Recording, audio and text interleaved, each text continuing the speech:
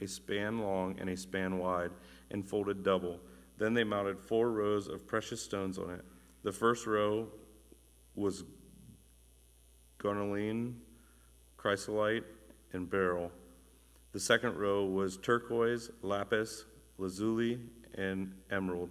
The third row was jacinth, agate, and amethyst. The fourth row was topaz, onyx, and jasper. They were mounted in gold filigree settings. There were 12 stones, one for each of the names of the sons of Israel, each engraved like a seal with the name of the 12 tribes.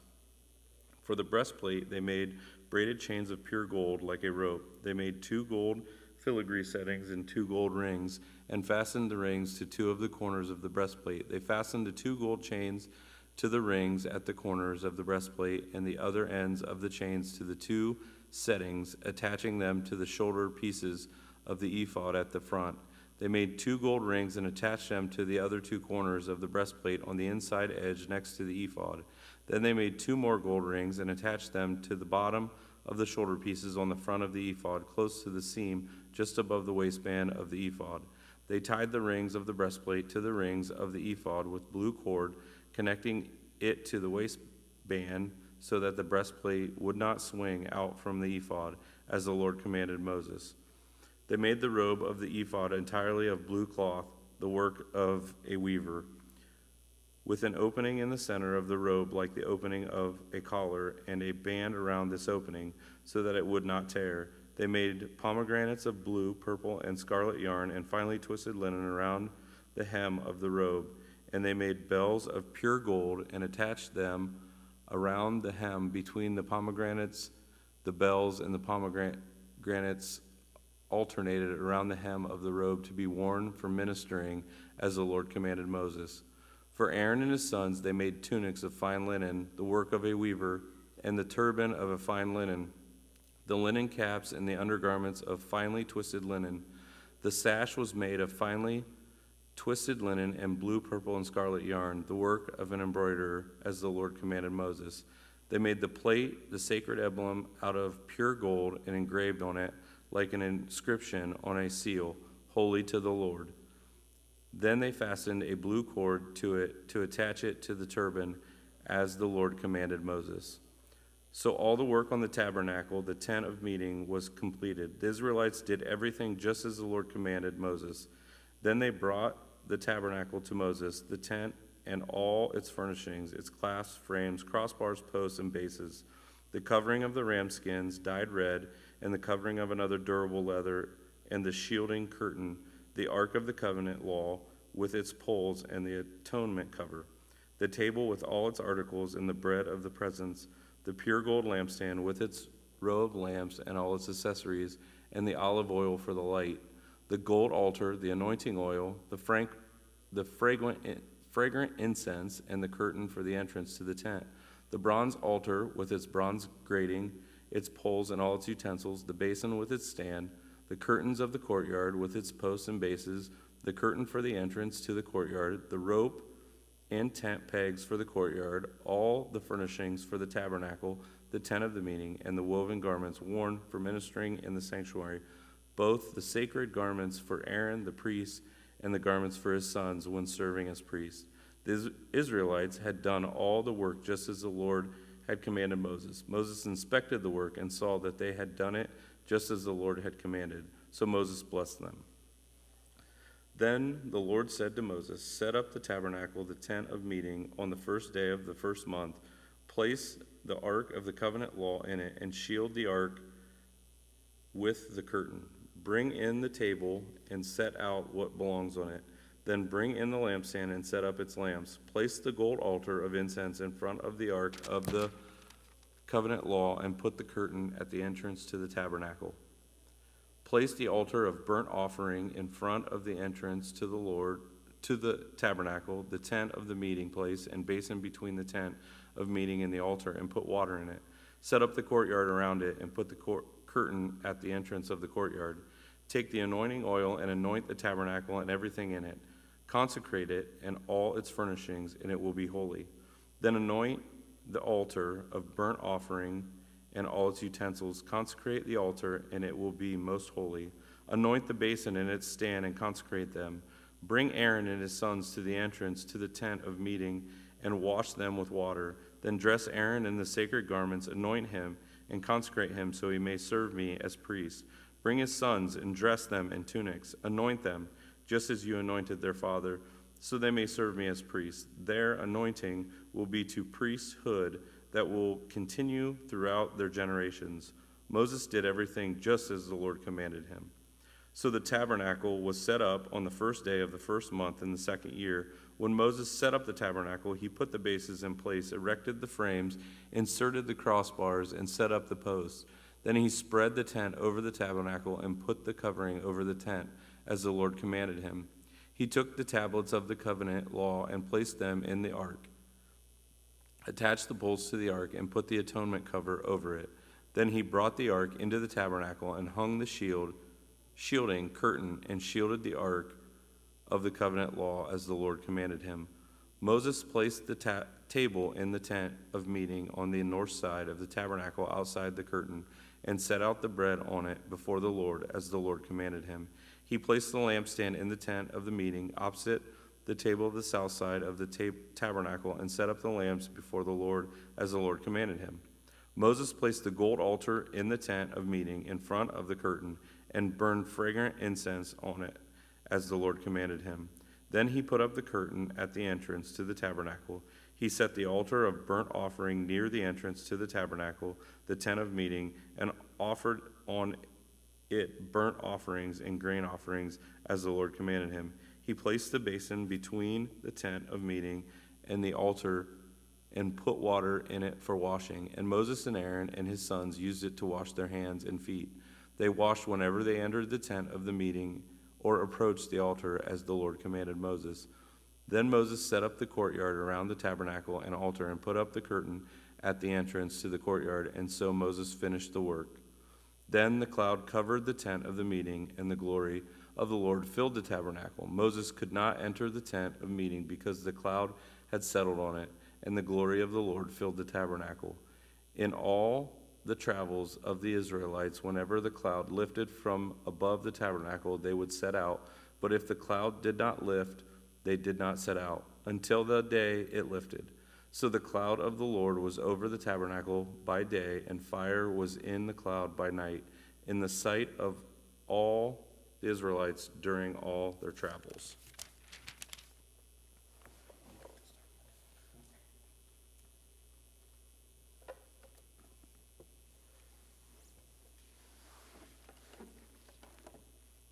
Leviticus. The Lord called to Moses and spoke to him from the tent of meeting. He said, "Speak to the Israelites and say to them, when anyone among you brings an offering to the Lord, bring as your offering an animal from either the herd or the flock. If the offering is a burnt offering from the herd, you are to offer a male without defect. You must present it at the entrance to the tent of meeting so that it will be acceptable to the Lord. You are to lay your hand on the head of the burnt offering, and it will be accepted on your behalf to make atonement for you. You are to slaughter the young bull before the Lord, and then Aaron's sons, the priests, shall bring the blood and splash it against the sides of the altar at the entrance to the tent of meeting. You are to skin the burnt offering and cut it into pieces. The sons of Aaron, the priest, are to put fire on the altar and arrange wood on the fire. Then Aaron's sons, the priest, shall arrange the pieces, including the head and the fat, on the wood that is burning on the altar. You are to wash the internal organs and the legs with water, and the priest is to burn all of it on the altar. It is a burnt offering, a food offering, an aroma pleasing to the Lord.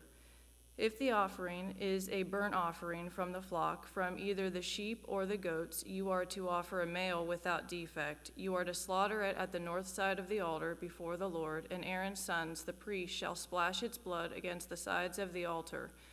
You are to cut it into pieces, and the priest shall arrange them, including the head and the fat, on the wood that is burning on the altar. You are to wash the internal organs and the legs with water, and the priest is to bring all of them and burn them on the altar. It is a burnt offering, a food offering, an aroma pleasing to the Lord. If the offering to the Lord is a burnt offering of birds, you are to offer a dove or a young pigeon. The priest shall bring it to the altar, wring off the head, and burn it on the altar. Its blood shall be drained out on the side of the altar. He is to remove the crop and the feathers and throw them down east of the altar where the ashes are. He shall tear it open by the wings, not dividing it completely. And then the priest shall burn it on the wood that is burning on the altar. It is a burnt offering, a food offering, an aroma pleasing to the Lord. When anyone brings a grain offering to the Lord, their offering is to be of the finest flour. They are to pour olive oil on it, put incense on it, and take it to Aaron's sons, the priest. The priest shall take a handful of the flour and oil together with all the incense and burn this as a memorial portion on the altar, a food offering, an aroma pleasing to the Lord. The rest of the grain offering belongs to Aaron and his sons. It is a most holy part of the food offerings presented to the Lord. If you bring a grain offering baked in an oven, it is to consist of the finest flour, either thick loaves made without yeast or with olive oil mixed in, or thin loaves made without yeast and brushed with olive oil. If your grain offering is prepared on a griddle, it is to be made of the finest flour mixed with oil and without yeast. Crumble it and pour oil on it. It is a grain offering. If your grain offering is cooked in a pan, it is to be made of the finest flour and some olive oil. Bring the grain offering made of these things to the Lord. Present it to the priest, who shall take it to the altar. He shall take out the memorial portion from the grain offering and burn it on the altar as a food offering, an aroma pleasing to the Lord. The rest of the grain offerings belong to Aaron and his sons. It is a most holy part of the food offerings presented to the Lord.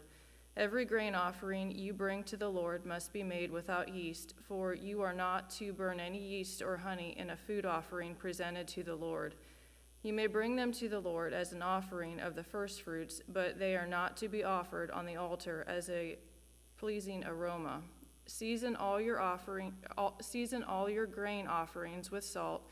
Do not leave the salt of the covenant of your God out of your grain offerings. Add salt to all your offerings. If you bring a grain offering of first fruits to the Lord, offer crushed heads of new grain roasted in the fire. Put oil and incense on it. It is a grain offering. The priest shall burn the memorial portion of the crushed grain and the oil together with all the incense as a food offering presented to the Lord. If your offering is a fellowship offering, and you offer an animal from the herd, whether male or female, you are to present before the Lord an animal without defect. You are to lay your hand on the head of your offering and slaughter it at the entrance to the tent of meeting. Then Aaron's sons, the priest, shall splash the blood against the sides of the altar. From the fellowship offering, you are to bring a food offering to the Lord, the internal organs and all the fat that is connected to them, both kidneys with the fat on them near the loins, and the long lobe of the liver, which you will remove with the kidneys. Then Aaron's sons are to burn it on the altar on top of the burnt offering that is lying on the burning wood. It is a food offering, an aroma pleasing to the Lord. If you offer an animal from the flock as a fellowship offering to the Lord, you are to offer a male or female without defect. If you offer a lamb, you are to present it before the Lord. Lay your hand on its head and slaughter it in front of the tent of meeting. Then Aaron's son shall splash its blood against the sides of the altar. From the fellowship offering, you are to bring a food offering to the Lord. Its fat, the entire fat tail cut off close to the backbone, the internal organs, and all the fat that is connected to them, both kidneys with the fat on them near the loins, and the long lobe of the liver, which you will remove with the kidneys. The priest shall burn them on the altar as a food offering presented to the Lord. If your offering is a goat, you are to present it before the Lord. Lay your hand on its head and slaughter it in front of the tent of meeting. Then Aaron's son shall splash its blood against the sides of the altar. From what you offer, you are to present this food offering to the Lord, the internal organs and all the fat that is connected to them, both kidneys with the fat on them near the loins and the long lobe of the liver, which you will remove with the kidneys. The priest shall burn them on the altar as a food offering, a pleasing aroma. All the fat is the Lord's. This is a lasting ordinance for the generations to come. Wherever you live, you must not eat any fat or any blood. The Lord said to Moses, "Say to the Israelites, when anyone sins unintentionally and does what is forbidden in any of the Lord's commands, if the anointed priest sins, bringing guilt on the people, he must bring to the Lord a young bull without defect as a sin offering for the sin he has committed. He is to present the bull at the entrance to the tent of meeting before the Lord. He is to lay his hand on its head and slaughter it there before the Lord. Then the anointed priest shall take some of the bull's blood and carry it into the tent of meeting. He is to dip his finger into the blood and sprinkle some of it 7 times before the Lord, in front of the curtain of the sanctuary. The priest shall then put some of the blood on the horns of the altar of fragrant incense that is before the Lord in the tent of meeting. The rest of the bull's blood he shall pour out at the base of the altar of burnt offering at the entrance to the tent of meeting. He shall remove all the fat from the bull of the sin offering, all the fat that is connected to the internal organs, both kidneys with the fat on them near the loins and the long lobe of the liver, which he will remove with the kidneys, just as the fat is removed from the ox sacrificed as a fellowship offering. Then the priest shall burn them on the altar of burnt offering. But the hide of the bull and all its flesh, as well as the head and legs, the internal organs and the intestines, that is, all the rest of the bull, he must take outside the camp to a place ceremonially clean, where the ashes are thrown, and burn it there in a wood fire on the ash heap. If the whole Israelite community sins unintentionally and does what is forbidden in any of the Lord's commands, even though the community is unaware of the matter, when they realize their guilt and the sin they committed becomes known, the assembly must bring a young bull as a sin offering and present it before the tent of meeting. The elders of the community are to lay their hands on the bull's head before the Lord, and the bull shall be slaughtered before the Lord. Then the anointed priest is to take some of the bull's blood into the tent of meeting. He shall dip his finger into the blood and sprinkle it before the Lord 7 times in front of the curtain. He is to put some of the blood on the horns of the altar that is before the Lord in the tent of meeting. The rest of the blood he shall pour out at the base of the altar of burnt offering at the entrance to the tent of meeting. He shall remove all the fat from it and burn it on the altar, and do with this bull just as he did with the bull for the sin offering. In this way the priest will make atonement for the community, and they will be forgiven. Then he shall take the bull outside the camp and burn it as he burned the first bull. This is the sin offering for the community. When a leader sins unintentionally and does what is forbidden in any of the commands of the Lord his God, when he realizes his guilt and the sin he has committed becomes known, he must bring as his offering a male goat without defect. He is to lay his hand on the goat's head and slaughter it at the place where the burnt offering is slaughtered before the Lord. It is a sin offering.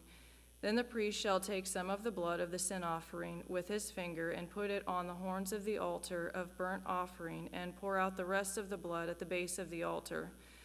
He shall burn all the fat on the altar as he burned the fat of the fellowship offering. In this way, the priest will make atonement for the leader's sin, and he will be forgiven. If any member of the community sins unintentionally and does what is forbidden in any of the Lord's commands, when they realize their guilt and the sin they have committed becomes known, they must bring as their offering for the sin they committed a female goat without defect. They are to lay their hand on the head of the sin offering and slaughter it at the place of the burnt offering.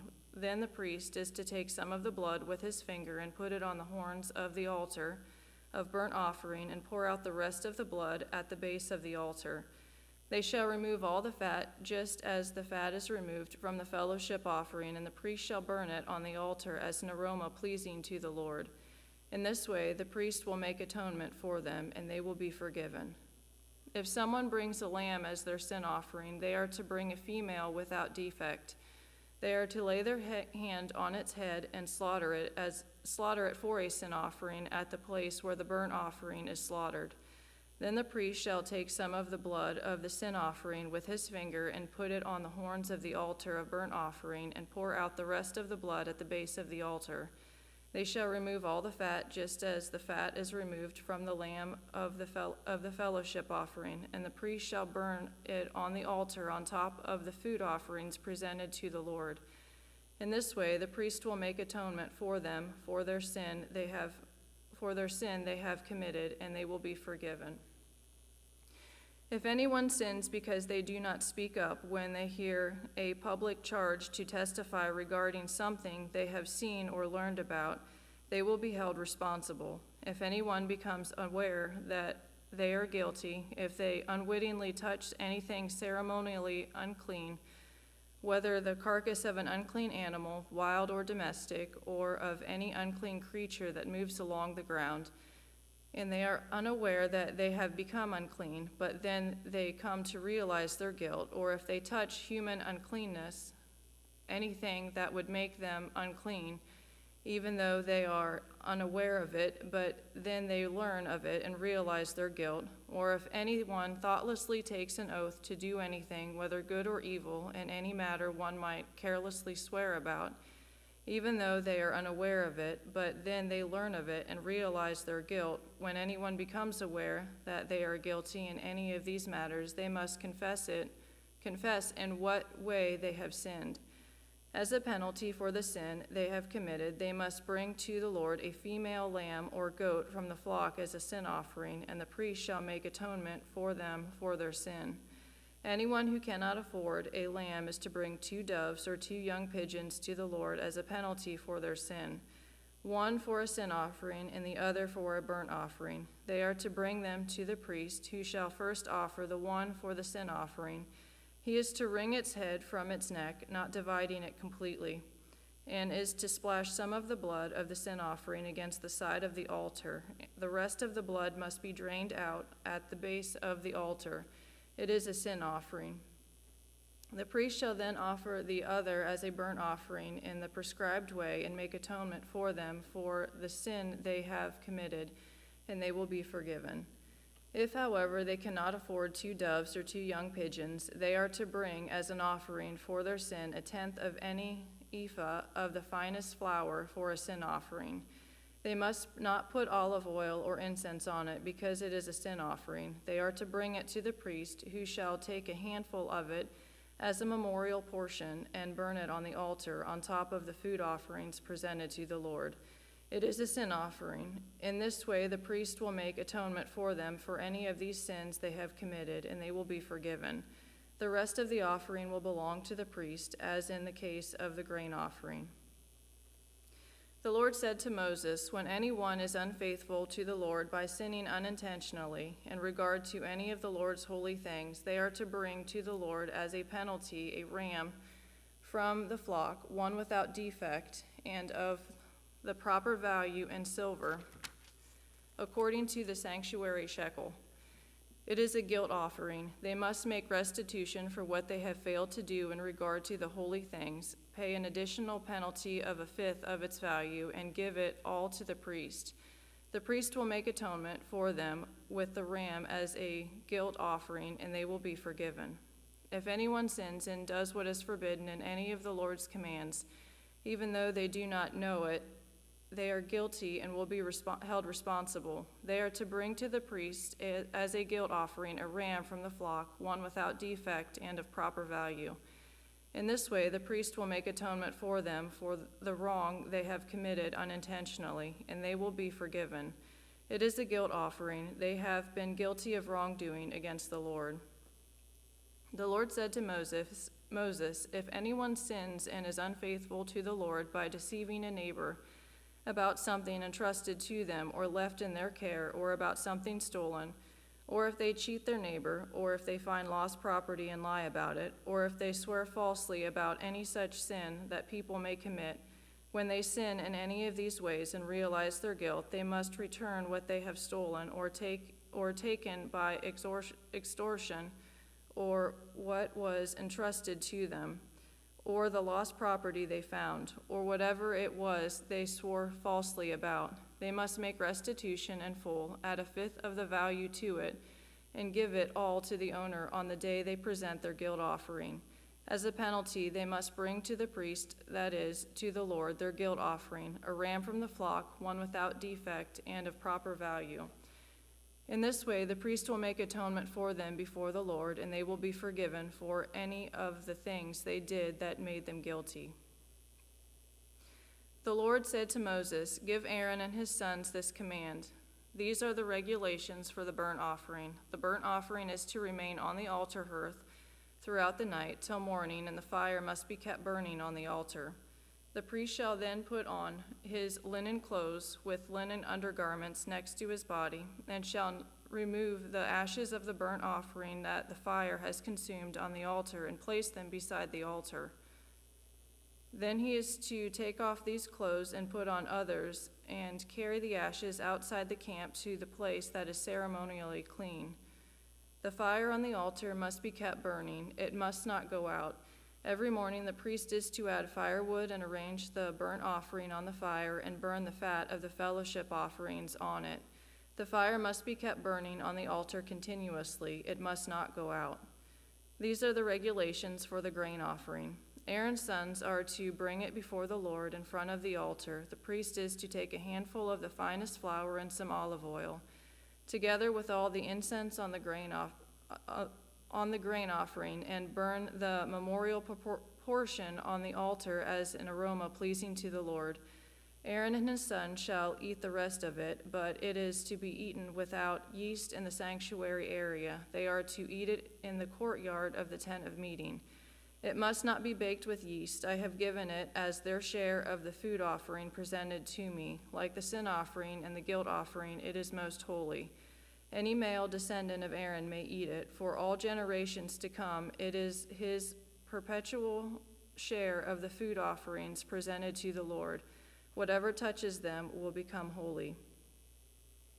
The Lord also said to Moses, "This is the offering Aaron and his sons are to bring to the Lord on the day he is anointed, a tenth of an ephah of the finest flour as a regular grain offering, half of it in the morning and half in the evening. It must be prepared with oil on a griddle.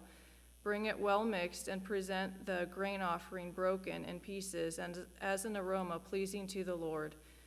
The son who is to succeed him as anointed priest shall prepare it. It is the Lord's perpetual share and is to be burned completely.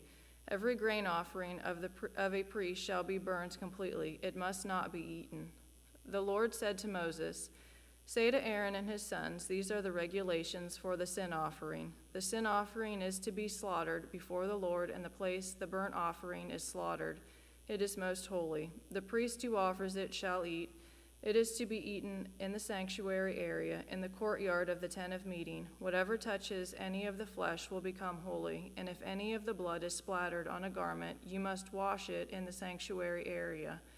The clay pot the meat is cooked in must be broken. If it is cooked in a bronze pot, the pot is to be scoured and rinsed with water. Any male in a priest's family may eat it. It is most holy. But any sin offering whose blood is brought into the tent of meeting to make atonement in the holy place must not be eaten. It must be burned up. These are the regulations for the guilt offering, which is most holy.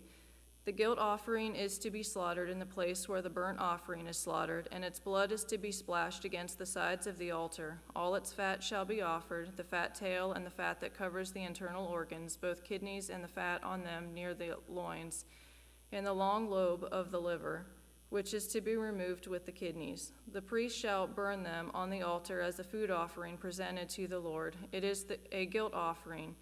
Any male in the priest's family may eat it, but it must be eaten in the sanctuary area. It is most holy.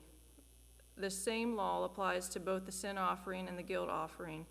They belong to the priest who makes atonement with them. The priest who offers a burnt offering for anyone may keep its hide for himself. Every grain offering baked in an oven or cooked in a pan or on a griddle belongs to the priest who offers it, and every grain offering, whether mixed with olive oil or dry, belongs equally to all the sons of Aaron. These are the regulations for the fellowship offering for anyone. These are the regulations for the fellowship offering anyone may present to the Lord. If they offer it as an expression of thankfulness, then along with this thank offering, they are to offer thick loaves made without yeast and with olive oil mixed in, thin loaves made without yeast and brushed with oil, and thick loaves of the finest flour well kneaded and with oil mixed in. Along with their fellowship offering of thanksgiving, they are to present an offering with thick loaves of bread made with yeast. They are to bring one of each kind of an offering, a contribution to the Lord. It belongs to the priest who splashes the blood of the fellowship offering against the altar. The meat of their fellowship offering of thanksgiving must be eaten on the day it is offered. They must leave none of it till morning. If, however, their offering is the result of a vow or is a free will offering, the sacrifice shall be eaten on the day they offer it, but anything left over may be eaten on the next day. Any meat of the sacrifice left over till the third day must be burned up. If any meat of the fellowship offering is eaten on the third day, the one who offered it will not be accepted. It will not be reckoned to their credit, for it has become impure. The person who eats any of it will be held responsible. The meat that touches anything ceremonially unclean must not be eaten. It must be burned up. As for other meat, anyone ceremonially clean may eat it. But if anyone who is unclean eats any meat of the fellowship offering belonging to the Lord, they must be cut off from their people. Anyone who touches anything unclean, whether human uncleanness or an unclean animal or any unclean creature that moves along the ground, and then eats any of the meat of the fellowship offering belonging to the Lord, must be cut off from their people. The Lord said to Moses, "Say to the Israelites, do not eat any of the fat of cattle, sheep, or goats. The fat of an animal found dead or torn by wild animals may be used for any other purpose, but you must not eat it. Anyone who eats the fat of an animal from which a food offering may be presented to the Lord must be cut off from their people. And wherever you live, you must not eat the blood of any bird or animal. Anyone who eats blood must be cut off from their people." The Lord said to Moses, "Say to the Israelites, anyone who brings a fellowship offering to the Lord is to bring part of it as their sacrifice to the Lord. With their own hands they are to present the food offering to the Lord. They are to bring the fat together with the breast and wave the breast before the Lord as a wave offering. The priest shall burn the fat on the altar, but the breast belongs to Aaron and his sons. You are to give the right thigh of your fellowship offerings to the priest as a contribution. The son of Aaron who offers the blood and the fat of the fellowship offering shall have the right thigh as his share. From the fellowship offerings of the Israelites, I have taken the breast that is waved and the thigh that is presented, and have given them to Aaron, the priest, and his sons as their perpetual share from the Israelites. This is the portion of the food offering presented to the Lord that were allotted to Aaron and his sons on the day they were presented to serve the Lord as priests. On the day they were anointed, the Lord commanded that the Israelites give this to them as their perpetual share for the generations to come. These then are the regulations for the burnt offering, the grain offering, the sin offering, the guilt offering, the ordination offering, and the fellowship offering, which the Lord gave Moses at Mount Sinai in the desert of Sinai on the day he commanded the Israelites to bring their offerings to the Lord.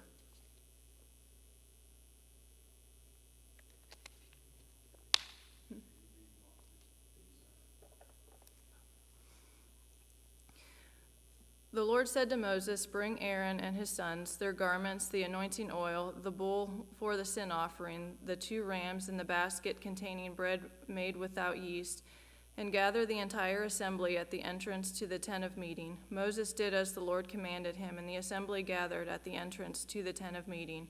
Moses said to the assembly, "This is what the Lord has commanded to be done." Then Moses brought Aaron and his sons forward and washed them with water. He put the tunic on Aaron, tied the sash around him, clothed him with the robe, and put the ephod on him. He also fastened the ephod with a decorative waistband, which he tied around him. He placed the breastpiece on him and put the Urim and Thummim in the breastpiece. Then he placed the turban on Aaron's head and set the gold plate, the sacred emblem, on the front of it, as the Lord commanded Moses. Then Moses took the anointing oil and anointed the tabernacle and everything in it, and so consecrated them. He sprinkled some of the oil on the altar 7 times, anointing the altar and all its utensils in the basin with its stand to consecrate them. He poured some of the anointing oil on Aaron's head and anointed him to consecrate him. Then he brought Aaron's sons forward, put tunics on them, tied sashes around them, and fastened caps on them, as the Lord commanded Moses. Then he presented the bull for the sin offering, and Aaron and his sons laid their hands on its head.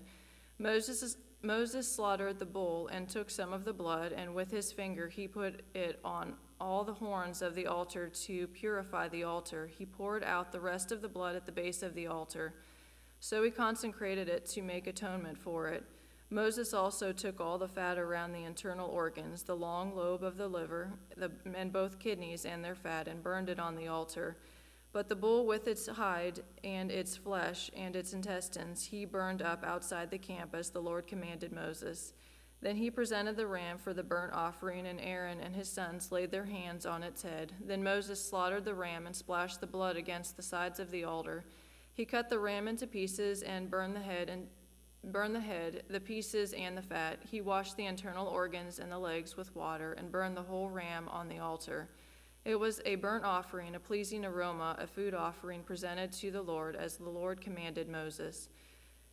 He then presented the other ram, the ram for the ordination, and Aaron and his sons laid their hands on its head. Moses slaughtered the ram and took some of its blood and put it on the lobe of Aaron's right ear, and on the lobe of Aaron's right ear, on the thumb of his right hand, and on the big toe of his right foot.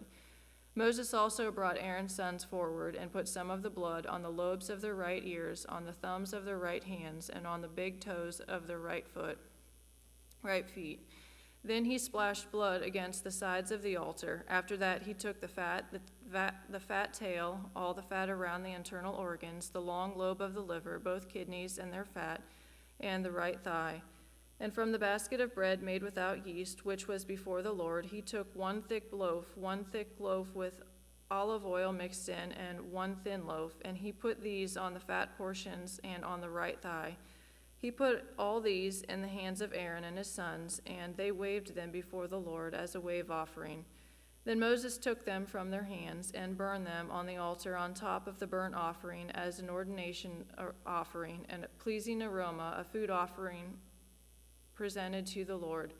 Moses also took the breast, which was his share of the ordination ram, and waved it before the Lord as a wave offering, as the Lord commanded Moses. Then Moses took some of the anointing oil and some of the blood from the altar and sprinkled them on Aaron and his garments, and on his sons and their garments. So he consecrated Aaron and his garments, and his sons and their garments. Moses then said to Aaron and his sons, "Cook the meat at the entrance to the tent of meeting, and eat it there with the bread from the basket of ordination offerings, as I was commanded. Aaron and his sons are to eat it, then burn up the rest of the meat and the bread. Do not leave the entrance to the tent of meeting for 7 days, until the days of your ordination are completed, for your ordination will last 7 days. What has been done today was commanded by the Lord to make atonement for you. You must stay at the entrance to the tent of meeting day and night for 7 days, and do what the Lord requires, so you will not die. For that is what I have been commanded." So Aaron and his sons did everything the Lord commanded through Moses. On the 8th day, Moses summoned Aaron and his sons and the elders of Israel, and he said to Aaron, "Take a bull calf for your sin offering and a ram for your burnt offering, both without defect, and present them before the Lord. Then say to the Israelites, take a male goat for a sin offering, a calf and a lamb, both a year old and without defect, for a burnt offering, and an ox and a ram for a fellowship offering to sacrifice before the Lord, together with a grain offering mixed with olive oil. For today the Lord will appear to you. They took the things Moses commanded to the front of the tent of meeting, and the entire assembly came near and stood before the Lord. Then Moses said, "This is what the Lord has commanded you to do, so that the glory of the Lord may appear to you." Moses said to Aaron, "Come to the altar and sacrifice your sin offering and your burnt offering, and make atonement for yourself and the people. Sacrifice the offering that is for the people, and make atonement for them, as the Lord has commanded." So Aaron came to the altar and slaughtered the calf as a sin offering for himself. His sons brought the blood to him, and he dipped his finger into the blood and put it on the horns of the altar. The rest of the blood he poured out at the base of the altar. On the altar he burned the fat, the kidneys and the long lobe of the liver from the sin offering, as the Lord commanded Moses. The flesh and the hide he burned up outside the camp. Then he slaughtered the burnt offering. His sons handed him the blood, and he splashed it against the sides of the altar. They handed him the burnt offering piece by piece, including the head, and he burned them on the altar. He washed the internal organs and the legs and burned them on top of the burnt offering on the altar. Aaron then brought the offering that was for the people. He took the goat for the people's sin offering and slaughtered it and offered it for the sin offering, as he did with the first one. He brought the burnt offering and offered it in the prescribed way. He also brought the grain offering, took a handful of it, and burned it on the altar in addition to the morning's burnt offering. He slaughtered the ox and the ram as the fellowship offering for the people. His sons handed him the blood, and he splashed it against the sides of the altar, but the fat portions of the ox and the ram, the fat tail, the layer of fat, the kidneys, and the long lobe of the liver, these they laid on the breast, and then Aaron burned the fat on the altar. Aaron waved the breast and the right thigh before the Lord as a wave offering, as Moses commanded. Then Aaron lifted his hands toward the people and blessed them, and having sacrificed the sin offering, the burnt offering, and the fellowship offering, he stepped down. Moses and Aaron then went into the tent of meeting.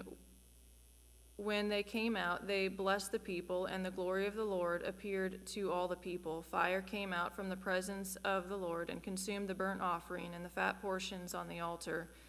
And when all the people saw it, they shouted for joy and fell face down. Aaron's sons, Nadab and Abihu, took their censers, put fire in them, and added incense, and they offered unauthorized fire before the Lord, contrary to his command. So fire came out from the presence of the Lord and consumed them, and they died before the Lord. Moses then said to Aaron, "This is what the Lord spoke of when he said, 'Among those who approach me I will be proved holy. In the sight of all the people I will be honored.'" Aaron remained silent. Moses summoned Mishael and Elzaphan, sons of Aaron's uncles, Uzziel, and said to them, "Come here, carry your cousins outside the camp, away from the front of the sanctuary." So they came and carried them, still in their tunics, outside the camp, as Moses ordered. Then Moses said to Aaron and his son Eleazar and Ithamar, "Do not let your hair become unkempt, and do not tear your clothes, or you will die, and the Lord will be angry with the whole community. But your relatives, all the Israelites, may mourn for those the Lord has destroyed by fire.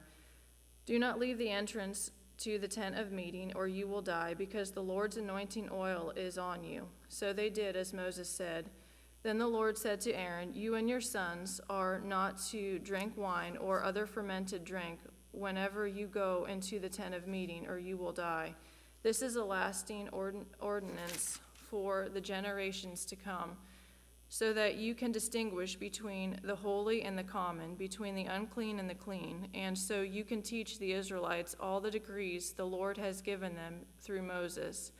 Moses said to Aaron and his remaining sons, Eleazar and Ithamar, "Take the grain offerings left over from the food offerings prepared without yeast and presented to the Lord, and eat it beside the altar, for it is most holy. Eat it in the sanctuary area, because it is your share and your son's share of the food offerings presented to the Lord. For so I have been commanded, but you and your sons and your daughters may eat the breast that was waved and the thigh that was presented. Eat them in a ceremonially clean place. They have been given to you and your children as your share of the Israelites' fellowship offerings. The thigh that was presented and the breast that was waved must be brought with the fat portions of the food offerings to be waved before the Lord as a wave offering. This will be the perpetual share for you and your children, as the Lord has commanded. When Moses inquired about the goat of the sin offering and found that it had been burned up, he was angry with Eleazar and Ithamar, Aaron's remaining sons, and asked, "Why didn't you eat the sin offering in the sanctuary area? It is most holy. It was given to you to take away the guilt of the community by making atonement for them before the Lord. Since its blood was not taken into the holy place, you should have eaten the goat in the sanctuary area as I commanded."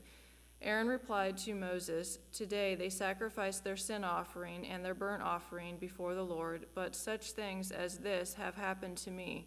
Would the Lord have been pleased if I had eaten the sin offering today?" When Moses heard this, he was satisfied. The Lord said to Moses and Aaron, "Say to the Israelites, of all the animals that live on the land, these are the ones you may eat. You may eat any animal that has divided hoof and that chews the cud. There are some that only chew the cud or only have a divided hoof, but you must not eat them. The camel, though it chews the cud, does not have a divided hoof. It is ceremonially unclean for you. The hyrax, though it chews its cud, does not have a divided hoof. It is unclean for you. The rabbit, though it chews the cud, does not have a divided hoof. It is unclean for you. And the pig, though it has a divided hoof, does not chew the cud. It is unclean for you. You must not eat their meat or touch their carcasses. They are unclean for you. Of all the creatures living in the water, of the seas and the streams, you may eat any that have fins and scales, but all creatures in the seas or streams that do not have fins or scales, whether among all the swarming things or among all the other living creatures in the water, you are to regard as unclean. And since you are to regard them as unclean, you must not eat their meat. You must regard their carcasses as unclean. Anything living in the water that does not have fins and scales is to be regarded as unclean by you. These are the birds you are to regard as unclean and not eat because they are unclean: the eagle, the vulture, the black vulture, the red kite, any kind of black kite, any kind of raven, the horned owl, the screech owl, the gull, any kind of hawk, the little owl, the cormorant, the great owl, the white owl, the desert owl, the osprey, the stork, any kind of heron, the hoopoe, and the bat. All flying insects that walk on all fours are to be regarded as unclean by you. There are, however, some flying insects that walk on all fours that you may eat, those that have jointed legs for hopping on the ground. Of these you may eat any kind of locust, katydid, cricket, or grasshopper, but all other flying insects that have 4 legs you are to regard as unclean.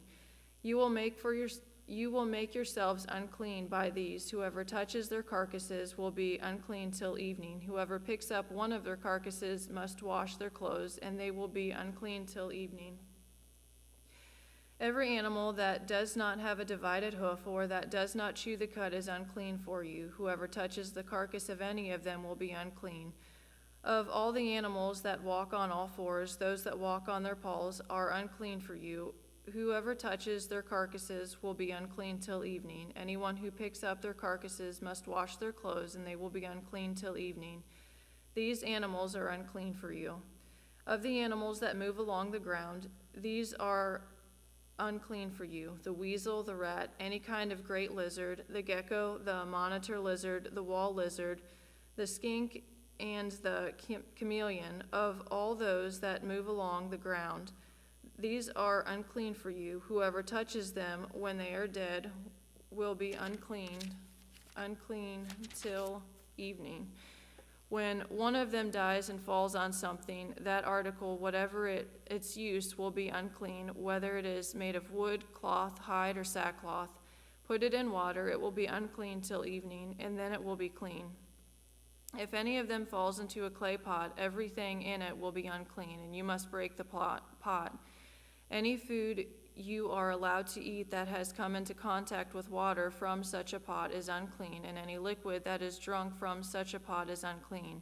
Anything that one of their carcasses falls on becomes unclean. An oven or cooking pot must be broken. They are unclean, and you are to regard them as unclean. A spring, however, or a cistern for collecting water remains clean, but anyone who touches one of these carcasses is unclean. If a carcass falls on any seeds that are to be planted, they remain clean. But if water has been put on the seed and a carcass falls on it, it is unclean for you. If an animal that you are allowed to eat dies, anyone who touches its carcass will be unclean till evening. Anyone who eats some of its carcass must wash their clothes, and they will be unclean till evening. Anyone who picks up the carcass must wash their clothes, and they will be unclean till evening. Every creature that moves along the ground is to be regarded as unclean. It is not to be eaten. You are not to eat any creature that moves along the ground, whether it moves on its belly or walks on all fours, or on many feet. It is unclean. Do not defile yourself by any of these creatures. Do not make yourselves unclean by means of them, or be made unclean by them. I am the Lord your God. Consecrate yourself and be holy, because I am holy. Do not make yourselves unclean by any creature that moves along the ground. I am the Lord who brought you up out of Egypt to be your God. Therefore be holy, because I am holy. These are the regulations concerning animals, birds, every living thing that moves about in the water, and every creature that moves along the ground.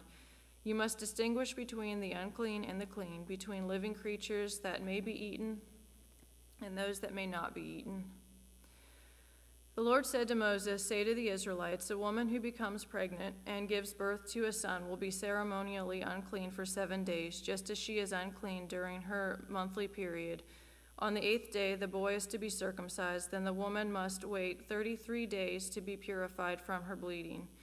She must not touch anything sacred or go to the sanctuary till the days of her purification are over. If she gives birth to a daughter, for 2 weeks the woman will be unclean, as during her period. Then she must wait 66 days to be purified from her bleeding. When the days of her purification for a son or daughter are over, she is to bring to the priest at the entrance of the tent of meeting a year-old lamb for a burnt offering and a young pigeon or a dove for a sin offering. He shall offer them before the Lord to make atonement for her, and then she will be ceremonially clean from her flow of blood. These are the regulations for the woman who gives birth to a boy or a girl. But if she cannot afford a lamb, she is to bring two doves or 2 young pigeons, one for a burnt offering and the other for a sin offering. In this way, the priest will make atonement for her, and she will be clean." The Lord said to Moses and Aaron, "When anyone has a swelling or a rash or a shiny spot on their skin that may be a defiling skin disease, they must be brought to Aaron, the priest, or to one of his sons who is a priest. The priest is to examine the sore on the skin, and if the hair in the sore has turned white and the sore appears to be more than skin deep, it is a defiling skin disease. When the priest examines that person, he shall pronounce them ceremonially unclean. If the shiny spot on the skin is white but does not appear to be more than skin deep, and the hair in it has not turned white, the priest is to isolate the affected person for 7 days. On the 7th day, the priest is to examine them, and if he sees that the sore is unchanged and has not spread in the skin, he is to isolate them for another 7 days. On the 7th day, the priest is to examine them again, and if the sore has faded and has not spread in the skin, the priest shall pronounce them clean. It is only a rash. They must wash their clothes, and they will be clean. But if the rash does spread in their skin after they have shown themselves to the priest to be pronounced clean, they must appear before the priest again. The priest is to examine that person, and if the rash has spread in the skin, he shall pronounce them unclean. It is a defiling skin disease.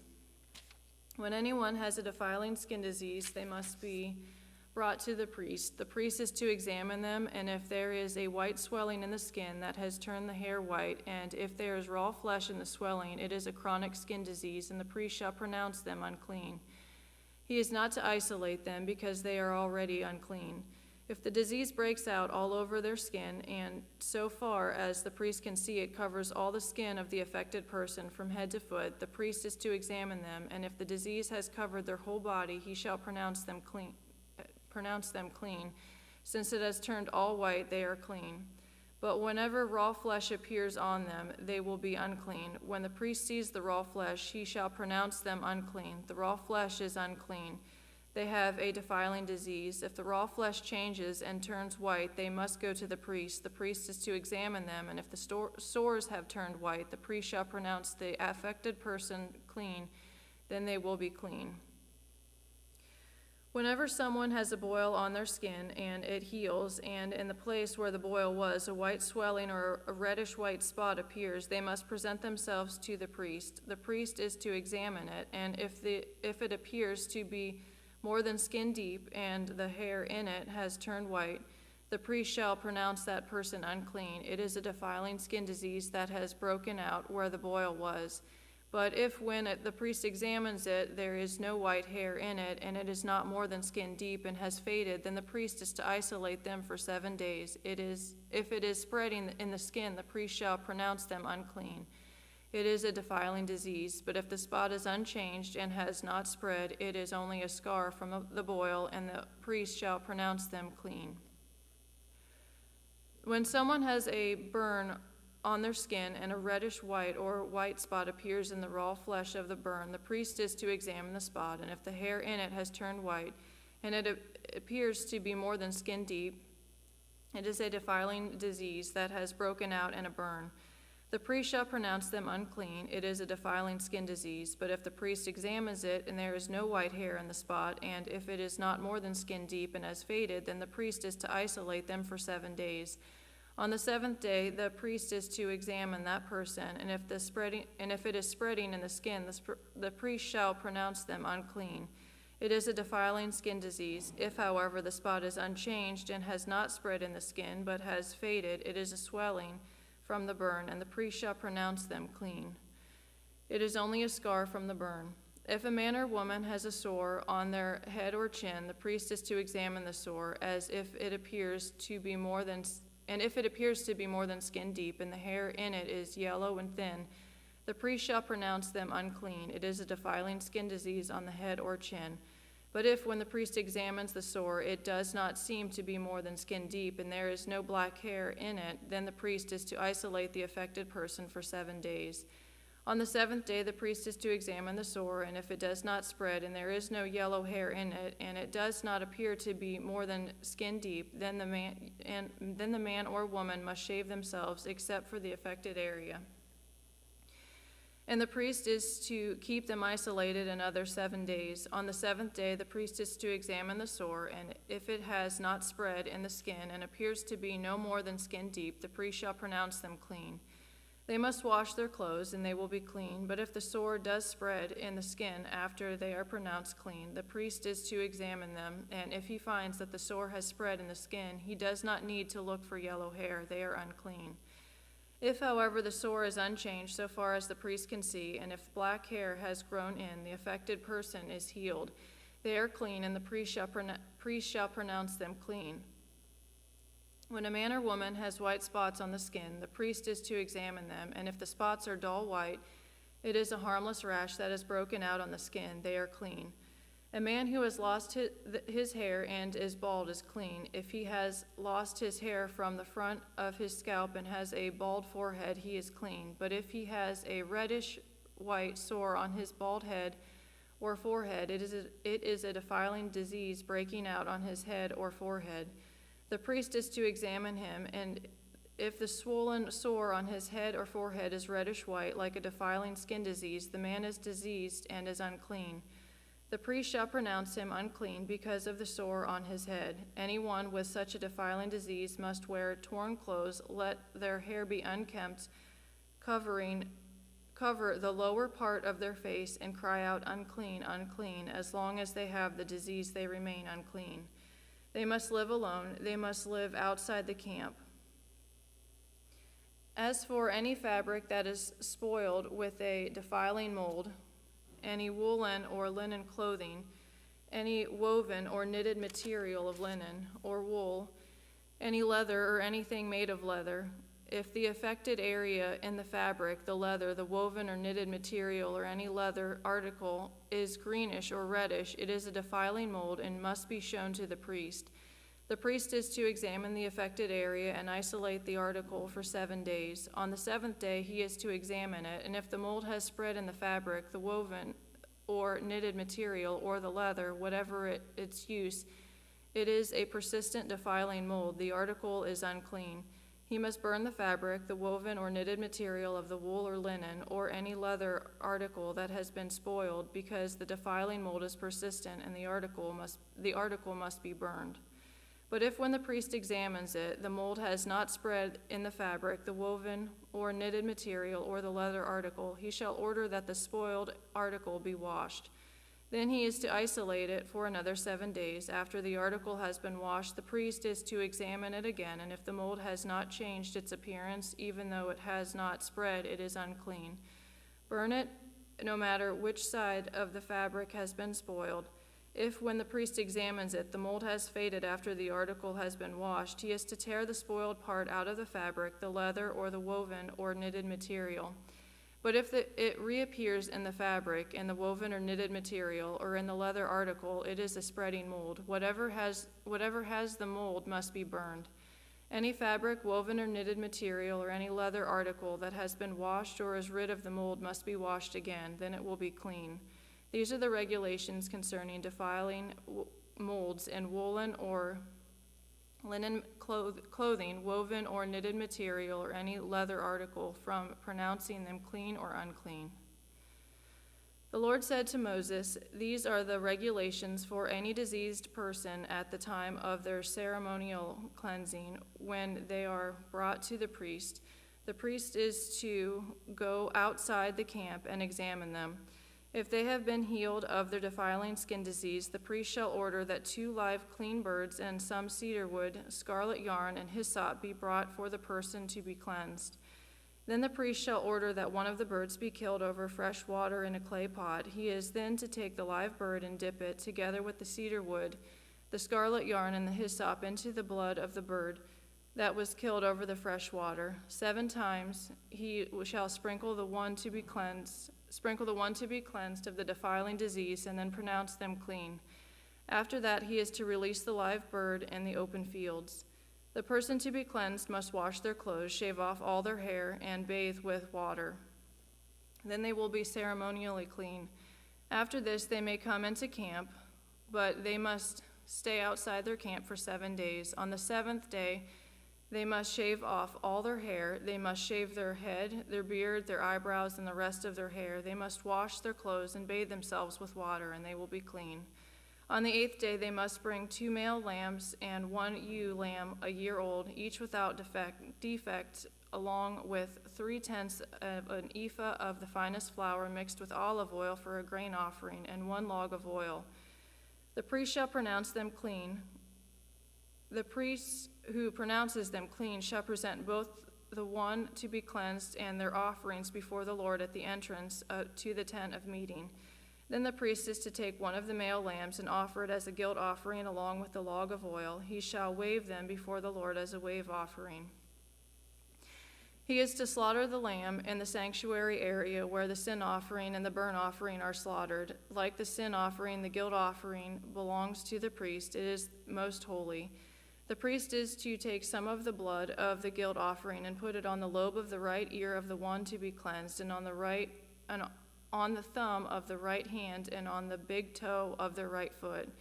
The priest shall then take some of the log of oil, pour it in the palm of his own left hand, dip his right forefinger into the oil in his palm, and with his finger sprinkle some of it before the Lord 7 times. The priest is to put some of the oil remaining in his palm on the lobe of the right ear of the one to be cleansed, on the thumb of the right hand, and on the big toe of their right foot, on top of the blood of the guilt offering. The rest of the oil in his palm the priest shall put on the head of the one to be cleansed, and make atonement for them before the Lord. Then the priest is to sacrifice the sin offering and make atonement for the one to be cleansed from the uncleanness. After that, the priest shall slaughter the burnt offering and offer it on the altar together with the grain offering, and make atonement for them, and they will be clean. If, however, they are poor and cannot afford these, they must take one male lamb as a guilt offering to be waved to make atonement for them, together with 1/10 of an ephah of the finest flour mixed with olive oil for a grain offering, a log of oil, and 2 doves or 2 young pigeons, such as they can afford, one for a sin offering and the other for a burnt offering. On the 8th day they must bring them for their cleansing to the priest at the entrance to the tent of meeting before the Lord. The priest is to take the lamb for the guilt offering, together with the log of oil, and wave them before the Lord as a wave offering. He shall slaughter the lamb for the guilt offering, and take some of its blood, and put it on the lobe of the right ear of the one to be cleansed, on the thumb of the right hand, and on the big toe of the right foot. The priest is to pour some of the oil into the palm of his own left hand, and with his right forefinger sprinkle some of the oil from his palm 7 times before the Lord. Some of the oil in his palm he is to put on the same places he put the blood of the guilt offering, on the lobe of the right ear of the one to be cleansed, on the thumb of the right hand, and on the big toe of the right foot. The rest of the oil in his palm the priest shall put on the head of the one to be cleansed, to make atonement for them before the Lord. Then he shall sacrifice the doves or the young pigeons, such as the person can afford, one as a sin offering and the other as a burnt offering, together with the grain offering. In this way the priest will make atonement before the Lord on behalf of the one to be cleansed. These are the regulations for anyone who has a defiling skin disease or who cannot afford the regular offerings for their cleansing. The Lord said to Moses and Aaron, when you enter the land of Canaan, which I am giving you as your possession, and I put a spreading mold in a house in that land, the owner of the house must go and tell the priest, I have seen something that looks like a defiling mold in my house. The priest is to order the house to be emptied before he goes in to examine the mold, so that nothing in the house will be pronounced unclean. After this, the priest is to go in and inspect the house. He is to examine the mold on the walls, and if it has greenish or reddish depressions that appear to be deeper than the surface of the wall, the priest shall go out the doorway of the house and close it up for 7 days. On the 7th day, the priest shall return to inspect the house. If the mold has spread on the walls, he is to order that the contaminated stones be torn out and thrown into the unclean place outside the town. He must have all the inside walls of the house scraped, and the material that is scraped off dumped into an unclean place outside the town. Then they are to take other stones to replace these, and take new clay and plaster the house. If the defiling mold reappears in the house after the stones have been torn out, and the house scraped and plastered, the priest is to go and examine it. And if the mold has spread in the house, it is a persistent defiling mold. The house is, 45. If the mold has spread in the house, it is a persistent defiling mold. The house is unclean. You can start. Verse 46. 14:46.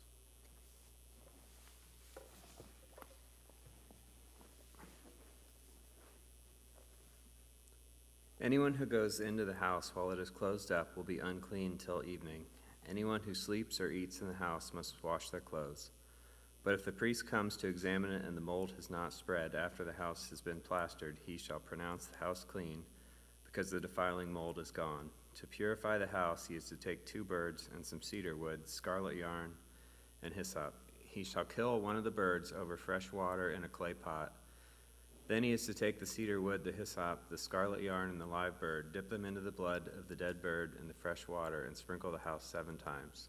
He shall purify the house with the bird's blood, the fresh water, the live bird, the cedar wood, the hyssop, and the scarlet yarn. Then he is to release the live bird in the open fields outside the town. In this way he will make atonement for the house, and it will be clean. These are the regulations for any defiling skin disease, for a sore, for defiling molds in fabric or in a house, and for a swelling a rash, or a shiny spot, to determine when something is clean or unclean. These are the regulations for defiling skin diseases and defiling molds. The Lord said to Moses and Aaron, "Speak to the Israelites and say to them, when any man has an unusual bodily discharge, such a discharge is unclean. Whether it continues flowing from his body or is blocked, it will make him unclean. This is how his discharge will bring about uncleanness. Any bed the man with discharge lies on will be unclean, and anything he sits on will be unclean. Anyone who touches his bed must wash their clothes and bathe with water, and they will be unclean till evening. Whoever sits on anything that the man with a discharge sat on must wash their clothes and bathe with water, and they will be unclean till evening. Whoever touches the man who has a discharge must wash their clothes and bathe with water, and they will be unclean till evening. If the man with a discharge spits on anyone who is clean, they must wash their clothes and bathe with water, and they will be unclean till evening. Everything the man sits on when riding will be unclean, and whoever touches any of the things that were under him will be unclean till evening. Whoever picks up those things must wash their clothes and bathe with water, and they will be unclean till evening. Anyone the man with a discharge touches without rinsing his hands with water must wash their clothes and bathe with water, and they will be unclean till evening. A clay pot that the man touches must be broken, and any wooden article is to be rinsed with water. When a man is cleansed from his discharge, he is to count off 7 days for his ceremonial cleansing. He must wash his clothes and bathe himself with fresh water, and he will be clean.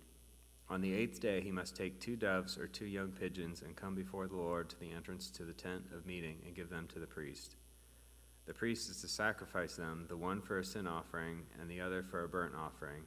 In this way he will make atonement before the Lord for the man because of his discharge. When a man has an emission of semen, he must bathe his whole body with water, and he will be unclean till evening. Any clothing or leather that has semen on it must be washed with water, and it will be unclean till evening. When a man has sexual relations with a woman and there is an emission of semen, both of them must bathe with water, and they will be unclean till evening. When a woman has her regular flow of blood, the impurity of her monthly period will last 7 days, and anyone who touches her will be unclean till evening. Anything she lies on during her period will be unclean, and anything she sits on will be unclean. Anyone who touches her bed will be unclean. They must wash their clothes and bathe with water, and they will be unclean till evening. Anyone who touches anything she sits on will be unclean. They must wash their clothes and bathe with water, and they will be unclean till evening. Whether it is the bed or anything she was sitting on, when anyone touches it, they will be unclean till evening. If a man has sexual relations with her and her monthly flow touches him, he will be unclean for 7 days. Any bed he lies on will be unclean. When a woman has a discharge of blood for many days at a time other than her monthly period, or has a discharge that continues beyond her period, she will be unclean as long as she has the discharge. Just as in the days of her period, any bed she lies on while her discharge continues will be unclean, as is her bed during her monthly period, and anything she sits on will be unclean, as during her period. Anyone who touches them will be unclean. They must wash their clothes and bathe with water, and they will be unclean till evening. When she is cleansed from her discharge, she must count off 7 days, and after that she will be ceremonially clean. On the 8th day she must take 2 doves or 2 young pigeons and bring them to the priest at the entrance to the tent of meeting. The priest is to sacrifice one for a sin offering and the other for a burnt offering. In this way he will make atonement for her before the Lord for the uncleanness of her discharge. You must keep the Israelites separate from things that make them unclean, so they will not die in their uncleanness for defiling my dwelling place, which is among them. These are the regulations for a man with a discharge, anyone made unclean by an emission of semen, for a woman in her monthly period, for a man or a woman with a discharge, and for a man who has sexual relations with a woman who is ceremonially unclean. The Lord spoke to Moses after the death of the 2 sons of Aaron who died when they approached the Lord. The Lord said to Moses, "Tell your brother Aaron that he is not to come whenever he chooses into the most holy place behind the curtain in front of the atonement cover on the ark, or else he will die. For I will appear in the cloud over the atonement cover. This is how Aaron is to enter the most holy place. He must first bring a young bull for a sin offering and a ram for a burnt offering.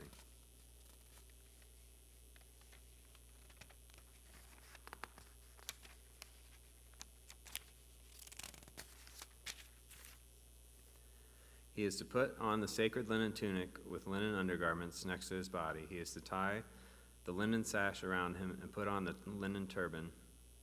These are sacred garments, so he must bathe himself with water before he puts them on. From the Israelite community, he is to take 2 male goats for a sin offering and a ram for a burnt offering. Aaron is to offer the bull for his own sin offering to make atonement for himself and his household. Then he is to take the 2 goats and present them before the Lord at the entrance to the tent of meeting. He is to cast lots for the 2 goats, 1 lot for the Lord and the other for the scapegoat. Aaron shall bring the goat whose lot falls to the Lord and sacrifice it for a sin offering. But the goat chosen by lot as the scapegoat shall be presented alive before the Lord to be used for making atonement by sending it into the wilderness as a scapegoat. Aaron shall bring the bull for his own sin offering to make atonement for himself and his household, and he is to slaughter the bull for his own sin offering. He is to take a censer full of burning coals from the altar before the Lord and 2 handfuls of finely ground fragrant incense and take them behind the curtain. He is to put the incense on the fire before the Lord, and the smoke of the incense will conceal the atonement cover above the tablets of the covenant law, so that he will not die. He is to take some of the bull's blood and with his finger sprinkle it on the front of the atonement cover. Then he shall sprinkle some of it with his finger 7 times before the atonement cover. He shall then slaughter the goat for the sin offering for the people and take its blood behind the curtain and do with it as he did with the bull's blood. He shall sprinkle it on the atonement cover and in front of it. In this way he will make atonement for the most holy place because of the uncleanness and rebellion of the Israelites. Whatever their sins have been, he is to do the same for the tent of meeting, which is among them in the midst of their uncleanness. No one is to be in the tent of meeting from the time Aaron goes in to make atonement in the most holy place until he comes out, having made atonement for himself, his household, and the whole community of Israel. Then he shall come out to the altar that is before the Lord and make atonement for it. He shall take some of the bull's blood and some of the goat's blood and put it on the horns of the altar. He shall sprinkle some of the blood on it with his finger 7 times to cleanse it and to consecrate it from the uncleanness of the Israelites. When Aaron has finished making atonement for the most holy place, the tent of meeting, and the altar, he shall bring forward the live goat. He is to lay both hands on the head of the live goat and confess over it all the wickedness and rebellion of the Israelites, all their sins, and put them on the goat's head. He shall send the goat away into the wilderness in the care of someone appointed for the task. The goat will carry on itself all their sins to a remote place, and the man shall release it in the wilderness. Then Aaron is to go into the tent of meeting and take off the linen garments he put on before he entered the most holy place, and he is to leave them there. He shall bathe himself with water in the sanctuary area and put on his regular garments. Then he shall come out and sacrifice the burnt offering for himself and the burnt offering for the people, to make atonement for himself and for the people. He shall also burn the fat of the sin offering on the altar. The man who releases the goat as a scapegoat must wash his clothes and bathe himself with water. Afterward he may come into the camp. The bull and the goat for the sin offerings, whose blood was brought into the most holy place to make atonement, must be taken outside the camp. Their hides, flesh, and intestines are to be burned up. The man who burns them must wash his clothes and bathe himself with water. Afterward he may come into the camp. This is to be a lasting ordinance for you. On the 10th day of the 7th month you must deny yourselves and do not do any work, whether native born or a foreigner residing among you, because on this day atonement will be made for you, to cleanse you. Then before the Lord you will be clean from all your sins. It is a day of Sabbath rest, and you must deny yourselves. It is a lasting ordinance. The priest who is anointed and ordained to succeed his father as high priest is to make atonement. He is to put on the sacred linen garments and make atonement for the most holy place, for the tent of meeting and the altar, and for the priests and all the members of the community. This is to be a lasting ordinance for you. Atonement is to be made once a year for all the sins of the Israelites. And it was done, as the Lord commanded Moses.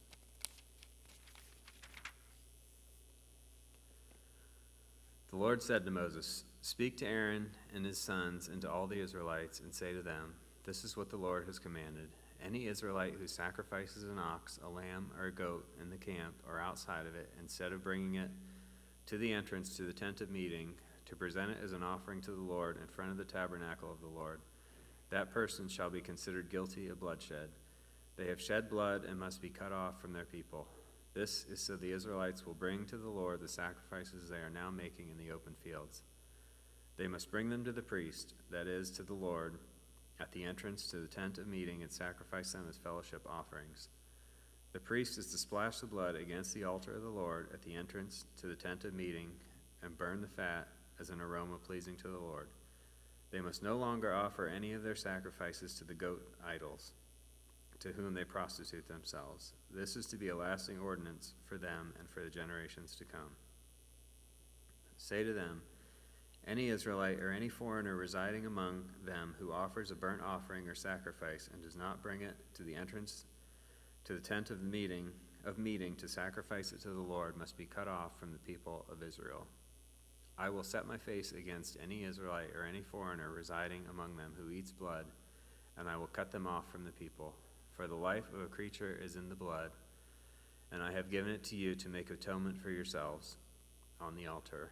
It is the blood that makes atonement for one's life. Therefore, I say to the Israelites, none of you may eat blood, nor may any foreigner residing among you eat blood.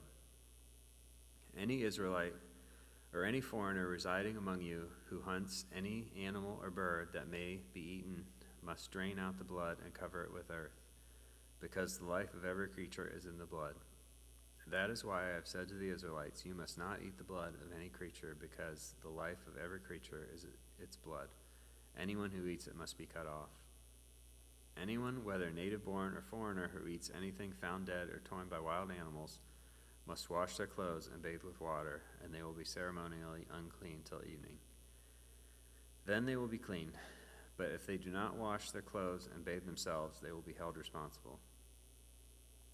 The Lord said to Moses, speak to the Israelites and say to them, I am the Lord your God. You must not do as they do in Egypt, where you used to live, and you must not do as they do in the land of Canaan, where I am bringing you. Do not follow their practices. You must obey my laws and be careful to follow my decrees. I am the Lord your God. Keep my decrees and laws, for the person who obeys them will live by them. I am the Lord. No one is to approach any close relative to have sexual relations. I am the Lord. Do not dishonor your father by having sexual relations with your mother. She is your mother. Do not have relations with her. Do not have sexual relations with your father's wife. That would dishonor your father. Do not have sexual relations with your sister, either your father's daughter or your mother's daughter, whether she was born in the same home or elsewhere. Do not have sexual relations with your son's daughter or your daughter's daughter. That would dishonor you. Do not have sexual relations with the daughter of your father's wife, born to your father. She is your sister. Do not have sexual relations with your father's sister. She is your father's close relative. Do not have sexual relations with your mother's sister, because she is your mother's close relative. Do not dishonor your father's brother by approaching his wife to have sexual relations. She is your aunt. Do not have sexual relations with your daughter-in-law. She is your son's wife. Do not have relations with her. Do not have sexual relations with your brother's wife. That would dishonor your brother. Do not have sexual relations with both a man and her daughter. Do not have sexual relations with both a woman and her daughter. Do not have sexual relations with either her son's daughter or her daughter's daughter. They are her close relatives. That is wickedness. Do not take your wife's sister as a rival wife and have sexual relations with her while your wife is living. Do not approach a woman to have sexual relations during the uncleanness of her monthly period. Do not have sexual relations with your neighbor's wife and defile yourself with her. Do not give any of your children to be sacrificed to Molech, for you must not profane the name of your God. I am the Lord. Do not have sexual relations with a man as one does with a woman. That is detestable. Do not have sexual relations with an animal and defile yourself with it. A woman must not present herself to an animal to have sexual relations with it. That is a perversion. Do not defile yourselves in any of these ways, because this is how the nations that I am going to drive out before you became defiled. Even the land was defiled, so I punished it for its sin, and the land vomited out its inhabitants. But you must keep my decrees and my laws. The native born and foreigners residing among you must not do any of these detestable things, for all these things were done by the people who lived in the land before you, and the land became defiled. And if you defile the land, it will vomit you out as it vomited out the nations that were before you. Everyone who does any of these detestable things, such persons must be cut off from their people. Keep my requirements and do not follow any of the detestable customs that were practiced before you came, and do not defile yourselves with them. I am the Lord your God. The Lord said to Moses, "Speak to the entire assembly of Israel and say to them, 'Be holy, because I, the Lord your God, am holy. Each of you must respect your mother and father, and you must observe my Sabbaths. I am the Lord your God. Do not turn to idols or make metal gods for yourselves. I am the Lord your God. When you sacrifice a fellowship offering to the Lord, sacrifice it in such a way that it will be accepted on your behalf. It shall be eaten on the day you sacrifice it or on the next day. Anything left over until the third day must be burned up. If any of it is eaten on the third day, it is impure and will not be accepted. Whoever eats it will be held responsible because they have desecrated what is holy to the Lord. They must be cut off from their people. When you reap the harvest of your land, do not reap to the very edges of your field or gather the gleanings of your harvest. Do not go over your vineyard a second time or pick up the grapes that have fallen. Leave them for the poor and the foreigner. I am the Lord your God. Do not steal. Do not lie. Do not deceive one another. Do not swear falsely by my name and so profane the name of your God. I am the Lord. Do not defraud or rob your neighbor. Do not hold back the wages of a hired worker overnight. Do not curse the deaf or put a stumbling block in front of the blind, but fear your God. I am the Lord. Do not pervert justice. Do not show partiality to the poor or favoritism to the great, but judge your neighbor fairly. Do not go about spreading slander among your people. Do not do anything that endangers your neighbor's life. I am the Lord. Do not hate a fellow Israelite in your heart. Rebuke your neighbor frankly, so you will not share in their guilt. Do not seek revenge or bear a grudge against anyone among your people, but love your neighbor as yourself. I am the Lord. Keep my decrees. Do not mate different kinds of animals. Do not plant your field with two kinds of seed. Do not wear clothing woven of two kinds of material. If a man sleeps with a female slave who is promised to another man, but who has not been ransomed or given her freedom, there must be due punishment. Yet they are not to be put to death, because she had not been freed. The man, however, must bring a ram to the entrance to the tent of meeting for a guilt offering to the Lord. With the ram of the guilt offering, the priest is to make atonement for him before the Lord for the sin he has committed, and his sin will be forgiven. When you enter the land and plant any kind of fruit tree, regard its fruit as forbidden. For 3 years you are to consider it forbidden. It must not be eaten. In the 4th year all its fruit will be holy, an offering or praise to the Lord.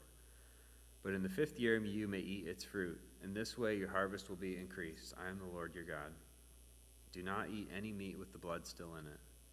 Do not practice divination or seek omens. Do not cut the hair at the sides of your head or clip off the edges of your beard. Do not cut your bodies for the dead or put tattoo marks on yourselves. I am the Lord. Do not degrade your daughter by making her a prostitute, or the land will turn to prostitution and be filled with wickedness. Observe my Sabbaths and have reverence for my sanctuary. I am the Lord. Do not turn to mediums or seek out spiritists, for you will be defiled by them. I am the Lord your God. Stand up in the presence of the aged, show respect for the elderly, and revere your God. I am the Lord. When a foreigner resides among you in your land, do not mistreat them. The foreigner residing among you must be treated as your native born. Love them as yourself, for you are foreigners in Egypt. I am the Lord your God.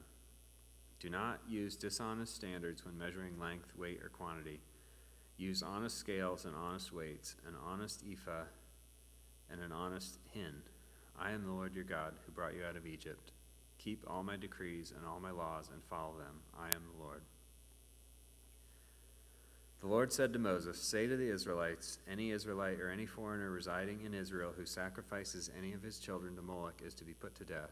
The members of the community are to stone him. I myself will set my face against him and will cut him off from his people. For by sacrificing his children to Moloch, he has defiled my sanctuary and profaned my holy name.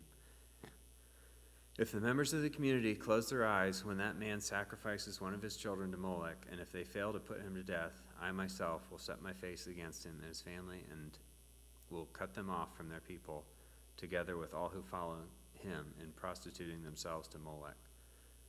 I will set my face against anyone who turns to mediums and spiritists to prostitute themselves by following them, and I will cut them off from their people. Consecrate yourselves and be holy, because I am the Lord your God. Keep my decrees and follow them. I am the Lord who makes you holy.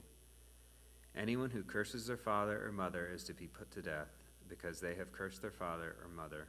Their blood will be on their own head. If a man commits adultery with another man's wife, with the wife of his neighbor, both the adulterer and the adulteress are to be put to death. If a man has sexual relations with his father's wife, he has dishonored his father. Both the man and the woman are to be put to death. Their blood will be on their own heads. If a man has sexual relations with his daughter-in-law, both of them are to be put to death. What they have done is a perversion. Their blood will be on their own heads. If a man has sexual relations with a man as one does with a woman, both of them have done what is detestable. They are to be put to death. Their blood will be on their own heads. If a man marries both a woman and her mother, it is wicked. Both he and they must be burned in the fire, so that no wickedness will be among you. If a man has sexual relations with an animal, he is to be put to death, and you must kill the animal. If a woman approaches an animal to have sexual relations with it, kill both the woman and the animal.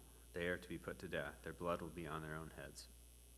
If a man marries his sister, the daughter of either his father or his mother, and they have sexual relations, it is a disgrace. They are to be publicly removed from their people. He has dishonored his sister and will be held responsible. If a man has sexual relations with a woman during a monthly period, she has exposed the source of her flow, and she has also uncovered it. Both of them are to be cut off from their people. Do not have sexual relations with the sister of either your mother or your father, for that would dishonor a close relative. Both of you would be held responsible. If a man has sexual relations with his aunt, he has dishonored his uncle. They will be held responsible. They will die childless. If a man marries his brother's wife, it is an act of impurity. He has dishonored his brother. They will be childless. Keep all my decrees and laws and follow them, so that the land where I am bringing you to live may not vomit you out. You must not live according to the customs of the nations I am going to drive out before you. Because they did all these things, I abhorred them. But I said to you, you will possess their land. I will give it to you as an inheritance, a land flowing with milk and honey. I am the Lord your God, who has set you apart from the nations. You must therefore make a distinction between clean and unclean animals, and between unclean and clean birds. Do not defile yourselves by any animal or bird or anything that moves along the ground, for those that I have set apart as unclean for you. You are to be holy to me, because I, the Lord, am holy, and I have set you apart from the nations to be my own. A man or woman who is a medium or spiritist among you must be put to death. You are to stone them. Their blood will be on their own heads. The Lord said to Moses, speak to the priests, the sons of Aaron, and say to them, a priest must not make himself ceremonially unclean for any of his people who die, except for a close relative, such as his mother or father, his son or daughter, his brother, or an unmarried sister who is dependent on him, since she has no husband. For he may make himself unclean. He must not make himself unclean for people related to him by marriage, and so defile himself. Priests must not shave their heads or shave off the edges of their beards or cut their bodies. They must be holy to their God and must not profane the name of their God. Because they present the food offerings to the Lord, the food of their God, they are to be holy. They must not marry women defiled by prostitution or divorced from their husbands, because priests are holy to their God. Regard them as holy because they offer up the food of your God. Consider them holy because I, the Lord, am holy, I who make you holy. If a priest's daughter defiles herself by becoming a prostitute, she disgraces her father. She must be burned in the fire. The high priest, the one among his brothers who has had the anointing oil poured on his head and who has been ordained to wear the priestly garments, must not let his hair become unkempt or tear his clothes. He must not enter a place where there is a dead body. He must not make himself unclean, even for his father or mother, nor leave the sanctuary of his God or desecrate it, because he has been dedicated by the anointing oil of his God. I am the Lord. The woman he marries must be a virgin. He must not marry a widow, a divorced woman, or a woman defiled by prostitution, but only a virgin from his own people, so that he will not defile his offspring among his people. I am the Lord who makes him holy. The Lord said to Moses, say to Aaron, for the generations to come, none of your descendants who has a defect may come near to offer the food of his God. No man who has any defect may come near, no man who is blind or lame, disfigured or deformed, no man with a crippled foot or hand, or who is a hunchback or a dwarf, or who has any eye defect, or who has festering or running sores or damaged testicles. No descendant of Aaron the priest who has any defect is to come near to present the food offerings to the Lord. He has a defect. He must not come near to offer the food of his God. He may eat the most holy food of his God as well as the holy food. Yet because of his defect, he must not go near the curtain or approach the altar, and so desecrate my sanctuary. I am the Lord who makes them holy. So Moses told this to Aaron and his sons and to all the Israelites. The Lord said to Moses, tell Aaron and his sons to treat with respect the sacred offerings the Israelites consecrate to me, so they will not profane my holy name. I am the Lord. Say to them, for the generations to come, if any of your descendants is ceremonially unclean and yet comes near the sacred offerings that the Israelites consecrate to the Lord, that person must be cut off from my presence. I am the Lord. If a descendant of Aaron has a defiling skin disease or a bodily discharge, he may not eat the sacred offerings until he is cleansed. He will also be unclean if he touches something defiled by a corpse or by anyone who has an emission of semen, or if he touches any crawling thing that makes him unclean, or any person who makes him unclean. Whatever the uncleanness may be, the one who touches any such thing will be unclean till evening. He must not eat any of the sacred offerings unless he has bathed himself with water. When the sun goes down, he will be clean, and after that he may eat the sacred offerings, for they are his food. He must not eat anything found dead or torn by wild animals, and so become unclean. Through it, I am the Lord. The priests are to perform my service in such a way that they do not become guilty and die for treating it with contempt. I am the Lord who makes them holy. No one outside a priest's family may eat the sacred offering, nor may the guest of a priest or his hired worker eat it. But if a priest buys a slave with money, or if slaves are born in his household, they may eat his food. If a priest's daughter marries anyone other than a priest, she may not eat any of the sacred contributions. But if a priest's daughter becomes a widow or is divorced, yet has no children, and she returns to live in her father's household, as in her youth, she may eat her father's food. No unauthorized person, however, may eat it.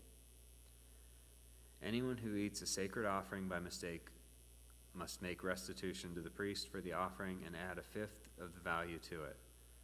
The priests must not desecrate the sacred offerings the Israelites present to the Lord by allowing them to eat the sacred offerings and so bring upon them guilt requiring payment. I am the Lord who makes them holy. The Lord said to Moses, speak to Aaron and his sons and to all the Israelites and say to them, if any of you, whether an Israelite or a foreigner residing in Israel, presents a gift for a burnt offering to the Lord, either to fulfill a vow or as a free will offering, you must present a male without defect from the cattle, sheep, or goats in order that may be accepted in order that it may be accepted on your behalf. Do not bring anything with a defect, because it will not be accepted on your behalf. When anyone brings from the herd or flock a fellowship offering to the Lord to fulfill a special vow or as a freewill offering, it must be without defect or blemish to be acceptable. Do not offer to the Lord the blind, the injured, or the maimed, or anything with warts or festering or running sores. Do not place any of these on the altar as a food offering presented to the Lord.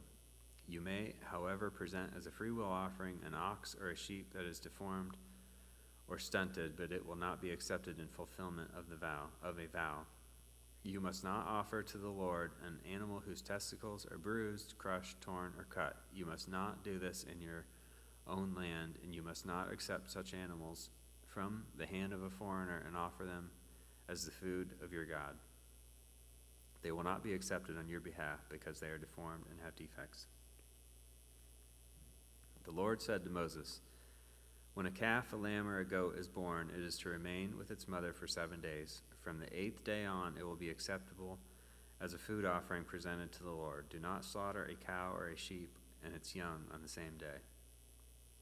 When you sacrifice a thank offering to the Lord, sacrifice it in such a way that it will be accepted on your behalf. It must be eaten that same day. Leave none of it till morning. I am the Lord. Keep my commands and follow them. I am the Lord. Do not profane my holy name, for I must be acknowledged as holy by the Israelites. I am the Lord, who made you holy, and who brought you out of Egypt to be your God. I am the Lord. The Lord said to Moses, speak to the Israelites and say to them, these are my appointed festivals, the appointed festivals of the Lord, which you are to proclaim as sacred assemblies. There are 6 days when you may work, but the 7th day is a day of Sabbath rest, a day of sacred assembly. You are not to do any work. Wherever you live, it is a Sabbath to the Lord. These are the Lord's appointed festivals, the sacred assemblies you are to proclaim at their appointed times. The Lord's Passover begins at twilight on the 14th day of the first month. On the 15th day of that month, the Lord's festival of unleavened bread begins. For 7 days you must eat bread made without yeast. On the first day, hold a sacred assembly and do no regular work. For 7 days present a food offering to the Lord, and on the 7th day hold a sacred assembly and do no regular work. The Lord said to Moses, speak to the Israelites and say to them, when you enter the land I am going to give you, and you reap its harvest, bring to the priest a sheaf of the first grain you harvest. He is to wave the sheaf before the Lord, so it will be accepted on your behalf. The priest is to wave it on the day after the Sabbath. On the day you wave the sheaf, you must sacrifice as a burnt offering to the Lord a lamb a year old without defect, together with its grain offering of 2/10 of an ephah of the finest flour mixed with olive oil, a food offering presented to the Lord, a pleasing aroma, and its drink offering of 1/4 of a hin of wine. You must not eat any bread or roasted or new grain until the very day you bring this offering to your God. This is to be a lasting ordinance for the generations to come, wherever you live. From the day after the Sabbath, the day you brought the sheaf of the wave offering, count off 7 full weeks. Count off 50 days up to the day after the 7th Sabbath, and then present an offering of new grain to the Lord. From wherever you live, bring 2 loaves made of 2/10 of an ephah of the finest flour, baked with yeast, as a wave offering of first fruits to the Lord. Present with this bread 7 male lambs, each a year old and without defect, 1 young bull and 2 rams. They will be a burnt offering to the Lord, together with their grain offerings and drink offerings, a food offering, an aroma pleasing to the Lord. Then sacrifice 1 male goat for a sin offering, and 2 lambs, each a year old, for a fellowship offering. The priest is to wave the 2 lambs before the Lord as a wave offering, together with the bread of the first fruits. They are a sacred offering to the Lord for the priest. On that same day you are to proclaim a sacred assembly and do no regular work. This is to be a lasting ordinance for the generations to come, wherever you live. When you reap the harvest of your land, do not reap to the very edges of your field, or gather the gleanings of your harvest. Leave them for the poor and for the foreigner residing among you. I am the Lord your God. The Lord said to Moses, say to the Israelites, on the first day of the 7th month you are to have a Sabbath day of rest, a sacred assembly commemorated with trumpet blasts. Do no regular work, but present a food offering to the Lord. The Lord said to Moses, the 10th day of this 7th month is the day of atonement. Hold a sacred assembly and deny yourselves, and present a food offering to the Lord. Do not do any work on that day, because it is the day of atonement. When atonement is made for you before the Lord your God, those who do not deny themselves on that day must be cut off from their people. I will destroy from among their people anyone who does any work on that day. You shall do no work at all. This is to be a lasting ordinance for the generations to come, wherever you live. It is a day of Sabbath rest for you, and you must deny yourselves. From the evening of the 9th day of the month until the following evening, you are to observe your Sabbath. The Lord said to Moses, say to the Israelites, on the 15th day of the 7th month, the Lord's festival of tabernacles begins, and it lasts for 7 days. The first day is a sacred assembly. Do no regular work. For 7 days present food offerings to the Lord, and on the 8th day hold a sacred assembly and present a food offering to the Lord. It is the closing special assembly. Do no regular work.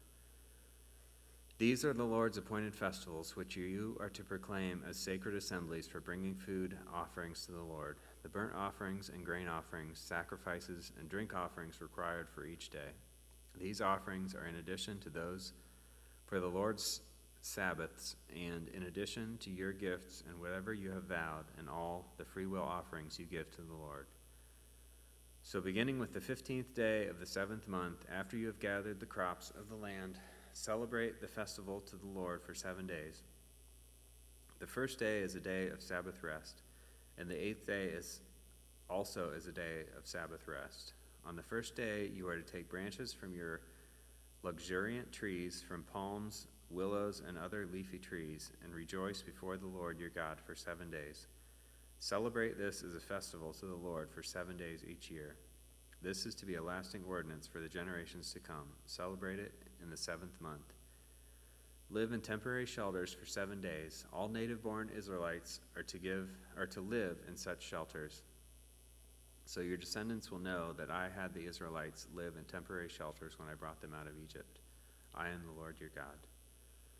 So Moses announced to the Israelites the appointed festivals of the Lord. The Lord said to Moses, command the Israelites to bring you clear oil of pressed olives for the light, so that the lamps may be kept burning continually, outside the curtain that shields the ark of the covenant law in the tent of meeting. Aaron is to tend the lamps before the Lord from evening till morning, continually. This is to be a lasting ordinance for the generations to come. The lamps on the pure gold lampstand before the Lord must be tended continually.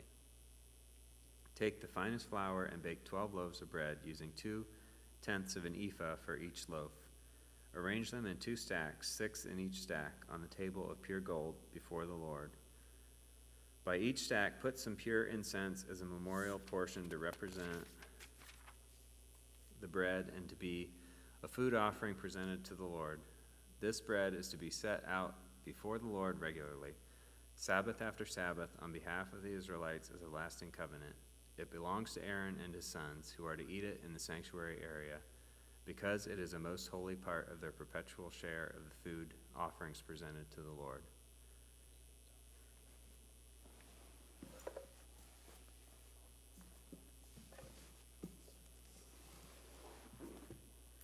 Now the son of an Israelite mother and an Egyptian father went out among the Israelites and fought, and a fight broke out in the camp between him and an Israelite. The son of the Israelite woman blasphemed the name with a curse, so they brought him to Moses. His mother's name was Shelemith, the daughter of Dibri, the Danite, and they put him in custody until the will of the Lord should be made clear to them. Then the Lord said to Moses, take the blasphemer outside the camp. All those who heard him are to lay their hands on his head, and the entire assembly is to stone him. Say to the Israelites, anyone who curses their God will be held responsible, Anyone who blasphemes the name of the Lord is to be put to death. The entire assembly must stone them, whether foreigner or native born. When they blaspheme the name, they are to be put to death. Anyone who takes the life of a human being is to be put to death.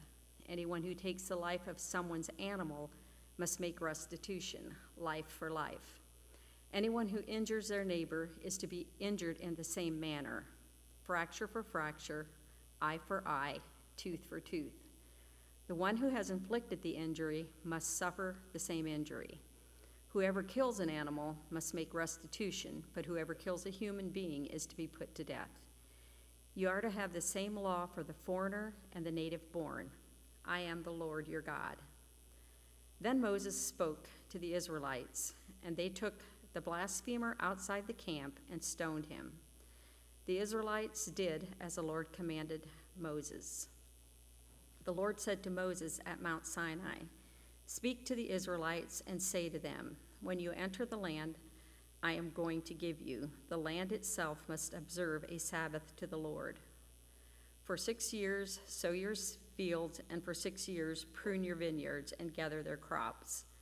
But in the 7th year the land is to have a year of Sabbath rest, a Sabbath to the Lord. Do not sow your fields or prune your vineyards. Do not reap what grows of itself, or harvest the grapes of your unattended vines. The land is to have a year of rest.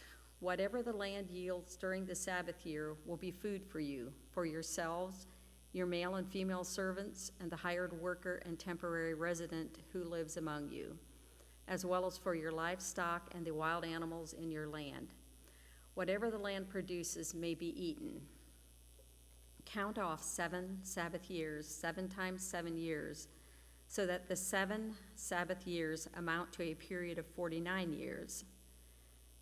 Then have the trumpet sounded everywhere on the 10th day of the 7th month, on the Day of Atonement. Sound the trumpet throughout your land. Consecrate the 50th year and proclaim liberty throughout the land to all its inhabitants. It shall be a jubilee for you. Each of you is to return to your family property and to your own clan. The 50th year shall be a jubilee for you. Do not sow and do not reap what grows of itself, or harvest the unattended vines, for it is a jubilee and is to be holy for you. Eat only what is taken directly from the fields.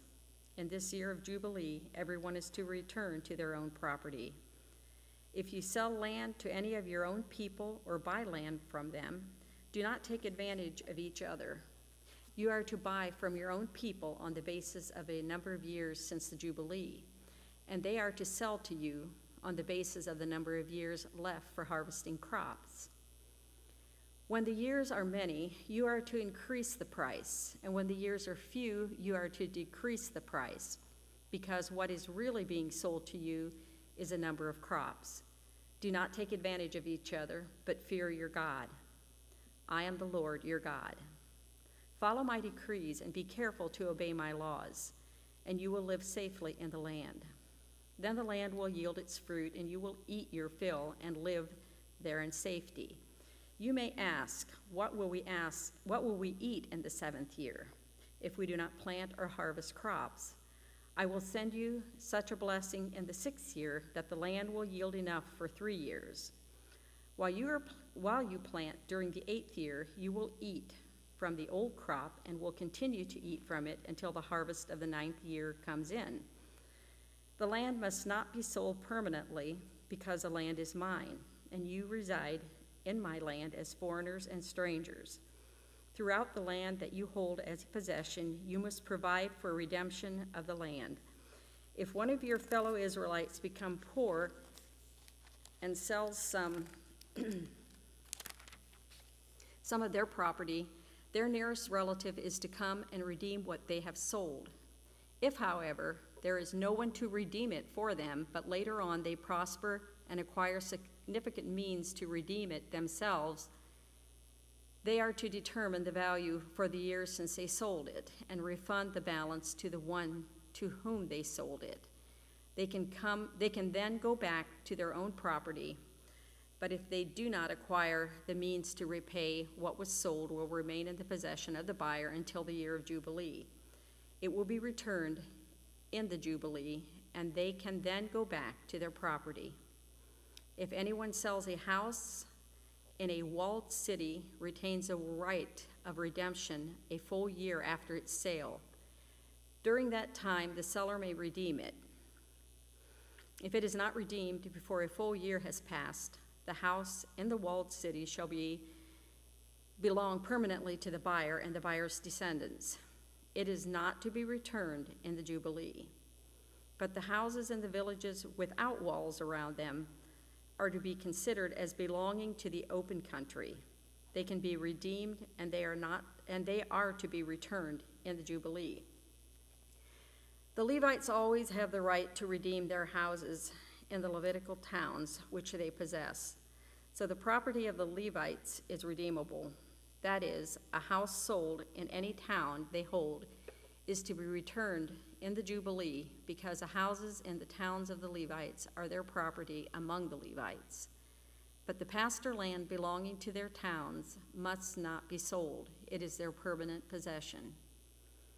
If any of your fellow Israelites becomes poor and are unable to support themselves among you, help them as you would a foreigner and a stranger, so they can continue to live among you. Do not take interest or any profit from them, but fear your God, so that they may continue to live among you. You must not lend them money at interest or sell them food at a profit. I am the Lord your God, who brought you out of Egypt to give you the land of Canaan and to be your God. If any of your fellow Israelites become poor and sell themselves to you, do not make them work as slaves. They are to be treated as hired workers or temporary residents among you. They are to work for you until the year of Jubilee. Then they and their children are to be released, and they will go back to their own clans and to the property of their ancestors. Because the Israelites are my servants, whom I brought out of Egypt, they must not be sold as slaves. Do not rule over them ruthlessly, but fear your God. Your male and female slaves are to come from the nations around you. From them you may buy slaves. You may also buy some of the temporary residents living among you and the members of their clans born in your country, and they will become your property.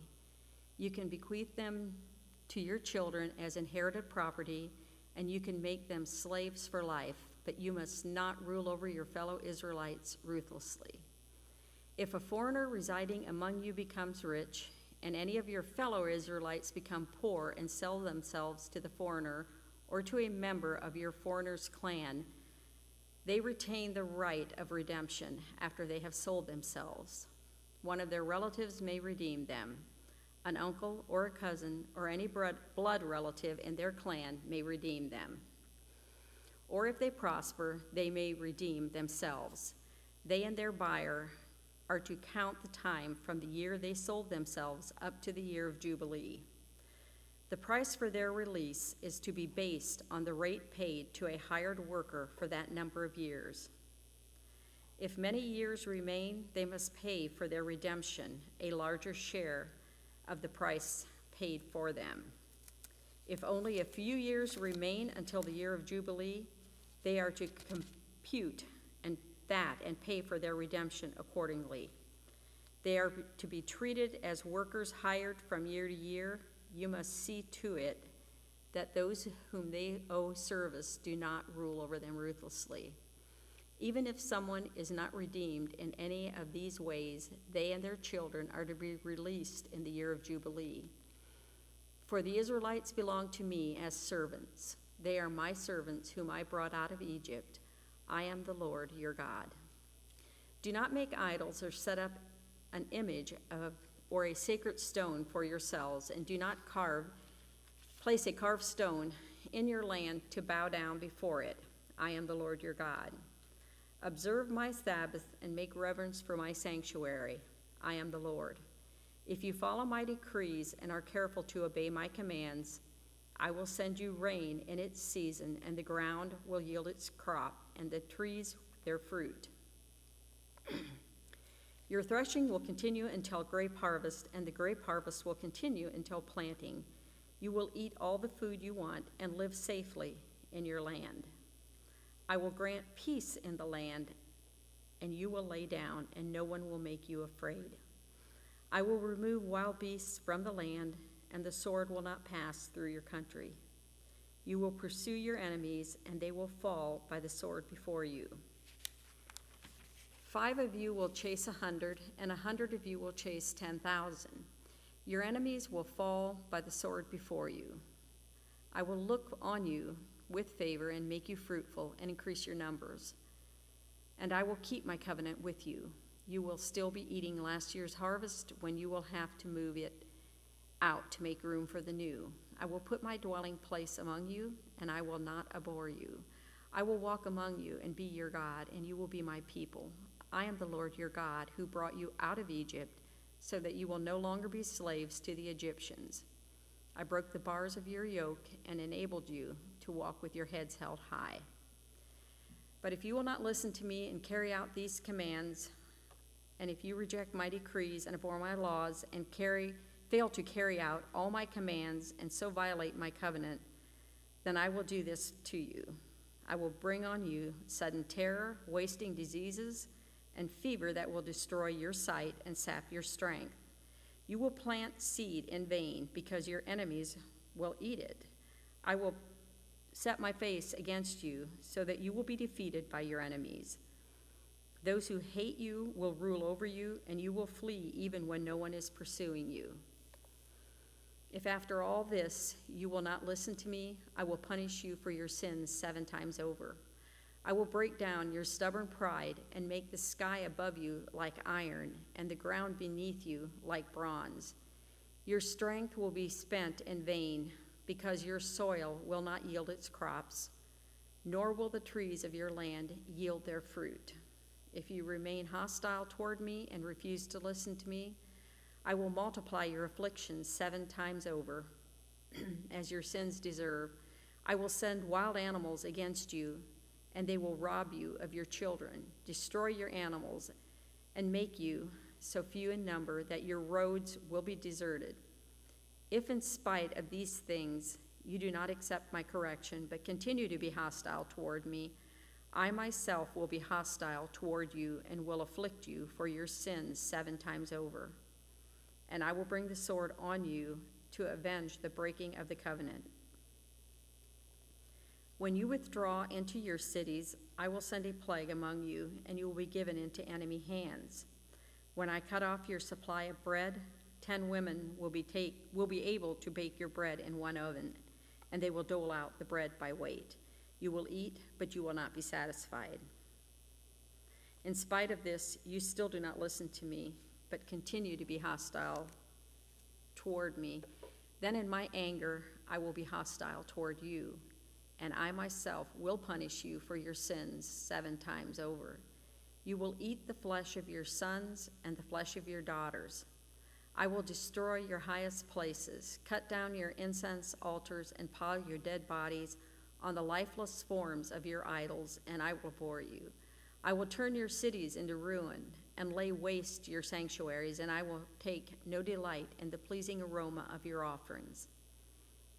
I myself will lay waste the land so that your enemies who live there will be appalled. I will scatter you among the nations and will draw out my sword and pursue you. Your land will be laid waste and your cities will lie in ruins.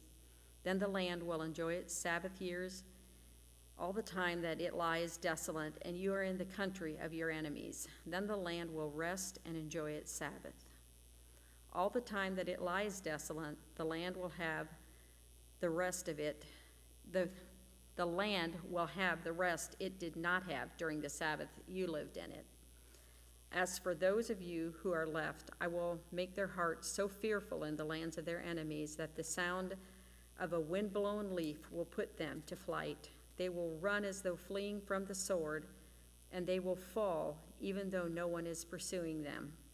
They will stumble over one another as though fleeing from the sword, even though no one is pursuing them. So you will not be able to stand before your enemies. You will perish among the nations. The land of your enemies will devour you. Those of you who are left will waste away in the lands of their enemies because of their sins. Also because of their ancestors' sins, they will waste away. But if they will confess their sins and the sins of their ancestors, their unfaithfulness and their hostility toward me, which made me hostile toward them, so that I sent them into the land of their enemies, then when their uncircumcised hearts are humbled and they pay for their sins, I will remember my covenant with Jacob and my covenant with Isaac and my covenant with Abraham, and I will remember the land. For the land will be deserted by them and will enjoy its Sabbaths while it lies desolate without them. They will pay for their sins because they rejected my laws and abhorred my decrees. Yet in spite of this, when they are in the land of their enemies, I will not reject them or abhor them so as to destroy them completely, breaking my covenant with them. I am the Lord, their God. But for their sake, I will remember the covenant with their ancestors, whom I brought out of Egypt in the sight of the nations to be their God. I am the Lord. These are the decrees of the law and the regulations that the Lord established at Mount Sinai between himself and the Israelites through Moses. The Lord said to Moses, "Speak to the Israelites and say to them, if anyone makes a special vow to dedicate a person to the Lord by giving the equivalent value, set the value of a male between the ages of 20 and 60 at 50 shekels of silver, according to the sanctuary shekel. For a female, set her value at 30 shekels. For a person between the age of 5 and 20, set the value of a male at 20 shekels and of a female at 10 shekels. For the person between 1 month and 5 years, set the value of a male at 5 shekels of silver and that of a female at 3 shekels of silver. For a person 60 years old or more, set the value of a male at 15 shekels and of the female at 10 shekels.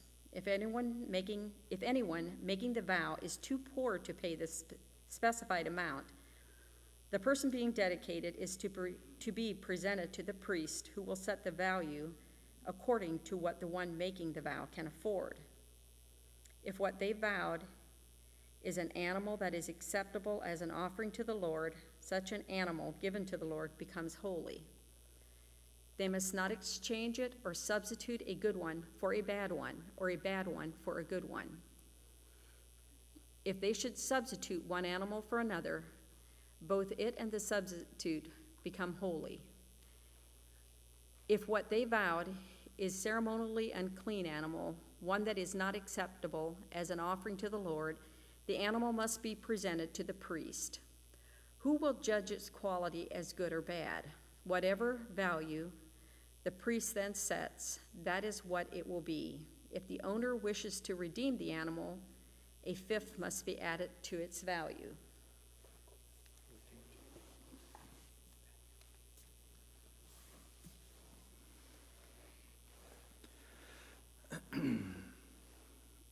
If anyone dedicates their house as something holy to the Lord, the priest will judge its quality as good or bad. Whatever value the priest then sets, so it will remain. If the one who dedicates their house wishes to redeem it, they must add a fifth to its value, and the house will again become theirs.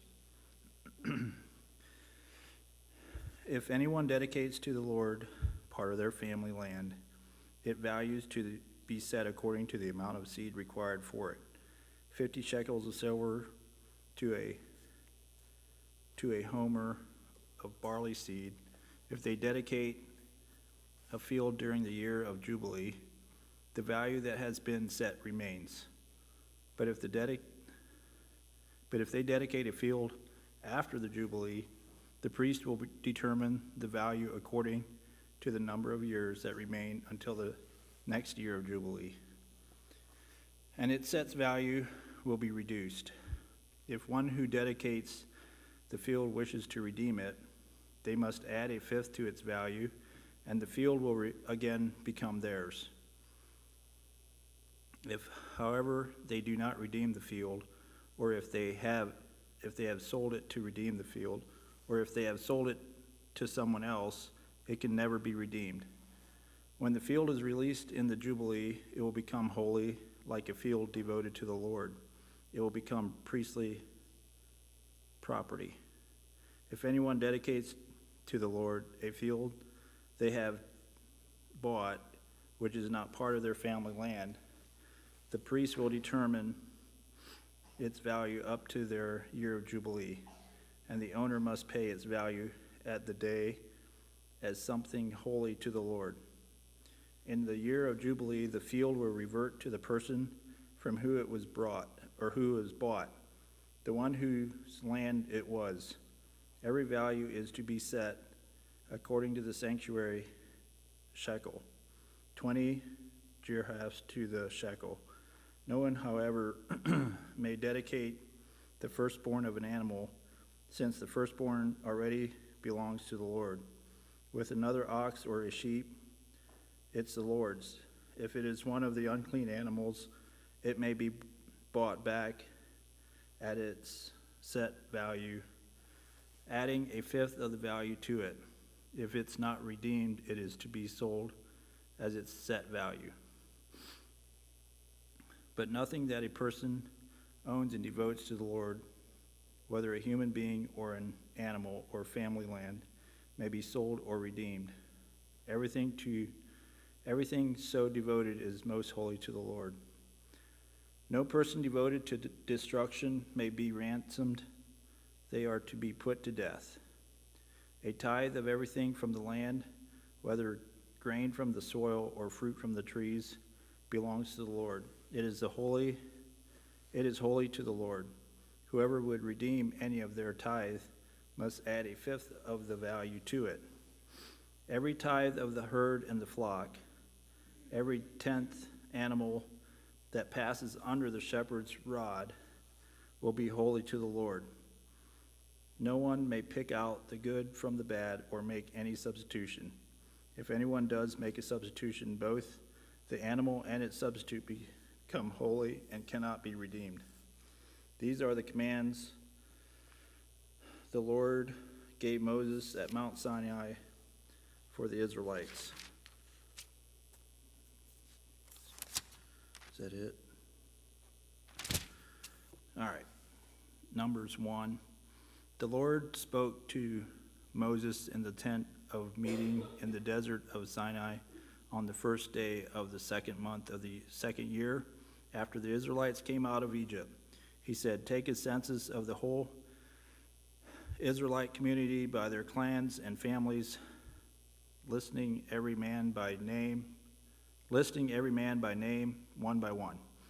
You and Aaron are to count according to their divisions all the men in Israel who are 20 years old or more and able to serve in the army. One man from each tribe, each of them the head of his family, is to help you.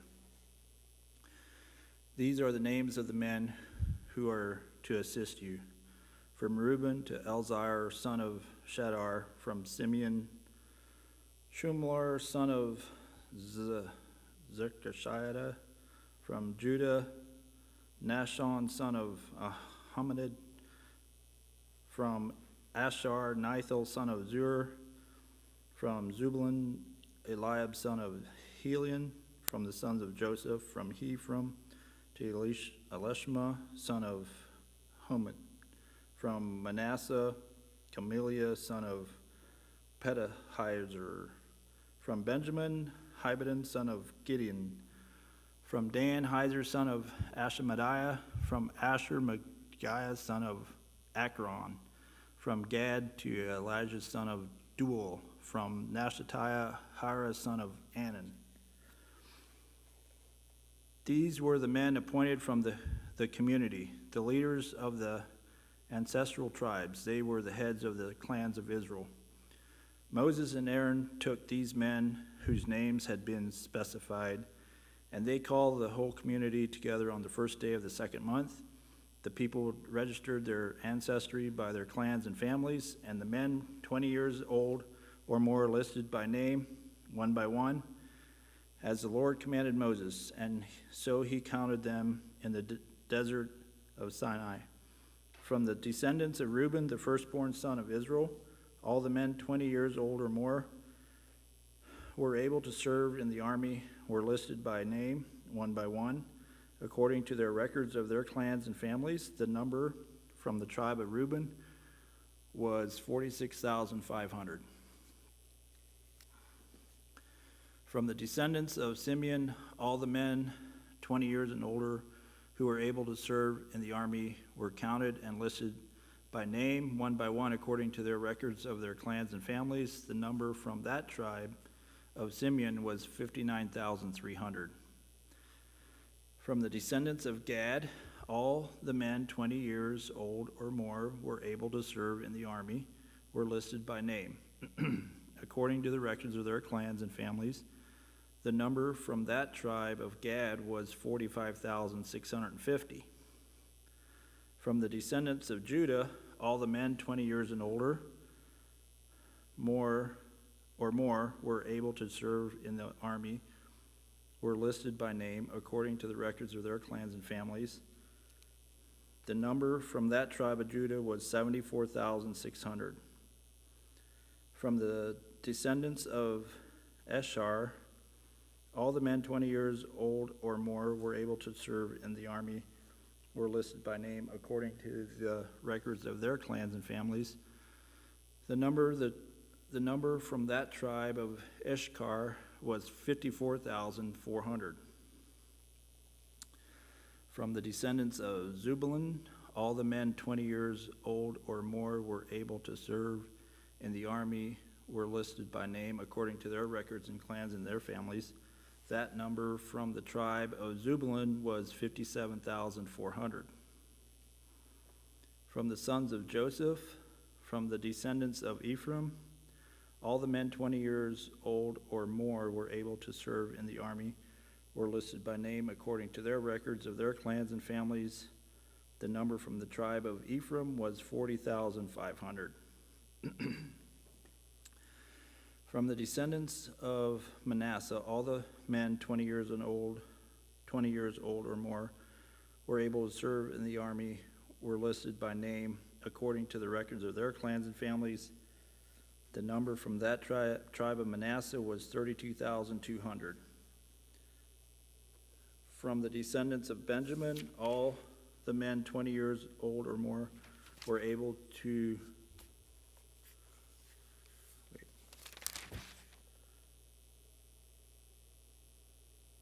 Where am I at here?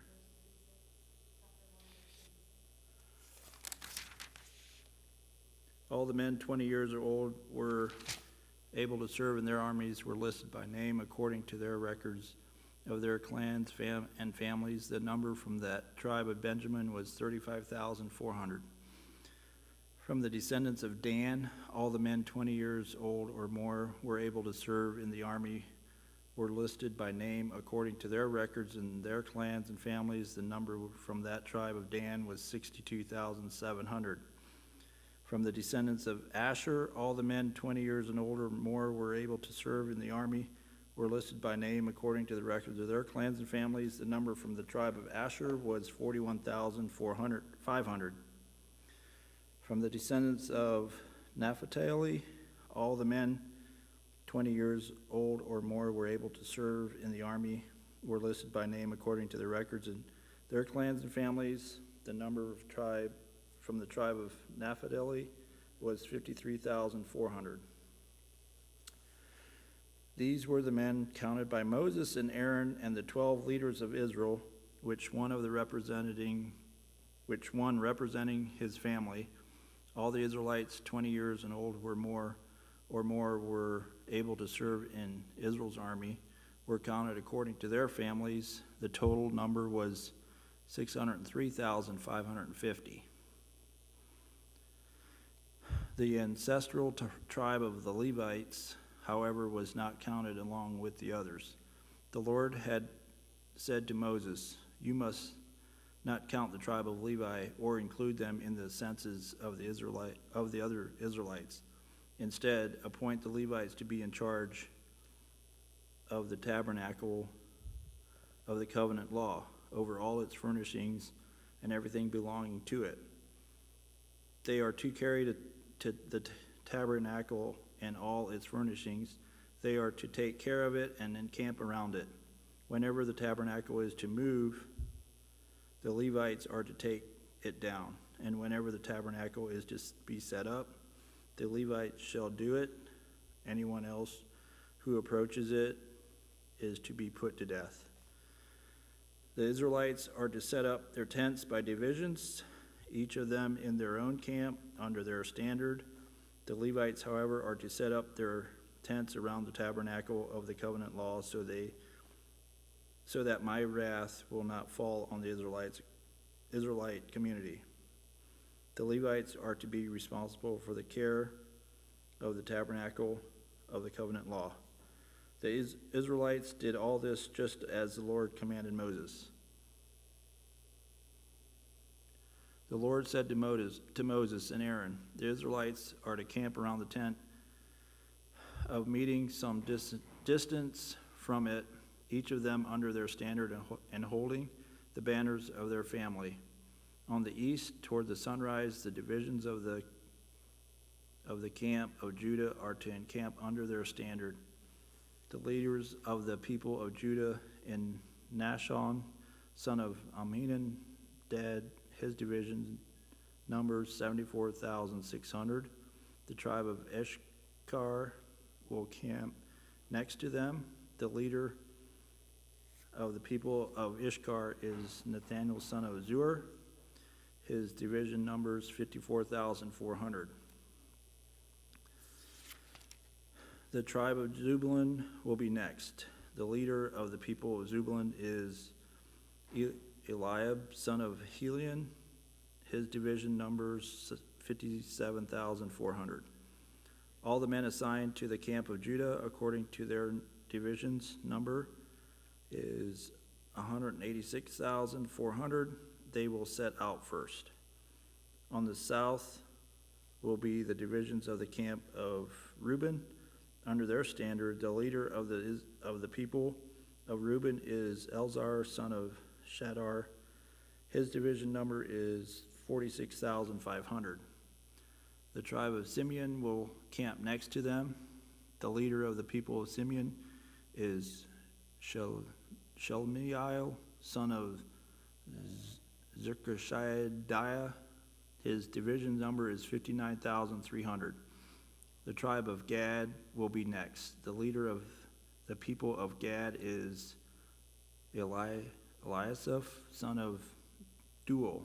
His division number is 45,650.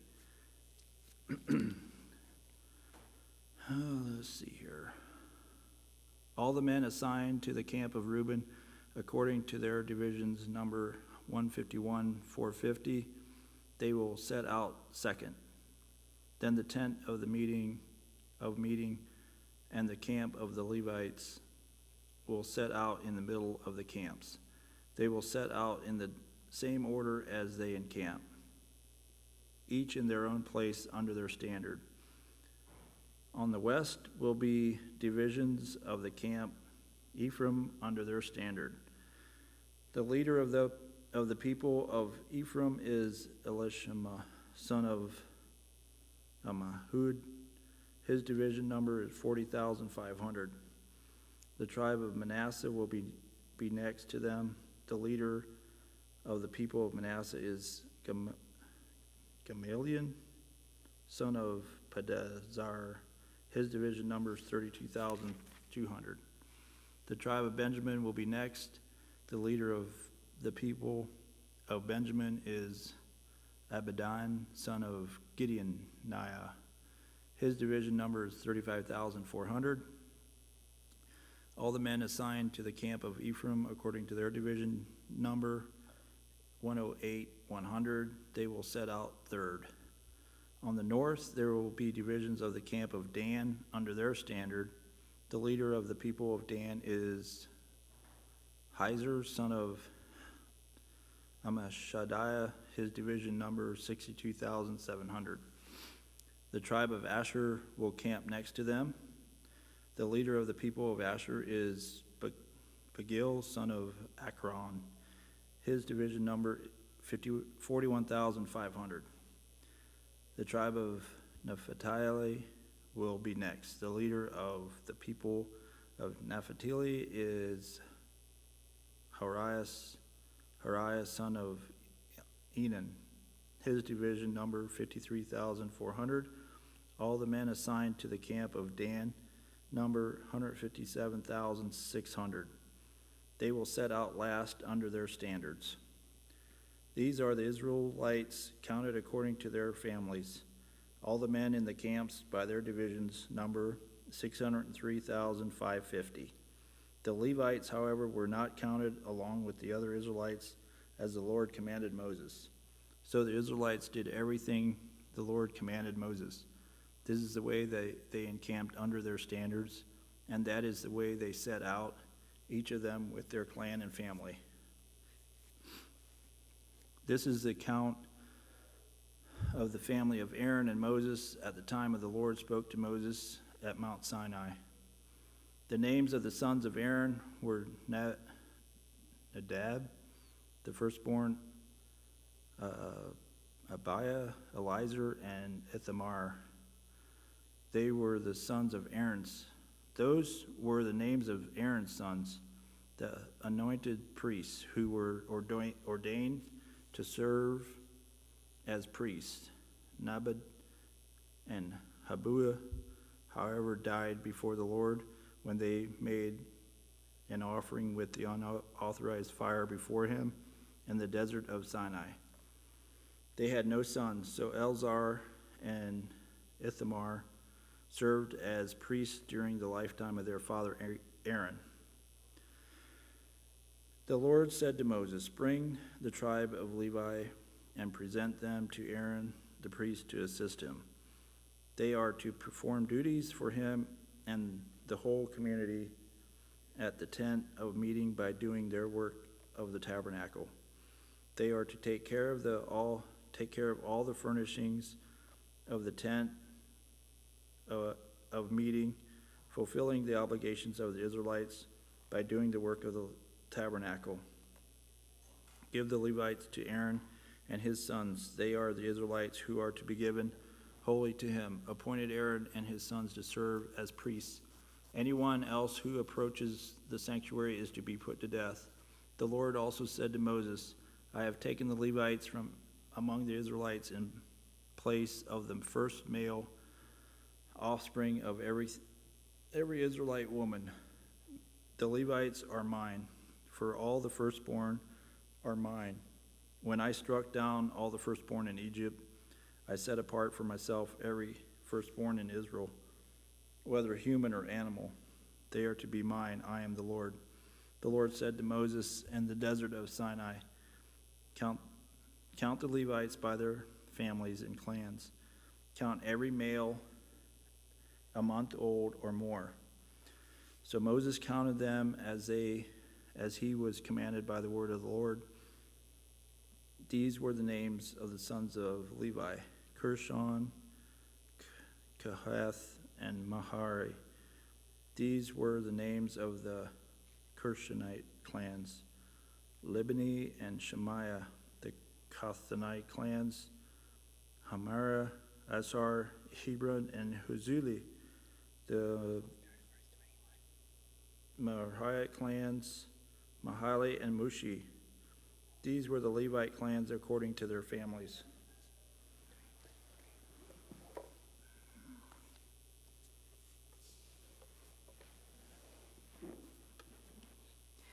To Gershon belonged the clans of the Libnites and the Shimeites.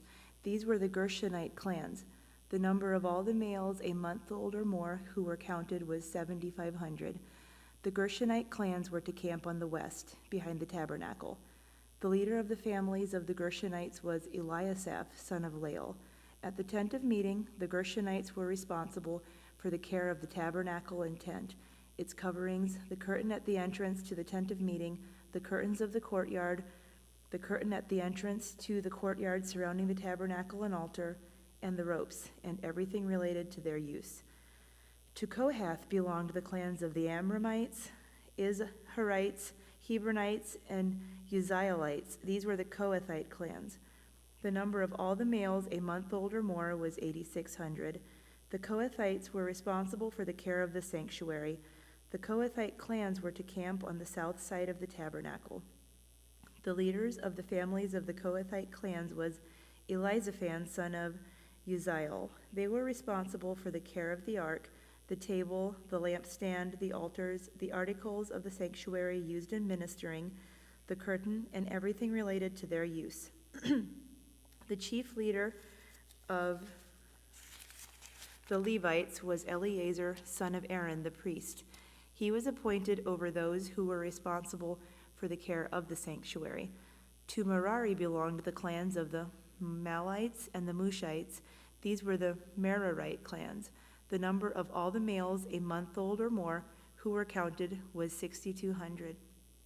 The leader of the families of the Merarite clans was Zeriel, son of Abihail.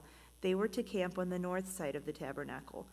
The Merarites were appointed to take care of the frames of the tabernacle, its crossbars, posts, bases, all its equipment, and everything related to their use, as well as the posts of the surrounding courtyard with their bases, tent pegs, and ropes. Moses and Aaron and his sons were to camp to the east of the tabernacle toward the sunrise, in front of the tent of meeting. They were responsible for the care of the sanctuary on behalf of the Israelites. Anyone else who approached the sanctuary was to be put to death. The total number of Levites counted at the Lord's command by Moses and Aaron, according to their clans, including every male a month old or more, was 22,000. The Lord said to Moses, "Count all the firstborn Israelite males who are a month old or more, and make a list of their names. Take the Levites for me in place of all the firstborn of the Israelites, and the livestock of the Levites in place of all the firstborn of the livestock of the Israelites. I am the Lord." So Moses counted all the firstborn of the Israelites as the Lord commanded him. The total number of firstborn males a month old or more, listed by name, was 22,273. The Lord also said to Moses, "Take the Levites in place of all the firstborn of Israel, and the livestock of the Levites in place of their livestock. The Levites are to be mine. I am the Lord. To redeem the 273 firstborn Israelites who exceed the number of the Levites, collect 5 shekels for each one, according to the sanctuary shekel, which weighs 20 gerahs. Give the money for the redemption of the additional Israelites to Aaron and his sons." So Moses collected the redemption money from those who exceeded the number redeemed by the Levites. From the firstborn of the Israelites he collected silver weighing 1,365 shekels, according to the sanctuary shekel. Moses gave the redemption money to Aaron and his sons, as he was commanded by the word of the Lord. The Lord said to Moses and Aaron, "Take a census of the Kohathite branch of the Levites by their clans and families. Count all the men from 30 to 50 years of age who come to serve in the work at the tent of meeting. This is the work of the Kohathites at the tent of meeting, the care of the most holy things. When the camp is to move, Aaron and his sons are to go in and take down the shielding curtain and put it over the ark of the covenant law. Then they are to cover the curtain with a durable leather, spread a cloth of solid blue over that, and put the poles in place. Over the table of the presence they are to put a blue cloth and put on it the plates, dishes, and bowls, and the drinks and the jars for drink offerings. The bread that is continually there is to remain on it. They are to spread a scarlet cloth over them, cover that with the durable leather, and put the poles in place. They are to take a blue cloth and cover the lampstand that is for light, together with its lamps, its wick trimmers and trays, and all its jars for the olive oil used to supply it. Then they are to wrap it and all its accessories in a covering of the durable leather and put it on a carrying frame. Over the gold altar, they are to spread a blue cloth and cover that with the durable leather and put the poles in place. They are to take all the articles used for ministering in the sanctuary, wrap them in a blue cloth, cover that with the durable leather, and put them on a carrying frame.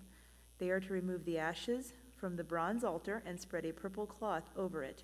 Then they are to place on it all the utensils used for ministering at the altar, including the fire pans, meat forks, shovels, and sprinkling bowls. Over it they are to spread a covering of the durable leather and put the poles in place. After Aaron and his sons have finished covering the holy furnishings and all the holy articles, and when the camp is ready to move, only then are the Kohathites to come and do the carrying. But they must not touch the holy things, or they will die. The Kohathites are to carry those things that are in the tent of meeting. Eleazar, son of Aaron, the priest, is to have charge of the oil for the light, the fragrant incense, the regular grain offering, and the anointing oil. He is to be in charge of the entire tabernacle and everything in it, including its holy furnishings and articles. Then the Lord said to Moses and Aaron, "See that the Kohathite tribal clans are not destroyed from among the Levites, so that they may live and not die when they come near the most holy things. Do this for them. Aaron and his sons are to go into the sanctuary and assign to each man his work and what he is to carry. But the Kohathites must not go in to look at the holy things, even for a moment, or they will die." The Lord said to Moses, "Take a census also of the Gershonites by their families and clans. Count all the men from 30 to 50 years of age who come to serve in the work at the tent of meeting. This is the service of the Gershonite clans in their carrying and their other work. They are to carry the curtains of the tabernacle, that is, the tent of meeting, its covering and its outer covering of durable leather, the curtains for the entrance to the tent of meeting, the curtains of the courtyard surrounding the tabernacle and altar, the curtain for the entrance to the courtyard, the ropes, and all the equipment used in the service of the tent. The Gershonites are to do all that needs to be done with these things. All their service, whether carrying or doing other work, is to be done under the direction of Aaron and his sons. You shall assign to them as their responsibility all they are to carry. This is the service of the Gershonite clans at the tent of meeting. Their duties are to be under the direction of Ithamar, son of Aaron the priest. Count the Merarites by their clans and families. Count all the men from 30 to 50 years of age who come to serve in the work at the tent of meeting. As part of all their service at the tent, they are to carry the frames of the tabernacle, its crossbars, posts, and bases, as well as the posts of the surrounding courtyard with their bases, tent pegs, ropes, all their equipment, and everything related to their use. Assign to each man the specific things he is to carry. This is the service of the Merarite clans as they work at the tent of meeting under the direction of Ithamar, son of Aaron, the priest. Moses, Aaron, and the leaders of the community counted the Kohathites by their clans and families. All the men from 30 to 50 years of age who came to serve in the work at the tent of meeting, counted by clans, were 2,750. This was the total of all those in the Kohathite clans who served at the tent of meeting. Moses and Aaron counted them according to the Lord's command through Moses. The Gershonites were counted by their clans and families. All the men from 30 to 50 years of age who came to serve in the work at the tent of meeting, counted by their clans and families, were 2,630. This was the total of those in the Gershonite clans who served at the tent of meeting. Moses and Aaron counted them according to the Lord's command. The Merarites were counted by their clans and families. All the men from 30 to 50 years of age who came to serve in the work at the tent of meeting, counted by their clans, were 3,200. This was the total of those in the Merarite clans. Moses and Aaron counted them according to the Lord's command through Moses. So Moses, Aaron, and the leaders of Israel counted all the Levites by their clans and families. All the men from 30 to 50 years of age who came to do the work of serving and carrying the tent of meeting numbered 8,580. At the Lord's command through Moses, each was assigned his work and told what to carry. Thus they were counted as the Lord commanded Moses. The Lord said to Moses, "Command the Israelites to send away from the camp anyone who has a defiling skin disease or a discharge of any kind, or who is ceremonially unclean because of a dead body. Send away male and female alike. Send them outside the camp so they will not defile their camp, where I dwell among them." The Israelites did so. They sent them outside the camp. They did just as the Lord had instructed Moses.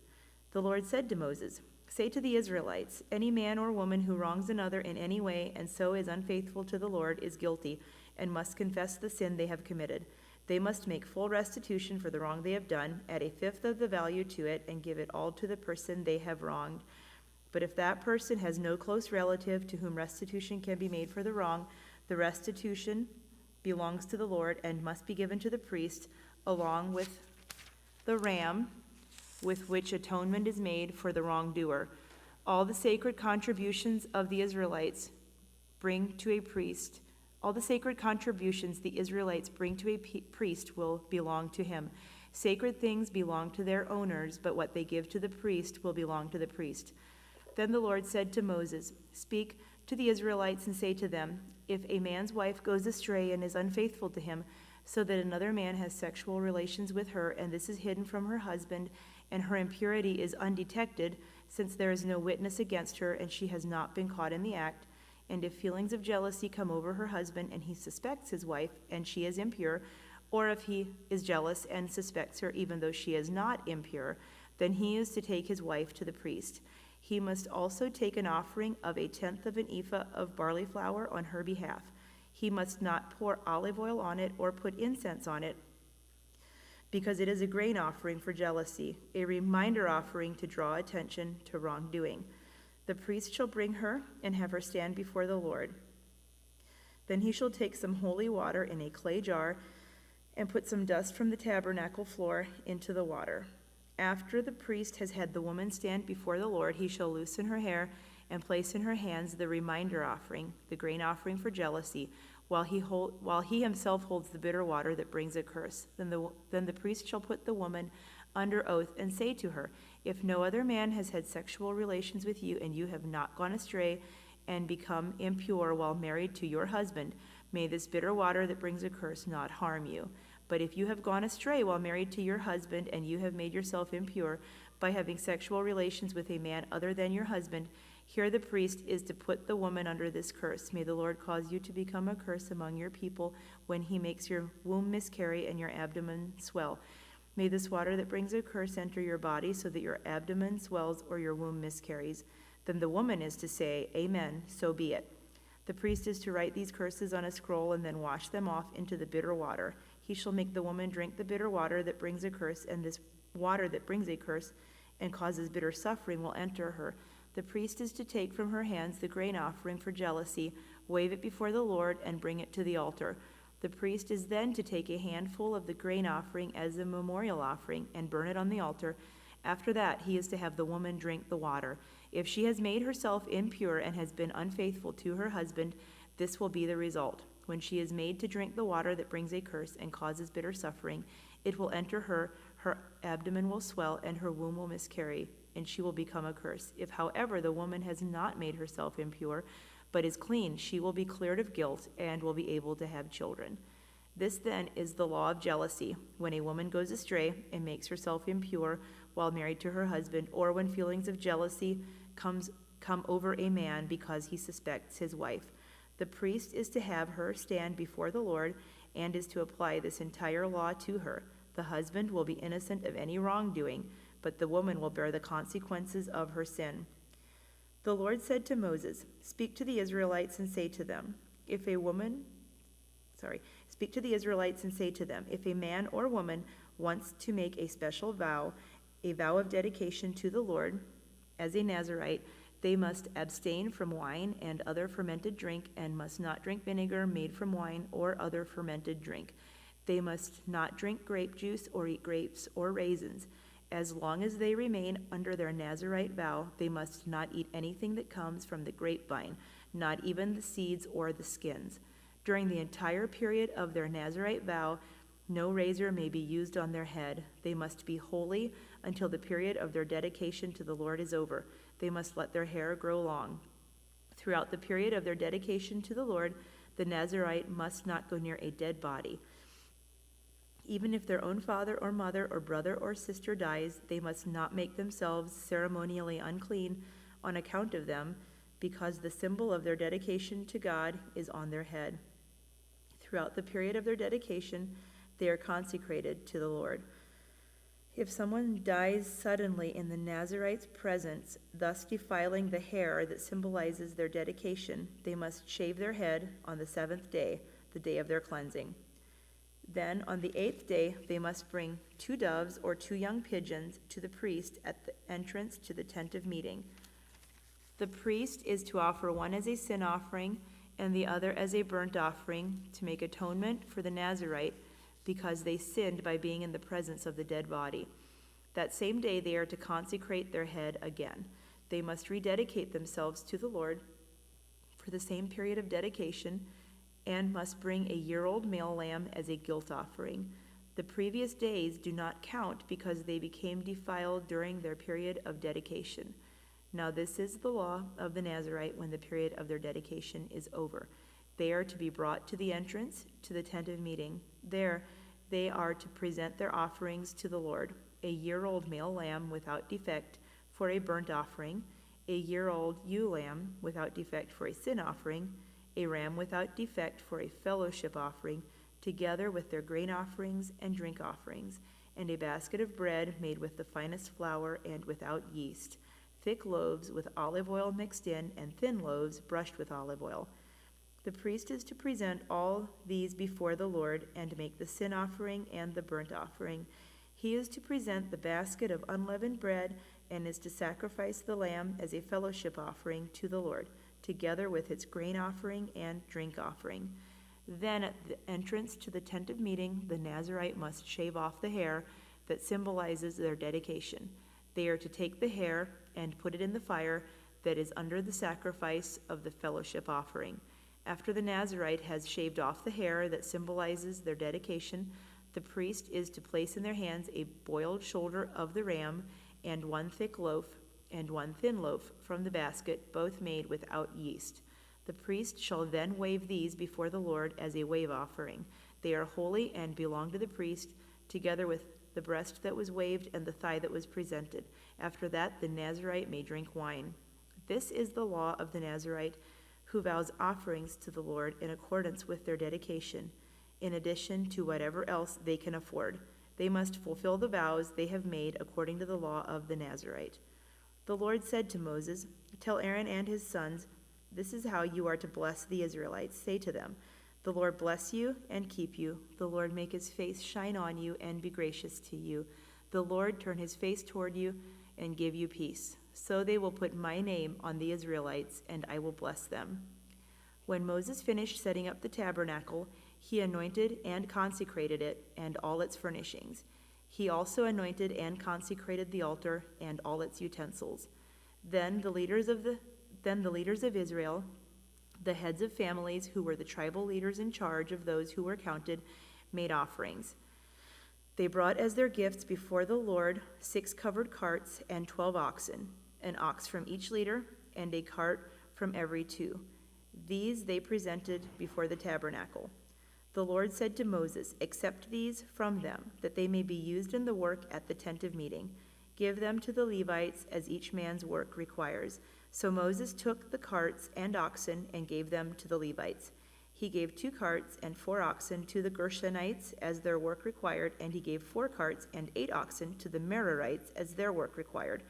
They were all under the direction of Ithamar, son of Aaron, the priest. But Moses did not give any to the Kohathites, because they were to carry on their shoulders the holy things for which they were responsible.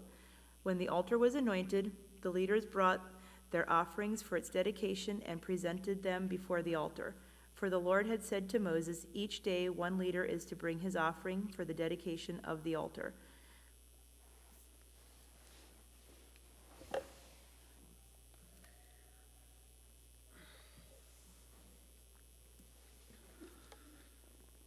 The one who brought his offering on the first day was Nahshon, son of Amminadab of the tribe of Judah. His offering was 1 silver plate weighing 130 shekels, and 1 silver sprinkling bowl weighing 70 shekels, both according to the sanctuary shekel, each filled with the finest flour mixed with olive oil as a grain offering. 1 gold dish weighing 10 shekels filled with incense, 1 young bull, 1 ram, and 1 male lamb, a year old, for a burnt offering, one male goat for a sin offering, and 2 oxen, 5 rams, 5 male goats, and 5 male lambs, a year old, to be sacrificed as a fellowship offering. This was the offering of Nahshon, son of Amminadab. On the 2nd day, Nathanael, son of Zor, the leader of Issachar, brought this offering. The offering he brought was 1 silver plate weighing 130 shekels, and 1 silver sprinkling bowl weighing 70 shekels, both according to the sanctuary shekel, each filled with the finest flour mixed with olive oil as a grain offering. 1 gold dish weighing 10 shekels, filled with incense, 1 young bull, 1 ram, and 1 male lamb, a year old, for a burnt offering. 1 male goat for a sin offering, and 2 oxen, 5 rams, 5 male goats, and 5 male lambs, a year old, to be sacrificed as a fellowship offering. This was the offering of Nathanael, son of Zor. On the 3rd day, Eliab, son of Helon, the leader of the people of Zebulun, brought this offering. His offering was 1 silver plate weighing 130 shekels, and 1 silver sprinkling bowl weighing 70 shekels, both according to the sanctuary shekel, each filled with the finest flour mixed with olive oil as a grain offering. 1 gold dish weighing 10 shekels, filled with incense, 1 young bull, 1 ram, and 1 male lamb, a year old, for a burnt offering. 1 male goat for a sin offering, and 2 oxen, 5 rams, 5 male goats, and 5 male lambs, a year old, to be sacrificed as a fellowship offering. This was the offering of Eliab, son of Helon. On the 4th day, Eliezer, son of Shadar, the leader of the people of Reuben, brought his offering. His offering was 1 silver plate weighing 130 shekels, and 1 silver sprinkling bowl weighing 70 shekels, both according to the sanctuary shekel, each filled with the finest flour mixed with olive oil as a grain offering. 1 gold dish weighing 10 shekels, filled with incense, 1 young bull, 1 ram, and 1 male lamb, a year old, for a burnt offering. 1 male goat for a sin offering, and 2 oxen, 5 rams, 5 male goats, and 5 male lambs, a year old, to be sacrificed as a fellowship offering. This was the offering of Eliezer, son of Shadar. On the 5th day, Shelomiel, son of Zeradasha, the leader of the people of Simon, brought his offering. His offering was 1 silver plate weighing 130 shekels, and 1 silver sprinkling bowl weighing 70 shekels, both according to the sanctuary shekel, each filled with the finest flour mixed with olive oil as a grain offering. 1 gold dish weighing 10 shekels, filled with incense, 1 young bull, 1 ram, and 1 male lamb, a year old, for a burnt offering. 1 male goat for a sin offering, and 2 oxen, 5 rams, 5 male goats, and 5 male lambs, a year old, to be sacrificed as a fellowship offering. This was the offering of Shelomiel, son of Zerashadiah. On the 6th day, Elisaph, son of Duo, the leader of the people of Gad, brought his offering. His offering was 1 silver plate weighing 130 shekels, and 1 silver sprinkling bowl weighing 70 shekels, both according to the sanctuary shekel, each filled with the finest flour mixed with olive oil as a grain offering. 1 gold dish weighing 10 shekels, filled with incense, 1 young bull, 1 ram, and 1 male lamb, a year old, for a burnt offering. 1 male goat for a sin offering, and 2 oxen, 5 rams, 5 male goats, and 5 male lambs, a year old, to be sacrificed as a fellowship offering. This was the offering of Elisaph, son of Duel. On the 7th day, Elishma, son of Ammihud, the leader of the people of Ephraim, brought his offering. His offering was 1 silver plate weighing 130 shekels, and 1 silver sprinkling bowl weighing 70 shekels, both according to the sanctuary shekel, each filled with the finest flour mixed with olive oil as a grain offering. 1 gold dish weighing 10 shekels, filled with incense, 1 young bull, 1 ram, and 1 male lamb, a year old, for a burnt offering. 1 male goat for a sin offering, and 2 oxen, 5 rams, 5 male goats, and 5 male lambs, a year old, to be sacrificed as a fellowship offering. This was the offering of Elishama, son of Ammihud. On the 8th day, Gamaliel, son of Pedazur, the leader of the people of Manasseh, brought this offering.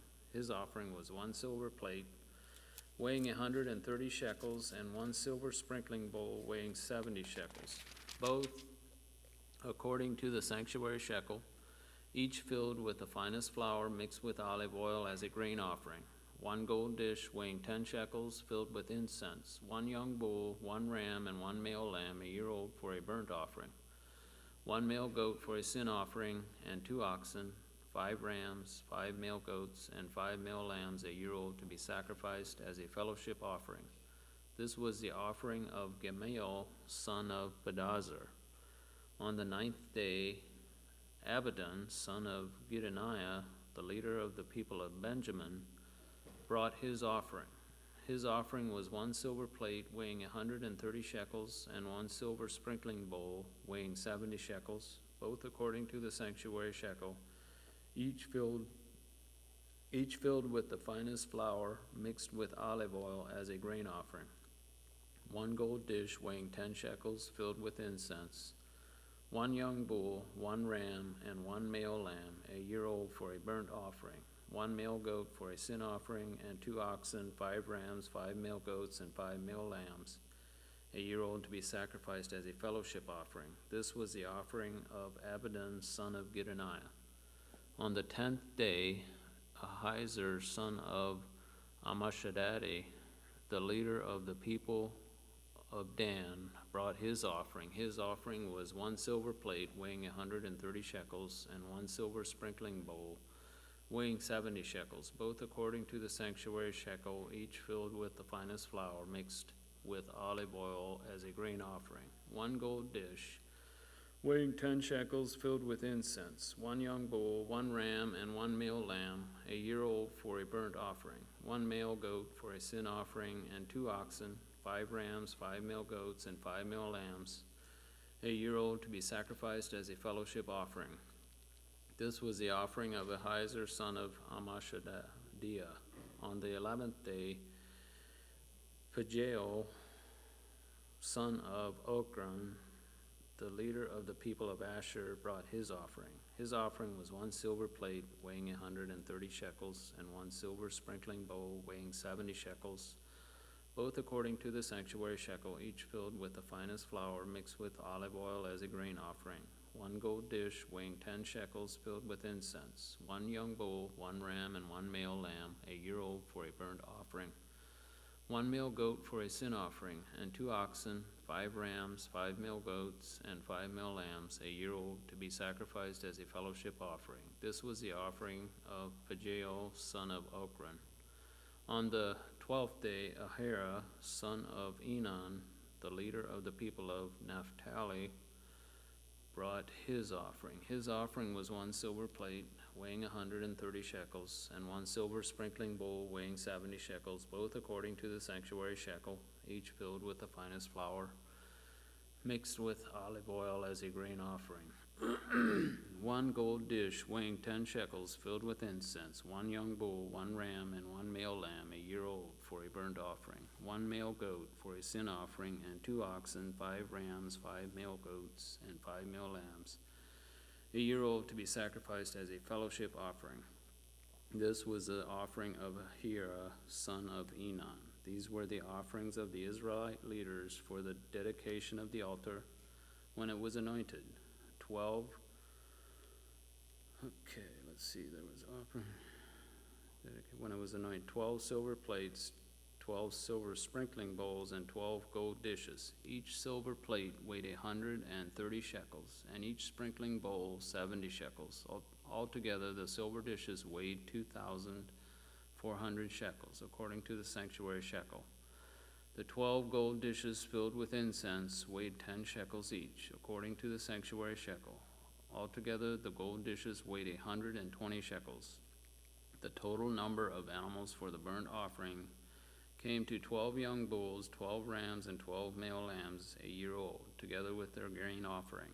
12 male goats were used for the sin offering. The total number of animals for the sacrifice of the fellowship offering came to 24 oxen, 60 rams, 60 male goats, and 60 male lambs a year old. These were the offerings for the dedication of the altar after it was anointed.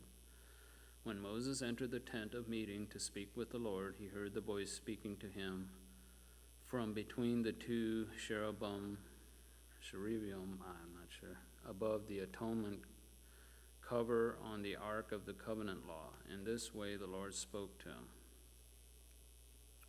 Chapter 8. The Lord said to Moses, "Speak to Aaron and say to him, when you set up the lamps, see that all 7 light up the area in front of the lampstand." Aaron did so. He set up the lamps so that they faced forward on the lampstand, just as the Lord commanded Moses. This is how the lampstand was made. It was made of hammered gold. From its base to its blossoms, the lampstand was made exactly like the pattern the Lord had showed Moses. The Lord said to Moses, "Take the Levites from among all the Israelites and make them ceremonially clean. To purify them, do this. Sprinkle the water of cleansing on them, then have them shave their whole bodies and wash their clothes, and they will purify themselves. Have them take a young bull with its grain offering of the finest flour mixed with olive oil. Then you are to take a second young bull for a sin offering. Bring the Levites to the front of the tent of meeting and assemble the whole Israelite community. You are to bring the Levites before the Lord, and the Israelites are to lay their hands on them. Aaron is to present the Levites before the Lord as a wave offering from the Israelites, so that they may be ready to do the work of the Lord.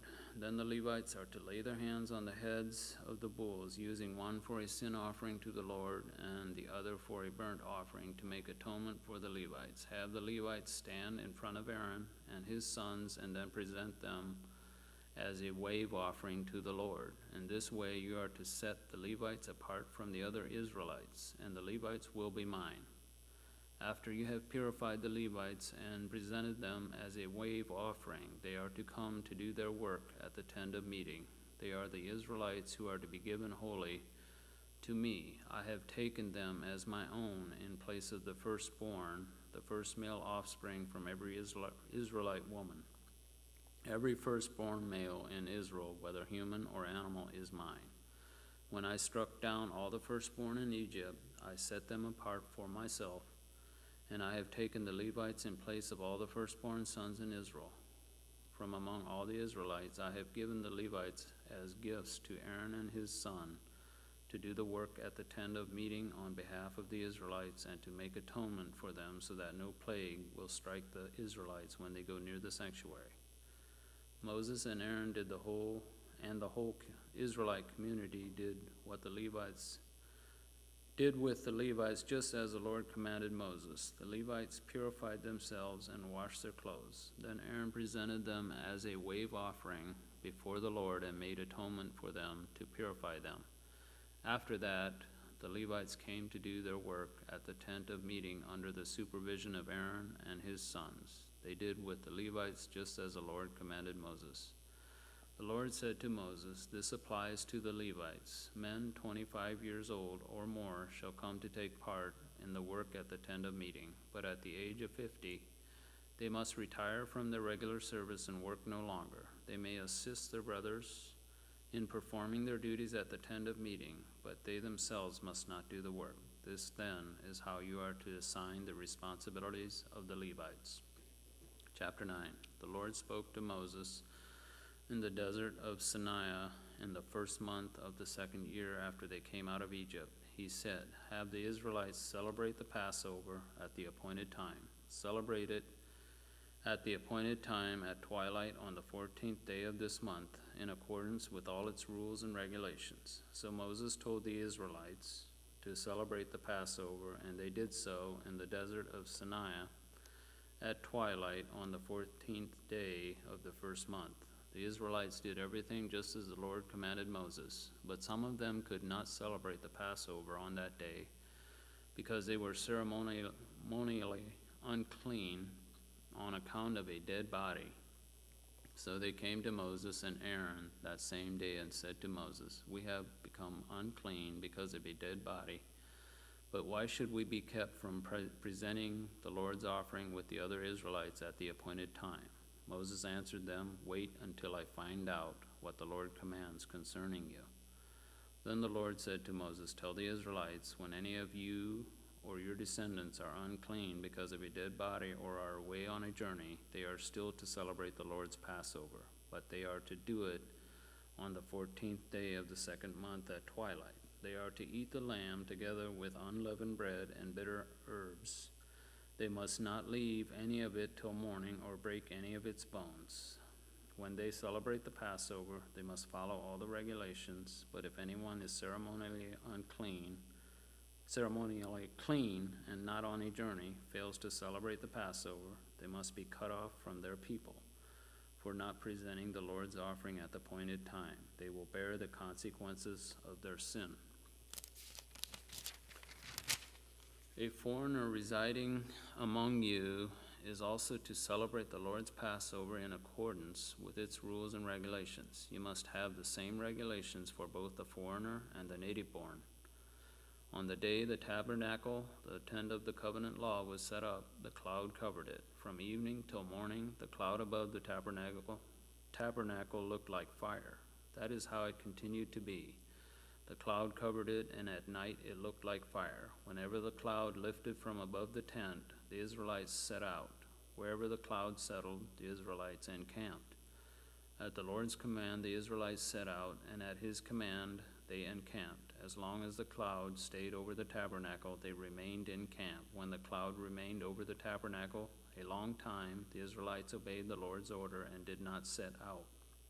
Sometimes the cloud was over the tabernacle only a few days. At the Lord's command, they would encamp, and then at his command, they would set out. Sometimes the cloud stayed only from evening till morning, and when it lifted in the morning, they set out. Whether by day or by night, whenever the cloud lifted, they set out.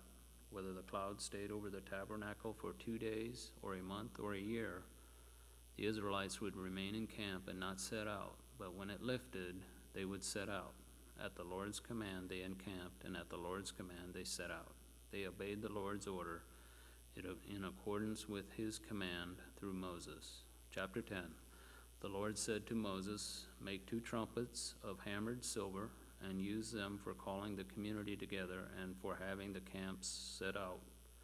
When both are sounded, the whole community is to assemble before you at the entrance to the tent of the meeting. If only one is sounded, the leaders, the heads of the clans of Israel, are to assemble before you. When a trumpet blast is sounded, the tribes camping on the east are to set out. At the sounding of a second blast, the camps on the south are to set out. The blast will be the signal for setting out. Together, the assembly blow the trumpets, but not with the signal for setting out.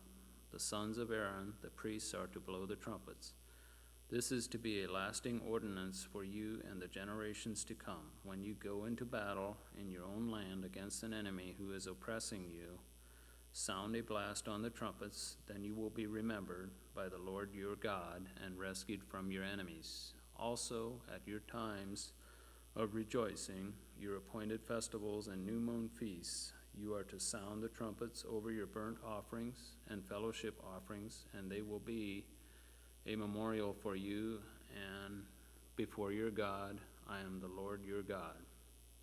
On the 20th day of the second month of the second year, the cloud lifted from above the tabernacle of the covenant law. Then the Israelites set out from the desert of Sinai and traveled from place to place until the cloud came to rest in the desert of Paran. They set out this first time at the Lord's command through Moses.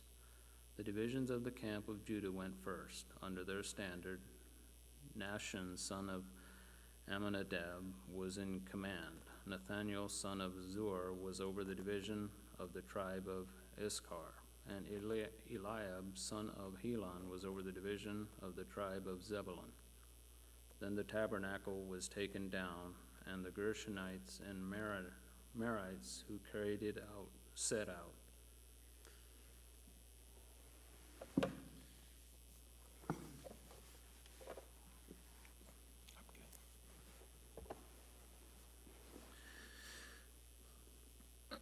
The divisions of the camp of Reuben went next. Under their standard, Elizur the son of Sheator was in command.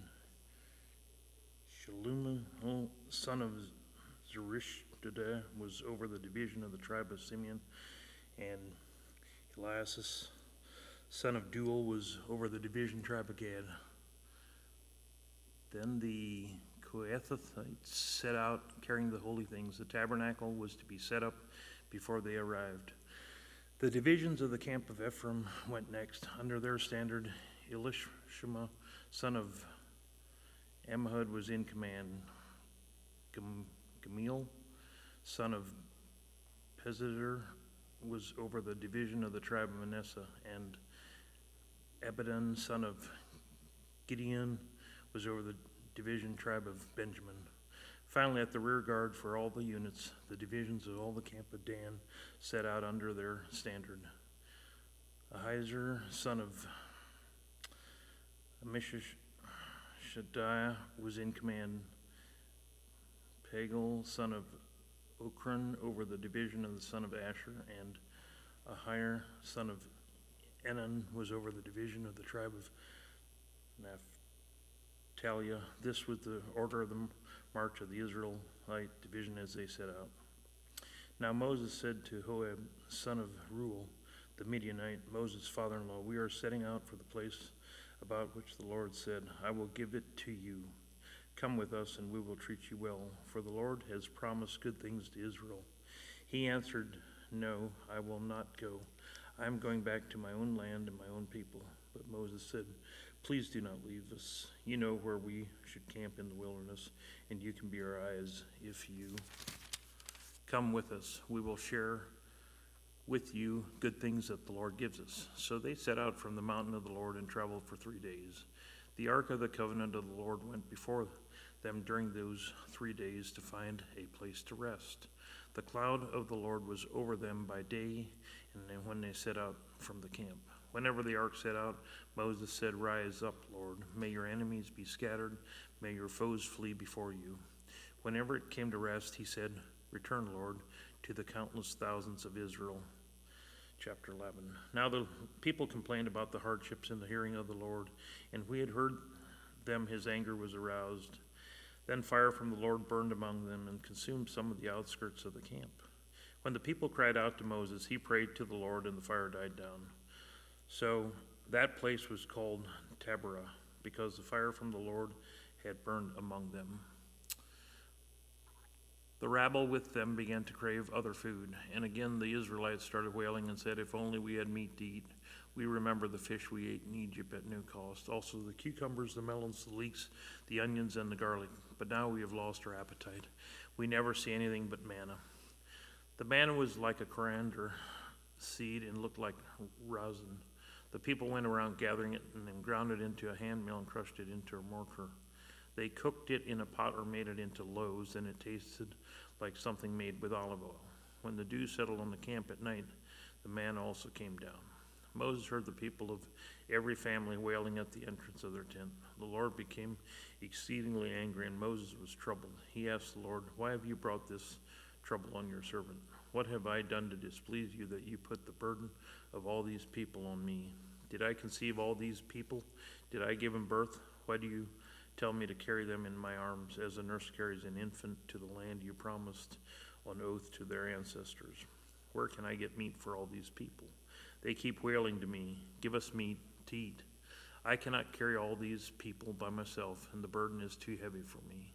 If this is how you're going to treat me, please go ahead and kill me. If I have found favor in your eyes, then do not let me face my own ruin. The Lord said to Moses, bring me 70 of Israel's elders, are known to you as leaders and officials among the people. Have them come down to the tent of meeting, that they may stand there with you. I will come down and speak with you there, and I will take some of the power of the Spirit that is on you and put it on them. They will share the burden of the people with you, so that you will not have to carry it alone. Tell the people, consecrate yourselves in preparation for tomorrow, when you will eat meat. Then the Lord heard you when you wailed, if only we had meat to eat. We were better off in Egypt. Now the Lord will give you meat, and you will eat it. You will not eat it just for 1 day or 2 days or 5, 10, or 20 days, but for a whole month, until it comes out of your nostrils, and you loathe it. Because you have rejected the Lord who is among you, and have wailed before him, saying, why did we ever leave Egypt? But Moses said, here I am among 600,000 men on foot, and you say, I will give them meat to eat for a whole month. Would they have enough if flocks and herds were slaughtered for them? Would they have enough if all the fish in the sea were caught for them? The Lord answered Moses, is the Lord's arm too short? Now you will see whether or not what I say will come true for you. So Moses went out and told the people what the Lord had said. He brought together 70 of the elders and had them stand around the tent. Then the Lord came down in a cloud and spoke with him. And he took some of the power of the Spirit that was on him and put it on the 70 elders. When the Spirit rested on them, they prophesied, but did not do so again. However, 2 men whose names were Eldad and Medad had remained in camp. They were listed among the elders, but did not go out of the tent. Yet the Spirit had rested on them, and they prophesied in camp. A young man ran and told Moses, Eldad and Medad are prophesying in camp. Joseph, son of Nun, who had been Moses' aide since youth, spoke out and said, Moses, my Lord, stop them. But Moses replied, are you all jealous for my sake? I wish that all the Lord's people were prophets, and that the Lord would put on his Spirit on them. And then Moses and the elders of Israel returned to the camp. Now wind went out from the Lord and drove quail from the sea. It scattered them up to 2 cubits deep around all the camp, as far as a day's walk in any direction. All that day and night, and all the next day the people went out and gathered quail. No one gathered less than 10 homers, and then they spread them out all around the camp. But while the meat was still between their teeth, and before it could be consumed, the anger of the Lord burned against the people, and he struck them with a severe plague. Therefore this place was named Kibroth Hattava, because they had buried the people who had craved other food. From Kibroth Hattava, the people traveled to Hazarath and stayed there. Miriam in chapter 12, Miriam and Aaron began to talk about Moses because of his Cushite wife, for he had married a Cushite. And has the Lord spoken only through Moses? They asked. Hasn't he also spoken through us? And the Lord heard this. Now Moses was a very humble man, more humble than anyone else on the face of the earth. At once the Lord said to Moses, Aaron and Miriam, come out to the tent of meeting, all three of you. So the 3 of them went out. Then the Lord came down in a pillar of cloud and stood at the entrance of the tent, summoned Aaron and Miriam. When the 2 of them stepped forward, he said, listen to my words. When there is a prophet among you, I, the Lord, reveal myself to them in visions. I speak to them in dreams. But this is not true, my servant Moses. He is faithful in all my house. With him I speak face to face, clearly and not in riddles. He sees the form of the Lord. Why then were you not afraid to speak against my servant Moses? The anger of the Lord burned against them, and he left them. When the cloud lifted from above the tent, Miriam's skin was leprous. It became as white as snow. Aaron turned toward her and saw that she had a defiling skin disease, and he said to Moses, please, my Lord, I ask you not to hold against us the sin we have so foolishly committed. Do not let it be like a stillborn infant coming from its mother's womb, with its flesh half eaten away. So Moses cried out to the Lord, please heal her. Please, God, heal her. The Lord replied to Moses, if her father had spit in her face, would she not have been in disgrace for 7 days? Confine her outside the camp for 7 days. After that, she can be brought back. So Miriam was outside the camp for 7 days, and the people did not move on till she was brought back. After that, the people left Hathors and encamped in the desert of Paran. Chapter 13. The Lord said to Moses, send some men to explore the land of Canaan, which I am giving to the Israelites from each ancestral tribe. Send one of its leaders. So at the Lord's command, Moses sent them out from the desert of Paran, all of the leaders of the Israelites. These were their names. From the tribe of Reuben, Shema, the son of Zachar. From the tribe of Simeon, Shaphat, the son of Hori. From the tribe of Judah, Caleb the son of Jephunneh. From the tribe of Issachar, Egal son of Joseph. From the tribe of Ephraim, Hoshea the son of Nun. From the tribe of Benjamin, Palti the son of Raphu. From the tribe of Zebulun, Gadiel son of Sodai. From the tribe of Manasseh, a tribe of Joseph, Gadi the son of Susai. From the tribe of Dan, Amiel son of Gamali. From the tribe of Asher, Sether son of Michael. From the tribe of Naphtali, Nahabi the son of Vophsi. From the tribe of Gad, Geuel the son of Maki. These are the names of the men Moses sent to explore the land. Moses gave Hoshea the son of Nun the name of Joshua. When Moses sent him to explore Canaan, he said, "Go up through the Negev and on to the hill country. See what the land is like and whether the people who live there are strong or weak, few or many. What kind of land do they live in? Is it good or bad? What kind of towns do they live in? Are they unwalled or fortified? How is the soil? Is it fertile or poor? Are there trees in it or not? Do your best to bring some of the fruit of the land." It was the season for the first ripe grapes. So they went up and explored the land from the desert of Zin as far as Rahab, toward Lebo Hamath. Then they went through the Negev and came to Hebron, where Ahiman and Shishia and Talma, the descendants of Anak, lived. Hebron had been built 7 years before Zon in Egypt. When they reached the valley of Eshcol, they cut off a branch bearing a single cluster of grapes. 2 of them carried on a long pole between them, along with some pomegranates and figs. That place was called the Valley of Eshcol because of the cluster of grapes the Israelites cut off. At the end of 40 days, they returned from the exploring land. When they came back to Moses and Aaron, the whole Israelite community at Kadesh, the desert of Paran, where they reported to them, to the whole assembly, and showed them the fruit of the land. They gave Moses this account: "We went into the land in which you sent us, and it does flow like milk and honey. Here is its fruit. But the people who live there are powerful, and the cities are fortified and very large. We even saw descendants of Anak there, and the Amalekites live in Negev, and the Hittites, the Jebusites, and the Amorites live in the hill country, and the Canaanites live near the sea along Jordan." When Caleb silenced the people before Moses, said, "We shall go up and take possession of the land, for we can certainly do it." But the men who had gone up with him said, "We cannot attack these people, for they are stronger than we."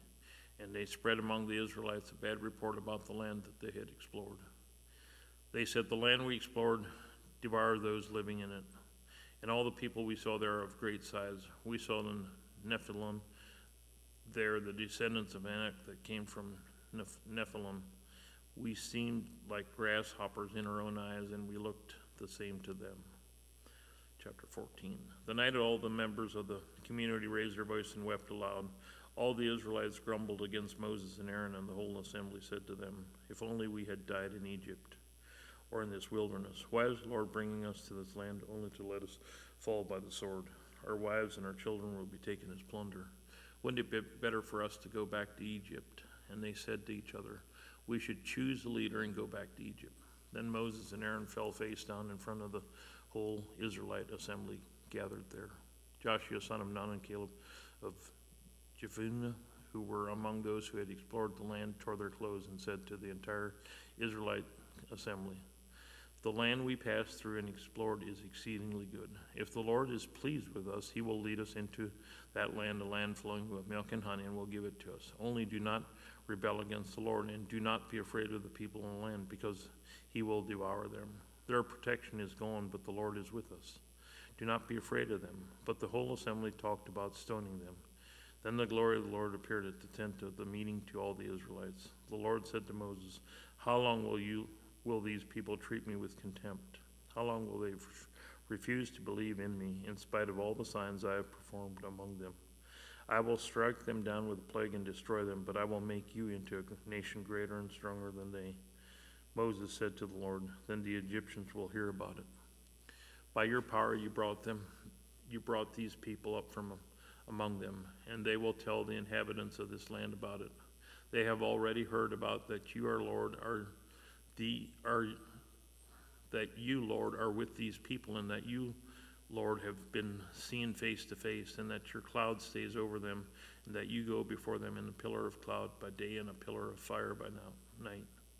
If you put all these people to death, leaving none alive, the nations who have heard this report about you will say, the Lord has not been able to bring these people into the land he promised them on oath, so he slaughtered them in the wilderness. Now may the Lord's strength be displayed just as you've declared.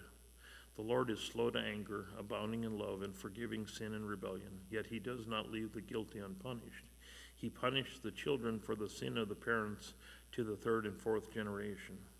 In accordance with your great love, forgive the sin of these people, just as you pardoned them from the time they've left Egypt until now.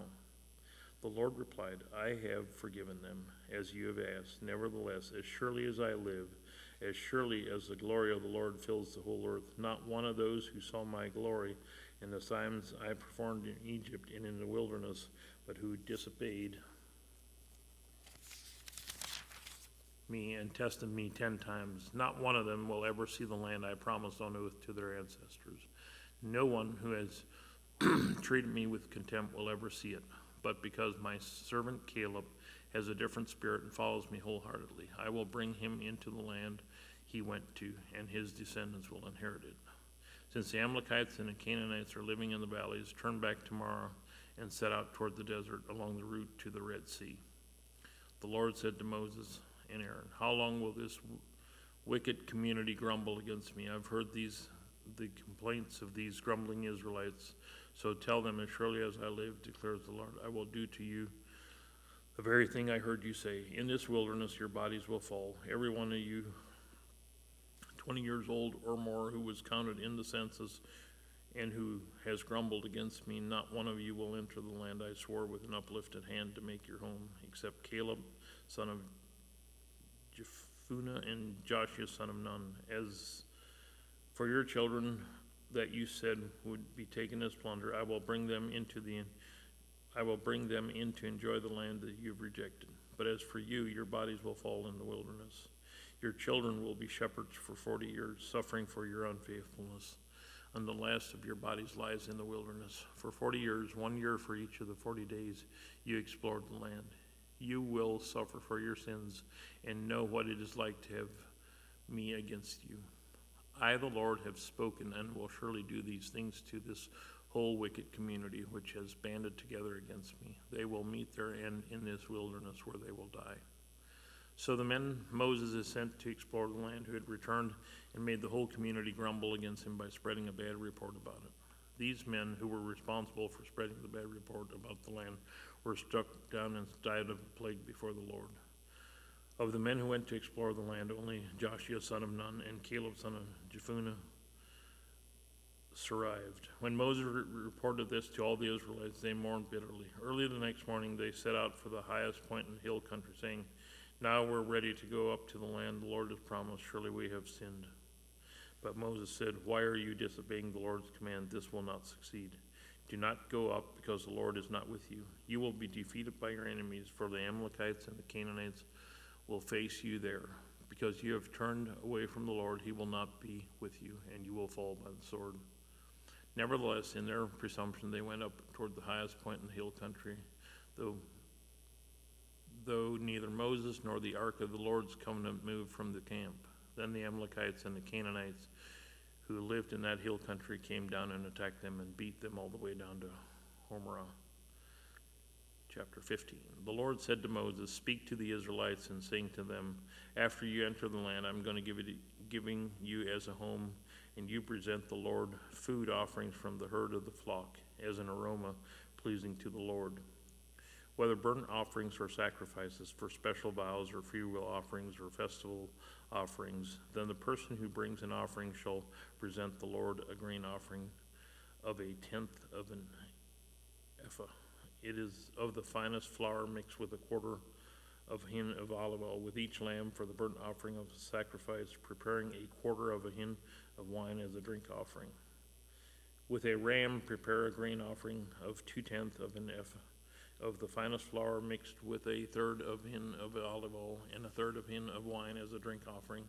Offer it as an aroma pleasing to the Lord. When you prepare a young bull as a burnt offering or a sacrifice for a special vow or a fellowship offering to the Lord, bring with the bull a grain offering of 3/10 of an ephah and the finest flour mixed with half of hin of olive oil. And also bring half a hin of wine as a drink offering. This will be a food offering, an aroma pleasing to the Lord. Each bull or ram, each lamb or young goat is to be prepared in this manner. Do this for each one, for as many as you prepare. Everyone who is native born must do these things in this way when they present a food offering with an aroma pleasing to the Lord. For the generations to come, whenever a foreigner or anyone else living among you presents a food offering as an aroma pleasing to the Lord, they must do it exactly as you do. The community is to have the same rules for you and for the foreigner residing among you. This is a lasting ordinance for the generations to come. You and the foreigner shall be the same before the Lord. The same laws and regulations shall apply both to you and the foreigner residing among you. The Lord said to Moses, "Speak to the Israelites and say to them, when you enter the land to which I am taking you, and you eat the food of the land, present a portion as an offering to the Lord. Present a loaf from the first of your ground meal, present it as an offering from the threshing floor. Throughout the generations to come, you are to give this offering to the Lord with the first of your ground meal. Now, if you, as a community, unintentionally fail to keep any of these commands the Lord gave Moses, any of the Lord's commands to you through him from the day the Lord gave them and continuing through the generations to come.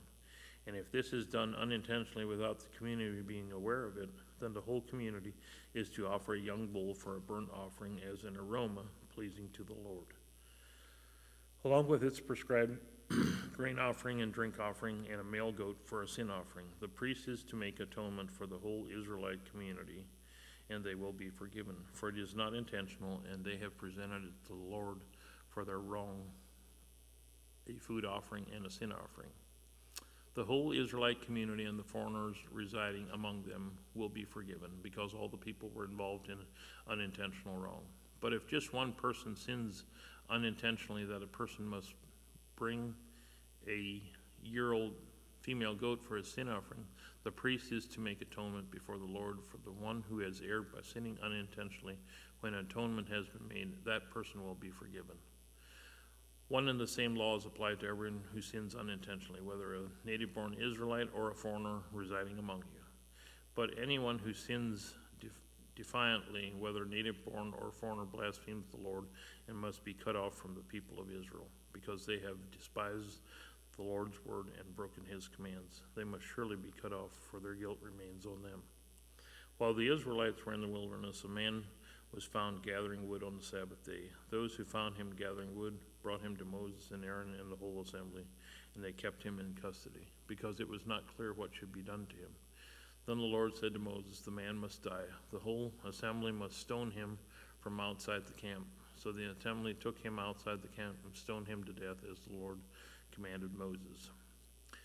The Lord said to Moses, "Speak to the Israelites and say to them, throughout the generations to come, you are to make tassels on the corner of your garments with a blue cord on each tassel. You will have these tassels to look at, and so that you will remember all the commands of the Lord, that you may obey them and not prostitute yourselves by chasing after lusts of your own hearts and eyes.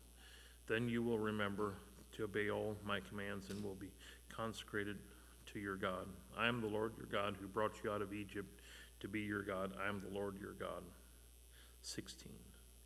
Korah, son of Izhar, the son of Kohath, the son of Levi, and the certain Reubenites, Dathan and Abram, son of Elab, and the son of Peleth, became insolent and rose up against Moses. When they were with them were 250 Israelite men, well-known community leaders who had been appointed members of the council. They came as a group to oppose Moses, and Aaron said to them, "You have gone too far. The whole community is holy, every one of them, and the Lord is with them.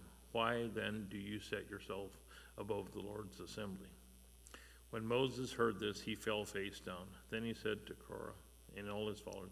In the morning the Lord will show who belongs to him and who is holy, and he will have that person come near him. The man he chooses will cause to come near him. You, Korah, and all your followers are to do this. Take censers, and tomorrow put burning coals and incense in them before the Lord. The man the Lord chooses will be the one who is holy. You Levites have gone too far.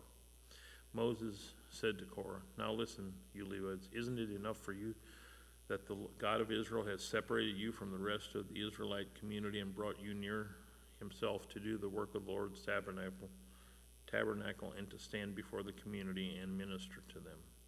He has brought you and all your fellow Levites near himself, but now you are trying to get the priesthood too. It is against the Lord that you and all your followers have banded together. Who is Aaron that you should grumble against him? Then Moses summoned Dathan and Abram, the son of Elab, but they said, we will not come. Isn't it enough that you have brought us up out of the land of milk flowing with milk and honey to kill us in the wilderness, and now you also want to lord it over us? Moreover, you haven't brought us into a land flowing with milk and honey or given us any inheritance of fields and vineyards. Do you want to treat these men like slaves? No, we will not come. Then Moses became very angry and said to the Lord, do not accept their offering. I have not taken as much as a donkey from them, nor have I wronged any of them. Moses said to Korah, you and all your followers are to appear before the Lord tomorrow, you and they and Aaron. Each man is to take his censer, pull it in incense, and in it 250 censers in all, and present it before the Lord. You and Aaron are to present your censers also. So each of them took his censer, put burning coals in it and incense in it, and stood with Moses and Aaron at the entrance to the tent of meeting. When Korah had gathered all his followers in opposition to them at the entrance of the tent of meeting, the glory of the Lord appeared to the entire assembly. The Lord said to Moses and Aaron, separate yourselves from this assembly, so I can put an end to them at once. But Moses and Aaron fell face down and cried, O God, the God who gives breath to all living things, will you be angry with the entire assembly when only one man sins? Then the Lord said to Moses, say to the assembly, move away from the tents of Korah, Dathan, and Abram. Moses got up and went to Dathan and Abram, and the elders of Israel followed him, and he warned the assembly, move back from the tents of these wicked men. Do not touch anything that belongs to them, or you will be swept away because of all their sins. So they moved away from the tents of Korah, Dathan, and Abram. Dathan and Abram had come out and were standing with their wives, children, and little ones at the entrances to their tents. Then Moses said, This is how you will know that the Lord has sent me to do all these things, and that it was not my idea. If these men die a natural death and suffer the fate of all mankind, then the Lord has not sent me.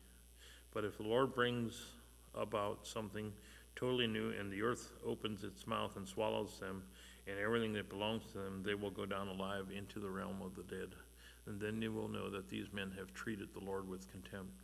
As soon as he had finished saying this, all the ground underneath them split open, and the earth opened its mouth and swallowed them and their households and all those associated with Korah, together with their possessions. They went down alive into the realm of the dead with everything they owned. The earth closed over them, and they perished and were gone from the community. At their cries, all the Israelites around them fled, shouting, the earth is going to swallow us too. And the fire came out of the Lord and consumed the 250 men who were offering the incense.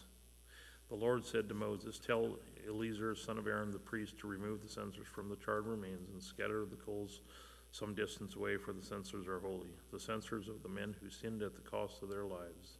Hammer the censers into the sheets to overlay the altar, for they are to be presented before the Lord and have become holy. Let them be a sign to the Israelites.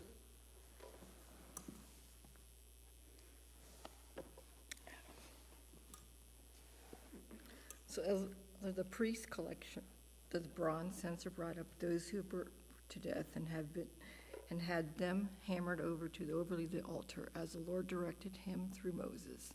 This was to remind the Israelites that no one except a descendant of Aaron should come to burn incense before the Lord, or he would become like Korah and his followers. The next day, the whole Israelite community grumbled against Moses and Aaron. "You have killed the Lord's people," they said. But when the assembly gathered in opposition to Moses and Aaron and turned toward the tent of meeting, suddenly the cloud covered it, and the glory of the Lord appeared. Then Moses and Aaron went to the front of the tent of meeting, and the Lord said to Moses, "Get away from this assembly so I can put an end to them at once."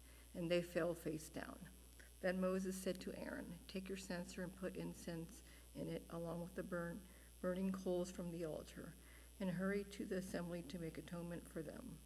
Wrath has come out from the Lord. The plagues has started." So Aaron did as Moses said and ran into the midst of the assembly. The plague had already started among the people, but Aaron offered the incense and made atonement for them. He stood between the living and the dead, and the plague stopped, but 14,700 people died from the plague in addition to those who had died because of Korah. Then Aaron returned to Moses at the entrance to the tent of meeting, for the plague had stopped. Chapter 17. The Lord said to Moses, "Speak to the Israelites and give 12 staffs from them, one for the leader of each of the ancestral tribes. Write the name of each man on his staff.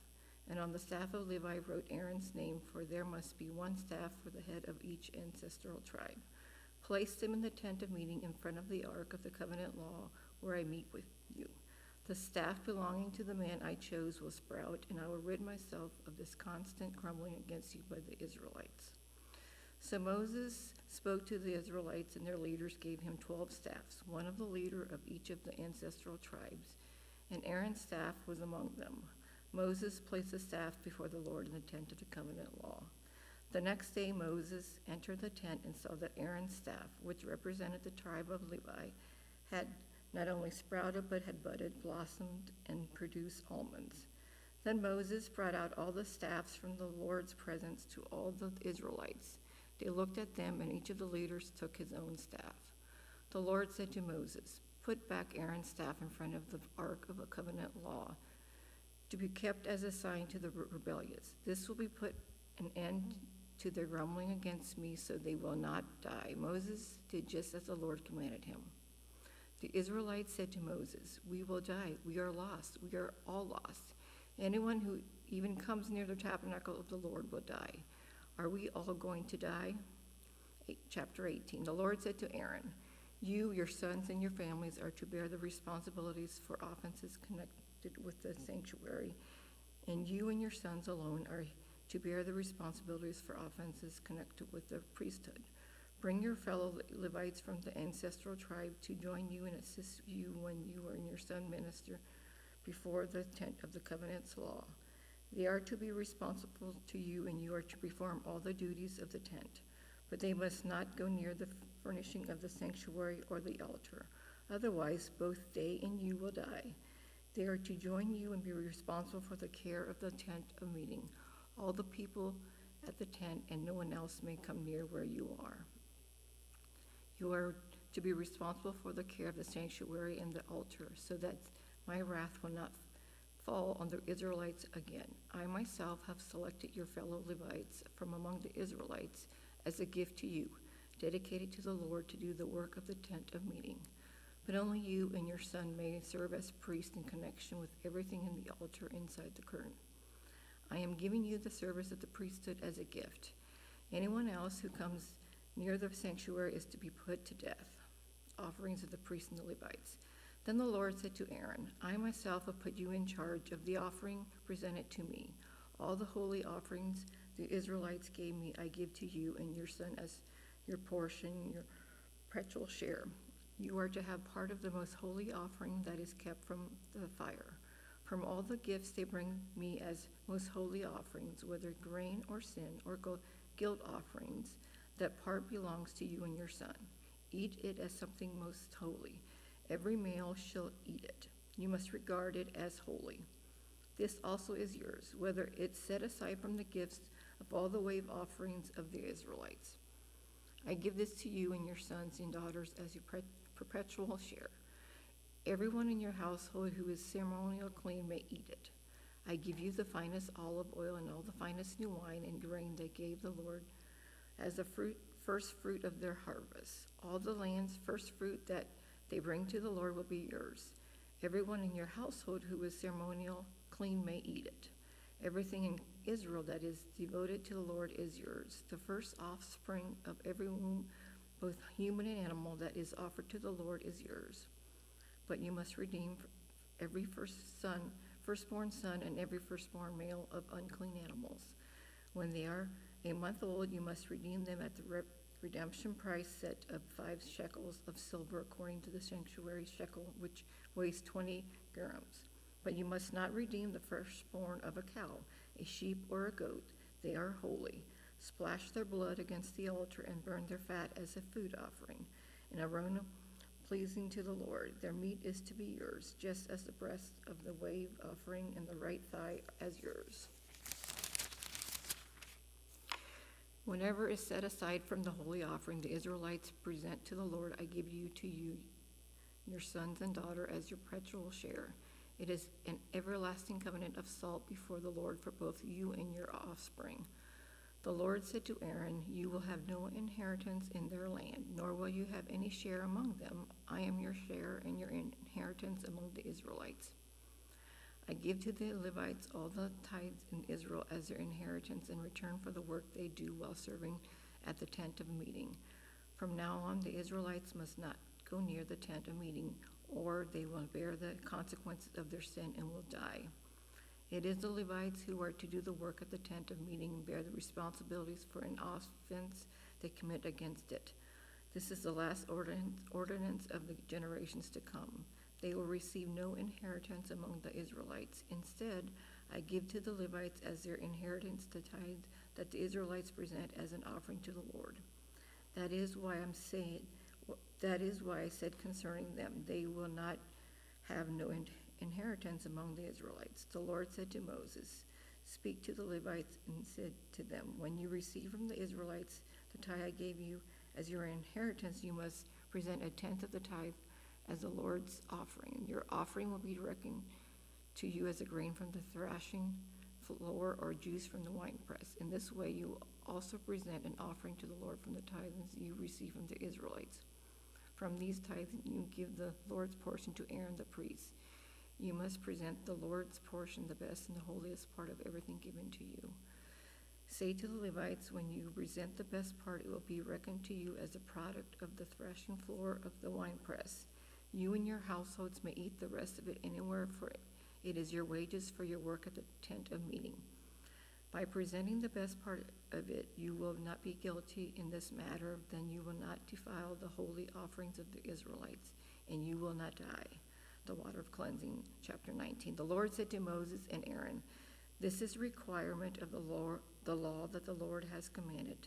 Tell the Israelites to bring you a red heifer without defect or blemish, and that has never been under a yoke. Give it to Eleazar the priest. It is to be taken outside the camp and slaughtered in his presence. Then Eleazar the priest is to take some of his blood on his finger and sprinkle it 7 times toward the front of the tent of meeting. While he watches, the heifer is to be burned, its hides, flesh, blood, and intestines. The priest is to take some cider wood, hyssop, and scarlet wool and throw them into the burning heifer. After that, the priest must wash his clothes and bathe himself with water. He may then come into the camp, and he will be ceremonial unclean till evening. The man who burns it must be also washed his clothes and bathed with water, and he too will be unclean till evening. A man who is clean shall gather up the ashes of the heifer and put them in a ceremonial clean place outside the camp.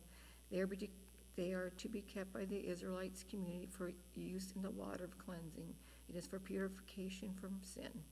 The man who gathers up in the ashes of the heifers must also wash his clothes, and he too will be unclean till evening. This will be a last ordinance both for the Israelites and the foreigners residing among them. Whoever touches a human corpse will be unclean for 7 days. They must purify themselves with the water on the 3rd day and on the 7th day. Then they will be clean. But if they do not purify themselves on the 3rd and 7th day, they will not be clean. If they fail to purify themselves after touching a human corpse, they defile the Lord's tabernacle. They must be cut off from Israel. Because the water of cleansing has not been sprinkled on them, they are unclean. Their uncleanliness remains on them. This is the law that applies when a person dies in a tent. Anyone who enters the tent and anyone who is in it will be unclean for 7 days.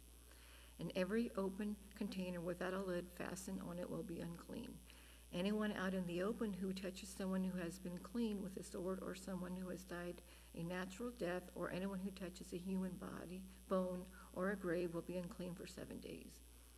For the unclean person puts some ashes from the burnt purification offering into a jar and pours fresh water over them.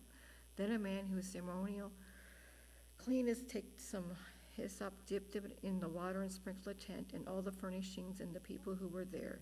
He must also sprinkle anyone who has touched a human bone or a grave, or anyone who has been killed, or anyone who has died a natural death. The man who is clean is to sprinkle those who are unclean on the 3rd and 7th day, and on the 7th day he is to purify them. Those who are being cleansed must wash their clothes and bathe them with water, and that evening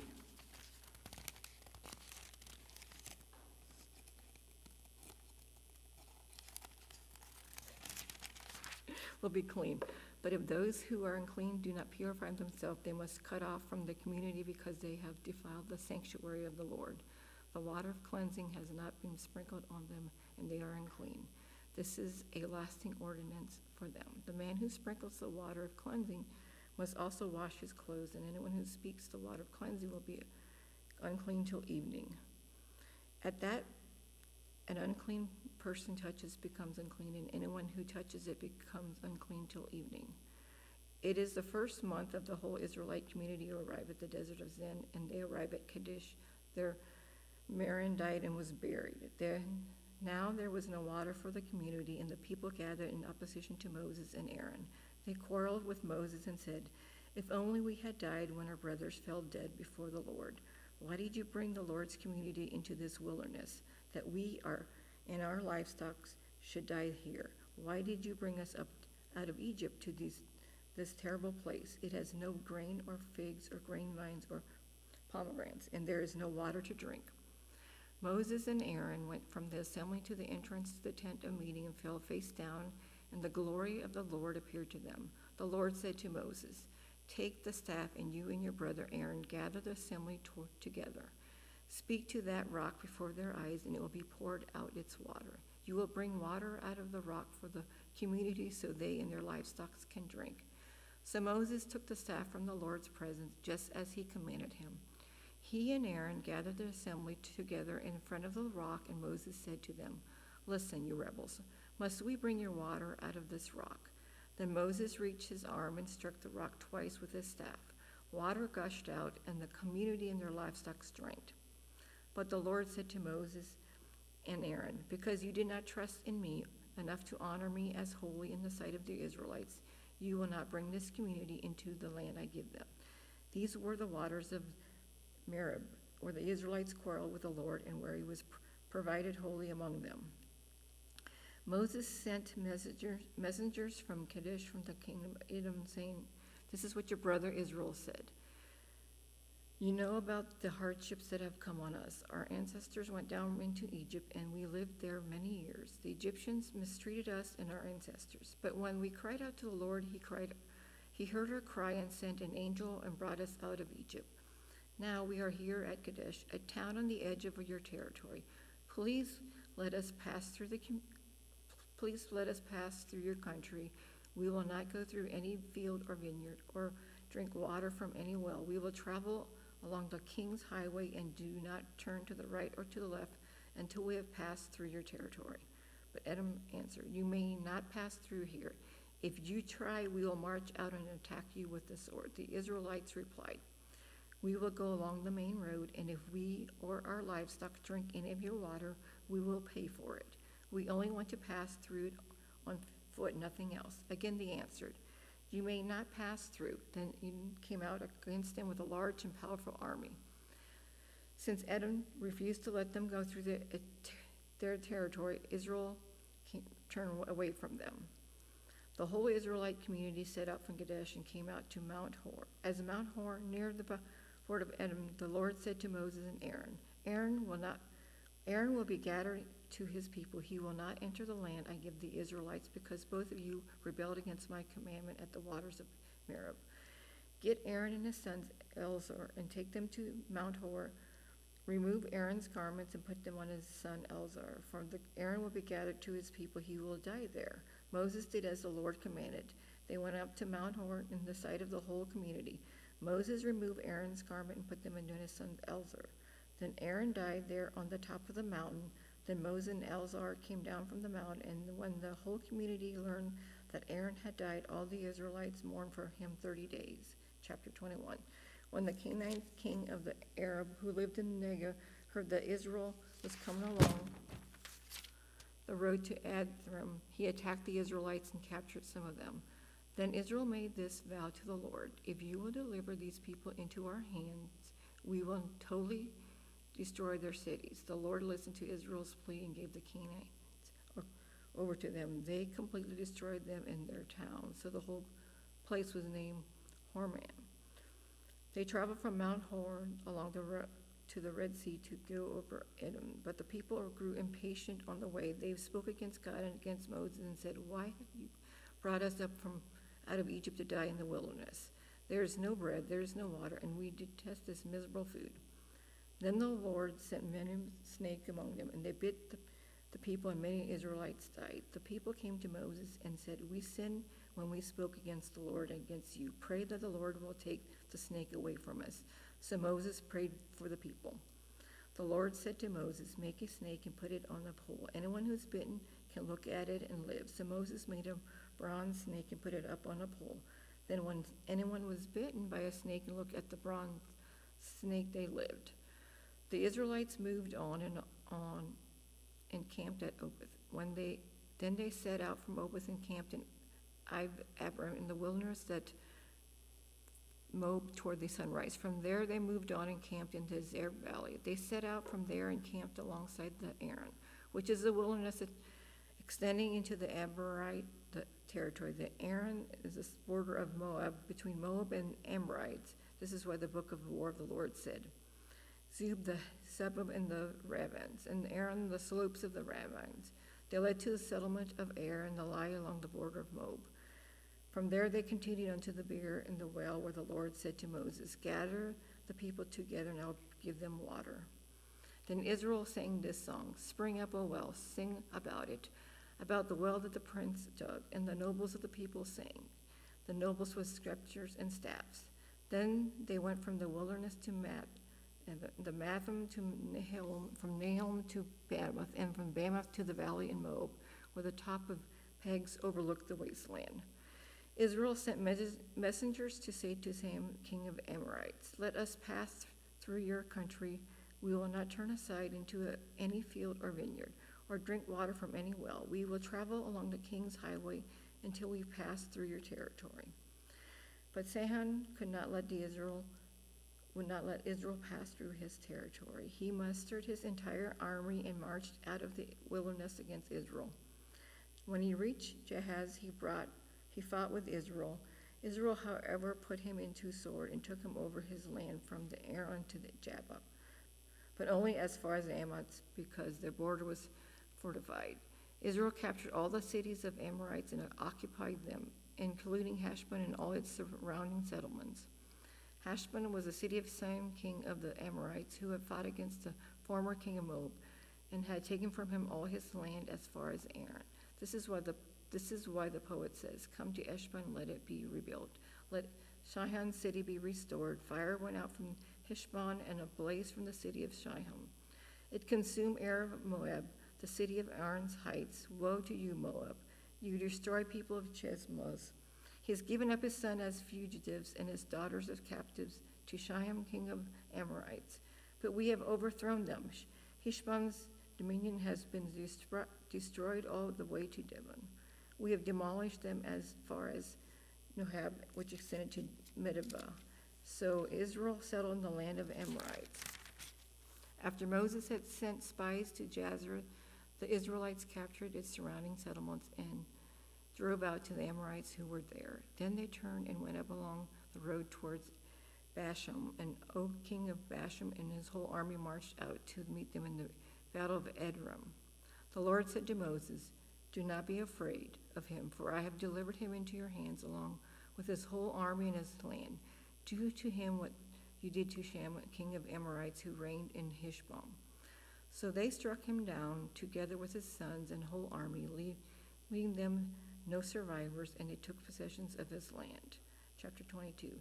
Then the Israelites traveled to the plains of Moab and camped along the Jordan across to Jericho. Now Balak, son of Zippor, saw all that Israel had done to Amorites in Moab, was terrified because there were so many people. Indeed, Moab was filled with dread because of the Israelites. The Moabites said to the elders of Midian that this horde is going to lick up everything around us as an ox licks up the grass of the field. So Moloch, son of Zippor, who was king of Moab at the time, sent messenger to summon Balaam, son of Beor, who was at Pethro near the Ephraim's river in his native land. Balak said, "A people has come out of Egypt. They cover the face of the land and have settled next to me. Now come and put a curse on these people because they are too powerful for me. Perhaps then I will be able to defeat them and drive them out of the land. For I know that whoever you bless is blessed, and whoever you curse is cursed." The elders of Moab and Midian left, taking them with the fee for divination. When they came to Balaam, they told him what Balak had said. "Spend the night here," Balaam said to them, "and I will report back to you with the answer to the Lord gives me." So the Moabite officials stayed with him. God gave Balaam and asked, "Who are these men with you?" Balaam said to God, "Balak, son of Zippor, king of Moab, sent me this message. A people that has come out of Egypt covers the face of the land. Now come and put a curse on them for me. Perhaps then I will be able to fight them and drive them away." But God said to Balaam, "Do not go with them. You must not put a curse on these people because they are blessed." The next morning Balaam got up and said to Balak's officials, "Go back to your own country, for the Lord has refused to let them go with you." So the Moab's officials returned to Balak and said, "Balaam refused to come with us." Then Balak sent other officials more numerous and more distinguished than the first. They came to Balaam and said, "This is what Balak, son of Zippor, said. Do not let anything keep you from coming to me, because I will reward you handsomely and do whatever you say. Come and put a curse on these people for me." But Balaam answered them, "Even if Balak gave me all the silver and gold in his palace, I could not do anything great or small to go beyond the command of the Lord my God. Now spend the night here so I can find out what else the Lord will tell me." That night God gave to Balaam and said, "Since these men have come to summon you with them, but do only what I tell you." Balaam got up in the morning, saddled his donkey, and went up with the Moab's officials. But God was very angry when he went, and the angel said to the Lord, stood in the road to oppose. Balaam was riding on his donkey, and his servants were with him. Then the donkey saw the angel of the Lord standing in the road with a drawn sword in his hand. It turned off the road into the field. Balaam beat it to get it back on the road. Then the angel of the Lord stood in the narrow path through the vineyard with the walls on both sides. When the donkey saw the angel of the Lord, it pressed close to the wall, crushing Balaam's foot against it. So he beat the donkey again. Then the angel of the Lord moved on ahead, stood in the narrow place where there was no room to turn either to the right or to the left. When the donkey saw the angel of the Lord, it laid down on Balaam. He was angry, and he beat it in his staff. Then the Lord opened the donkey's mouth and said to Balaam, "What have I done to you to make you beat these 3 times?" Balaam answered the donkey, "You have made a fool of me. If only I had a sword in my hand, I would kill you right now." The donkey said to Balaam, "Am I not your donkey, which you have also ridden? To this day have I been in the habit of doing this to you?" Then he said, Then the Lord opened Balaam's eye and saw the angel of the Lord standing in the road on his sword drawn. So he bowed down and fell face down. The angel of the Lord asked him, Why have you beaten your donkey 3 times? I have come here to oppose you because your path is reckless one before me. The donkey saw me and turned away from me these 3 times.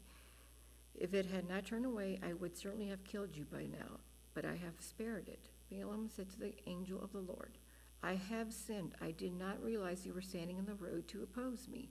Now, if you are displeased, I will go back. The angel of the Lord said to Balaam, Go with the man, but speak only what I tell you. So Balaam went with Balak's officials. When Balak heard that Balaam was coming, he went out to meet him with the Moabite town on the Aram border at the edge of his territory. Balak said to Balaam, "Did I not send you an urgent summons? Why didn't you come to me? Am I really not able to reward you? Well, I have come to you now," Balaam replied, "but I can't say whatever I please. I must speak only what God puts in my mouth." Then Balaam went with Balak to Kerith Cushit. Balak sacrificed cattle and sheep and gave some to Balaam and the officials who were with him. The next morning Balak took Balaam up to Bamoth Baal, and from there he could see outskirt from the Israelite camp. Balaam said, "Build me 7 altars here and prepare 7 bulls and 7 rams for me." Balak did as Balaam said, and the 2 of them offered a bull and ram on each altar. Then Balaam said to Balak, "Stay here beside your offerings while I go outside. Perhaps the Lord will come to meet with me. Whenever he reveals to me, I will tell you." Then he went off to a barren height. God met with him, and Balaam said, "I have prepared 7 altars, and on each altar I have offered a bull and a ram." The Lord put a word in Balaam's mouth and said, "Go back to Balak and give him his word." So he went back to him and found him standing beside his offering with the Moabite officials. Then Balaam spoke his message. Balak brought back from Aram the king of Moab from the eastern mountains. "Come," he said, "curse Jacob for me. Come, denounce Israel. How can I curse those who God has not cursed? How can I denounce those who the Lord has not denounced? From the rocky peaks I see them, from the heights I view them. I see a people who live apart and do not consider themselves one of the nations. Who can count the dust of Jacob or number even a fourth of Israel? Let me die the death of the righteous, and may my final end be like theirs." Balak said to Balaam, "What have you done to me? I brought you to curse my enemies, but you have done nothing but bless them." He answered, "Must I not speak what the Lord puts in my mouth?"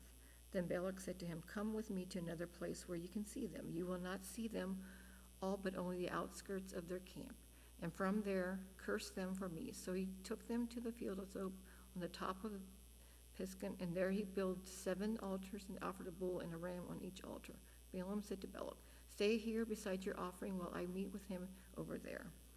The Lord met with Balaam and put a word in his mouth and said, "Go back to Balak and give him his word."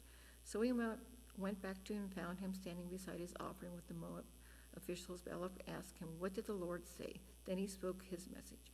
"Arise, Balak, and listen. Hear me, son of Zippor. God is not human that he should lie, not a human being that he should change his mind.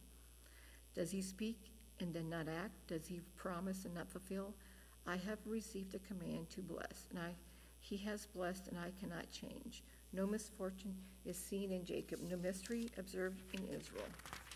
The Lord their God is with them. The shout of God, King is among them. God brought them out of Egypt. They had the strength of a wild ox. There is no divination against Jacob, no evil minds against Israel. It will now be said of Jacob and Israel, see what God has done. The people rise like a lioness, they rose themselves like a lion. They did not rest till it devours its prey and drinks the blood of its victim. Then Balak said to Balaam, neither curse them or all, nor bless them at all. Balaam answered, did I not tell you I must do whatever the Lord says? Then Balak said to Balaam, come and let me take you to another place. Perhaps it will be pleased God to let you curse them from there. And Balak took Balaam to the top of Herer, overlooking the wasteland. Balaam said, build me 7 altars here and prepare 7 bulls, 7 rams for me. And Balak did as Balaam had said and offered a bull and an offering on each altar.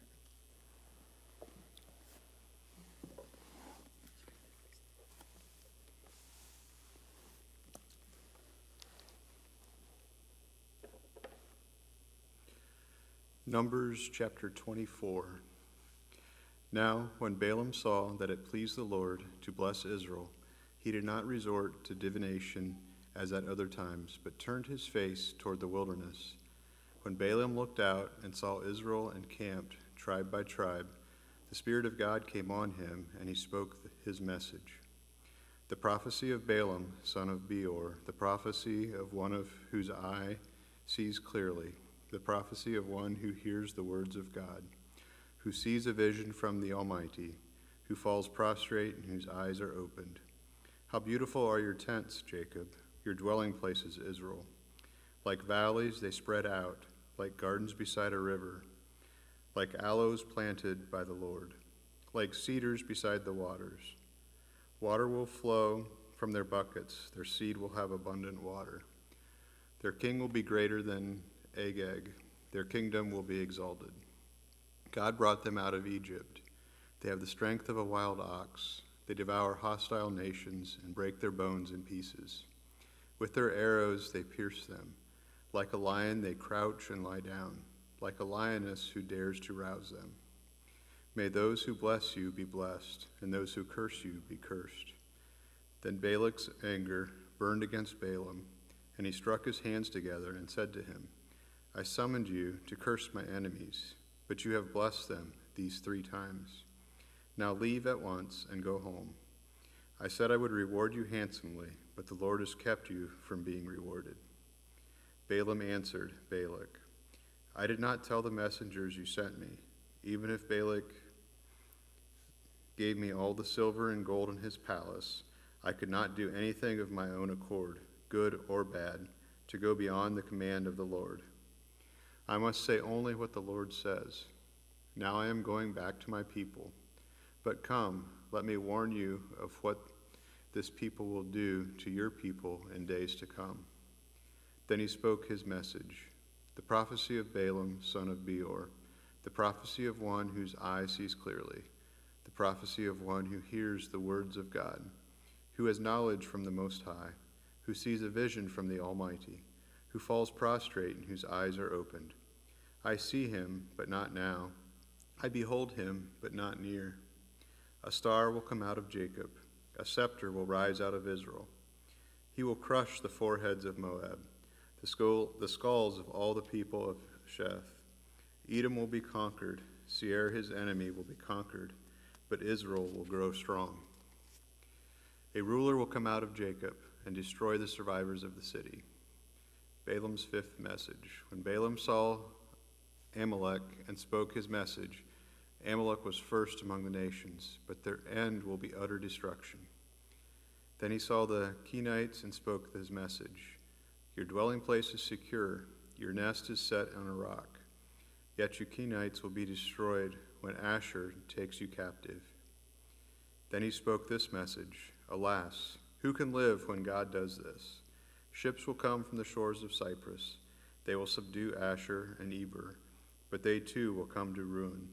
Then Balaam got up and returned home, and Balak went his own way.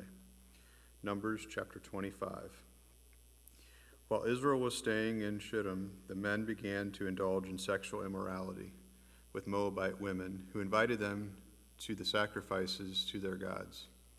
The people ate the sacrificial meal and bowed down before these gods.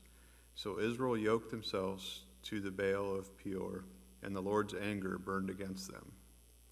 The Lord said to Moses, Take all the leaders of these people, kill them, and expose them in broad daylight before the Lord, so the Lord's fierce anger may turn away from Israel. So Moses said to Israel's judges, Each of you must put to death those of your people who have yoked themselves to the Baal of Peor. Then an Israelite man brought into the camp a Midianite woman right before the eyes of Moses and the whole assembly of Israel, while they were weeping at the entrance to the tent of meeting. When Phinehas, son of Eleazar, the son of Aaron, the priest, saw this, he left the assembly, took a spear in his hand, and followed the Israelite into the tent. He drove the spear into both of them, right through the Israelite man and into the woman's stomach. Then the plague against the Israelites was stopped. But those who died in the plague numbered 24,000. The Lord said to Moses, Phinehas, son of Eleazar, the son of Aaron, the priest, has turned my anger away from the Israelites, since he was as zealous for my honor among them as I am. I did not put an end to them in my zeal. Therefore tell him, I am making my covenant of peace with him. He and his descendants will have a covenant of lasting priesthood, because he was zealous for the honor of his God and made atonement for the Israelites. The name of the Israelite who was killed with the Midianite woman was Zimri, son of Salu, the leader of a Simeonite family. And the name of the Midianite woman who was put to death was Cosbi, daughter of Zur, a tribal chief of a Midianite family. The Lord said to Moses, "Treat the Midianites as enemies and kill them. They treated you as enemies when they deceived you in the Peor incident involving their sister Cosbi, the daughter of a Midianite leader, the woman who was killed when the plague came as a result of that incident." Numbers chapter 26. After the plague, the Lord said to Moses and Eleazar, son of Aaron the priest, "Take a census of the whole Israelite community by families, all of those 20 years old or more who are able to serve in the army of Israel." So on the plains of Moab by the Jordan, across from Jericho, Moses and Eleazar the priest spoke with them and said, "Take a census of the men 20 years old or more, as the Lord commanded Moses. These are the Israelites who came out of Egypt. The descendants of Reuben, the firstborn son of Israel, were through Hanok, the Hanokite clan, through Palu, the Paluite clan, through Hezron, the Hezronite clan, through Carmi, the Carmite clan. These are the clans of Reuben. Those numbered were 43,730. The son of Palu was Eliab. The sons of Eliab were Nemuel, Dathan, and Abiram. The son of Dathan and Abiram were the community officials who rebelled against Moses and Aaron and were among Korah's followers when they rebelled against the Lord. The earth opened its mouth and swallowed them along with Korah, whose followers died when the fire devoured the 250 men. And they served as a warning sign. The line of Korah, however, did not die out. The descendants of Simeon by their clans were through Nemuel, the Nemulite clan, through Jamin, the Jaminite clan, through Jachin, the Jachinite clan, through Zerah, the Zerahite clan, through Shaul, the Shaulite clan. These are the clans of Simeon. Those numbered were 22,200. The descendants of Gad by their clans were through Zephon, the Zephonite clan, through Haggai, the Haggite clan, through Shanu, the Shunite clan, through Ozni, the Oznite clan, through Eri, the Erite clan, through Arodi, the Arodite clan, through Areli, the Arelite clan. These are the clans of Gad. Those numbered were 40,500. And Onan were sons of Judah, but they died in Canaan. The descendants of Judah by their clans were through Shelah, the Shelonite clan, through Perez, the Perizzite clan, through Zerah, the Zerahite clan. The descendants of Perez were through Hezron, the Hezronite clan, through Hamul, the Hamulite clan. These were the clans of Judah. Those numbered were 76,500. The descendants of Issachar by their clans were through Tola, the Toliite clan, through Pu, the Puite clan, through Jashub, the Jeshubite clan, through Shimron, the Shimronite clan. These were the clans of Issachar. Those numbered were 64,300. The descendants of Zebulun by their clans were through Sered, the Seredite clan, through Elon, the Elonite clan, through Jaleel, the Jaleelite clan. These were the clans of Zebulun. Those numbered were 60,500. The descendants of Joseph by their clans through Manasseh and Ephraim were the descendants of Manasseh, through Machir, the Machirite clan. Machir was the father of Gilead. Through Gilead, the Gileadite clan. These were the descendants of Gilead. Through Ezer, the Israelite clan. Through Halak, the Halakite clan. Through Ezreel, the Ezreelite clan.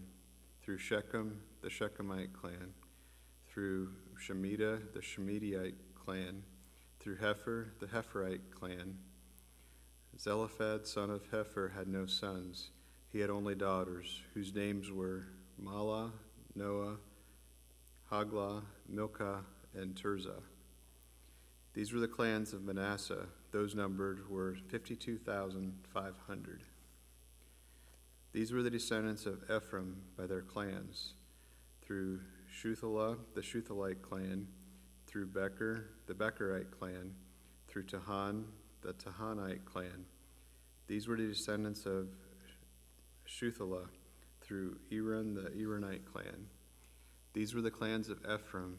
Those numbered were 32,500. These were the descendants of Joseph by their clans. The descendants of Benjamin by their clans were through Bela, the Beliite clan, through Ashbel, the Ashbelite clan, through Ahiram, the Haramite clan, through Shupham, the Shuphamite clan, through Hupham, the Huphamite clan. The descendants of Bela through Ard and Naaman were through Ard, the Ardite clan, through Naaman, the Naamite clan. These were the clans of Benjamin. Those numbered were 45,600.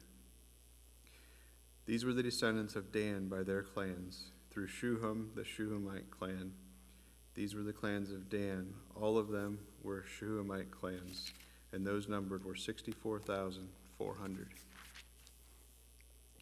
The descendants of Asher by their clans were through Imnah, the Imnite clan, through Ishvi, the Ishvite clan, through Bera, the Berite clan, and through the descendants of Bera, through Heber, the Heberite clan, through Malchiel, the Malchielite clan. Asher had a daughter named Sarah. These were the clans of Asher. Those numbered were 53,400. The descendants of Naphtali by their clans were through Jaziel, the Jazielite clan, through Guni, the Gunite clan, through Jezer, the Jezerite clan, through Shelam, the Shelamite clan. These were the clans of Naphtali. Those numbered were 45,400. The total number of men of Israel were 601,730. The Lord said to Moses, "The land is to be allotted to them as an inheritance based on the number of names. To a larger group give a larger inheritance, and to a smaller group a smaller one. Each is to receive its inheritance according to the number of those listed. Be sure that the land is distributed by lot. What each group inherits will be according to the names for its ancestral tribe. Each inheritance is to be distributed by lot among the larger and smaller groups. These were the Levites who were counted by their clans. Through Gershom, the Gershonite clan, through Kohath, the Kohathite clan, through Merari, the Merarite clan. These also were Levite clans: the Libnite clan, the Hebronite clan, the Malite clan, the Mushite clan, the Korahite clan. Korath was the forefather of Amram. The name of Amram's wife was Jochebed, a descendant of Levi, who was born to the Levites in Egypt. To Amram she bore Aaron, Moses, and their sister Miriam. Aaron was the father of Nadab and Abihu, Eleazar and Ithamar. But Nadab and Abihu died when they made an offering before the Lord with unauthorized fire. All of the male Levites, a month old or more, numbered 23,000. They were not counted along with the other Israelites because they received no inheritance among them.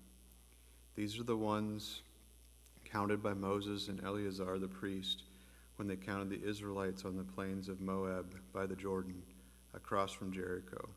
Not one of them was among those counted by Moses and Aaron the priest when they counted the Israelites in the desert of Sinai. For the Lord had told those Israelites they would surely die in the wilderness, and not one of them was left except Caleb, son of Jephunneh, and Joshua, son of Nun. Numbers chapter 27. The daughters of Zelophehad, son of Hepher, the son of Gilead, the son of Machir, the son of Manasseh, belonged to the clans of Manasseh, son of Joseph. The names of the daughters were Mela, Noah, Haglah, Milcah, and Tirzah. They came forward and stood before Moses, Eleazar the priest, and the leaders, and the whole assembly at the entrance to the tent of meeting, and said, "Our father died in the wilderness. He was not among Korah's followers who banded together against the Lord, but he died for his own sin and left no sons. Why should our father's name disappear from his clan because he had no son? Give us property among our father's relatives." So Moses brought their case before the Lord, and the Lord said to him, "What Zelophehad's daughters are saying is right. You must certainly give them property as an inheritance among their father's relatives, and give their father's inheritance to them. Say to the Israelites, if a man dies and leaves no son, give his inheritance to his daughter.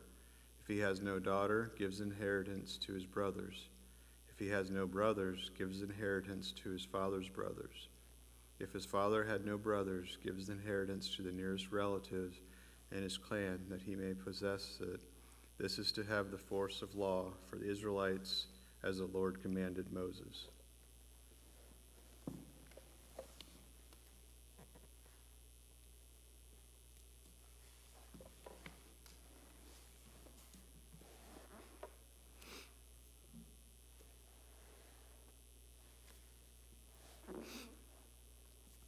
Joshua to succeed Moses. Then the Lord said to Moses, "Go up this mountain in the Abraham range and see the land I have given the Israelites. After you have seen it, you too will be gathered to your people, as your brother Aaron was. For when the community rebelled at the waters in the desert of Zin, both of you disobeyed my command to Hanesser or me as holy before their eyes. These were the waters of Meribah, Kadesh, and the desert of Zin. Moses said to the Lord, May the Lord, the God who gives breath to all living things, appoint someone over this community, to go out and come in before them, one who will lead them out and bring them in, so the Lord's people will not be like sheep without a shepherd. So the Lord said to Moses, Take Joshua, son of Nun, a man in whom is the spirit of leadership, and lay your hand on him. Have him stand before Eleazar, the priest, and the entire assembly, and commission him in their presence. Give him some of your authority, so the whole Israelite community will obey him. He is to stand before Eleazar the priest, who will obtain decisions for him by inquiring of the Urim before the Lord. At his command, he and the entire community of the Israelites will go out, and his command they will come in. Moses did as the Lord commanded him. He took Joshua and had him stand before Eleazar the priest and the whole assembly. Then he laid his hands on him and commissioned him, as the Lord instructed through Moses. Numbers chapter 28. The Lord said to Moses, Give this command to the Israelites and say to them, Make sure that you present to me at the appointed time my food offerings, as an aroma pleasing to me. Say to them, This is the food offering you are to present to the Lord. 2 lambs a year old without defect, as a regular burnt offering each day. Offer 1 lamb in the morning and the other at twilight, together with a grain offering of 1/10 of an ephah of the finest flour mixed with 1/4 of a hin of oil from pressed olives. This at the regular burnt offering instituted at Mount Sinai as a pleasing aroma, a food offering presented to the Lord. The accompanying drink offering is to be 1/4 of hin, a fermented drink with each lamb. Pour out the drink offering to the Lord at the sanctuary. Offer the 2nd lamb at twilight, along with the same kind of grain offering and drink offering that you offer in the morning. This is a food offering and the aroma pleasing to the Lord. Sabbath offerings. On the Sabbath day, make an offering of 2 lambs a year old without defect, together with its drinks offering and a grain offering of 2/10 of an ephah of the finest flour mixed with olive oil. This is the burnt offering for every Sabbath, in addition to the regular burnt offering and its drink offering. Monthly offerings. On the 1st of every month, present to the Lord a burnt offering of 2 young bulls, 1 ram, and 7 male lambs a year old, all without defect. With each bull there is to be a grain offering of 3/10 of an ephah of the finest flour mixed with oil. With the ram, a grain offering of 2/10 of an ephah of the finest flour mixed with oil. And with each lamb, a grain offering of 1/10 of an ephah of the finest flour mixed with oil. This is for a burnt offering, a pleasing aroma, a food offering presented to the Lord. With each bull there is to be a drink offering of 1/2 of a hin of wine. With the ram, 1/3 of a hin, and with each lamb, 1/4 of a hin. This is the monthly burnt offering to be made at each new moon during the year. Besides the regular burnt offering with its drink offering, one male goat is to be presented to the Lord as a sin offering. The Passover. On the 14th day of the first month, the Lord's Passover is to be held. On the 15th day of this month, there is to be a festival. For 7 days, eat bread made without yeast. On the first day, hold a sacred assembly and do no regular work.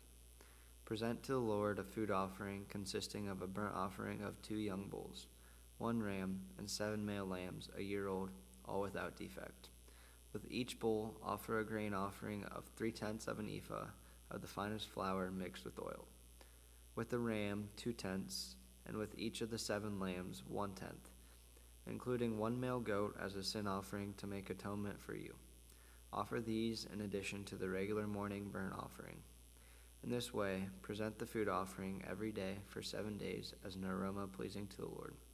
It is to be offered in addition to the regular burnt offering and its drink offering. On the 7th day, hold a sacred assembly and do no regular work. The Festival of Weeks. On the day of first fruits, when you present to the Lord an offering of new grain during the Festival of Weeks, hold a sacred assembly and do no regular work. Present a burnt offering of 2 young bulls, 1 ram, and 7 male lambs a year old as an aroma pleasing to the Lord. With each bull there is to be a grain offering of 3/10 of an ephah of the finest flour mixed with oil. With the ram, 2/10, and with each of the 7 lambs, 1/10. Include 1 male goat to make atonement for you. Offer these together with their drink offerings, in addition to the regular burnt offering and its grain offering. Be sure the animals are without defect. Numbers chapter 29. The Festival of Trumpets. On the first day of the 7th month, hold a sacred assembly and do not do regular work. It is a day for you to sound the trumpets. As an aroma pleasing to the Lord, offer a burnt offering of 1 young bull, 1 ram, and 7 male lambs a year old, all without defect. With the bull, offer a grain offering of 3/10 of an ephah of the finest flour mixed with olive oil. With the ram, 2/10, and with each of the 7 lambs, 1/10. Include 1 male goat as a sin offering to make atonement for you. These are in addition to the monthly and daily burnt offerings with their grain offerings and drink offerings as specified. They are food offerings presented to the Lord, a pleasing aroma. The Day of Atonement. On the 10th day of the 7th month, hold a sacred assembly. You must deny yourselves and do no work. Present as an aroma pleasing to the Lord a burnt offering of 1 young bull, 1 ram, and 7 male lambs a year old, all without defect. With the bull, offer a grain offering of 3/10 of an ephah of the finest flour mixed with oil. With the ram, 2/10, and with each of the 7 lambs, 1/10. Include 1 male goat as a sin offering, in addition to a sin offering for atonement, and the regular burnt offering with its grain offering, and their drink offerings. The Festival of Tabernacles. On the 15th day of the 7th month, hold a sacred assembly and do no regular work. Celebrate a festival to the Lord for 7 days. Present as an aroma pleasing to the Lord a food offering, consisting of a burnt offering of 13 young bulls, 2 rams, and 14 male lambs a year old, all without defect. With each of the 13 bulls, offer a grain offering of 3/10 of an ephah of the finest flour mixed with oil. With each of the 2 rams, 2/10, and with each of the 14 lambs, 1/10. Include 1 male goat as a sin offering in addition to the regular burnt offering with its grain offering and drink offering. On the 2nd day, offer 12 young bulls, 2 rams, and 14 male lambs a year old, all without defect. With the bulls, rams, and lambs, offer their grain offerings and drink offerings according to the number specified, including 1 male goat as a sin offering, in addition to the regular burnt offering with its grain offering and their drink offerings. On the 3rd day, offer 11 bulls, 2 rams, and 14 male lambs a year old, all without defect. With the bulls, rams, and lambs, offer their grain offerings and drink offerings according to the number specified. Include 1 male goat as a sin offering, in addition to the regular burnt offering with its grain offering and drink offering. On the 4th day, offer 10 bulls, 2 rams, and 14 male lambs a year old, all without defects. With the bulls, rams, and lambs, offer their grain offerings and drink offerings according to the number specified. Include one male goat as a sin offering in addition to the regular burnt offering with its grain offering and drink offering. On the 5th day, offer 9 bulls, 2 rams, and 14 male lambs a year old, all without defect. With the bulls, rams, and lambs, offer their grain offerings and drink offerings according to the number specified. Include one male goat as a sin offering, in addition to the regular burnt offering with its grain offering and drink offering. On the 6th day, offer 8 bulls, 2 rams, and a 14 male lamb, a year old, all without defect. With the bulls, rams, and lambs, offer their grain offerings and drink offerings according to the number specified. Include one male goat as a sin offering, in addition to the regular burnt offering with its grain offering and drink offering. On the 7th day, offer 7 bulls, 2 rams, and a 14 male lambs a year old, all without defect. With the bulls, rams, and lambs, offer their grain offerings and drink offerings according to the number specified. Include one male goat as a sin offering, in addition to the regular burnt offering with its grain offering and drink offering. On the 8th day, hold a closing special assembly and do no regular work. Present as an aroma pleasing to the Lord a food offering consisting of a burnt offering of 1 bull, 1 ram, and 7 male lambs a year old, all without defect. With the bull, the ram, and the lambs, offer their grain offerings and drink offerings according to the number specified. Include one male goat as a sin offering, in addition to the regular burnt offering with its grain offering and drink offering. In addition to what you vow in your free will offerings, offer these to the Lord at your appointed festivals: your burnt offerings, grain offerings, drink offerings, and fellowship offerings. Moses told the Israelites all that the Lord commanded him. Numbers chapter 30. Moses said to the heads of the tribes of Israel, "This is what the Lord commands. When a man makes a vow to the Lord or takes an oath to obligate himself by a pledge, he must not break his word, but must do everything he said. When a young woman still living in her father's household makes a vow to the Lord or obligates herself by a pledge, and her father hears about her vow or pledge but says nothing to her, then all her vows and every pledge by which she obligated herself will stand. But if her father forbids her when he hears about it, none of her vows or the pledges by which she obligated herself will stand. The Lord will release her because her father has forbidden her. If she marries after she makes a vow, or after her lips utter a rash promise by which she obligates herself, and her husband hears about it, but says nothing to her, then her vows or the pledges by which she obligated herself will stand.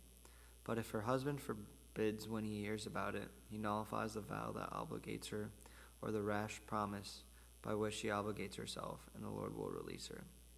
Any vow or obligation taken by a widow or divorced woman will be binding on her. If a woman living with her husband makes a vow or obligates herself by a pledge under oath, and her husband hears about it, but says nothing to her and does not forbid her, then all her vows or the pledges by which she obligated herself will stand. But if her husband nullifies them when he hears about them, then none of the vows or pledges that came from her lips will stand. Her husband has nullified them, and the Lord will release her. Her husband may confirm or nullify any vow she makes or any sworn pledge to deny herself. But if her husband says nothing to her about it from day to day, then he confirms all her vows or the pledges binding on her. He confirms them by saying nothing to her when he hears about them. If, however, he nullifies them some time after he hears about them, then he must bear the consequences of her wrongdoing. These are the regulations the Lord gave Moses concerning relationships between a man and his wife, and between a father and his young daughter still living at home.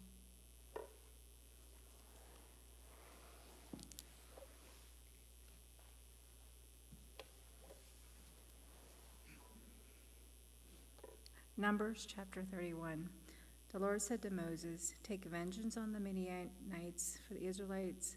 After that you will be gathered to your people." So Moses said to the people, "Arm some of your men to go to war against the Midianites, so that they may carry out the Lord's vengeance on them. Send into battle 1,000 men from each of the tribes of Israel." So 12,000 men armed for battle, 1,000 from each tribe, were supplied with from the clans of Israel.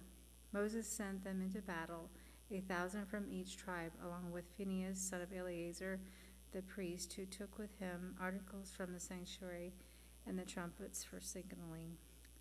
They fought against Midian, as the Lord commanded Moses, and killed every man. Among their victims were Edi, Rechem, Zur, Hur, and Reba, the 5 kings of Midian. They also killed Balaam, son of Beor, with the sword. The Israelites captured the Midianite women and children and took all the Midianite herds, flocks, and goods as plunder. They burned all the towns where the Midianites had settled, as well as all their camps. They took all the plunder and spoils, including the people and animals, and brought the captive spoils and plunder to Moses and Eleazar the priest and the Israelite assembly at their camp on the plains of Moab by the Jordan across from Jericho. Moses, Eleazar the priest, and all the leaders of the community went to meet them outside the camp. Moses was angry with the officers of the army, the commanders of thousands and commanders of hundreds who returned from the battle. "Have you allowed all the women to live?" he asked them. They were the ones who followed Balaam's advice and enticed the Israelites to be unfaithful to the Lord in the Peor incident, so that a plague struck the Lord's people. "Now kill all the boys and kill every woman who slept with the men, but save for yourselves every girl who has never slept with a man. Anyone who has killed someone or touched someone who was killed must stay outside the camp 7 days. On the 3rd and 7th day, you must purify yourselves and your captives. Purify every garment as well as everything made of leather, goat hair, or wood." Then Eleazar the priest said to the soldiers who had gone into battle, "This is what is required by the law that the Lord gave Moses. Gold, silver, bronze, iron, tin, lead, and everything else that can withstand fire must be put through the fire, and then it will be clean. But it must also be purified with the water of cleansing, and whatever cannot withstand fire must be put through that water. On the 7th day, wash your clothes, and you will be clean. Then you may come into the camp." The Lord said to Moses, "You and Eleazar the priest and the family heads of the community are to count all the people and animals that are captive. Divide the spoils equally between the soldiers who took part in the battle and the rest of the community. From the soldiers who fought in the battle, set apart as tribute for the Lord 1 out of every 500, whether people, cattle, donkeys, or sheep. Take this tribute from their half share and give it to Eleazar the priest as the Lord's part. From the Israelites' half, select 1 out of every 50, whether people, cattle, donkeys, sheep, or other animals. Give them to the Levites who are responsible for the care of the Lord's tabernacle." So Moses and Eleazar the priest did as the Lord commanded Moses. The plunder remaining from the spoils that the soldiers took were 675,000 sheep, 72,000 cattle, 61,000 donkeys, and 32,000 women who had never slept with a man.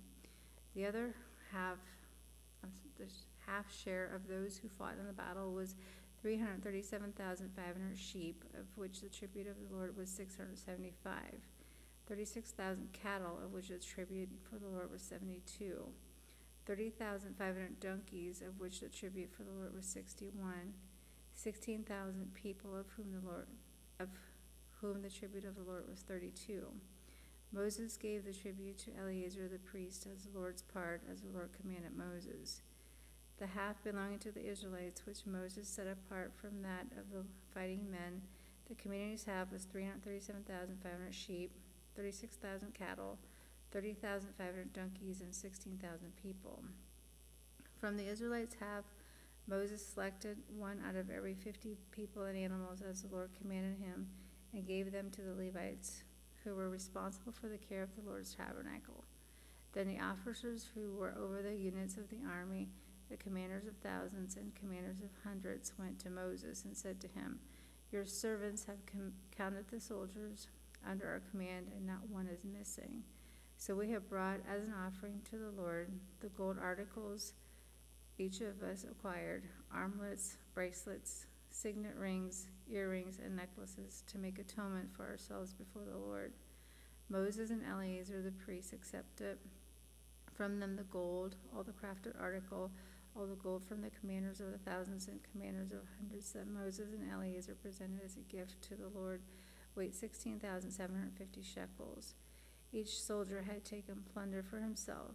Moses and Eleazar the priests accepted the gold from the commanders of thousands and commanders of hundreds and brought it into the tent of meeting as a memorial for the Israelites before the Lord. Numbers chapter 32. The Reubenites and Gadites, who had very large herds and flocks, saw that the land of Jazar and Gilead were suitable for livestock. So they came to Moses and Eleazar the priest and to the leaders of the community and said, Adaroth, Dibion, Jazar, Nimron, Heshbon, Elach, Zebulun, Nebo, Binon, and the land of the Lord subdued before the people of Israel are suitable for livestock, and your servants have livestock. If we have found favor in your eyes, they said, let this land be given to your servants as our possession. Do not make us cross the Jordan. Moses said to the Gadites and Reubenites, should your fellow Israelites go to war while you sit here? Why do you discourage the Israelites from crossing over into the land the Lord has given them? This is what your father did when I sent them from Kadesh Barnea to look over the land. After they went up to the valley of Heshkol and entered the land, they discouraged the Israelites from entering the land the Lord has given them. The Lord's anger has aroused that day, and he swore this oath, because they have not followed me wholeheartedly, not one of those who were 20 years old or more when they came up out of Egypt will see the land I promised, an oath of Abraham, Isaac, and Jacob.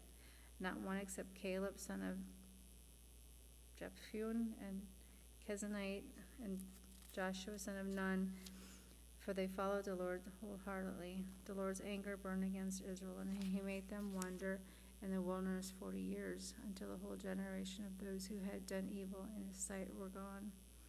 And here you are, a brood of sinners, standing in the place of your fathers, making the Lord even more angry with Israel. If you turn away from following him, he will again leave all this people in the wilderness, and you will be the cause of their destruction. Then they came up to him and said, we would like to build pens here for our livestock and cities for our women and children, but we will arm ourselves for battle and go ahead of the Israelites until we have brought them to their place. Meanwhile, our women and children will live in fortified cities for protection from the inhabitants of the land. We will not return to our house until each of the Israelites has received their inheritance. We will not receive any inheritance with them on the other side of the Jordan, because our inheritance has come to us on the east side of the Jordan. Then Moses said to them, if you will do this, if you will arm yourselves before the Lord for battle, and if all of you who are armed cross over the Jordan before the Lord until he has driven his enemies out before him, then when the land is subdued before the Lord, you may return and be free from your obligation to the Lord and to Israel, and this land will be your possession before the Lord. But if you fail to do this, you will be sinning against the Lord, and you may be sure that your sin will find you out.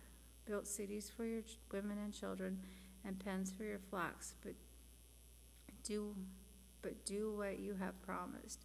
The Gadites and Reubenites said to Moses, we, your servants, will do as our Lord commands.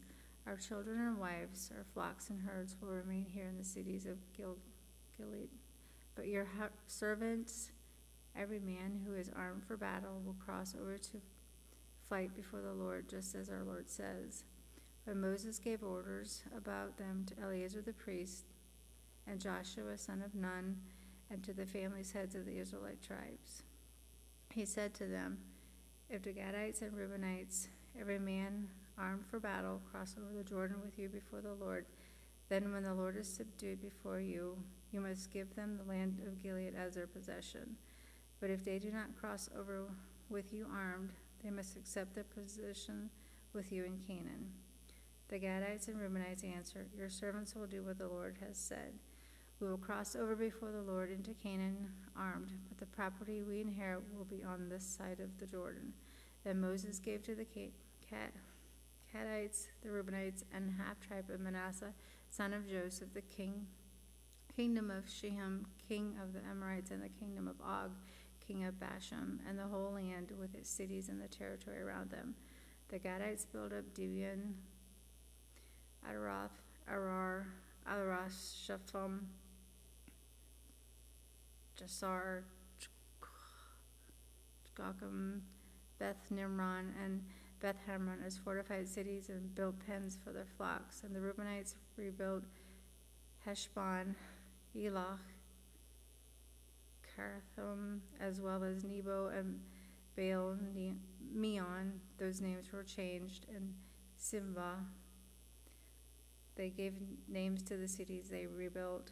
The descendants of Machar, son of Manasseh, went to Gilead, captured it, and drove out the Amorites where they were. So Moses gave Gilead to the Mecharites and descendants of Manasseh, and they settled there. Jar, a descendant of Manasseh, captured their settlements and called them Havoth Jar, and Nobah captured Kenath and its surrounding settlements and called it Nobah after himself. Numbers chapter 32. Here are the stages in the journey of the Israelites when they came out of Egypt by divisions, under the leadership of Moses and Aaron. As at the Lord's command, Moses recorded the stages in their journey. This is their journey by stages.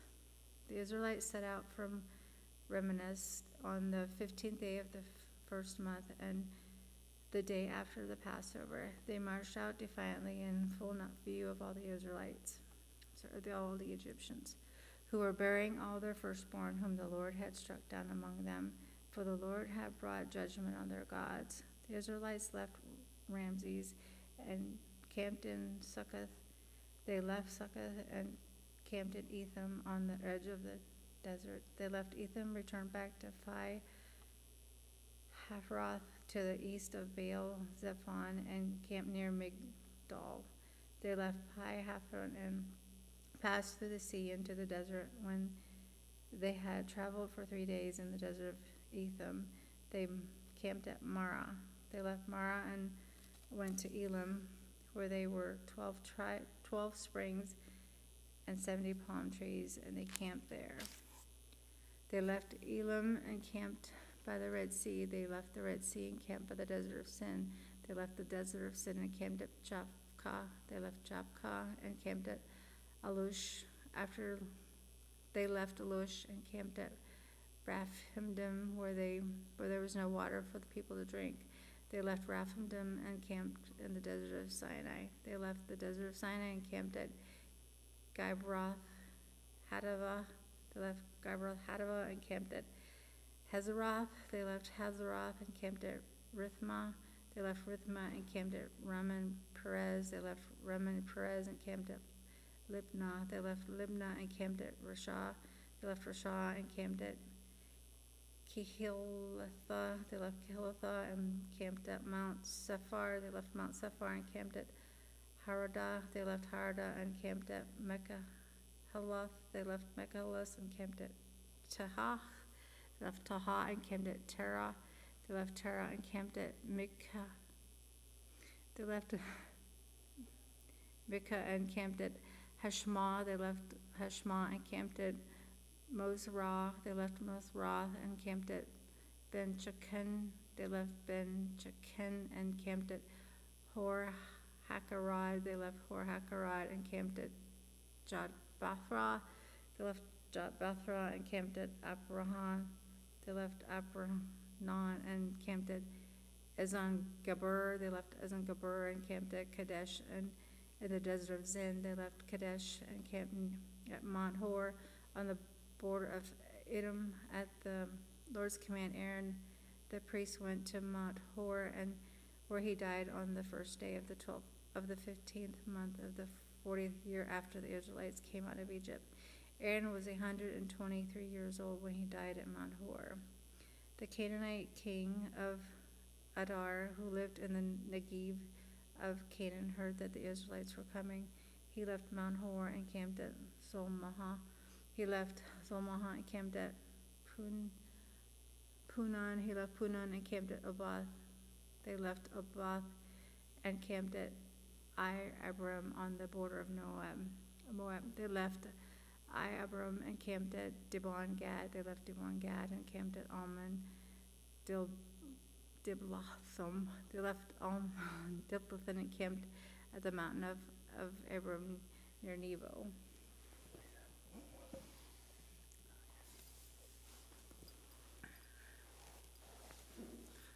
They left the mountains of Abram and camped on the plains of Moab by the Jordan across from Jericho.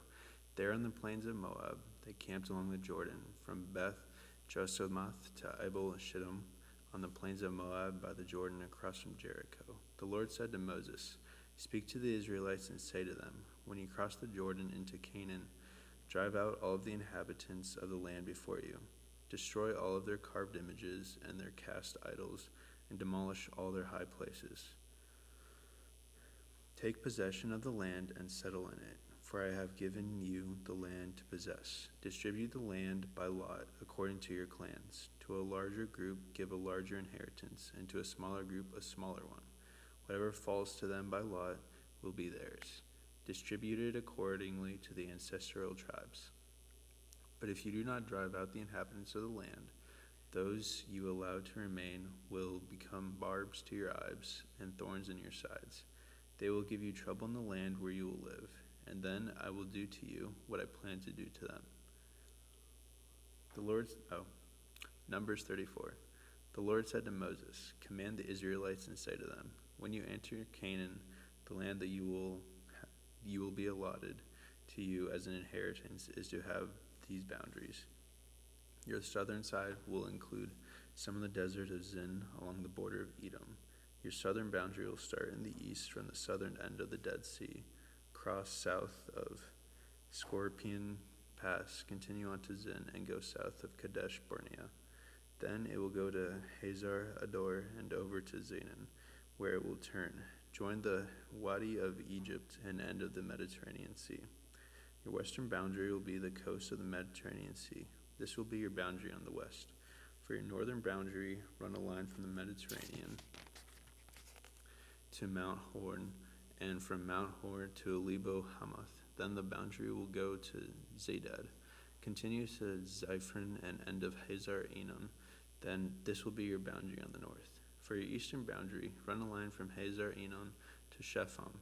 The boundary will go down to Shepham to Riblon on the east side of Ain, and continue along the slopes east of the Sea of Galilee. Then the boundary will go down along the Jordan and end at the Dead Sea. This will be your land, with its boundaries on every side." Moses commanded the Israelites to assign this land by lot as an inheritance. The Lord has ordered that it will be given to the 9.5 tribe, because the families of the tribe of Reuben, the tribe of Gad, and the half-tribe of Manasseh have received their inheritance. These 2.5 tribes have received their inheritance east of the Jordan across from Jericho toward the sunrise. The Lord said to Moses, "These are the names of the men who are to assign the land for you as an inheritance: Eleazar the priest and Joshua son of Nun, and appoint one leader from each tribe to help assign the land.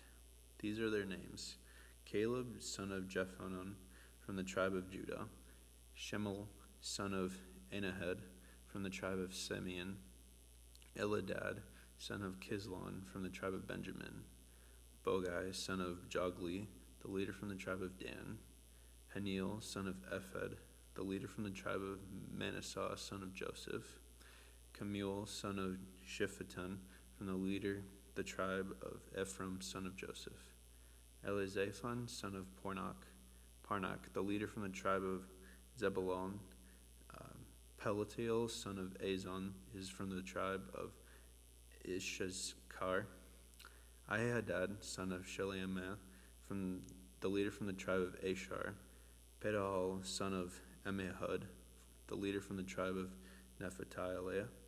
These are the men from the Lord commanded to assign the inheritance to the Israelites in the land of Canaan. Numbers 35. On the plains of Moab by the Jordan across from Jericho, the Lord said to Moses, "Command the Israelites to give the Levites towns to live in from the inheritance the Israelites will possess, and give these pasture lands across the towns. Then they will have towns to live in and pastures for the cattle they own and all their other animals. The pasture lands across the towns that you give The Levites will extend 1,000 cubits from the town wall. Outside the town, measure 2,000 cubits on the east side, 2,000 cubits on the south side, 2,000 on the west, and 2,000 on the north, with the towns in the center. They will have this area as a pasture land for the towns. 6 of the towns you give, the Levites, will be cities of refuge, to which a person who is killed someone may flee. In addition, give them 42 other towns. In all, you must give the Levites 48 towns, together with their pasture lands. The towns you give the Levites from the land the Israelites possess are to be given in proportion to the inheritance of each tribe. Take many towns from a tribe that has many, but few from one that has few. Then the Lord said to Moses, "Speak to the Israelites and say to them, when you cross the Jordan into Canaan, select some towns to be your cities of refuge, to which a person who has killed someone accidentally may flee. They will be places of refuge from the avenger, so that anyone accused of murder may not die, because they stand trial before the assembly. These 6 towns you give will be your cities of refuge. Give 3 on this side of the Jordan, and 3 in Canaan as cities of refuge. These 6 towns will be a place of refuge for Israelites and for foreigners residing among them, so that everyone who has killed another accidentally can flee there. If anyone strikes someone a fatal blow with an iron object, that person is a murderer. The murderer is to be put to death. Or if anyone is holding a stone and strikes someone a fatal blow with it, that person is a murderer. The murderer is to be put to death. Or if anyone is holding a wooden object and strikes someone a fatal blow with it, that person is a murderer. The murderer is to be put to death. The avenger of blood shall put the murderer to death. When the avenger comes upon the murderer, the avenger shall put the murderer to death. If anyone with malice aforethought shoves another or throws something at them intentionally so that they die, or if out of enmity one person hits another with their fist so that the other dies, that person is to be put to death. That person is a murderer. The avenger of blood shall put the murderer to death when they meet. But if without enmity someone suddenly pushes another or throws anything at them unintentionally, or without seeing them drops on them a stone heavy enough to kill them, and they die, then since that other person was not an enemy and no harm was intended, the assembly must judge between the accused and the avenger of blood according to these regulations. The assembly must protect the one accused of murder from the avenger of blood, and send the accused back to the city of refuge to which they fled. The accused must stay there until the death of the high priest who was anointed with the holy oil. But if the accused ever goes outside the limits of the city and the refuge to which they fled, the avenger of blood finds them outside the city. The avenger of blood may kill the accused without being guilty of murder. The accused must stay in the city of refuge until the death of the high priest. Only after the death of the high priest may they return to their own property. This is to have the force of the law for you throughout generations to come, wherever you live. Anyone who kills a person is to be put to death as a murderer, only on the testimony of witnesses. But no one is to be put to death on the testimony of only one witness. Do not accept a ransom for the life of a murderer who deserves to die. They are to be put to death. Do not accept a ransom for anyone who has fled to a city of refuge, and so allow them to go back and live on their own land before the death of the high priest. Do not pollute the land where you live. Bloodshed pollutes the land, and atonement cannot be made for the land on which blood has been shed, except by the blood of the one who has shed it. Do not defile the land where you live, and where I dwell, for I, the Lord, dwell among the Israelites. Numbers 36. The family heads of the clan of Gilead, son of Machir, the son of Manasseh, who was from the clans of the descendants of Joseph, came and spoke before Moses and the leaders of the heads of the Israelite families. They said, Then the Lord commanded my Lord to give the land as an inheritance to the Israelites by lot. He ordered to you to give the inheritance of her brother Zelophehad to his daughters. Now suppose they marry men from other Israelite tribes. Then their inheritance will be taken from our ancestral inheritance and added to that of the tribe they marry into. And so part of the inheritance allowed us to be taken away. When the year of Jubilee for the Israelites comes, their inheritance will be added to that of the tribe into which they marry, and their property will be taken from the tribute inheritance of your ancestors. Then, at the Lord's command, Moses gave this order to the Israelites. What is the tribe of descendants of Joseph is saying is right. This is what the Lord commanded for Zelophehad's daughters. They may marry anyone they please as long as they marry within their father's tribal clan. No inheritance in Israel is to pass from one tribe to another, for every Israelite shall keep the tribal inheritance of their ancestors. Every daughter who inherits land in any Israelite tribe must marry someone in their father's tribal clan, so that every Israelite will possess the inheritance of their ancestors. No inheritance may pass from one tribe to another, for each Israelite tribe is to keep the land it inherits. So Zelophehad's daughters did as the Lord commanded Moses. Zelophehad's daughters, Mahlah, Tirzah, Hoglah, Milcah, and Noah, married their cousins on their father's side.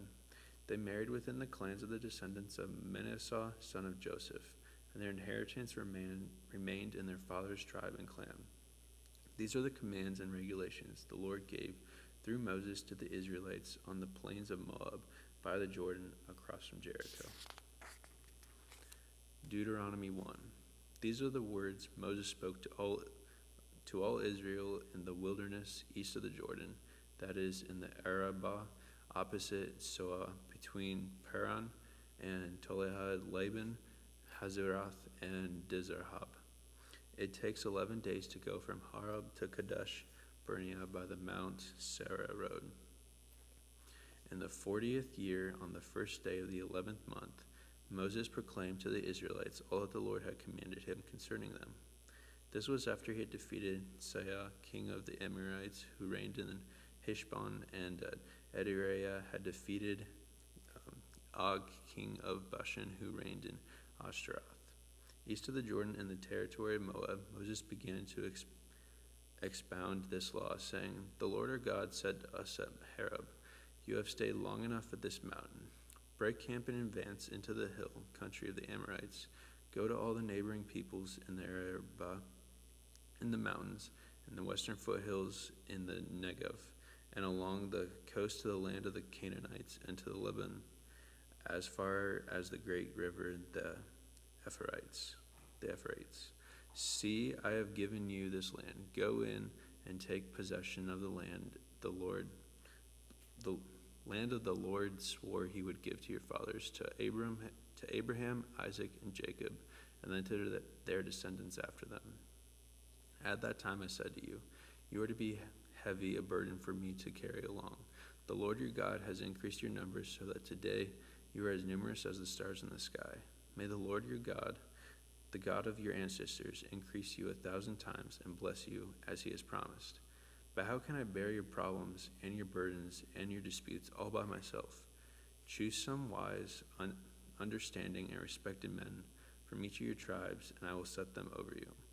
You answered me, What you propose to do is good. So I took the leading men of your tribes, wise and respected men, and appointed them to have authority over you, as commanders of thousands, of hundreds, of fifties, and of tens, and as tribal officials. And I charged your judges at that time, Hear the disputes between your people, and judge fairly, whether the case is between two Israelites, or between an Israelite and a foreigner residing among you. Do not show partiality in judging.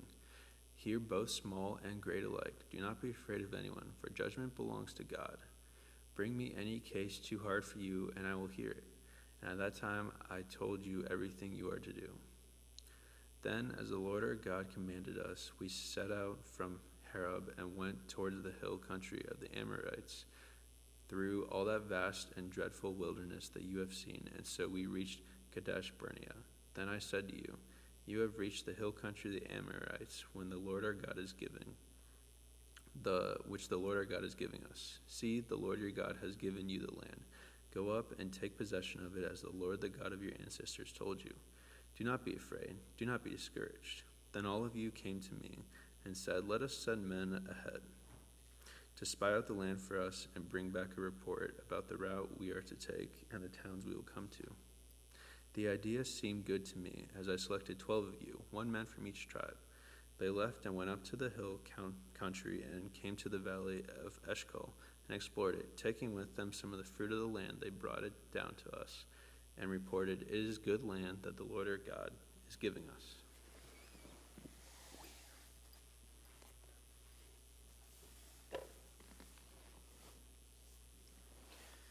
But you were unwilling to go up, and you rebelled against the command of the Lord your God. You grumbled in your tents and said, "The Lord hates us, so he brought us out of Egypt to deliver us into the hands of the Amorites, to destroy us. Where can we go? Our brothers have made our hearts melt in fear.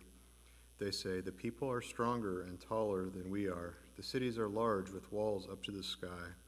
We even saw the Anakites here.' Then I said to you, 'Do not be terrified. Do not be afraid of them. The Lord your God, who is going before you, will fight for you, as he did for you in Egypt, before your very eyes and in the wilderness, where you saw how the Lord your God carries you as a father carries his son, all the way you went until you reached this place. In spite of this, you did not trust in the Lord your God, who went ahead of you in your journey in fire by night and in a cloud by day, to search out places for you, to camp and to show you the way you should go. Then the Lord heard what you said. He was angry and solemnly swore, 'No one from this evil generation shall see the good land I swore to give your ancestors, except Caleb, son of Jephunneh. He will see it, and I will give him and his descendants the land he set his feet on, because he followed the Lord wholeheartedly.' Because of you, the Lord became angry with me also and said, 'You shall not enter it either, but your assistant Joshua, son of Nun, will enter it. Encourage him, because he will lead Israel to inherit it. And the little ones that you said would be taken captive, your children who do not yet know good from bad, they will enter the land, and I will give it to them, and they will take possession of it. But as for you, turn around and send out toward the desert along the route to the Red Sea.' Then you replied, 'We have sinned against the Lord. We will go up and fight as the Lord our God commanded us.' So every one of you put on his weapons, thinking it easy to go up into the hill country. But the Lord said to me, 'Tell them, do not go up and fight, because I will not be with you. You will be defeated by your enemies.' So I told you, but you would not listen. You rebelled against the Lord's command, and in your arrogance you marched up into the hill country. The Amorites who live in those hills came out against you. They chased you like a swarm of bees and beat you down from Seir all the way to Harmah. You came back and wept before the Lord, but he paid no attention to your weeping and turned a deaf ear to you. And so you stayed in Kadesh many days, all the time you spent there." Deuteronomy chapter 2. Then we turned back and set out toward the wilderness along the route to the Red Sea, as the Lord had directed me. For a long time we made our way around the hill country of Seir. Then the Lord said to me, "You have made your way around this hill country long enough. Now turn north. Give the people these orders. You are about to pass through the territory of your relatives, the descendants of Esau, who live in Seir. They will be afraid of you, but be very careful. Do not provoke them to war, for I will not give you any of their land, not even enough to put your foot on.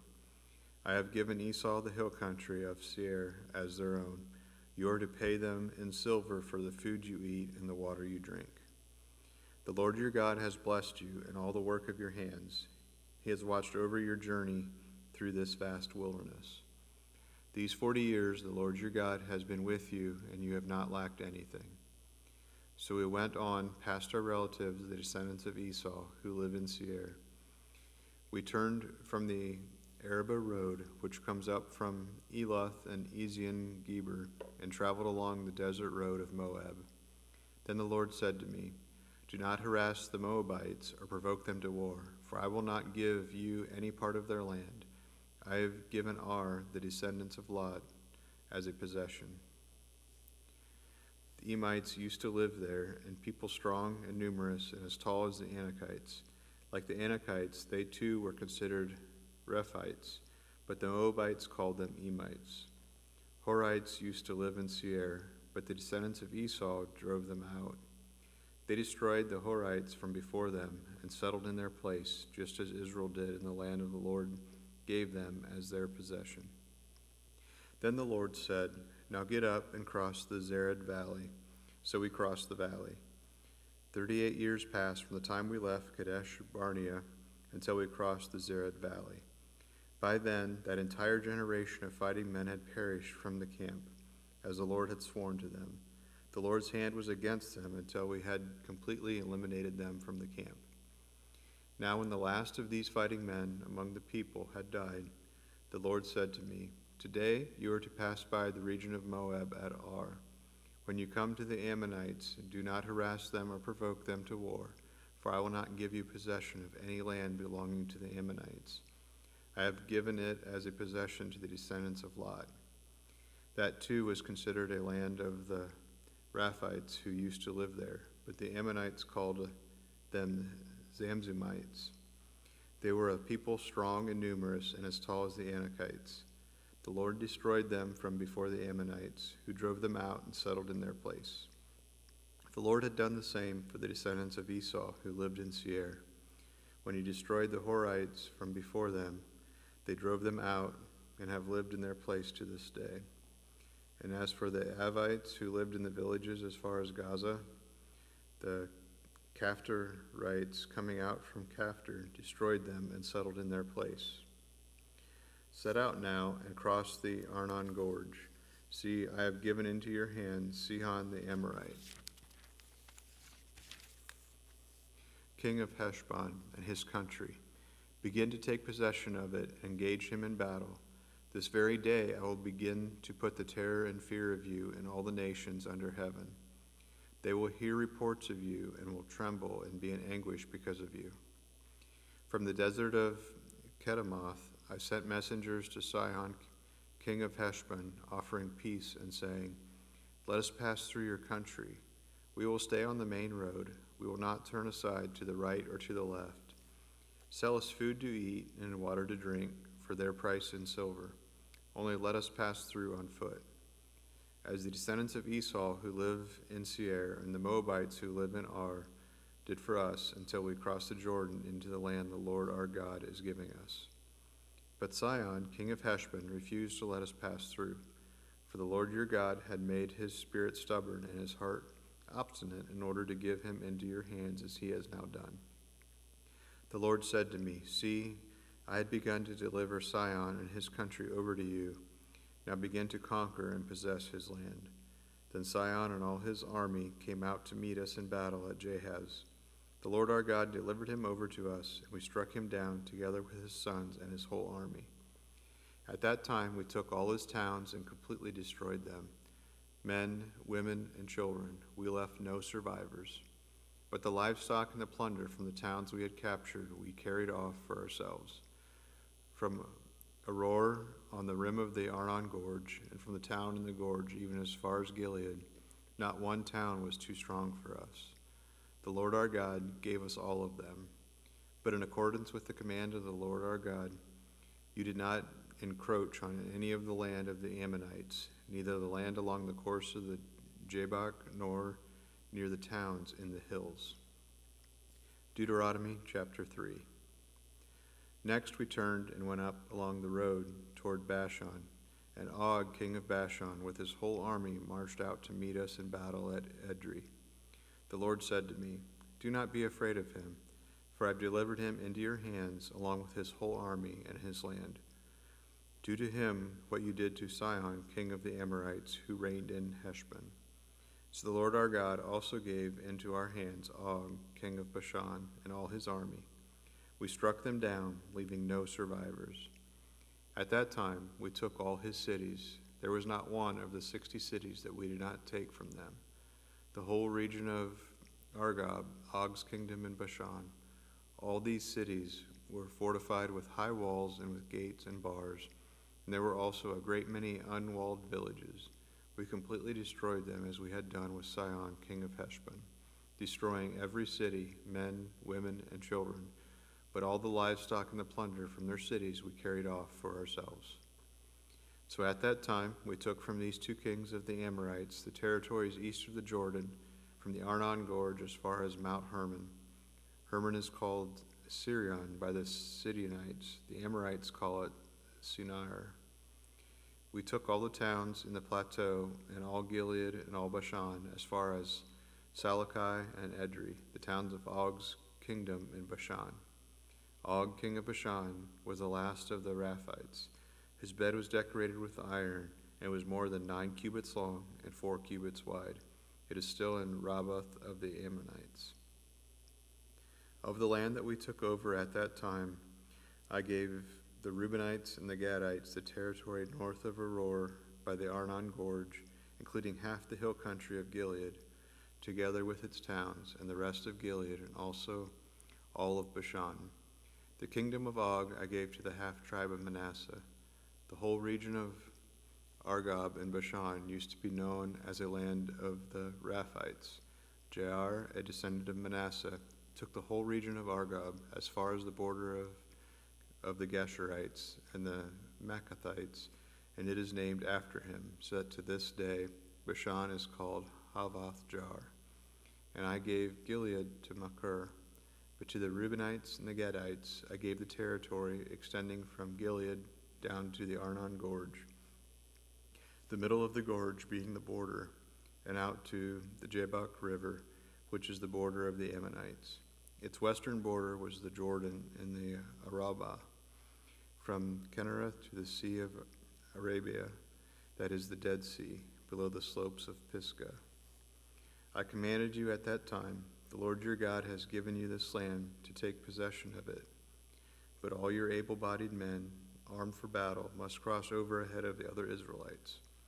However, your wives, your children, your livestock, I know you have much livestock, may stay in the towns I have given you, until the Lord gives rest to your fellow Israelites as he has to you, and they too have taken over the land that the Lord your God is giving them across the Jordan. After that, each of you may go back to the possession I have given you. At that time, I commanded Joshua, you have seen with your own eyes all that the Lord your God has done to these two kings. The Lord will do the same to all the kingdoms over there where you are going. Do not be afraid of them. The Lord your God himself will fight for you. At that time, I pleaded with the Lord, Sovereign Lord, you have begun to show your servant your greatness and your strong hand. For what God is there in heaven or on earth who can do the deeds and mighty works you do? Let me go over and see the good land beyond the Jordan, that fine hill country and Lebanon. But because of you, the Lord was angry with me and would not listen to me. That is enough, the Lord said. Do not speak to me any more about this matter. Go up to the top of Pisgah and look west and north and south and east. Look at the land with your own eyes, since you are not going to cross this Jordan. But commission Joshua and encourage and strengthen him, for he will lead this people across and will cause them to inherit the land that you will see. So we stayed in the valley near Beth Peor. Deuteronomy chapter 4. Now Israel, hear the decrees and laws I am about to teach you. Follow them so that you may live and may go in and take possession of the land of the Lord, the God of your ancestors, is giving you. Do not add to what I command you, and do not subtract from it, but keep the commands of the Lord your God that I give you. You saw with your own eyes that the Lord did at Baal Peor. The Lord your God destroyed from among you everyone who followed the Baal of Peor, but all of you who held fast to the Lord your God are still alive today.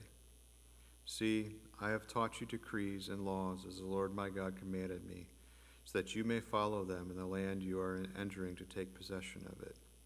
Observe them carefully, for this will show your wisdom and understanding to the nations, who will hear about all these decrees and say, surely this great nation is a wise and understanding people.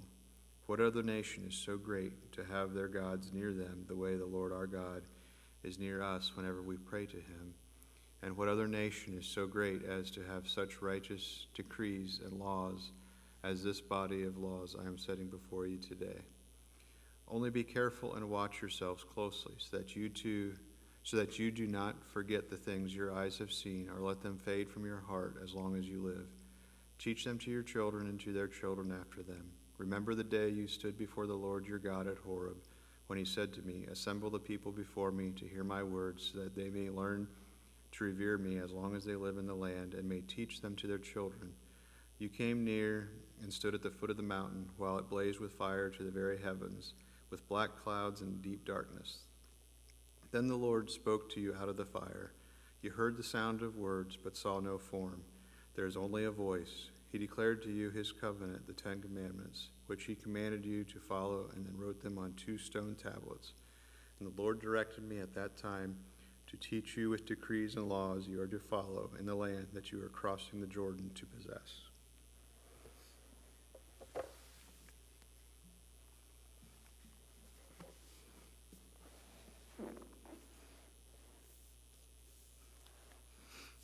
You saw no form of any kind the day the Lord spoke to you at Horeb out of the fire.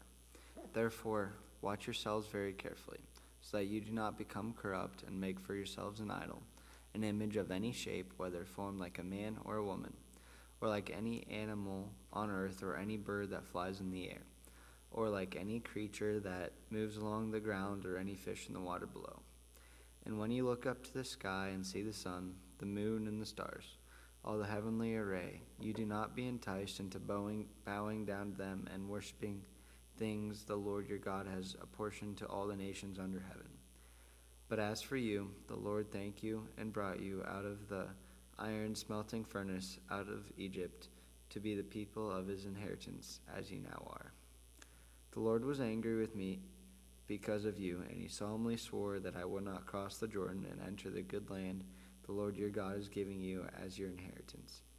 I will die in this land. I will not cross the Jordan, but you are about to cross over and take possession of that good land. Be careful not to forget the covenant of the Lord your God that he made with you. Do not make for yourselves an idol in the form of anything the Lord your God has forbidden. For the Lord your God is a consuming fire, a jealous God. After you have had children and grandchildren, and have lived in the land a long time, if you then become corrupt and make any kind of idol, doing evil in the eyes of the Lord your God and arousing his anger, I call the heavens and the earth as witnesses against you this day, that you will quickly perish from the land that you are crossing the Jordan to possess. You will not live there long, but will certainly be destroyed. The Lord will scatter you among these people, and only a few of you will survive among the nations to which the Lord will drive you. There you will worship man-made gods of wood and stone, which cannot see or hear or eat or smell. But if from there you seek the Lord your God, you will find him if you seek him with all your heart and with all your soul. When you are in distress and all these things have happened to you, then in later days you will return to the Lord your God and obey him. For the Lord your God is a merciful God. He will not abandon or destroy you or forget the covenant with your ancestors, which he confirmed to them by oath. The Lord is God. Ask now about the former days, long before your time, from the day God created human beings on earth. Ask from one end of the heavens to the other. Has anything so great as this ever happened, or has anything like it ever been heard of? Has any other people heard the voice of God speaking out of fire, as you have, and lived? Has any God ever tried to take for himself one nation out of another nation? By testings, by signs and wonders, by war, by a mighty hand and an outstretched arm, or by great and awesome deeds, like all these things the Lord your God did for you in Egypt before your very eyes. You were shown these things so that you might know that the Lord is God. Besides him there is no other. From heaven he made you hear his voice to discipline you. On earth he showed you his great fire, and you heard his words from out of the fire. Because he loved your ancestors and chose your descendants after them, he brought you out of Egypt by his presence and his great strength, to drive out before you nations greater and stronger than you, and to bring you into their land, to give it to you for your inheritance as it is today. Acknowledge and take to heart this day that the Lord is God in heaven above and on the earth below. There is no other. Keep his decrees and commands which I am giving you today, so that it may go well with you and your children after you, and that you may live long into the land the Lord your God gives you all the time. Cities of refuge. Then Moses set aside 3 cities east of the Jordan, to which anyone who had killed a person could flee if they had unintentionally killed a neighbor without malice aforethought. They could flee into one of these cities and save their life. The cities were these: Bezur in the wilderness plateau for the Reubenites, Ramoth in Gilead for the Gadites, and Golan and Bashan for the Manassites. Introduction to the law. This is the law Moses set before the Israelites. These are the stipulations, decrees, and laws Moses gave them when they came out of Egypt and were in the valley near Beth-peor east of the Jordan, in the land of Sihon, king of the Amorites, who reigned in Heshbon, and who was defeated by Moses and the Israelites as they came out of Egypt. They took possession of this land, and the lord of Og, king of Bashan, the 2 Amorite kings east of the Jordan. This land extended from the Aror on the rim of the Arnon Gorge to Mount Sirion, that is, Hermon, and it included all of the Arabah east of the Jordan as far as the Dead Sea, below the slopes of Pisgah. Chapter 5 of Deuteronomy, the 10 Commandments. Moses summoned all Israel and said, "Hear, Israel, the decrees and laws I declare in your hearing today. Learn them and be sure to follow them. The Lord our God made a covenant with us to Horeb. It was not our ancestors that the Lord made his covenant, but with us, with all of us who are alive here today. The Lord spoke to you to face out of the fire on the mountain. At this time I stood between the Lord and you to declare to you the word of the Lord, because you were not afraid of the fire and did not go up the mountain." And he said, "I am the Lord your God, who brought you out of Egypt, out of the land of slavery. You shall have no other gods before me. You shall not make for yourself an image in the form of anything in heaven above, or on earth beneath, or in the waters below. You shall not bow down to them or worship them, for I, the Lord your God, am a jealous God, punishing the children's hands and bind them on your foreheads. Write them on the doorframes of your houses and on the gates.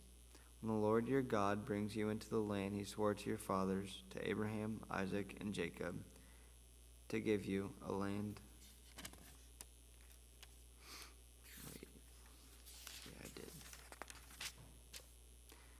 Okay.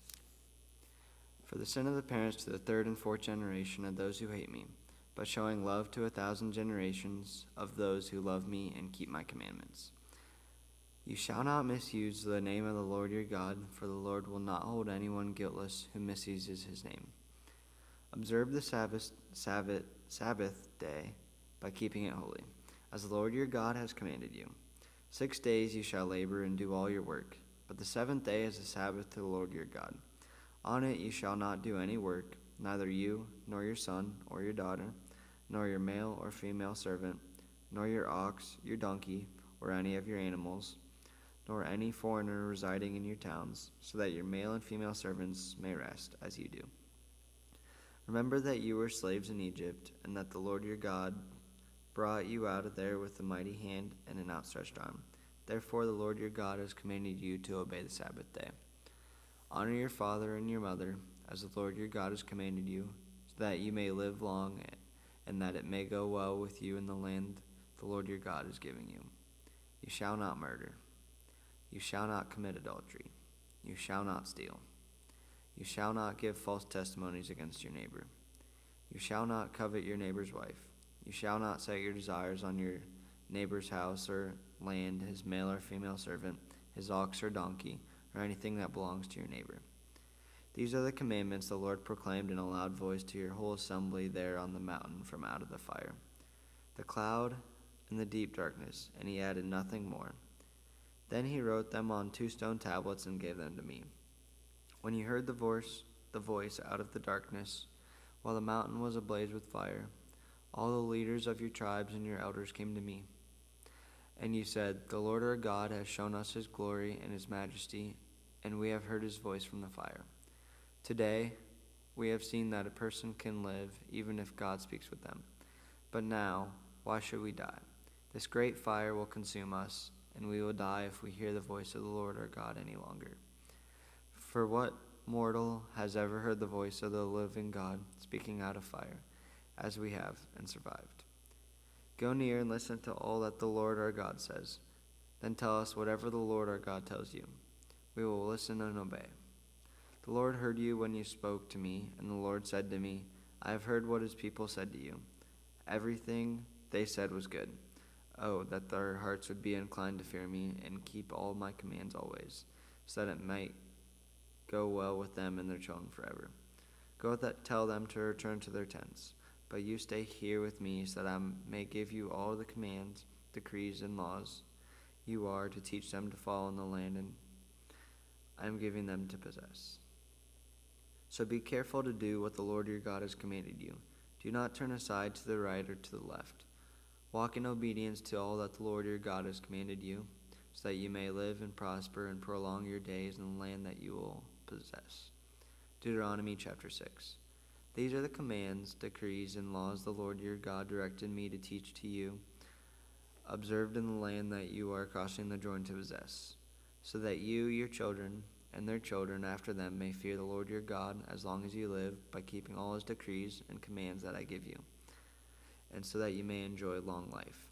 Hear, Israel, and be careful to obey, so that it might go well with you, and that you might increase greatly in a land flowing with milk and honey, just as the Lord, the God of your ancestors, promised you. Hear, O Israel, the Lord our God, the Lord is one. Love the Lord your God with all your heart, and with all your soul, and with all your strength. These commandments that I give today are to be on your hearts. Impress them on your children. Talk about them when you sit at home and when you walk along the road, when you lie down and when you get up. Tie them as symbols on your hands and bind them on your foreheads. Write them on the doorframes of your houses and on your gates. When the Lord your God brings you into the land he swore to your fathers, to Abraham, Isaac, and Jacob, to give you a land with large flourishing cities you did not build, houses filled with all kinds of good things you did not provide, wells you did not dig, and vineyards and olive groves you did not plant. Then when you eat and are satisfied, be careful that you do not forget the Lord who brought you in out of Egypt, out of the land of slavery. Fear the Lord your God, serve him only, and take your oaths in his name. Do not follow other gods, the gods of the people around you, for the Lord your God who is among you is a jealous God, and his anger will burn against you, and he will destroy you from the face of the land. Do not put the Lord your God to the test as you did at Massah. Be sure to keep the commands of the Lord your God and the stipulations and decrees he has given you. Do what is right and good in the Lord's sight, so that it may go well with you, and you may go in and take over the good land the Lord promised on oath to your ancestors, thrusting out all your enemies before you, as the Lord said. In the future, when your son asks you, what is the meaning of the stipulations, decrees, and laws the Lord our God has commanded you? Tell him, we were slaves of Pharaoh in Egypt, but the Lord brought us out of Egypt with a mighty hand.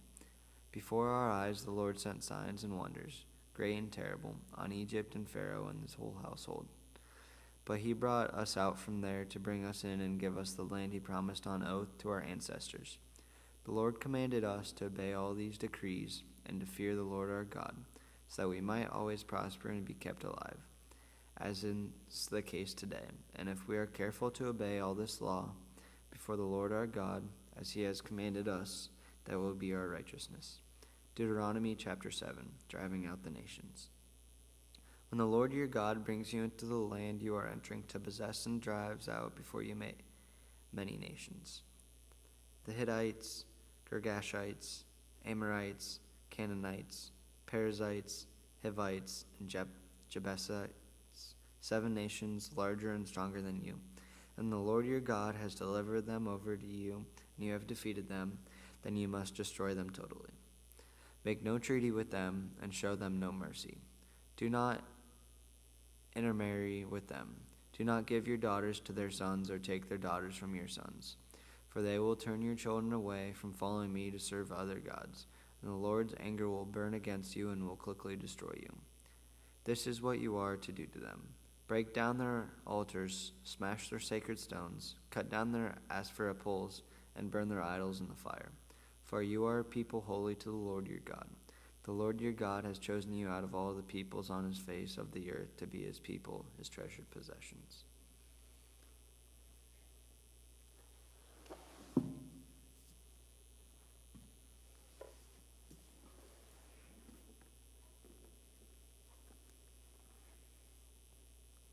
The Lord did not set his affection on you and choose you because you were more numerous than other people, for you were the fewest of all peoples. But it was because the Lord loved you and kept the oath he swore to your ancestors, that he brought you out with a mighty hand and redeemed you from the land of slavery, from the power of Pharaoh, king of Egypt. Know therefore that the Lord your God is God. He is a faithful God, keeping his covenant of love to 1,000 generations of those who love him and keep his commandments. But those who hate him he will repay to their face by destruction. He will not be slow to repay to their face those who hate him. Therefore take care of the fellow commands, decrees, and laws I give you today. If you pay attention to these laws and are careful to follow them, then the Lord your God will keep his covenant of love with you, as he swore to your ancestors. He will love you and bless you and increase your numbers. He will bless the fruit of your womb, the crops of your land, your grain, new wine, and olive oil, the calves of your herds and the lambs of your flocks, in the land he swore to your ancestors to give you. You will be blessed more than any other people. None of your women or men will be childless, nor will any of your livestock be without young. The Lord will keep you free from every disease. He will not inflict on you the horrible diseases you knew in Egypt, but he will inflict them on all who hate you. You must destroy all the peoples of the Lord your God, all the peoples the Lord your God gives over to you. Do not look on them with pity, and do not serve their gods, for that will be a snare to you. You may say to yourselves, these nations are stronger than we are. How can we drive them out? But do not be afraid of them. Remember well that the Lord your God did do Pharaoh and all Egypt. You saw with your own eyes the great trials, the signs and wonders, the mighty hand and outstretched arm, with which the Lord your God brought you out. The Lord your God will do the same to all the peoples you now fear. Moreover, the Lord your God will send the hornet among them until even the survivors who hide from you have perished. Do not be terrified by them, for the Lord your God is among you, is a great and awesome God. The Lord your God will drive out those nations before you, little by little. You will not be allowed to eliminate them all at once, or the wild animals will multiply around you. But the Lord your God will deliver them over to you, throwing them into a great confusion until they are destroyed. He will give their kings into your hand, and you will wipe out their names from under heaven. No one will be able to stand up against you. You will destroy them. The images of their gods you are to burn in the fire. Do not covet the silver and gold on them, and do not take it for yourselves, or you will be ensnared by it, for it is detestable to the Lord your God. Do not bring a detestable thing into your house, or you, like it, will be set apart for destruction. Regard it as vile and utterly detest it, for it is set apart for destruction. Deuteronomy chapter 8. Be careful to follow every command I am giving you today, so that you may live and increase and may enter and possess the land the Lord promised on oath to your ancestors. Remember how the Lord your God led you all the way in the wilderness these 40 years, to humble and test you in order to know what was in your heart, whether or not you would keep his commands. He humbled you, causing you to hunger, and then feeding you with manna, which neither you nor your ancestors had known, to teach you that man does not live on bread alone, but on every word that comes from the mouth of the Lord. Your clothes did not wear out, and your feet did not swell during those 40 years. Know then in your heart that as a man disciplines his son, so the Lord your God disciplines you. Observe the commands of the Lord your God, walking in obedience to him and revering him. For the Lord your God is bringing you into a good land, a land with brooks, streams, and deep springs, gushing into the valleys and hills, a land with wheat and barley, vines and fig trees, pomegranates, olive oil, and honey, a land where bread will not be scarce and you will lack nothing, a land where the rocks are iron and you can dig copper out of the hills. When you have eaten and are satisfied, praise the Lord your God for the good land he has given you. Be careful that you do not forget the Lord your God, failing to observe his commandments, his laws, and decrees, and I am giving you this day. Otherwise, when you eat and are satisfied, when you build fine houses and settle down, and when your herds and flocks grow large and your silver and gold increase, and all you have is multiplied, then your heart will become proud, and you will forget the Lord your God, who brought you out of Egypt, out of the land of slavery. He led you through the vast and dreadful wilderness, that thirsty and waterless land, with its venomous snakes and scorpions. He brought you water out of hard rock. He gave you manna to eat in the wilderness, something your ancestors had never known, to humble and test you, so that in the end of it you might go well with you. You may say to yourself, my power and the strength of my hands have produced this wealth for me.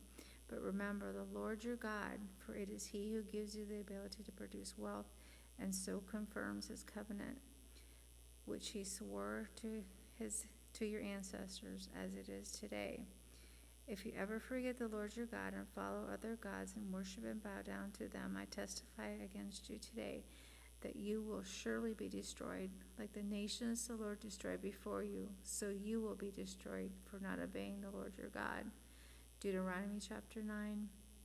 Hear, Israel, you are now about to cross the Jordan to go in and dispose nations greater and stronger than you, with large cities that have walls up to the sky. The people are strong and tall, Anakites.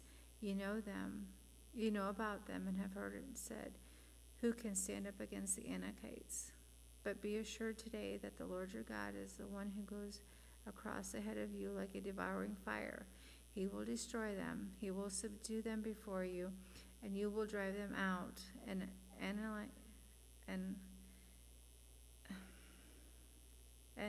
annihilate them quickly, as the Lord has promised you.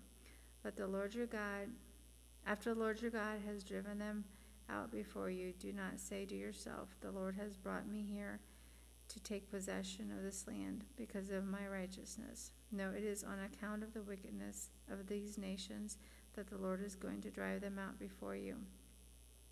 It is not because of your righteousness or your integrity that you are going to take possession of their land, but on account of the wickedness of these nations, the Lord your God will drive them out before you to accomplish what he swore to your fathers, to Abraham, Isaac, and Jacob. Understand then that it is not because of your righteousness that the Lord your God is giving you this good land to possess, for you are a stiff-necked people. Remember this and never forget how you aroused the anger of the Lord your God in the wilderness. From the day you left Egypt until you arrived here, you have been rebellious against the Lord. At Horeb you aroused the Lord's wrath so that he was angry enough to destroy you. When I went up on the mountain to receive the tablets of stone, the tablets of the covenant that the Lord had made with you, I stayed on the mountain 40 days and 40 nights. I ate no bread and drank no water. The Lord gave me 2 stone tablets inscribed by the finger of God. On them were all the commandments of the Lord. All the commandments the Lord proclaimed to you on the mountain out of the fire on the day of the assembly. At the end of the 40 days and 40 nights, the Lord gave them the 2 stone tablets, the tablets of the covenant. Then the Lord told me, go down from here at once, because your people whom you brought out of Egypt have become corrupt. They have turned away quickly from what I commanded them, and have made an idol for themselves. And the Lord said to me, I have seen this people, and they are stiff-necked people indeed. Let me alone, so that I may destroy them and blot out their name from under heaven, and I will make you into a nation stronger and more numerous than they. So I turned and went down from the mountain while it was ablaze with fire, and the 2 tablets of the covenant were in my hands. When I looked, I saw that you had sinned against the Lord your God. You had made for yourselves an idol cast in the shape of a calf. You had turned aside quickly from the way that the Lord had commanded you. So I took the 2 tablets and threw them out of my hands, breaking them into pieces before your eyes. Then once again I fell prostrate before the Lord for 40 days and 40 nights. I ate no bread and drank no water, because all of the sin you had committed, doing what was evil in the Lord's sight, was so arousing his anger. I feared the anger and the wrath of the Lord, for he was angry enough with you to destroy you. But again the Lord listened to me, and the Lord was angry enough with Aaron to destroy him. But at that time I prayed for Aaron too. Also I took that sinful things of yours, the calf you had made, and burned it in the fire. Then I crushed it and ground it into powder as fine as dust, and threw the dust into a stream that flowed down the mountain. You also made the Lord angry at Taberah, at Manasseh, and at Kibroth Hattaavah. And when the Lord sent you out from Kadesh Barnea, he said, "Go up and take possession of the land I have given you." But you rebelled against the commandment of the Lord your God. You did not trust him or obey him. You have been rebellious against the Lord ever since I have known you. I lay prostrate before the Lord those 40 days and 40 nights, because the Lord had said he would destroy you. I prayed to the Lord and said, "Sovereign Lord, do not destroy your people, your own inheritance that you redeemed by your great power and brought out of Egypt with a mighty hand. Remember your servants Abraham, Isaac, and Jacob. Overlook the stubbornness of this people, their wickedness and their sin. Otherwise the country from which you brought us will say, because the Lord was not able to take them into the land he had promised them, and because he hated them, he brought them out to put them to death in the wilderness. But they are your people, your inheritance, that you brought out by your great power and your outstretched arm." Deuteronomy chapter 10. At that time the Lord said to me, "Chisel out 2 stone tablets like the first ones and come up to me on the mountain. Also make a wooden ark. I will write on the tablets the words that were on the first tablets which you broke. Then you are to put them in the ark." So I made the ark out of the acacia wood and chiseled out 2 stone tablets like the first ones. And I went up on the mountains with the 2 tablets in my hands. The Lord wrote on these tablets what had been written before the 10 commandments he had proclaimed to you on the mountain out of the fire on the day of the assembly. The Lord gave them to me. Then I came back down the mountain and put the tablets in the ark I had made, as the Lord commanded me, and they are there now. The Israelites traveled from the wells of Ben-Jachin to Masara, where Aaron died and was buried, and Eleazar his son succeeded him as priest. From there they traveled to Kadesh and on to Jephthah, a land with streams of water. At that time the Lord set apart the tribe of Levi to carry the ark of the covenant of the Lord, to stand before the Lord to minister and to pronounce blessings in his name, as they still do today. That is why the Levites have no share of inheritance among their fellow Israelites. The Lord is their inheritance, as the Lord your God told them.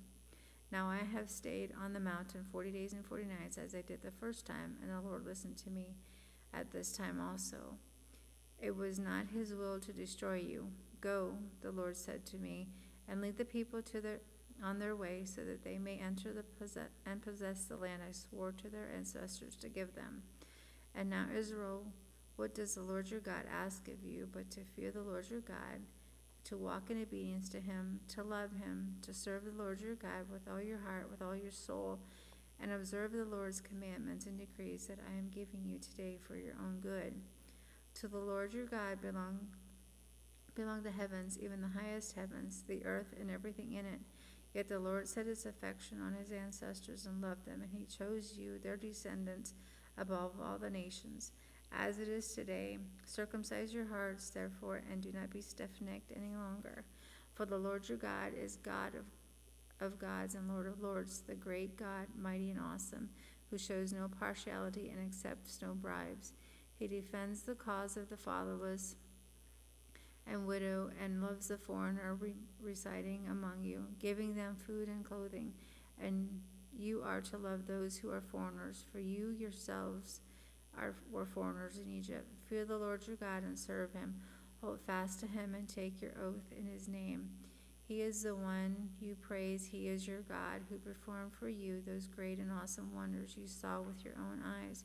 Your ancestors who went down into Egypt were 70 in all, and now the Lord your God has made you as numerous as the stars in the sky.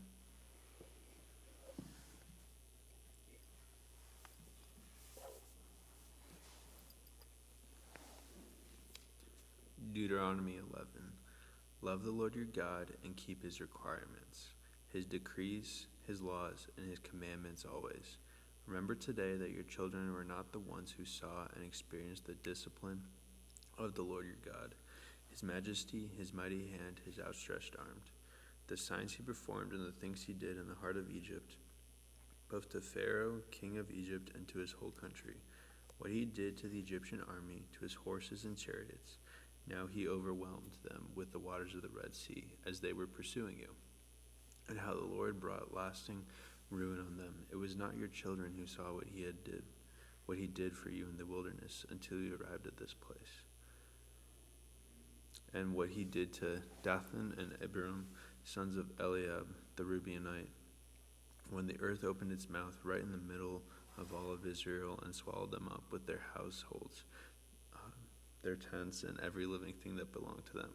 But it was your own eyes that saw all these great things that the Lord had done.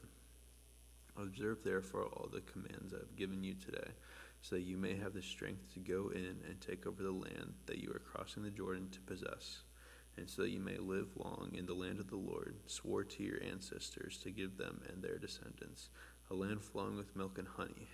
The land you are entering is to take over is not like the land of Egypt, for where you came, where you planted your seed and irrigated it by foot as in a vegetable garden.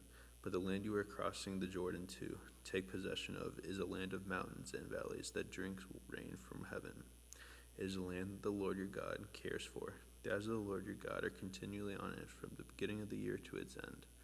So if you faithfully obey the commands I have given you today, to love the Lord your God, and to serve him with all your heart and with all your soul, then I will send rain on your land in its season, both autumn and spring rains, so that you may gather in your grain, new wine, and olive oil. I will provide grass in the fields for your cattle, and you will eat and be satisfied. Be careful, for you will be enticed to turn away and worship other gods and bow down to them, when the Lord's anger will burn against you, and he will shut up the heavens so that it will not rain, and the ground will yield no produce. And you will soon perish from the good land the Lord is giving you. Fix these words of mine in your hearts and minds. Tie them as symbols to your hands and bind them on your foreheads. Teach them to your children, talking about them when you sit at home and when you walk along the road, when you lie down and when you get up. Write them on the doorframes of your houses and on your gates, so that your days and the days of your children may be many in the land the Lord swore to give your ancestors, as many as the days when the heavens were above the earth.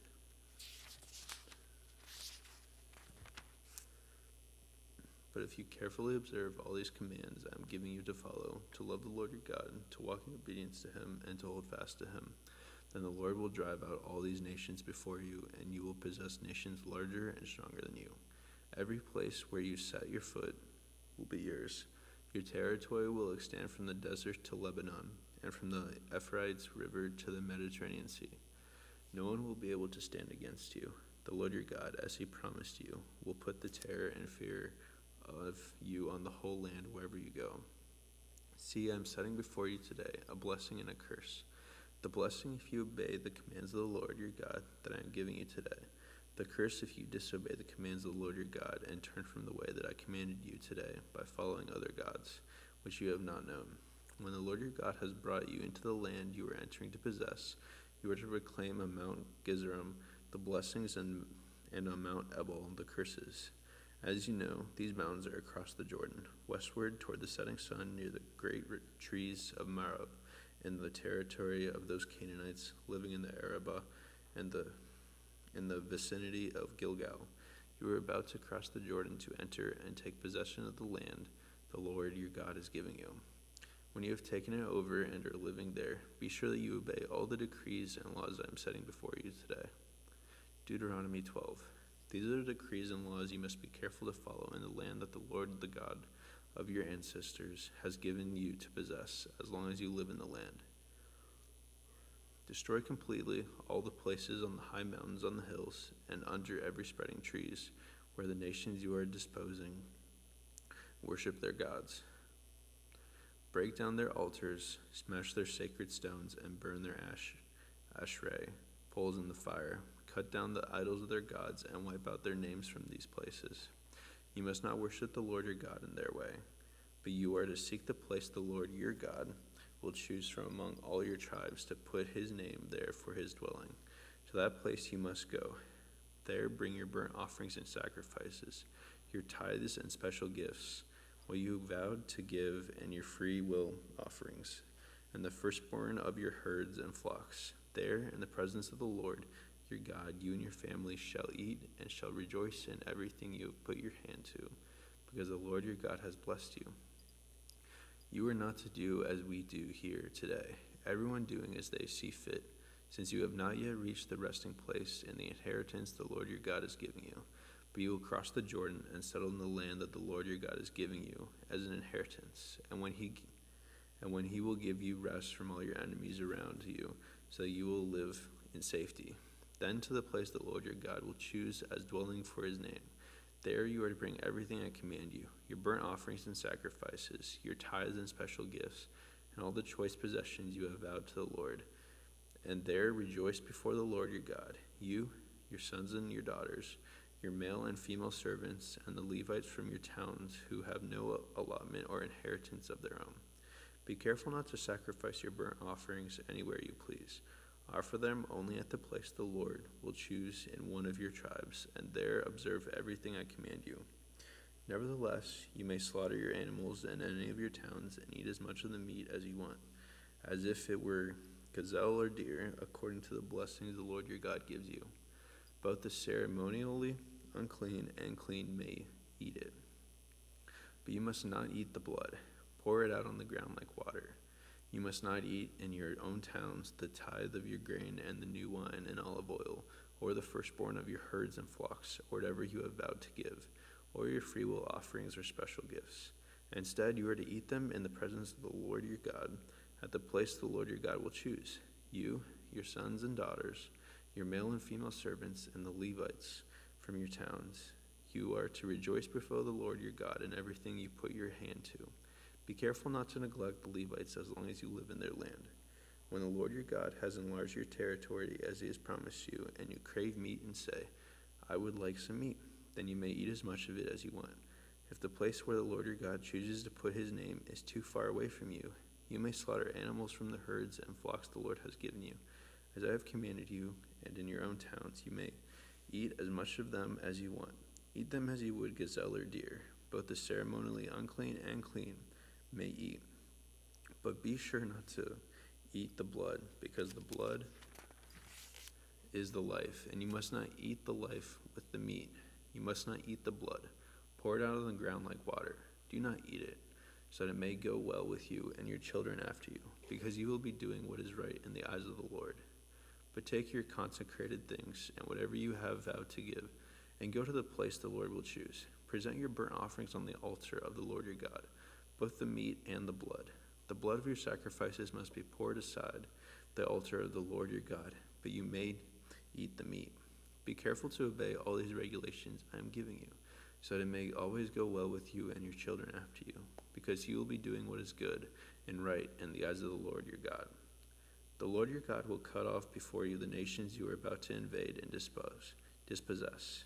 But when you have driven them out and settled in their land, and after they have been destroyed before you, be careful not to be ensnared by inquiring about their gods, saying, how do these nations serve their gods? We will do the same. We must not worship the Lord your God in their way, because in worshiping their gods, they do all kinds of detestable things the Lord hates. They even burn their sons and daughters in the fire as sacrifices to their gods. See that you do all I command you. Do not add to it or take away from it. Deuteronomy 13. If a prophet or one who foretells by dreams appears among you and announces to you a sign or wonder, and if the one sign or wonder spoken of takes place, and the prophet says, let us follow other gods you have not known, and let us worship them, you must not listen to the words of that prophet or dreamer. The Lord your God is testing you to find out whether you love him with all your heart and with all your soul. It is the Lord your God you must follow, and whom you must revere. Keep his commands and obey him. Serve him and hold fast to him.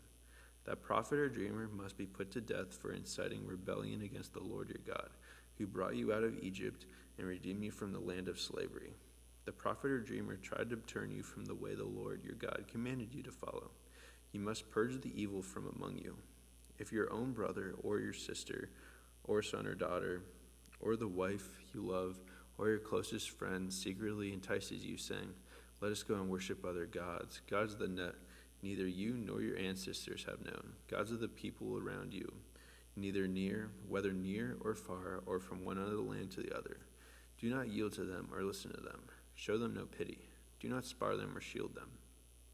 You must certainly put them to death. Your hands must be the first in putting them to death, and the hands of all the people. Stone them to death because they have tried to turn you from the Lord your God, who has brought you out of Egypt, out of the land of slavery. Then all Israel will hear and will be afraid, and no one among you will do such an evil thing again.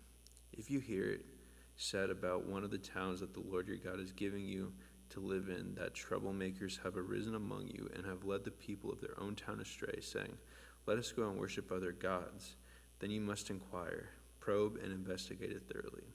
And if it is true, and if it has been proved that this detestable thing has been done among you, you must certainly put to the sword all who live in that town. You must destroy it completely, both its people and its livestock. You are to gather all the plunder of the town into the middle of the public square and completely burn the town and all of its plunder as a whole burnt offering to the Lord your God. That town is to remain a ruin forever, never to be rebuilt, and none of the condemned things are to be found in your hands. Then the Lord your God will turn from his fierce anger, will show you mercy, and will have compassion on you, as he will increase your numbers as he promised an oath to your ancestors, because you obey the Lord your God by keeping all of his commands that I am giving you today and doing what is right in his eyes. Deuteronomy 14. You are the children of the Lord your God. Do not cut yourselves or shave the front of your heads for the dead, for you are a people holy to the Lord your God. Out of all the peoples on the face of the earth, the Lord has chosen you to be his treasured possession. Do not eat any detestable thing. These are the animals you may eat: the ox, the sheep, the goat, the deer, the gazelle, the roe deer, the wild goat, the ibex, the antelope, and the mountain sheep. You may eat any animal that has a divided hoof and that chews the cud. However, of those that chew the cud or that have a divided hoof, you must not eat the camel, the rabbit, or the hyrax. Although they chew the cud, they do not have a divided hoof. They are ceremonially unclean for you. The pig is also unclean. Although it has a divided hoof, it does not chew the cud. You are not to eat their meat or touch their carcasses. Of all the creatures living in the water, you may eat anything that has fins and scales. But anything that does not have fins and scales, you may not eat. For you it is unclean. You may eat any clean bird, but these you may not eat: the eagle, the vulture, the black vulture, the red kite, the black kite, any kind of falcon, any kind of raven, the horned owl, the screech owl, the gull, any kind of hawk, the little owl, the great owl, the white owl, the desert owl, the osprey, the cormorant, the stork, any kind of heron, the hoopoe, and the bat. All flying insects are unclean to you. Do not eat them. But any winged creature that is clean you may eat. Do not eat anything you find already dead. You may give it to the foreigner residing in any of your towns, and they may eat it. Or you may sell it to any foreigner. But you are a people holy to the Lord your God. Do not cook a young goat in its mother's milk. Be sure to set aside 1/10 of all that your fields produce each year. Eat the tithe of your grain, new wine, and olive oil, and the firstborn of your herds and flocks in the presence of the Lord your God, at the place he will choose as a dwelling for his name, so that you may learn to revere the Lord your God always. But if the place is to be distant, and you have been blessed by the Lord your God, and cannot carry your tithe, because the place where the Lord will choose to put his name is so far away, then exchange your tithe for silver, and take the silver with you, and go to the place the Lord will choose. Use the silver to buy whatever you like: cattle, sheep, wine, or other fermented drink, or anything you wish. Then you and your household shall eat there in the presence of the Lord your God and rejoice. Do not neglect the Levites living in your towns, for they have no allotment or inheritance of their own. At the end of every 3 years, bring all the tithes of the of that year's produce and store it in your towns, so that the Levites who have no allotment or inheritance of their own, and the foreigners, the fatherless, and the widows who live in their towns may come and eat and be satisfied, so that the Lord your God may bless you and all the work of your hands.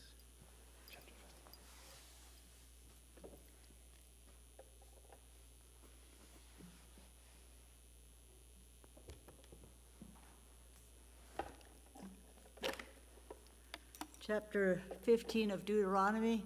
At the end of every 7 years, you must cancel debts. This is how it is to be done. Every creditor shall cancel any loan they have made to a fellow Israelite. They shall not require payment from anyone among their own people, because the Lord's time for canceling debts has been proclaimed. You may require payment from a foreigner, but you must cancel any debt your fellow Israelite owes you. However, there need be no poor people among you, for in the land the Lord your God is giving you to possess as your inheritance, he will richly bless you, if only you fully obey the Lord your God and are careful to follow all these commands I am giving you today. For the Lord your God will bless you as he has promised, and you will lend to many nations, but will borrow from none. You will rule over many nations, but none will rule over you. If anyone is poor among your fellow Israelites in any way of the towns of the land the Lord your God is giving you, do not be hard-hearted or tight-fisted toward them.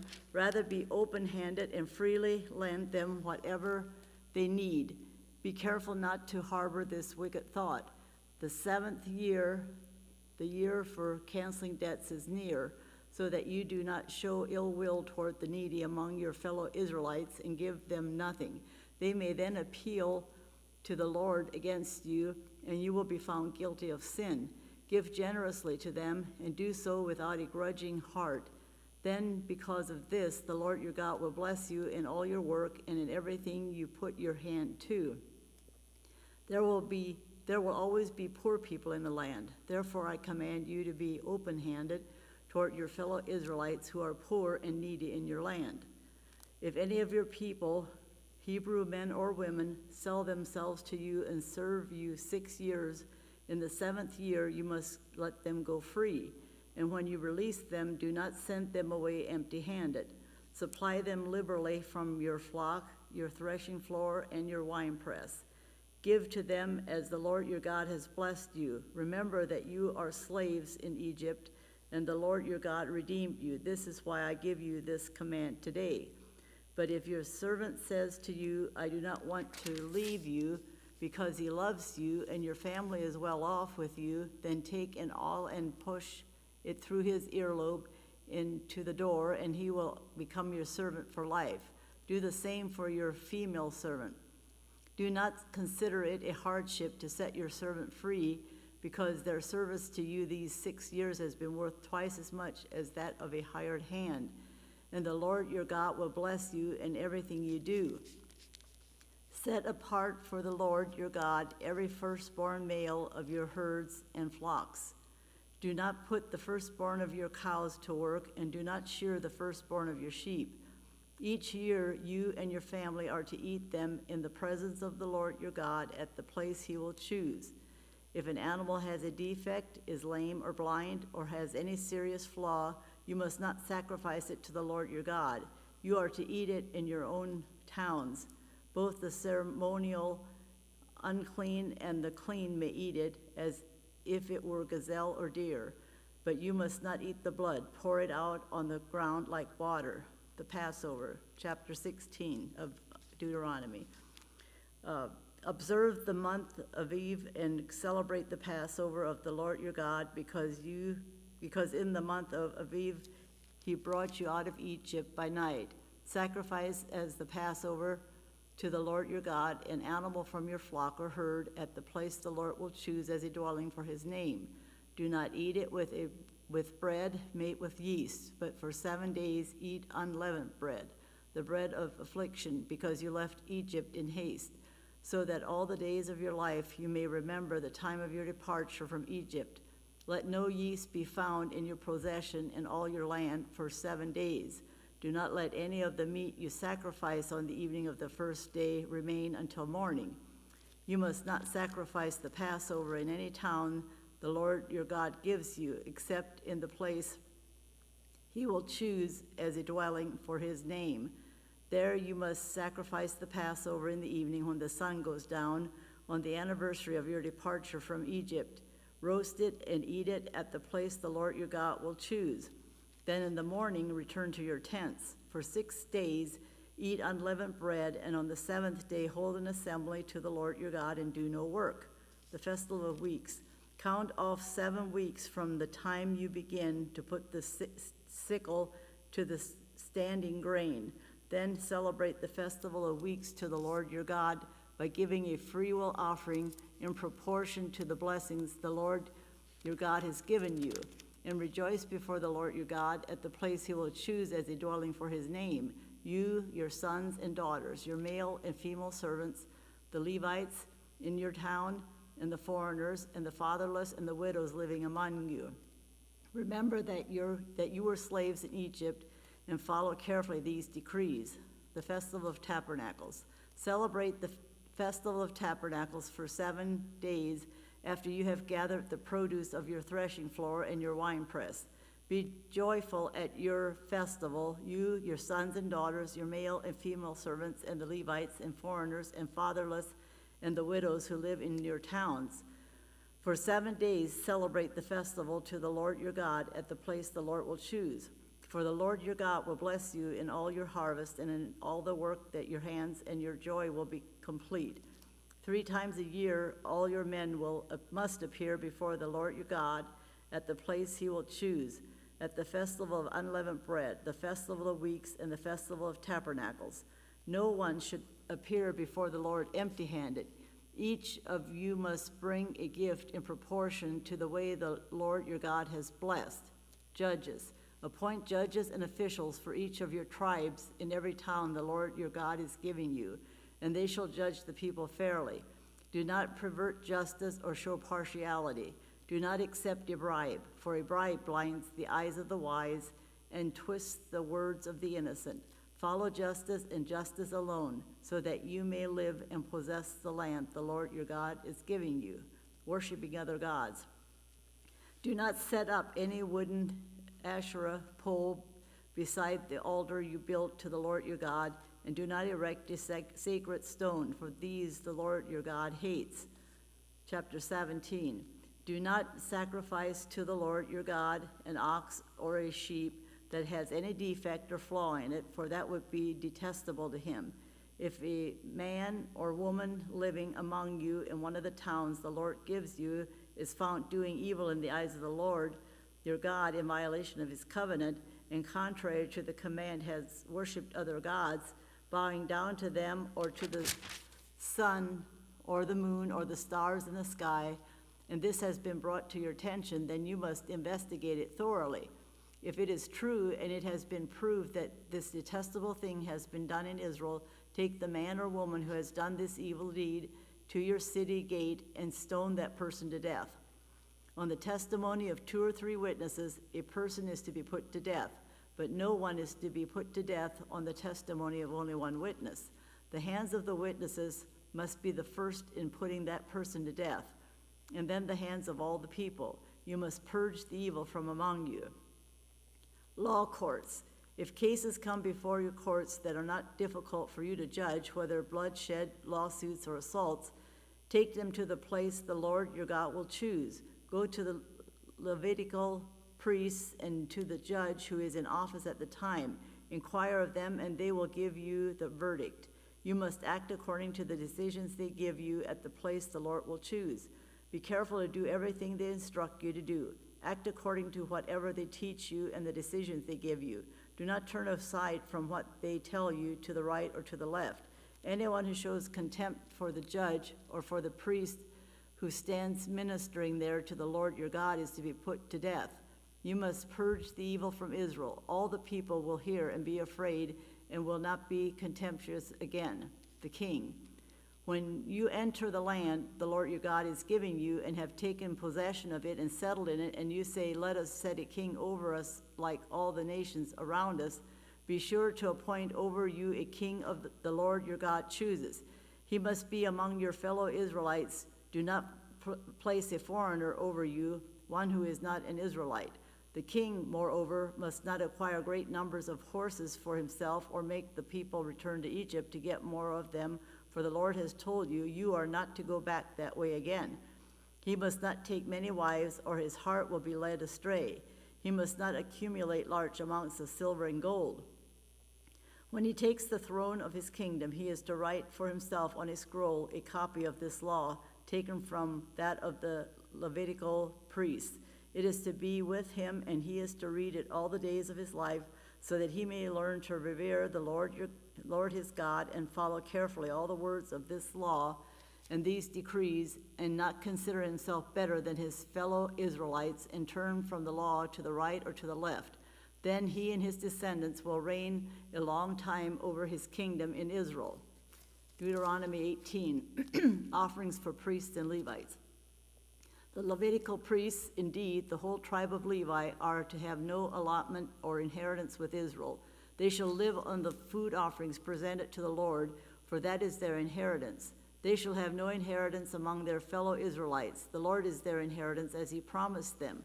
This is the share due the priests from the people who sacrifice a bull or a sheep, the shoulder, the internal organs, and the meat from the head. You are to give them the first fruits of your grain, new wine and olive oil, and the first wool from the shearing of your sheep. For the Lord your God has chosen them and their descendants out of all your tribes to stand and minister in the Lord's name always.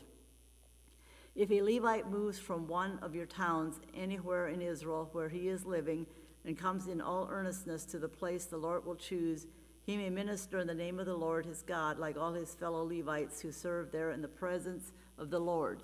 He is to share equally in their benefits, even though he has received money from the sale of family possessions. Occult practices. When you enter the land the Lord your God is giving you, do not learn to imitate the detestable ways of the nations there.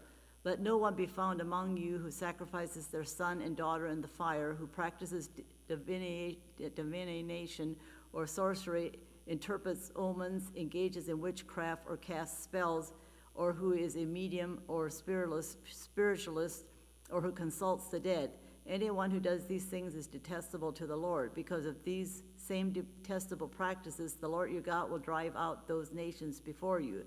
You must be blameless before the Lord your God. The prophet.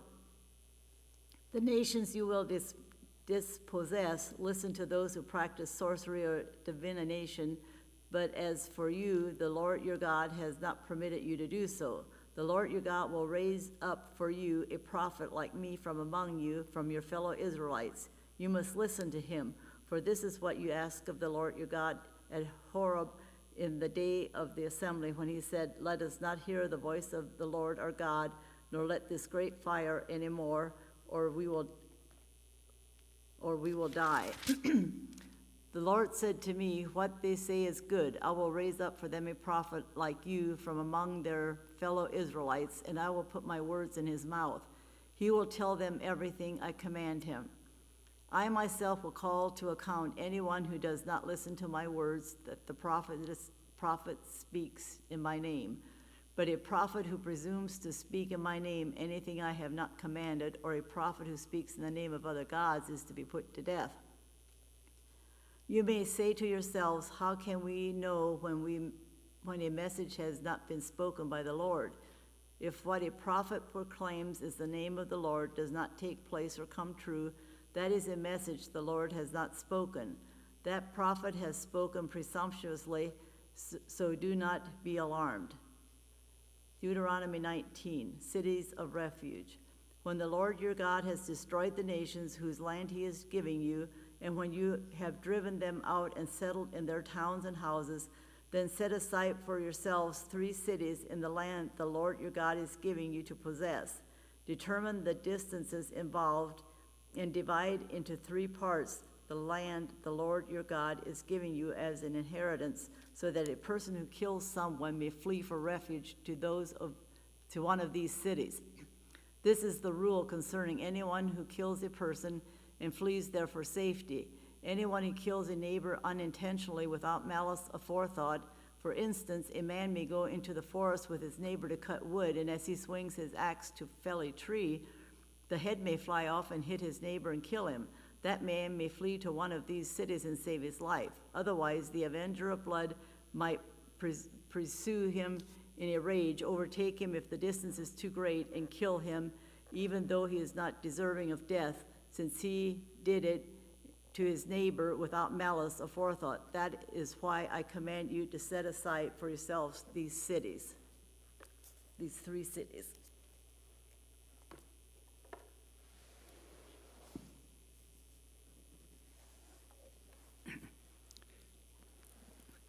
If the Lord your God enlarges your territory as he promised on oath to your ancestors and gives you the whole land he promised them, because you carefully followed all these laws I command you today, to love the Lord your God and to walk always in obedience to him, then you are to set aside 3 more cities. Do this so that innocent blood will not be shed in your land, which the Lord your God is giving you as your inheritance, and so that you will not be guilty of bloodshed.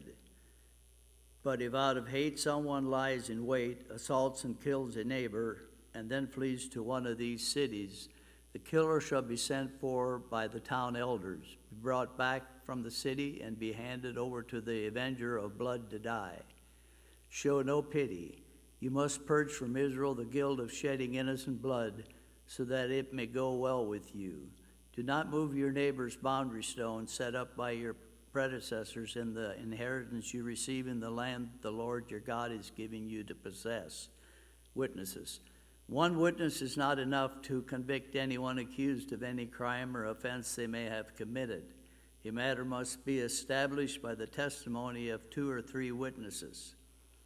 If a malicious witness takes the stand to accuse someone of a crime, the 2 people involved in a dispute must stand in the presence of the Lord before the priests and the judges who are in office at the time.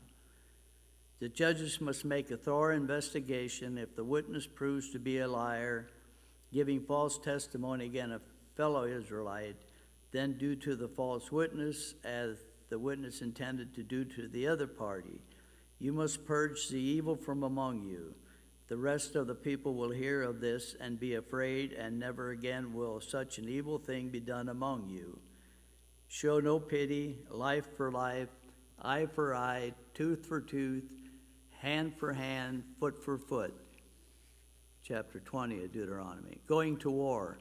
When you go to war against your enemies and see horses and chariots as an army greater than yours, do not be afraid of them, because the Lord your God who brought you up out of Egypt will be with you.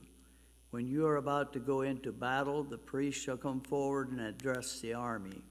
He shall say, "Hear, Israel, today you're going into battle against your enemies. Do not be faint-hearted or afraid. Do not panic or be terrified by them. For the Lord your God is the one who goes with you to fight for you against your enemies to give you victory."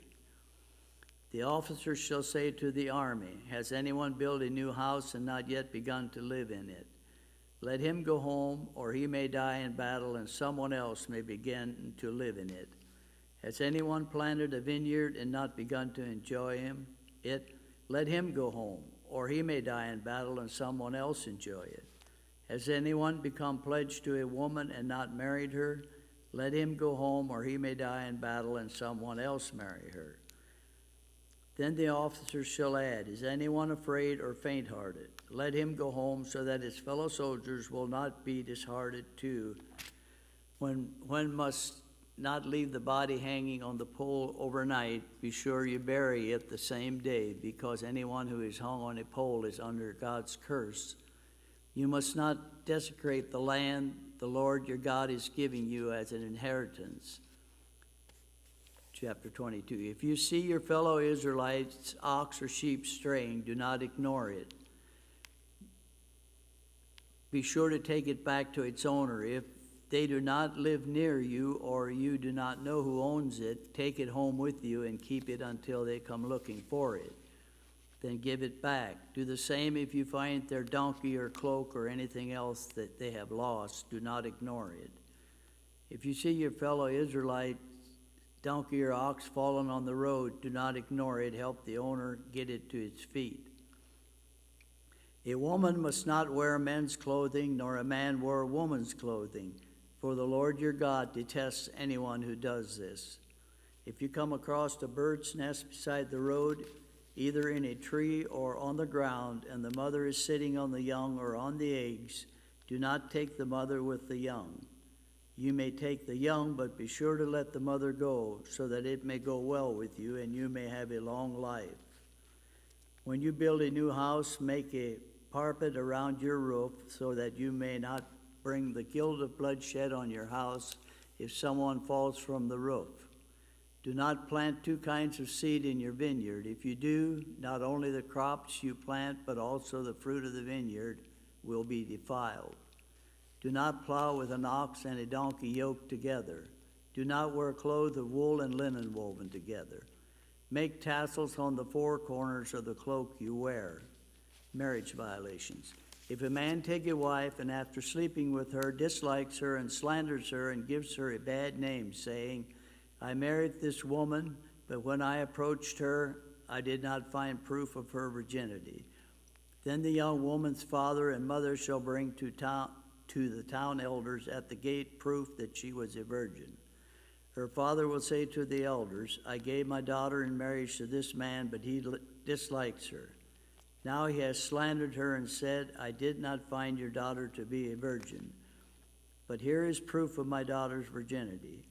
Then her parents shall display the cloth before the elders of the town, and the elders shall take the man and punish him. They shall fine him 100 shekels of silver, and give them to the young woman's father, because this man has given an Israelite a bad name. She shall continue to be his wife. He must not divorce her as long as he lives.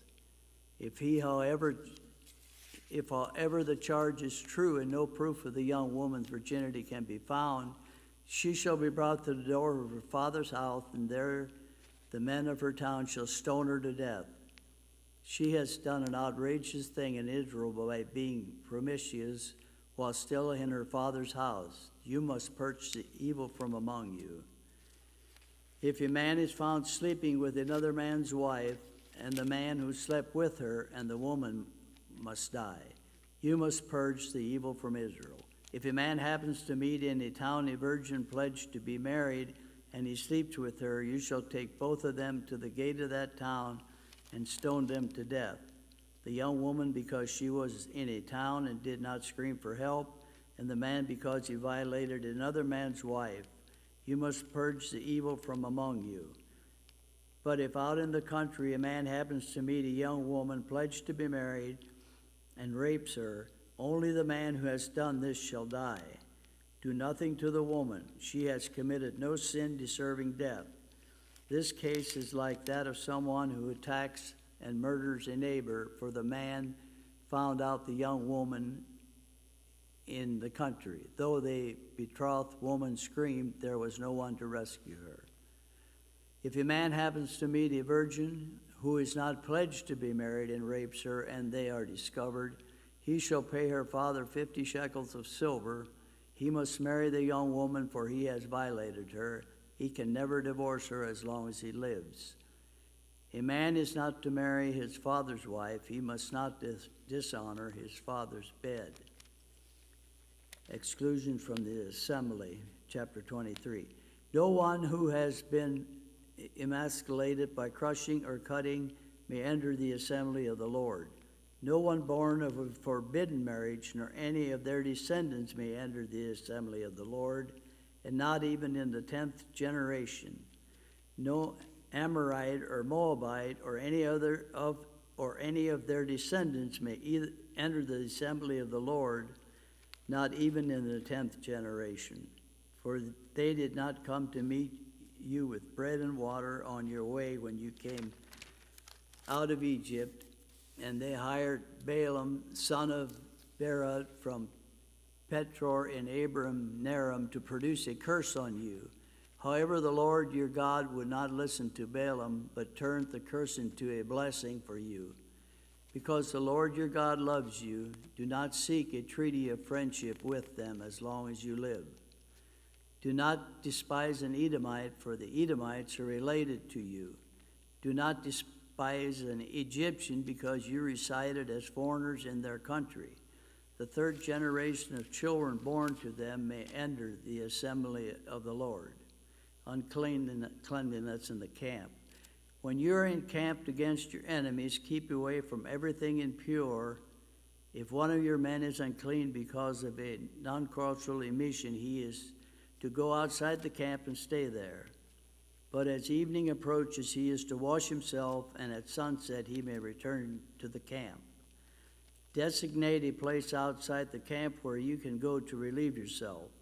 As part of your equipment, have something to dig with, and when you relieve yourself, dig a hole and cover up your excrement.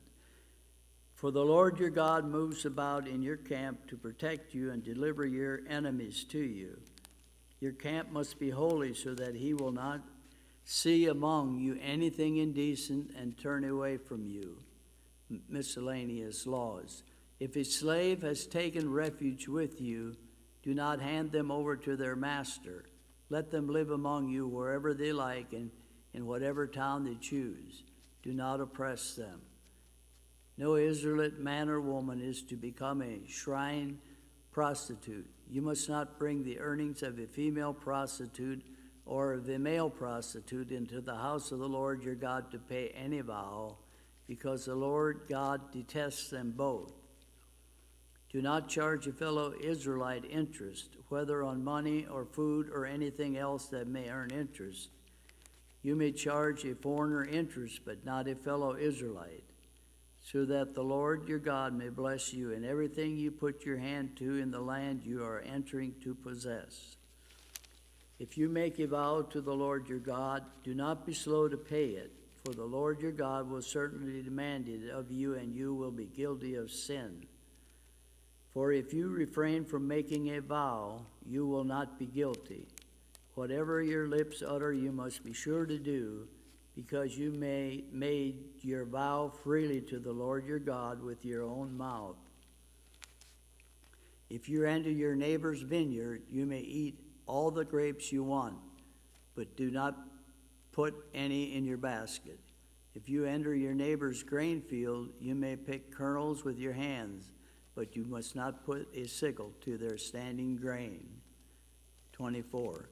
If a man marries a woman who becomes displeasing to him because he finds something indecent about her, and he writes her a certificate of divorce, gives it to her, and sends her from his house, and if after she leaves his house she becomes the wife of another man, and her second husband dislikes her and writes her a certificate of divorce, gives it to her and sends her from his house, or if he dies, then her first husband who divorced her is not allowed to marry her again after she has been defiled. That would be detestable in the eyes of the Lord. Do not bring sin upon the land the Lord your God is giving you as an inheritance. If a man has recently married, he must not be sent to war or have any other duty laid on him. For 1 year he is to be free to stay at home, bring happiness to the wife he has married. Do not take a pair of millstones, and not even the upper one, as security for a debt, because that would be taking a person's livelihood as security. If someone is caught kidnapping a fellow Israelite and treating or selling them as a slave, the kidnapper must die. You must purge the evil from among you. In cases of defiling skin diseases, be careful to do exactly as the Levitical priests instruct you. You must follow carefully what I commanded them. Remember what the Lord your God did to Miriam along the way after you came out of Egypt. When you make a loan to any kind to your neighbor, do not go into their house to get what is offered to you as a pledge. Stay outside and let the neighbor who you are making the loan brings the pledge out to you. If the neighbor is poor, do not go to sleep with their pledge in your possession. Return their cloak by sunset so that your neighbor may sleep in it. Then they will thank you, and it will be regarded as a righteous act in the sight of the Lord your God. Do not take advantage of a hired worker who is poor and needy, whether that worker is a fellow Israelite or a foreigner residing in one of your towns. Pay them their wages each day before sunset, because they are poor and counting on it. Otherwise they may cry to the Lord against you, and you will be guilty of sin.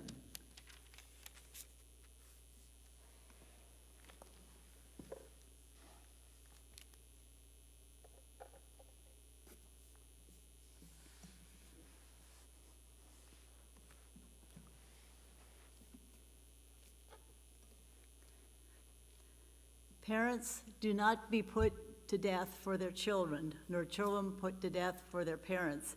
Each will die for his own sin. Do not deprive the foreigner or the fatherless of justice, or take the cloak of the widow as a pledge.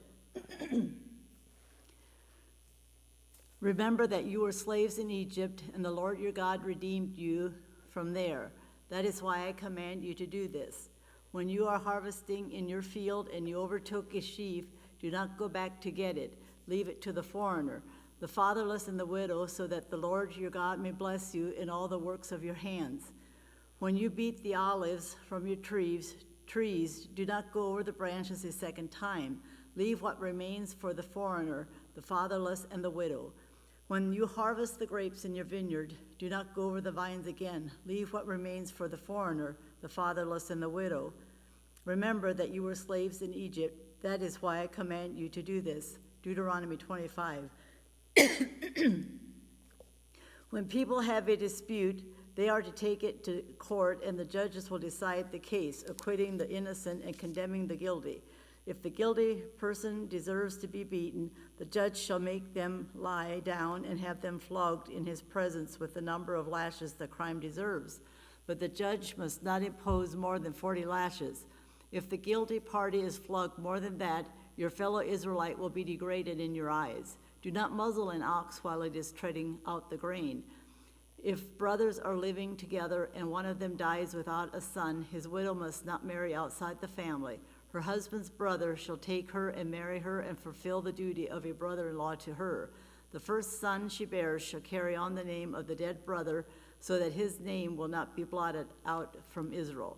However, if a man does not want to marry his brother's wife, she shall go to the elders at the town gate and say, my husband's brother refuses to carry on his brother's name in Israel. He will not fulfill the duty of a brother-in-law to me. Then the elders of his church shall summon him and talk to him. If he persists in saying, I do not want to marry her, his brother's widow shall go up to him in the presence of the elders, take off one of his sandals, spit in his face, and say, this is what is done to the man who will not build up his brother's family line. That man's line shall be known in Israel as the family of the unsandaled. If two men are fighting, and the wife of one of them comes to rescue her husband from his assailant, and she reaches out and seizes him by his private parts, you shall cut off her hand. Show her no pity. Do not have two differing weights in your bag, one heavy and one light. Do not have two different measures in your house, one large and one small. You must have accurate and honest weights and measures, so that you may live long in the land the Lord your God is giving you. For the Lord your God detests anyone who does these things, anyone who deals dishonestly. Remember what the Amalekites did to you along the way when you came out of Egypt, when you were weary and worn out. They met you on your journey and attacked all who were lagging behind. They had no fear of God. When the Lord your God gives you rest from all the enemies around you in the land he is giving you to possess as an inheritance, you shall block out the name of Amalek from under heaven. Do not forget. Chapter 26 of Deuteronomy, first fruits and tithes.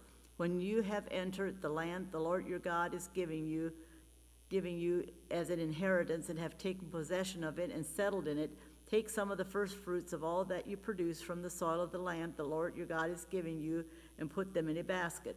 Then go to the place the Lord your God will choose as a dwelling for his name, and say to the priest in office at the time, I declare today to the Lord your God that I have come to the land the Lord swore to our ancestors to give us. The priest shall take the basket from your hands and set it down in front of the altar of the Lord your God. Then you should declare before the Lord your God, my father was a wandering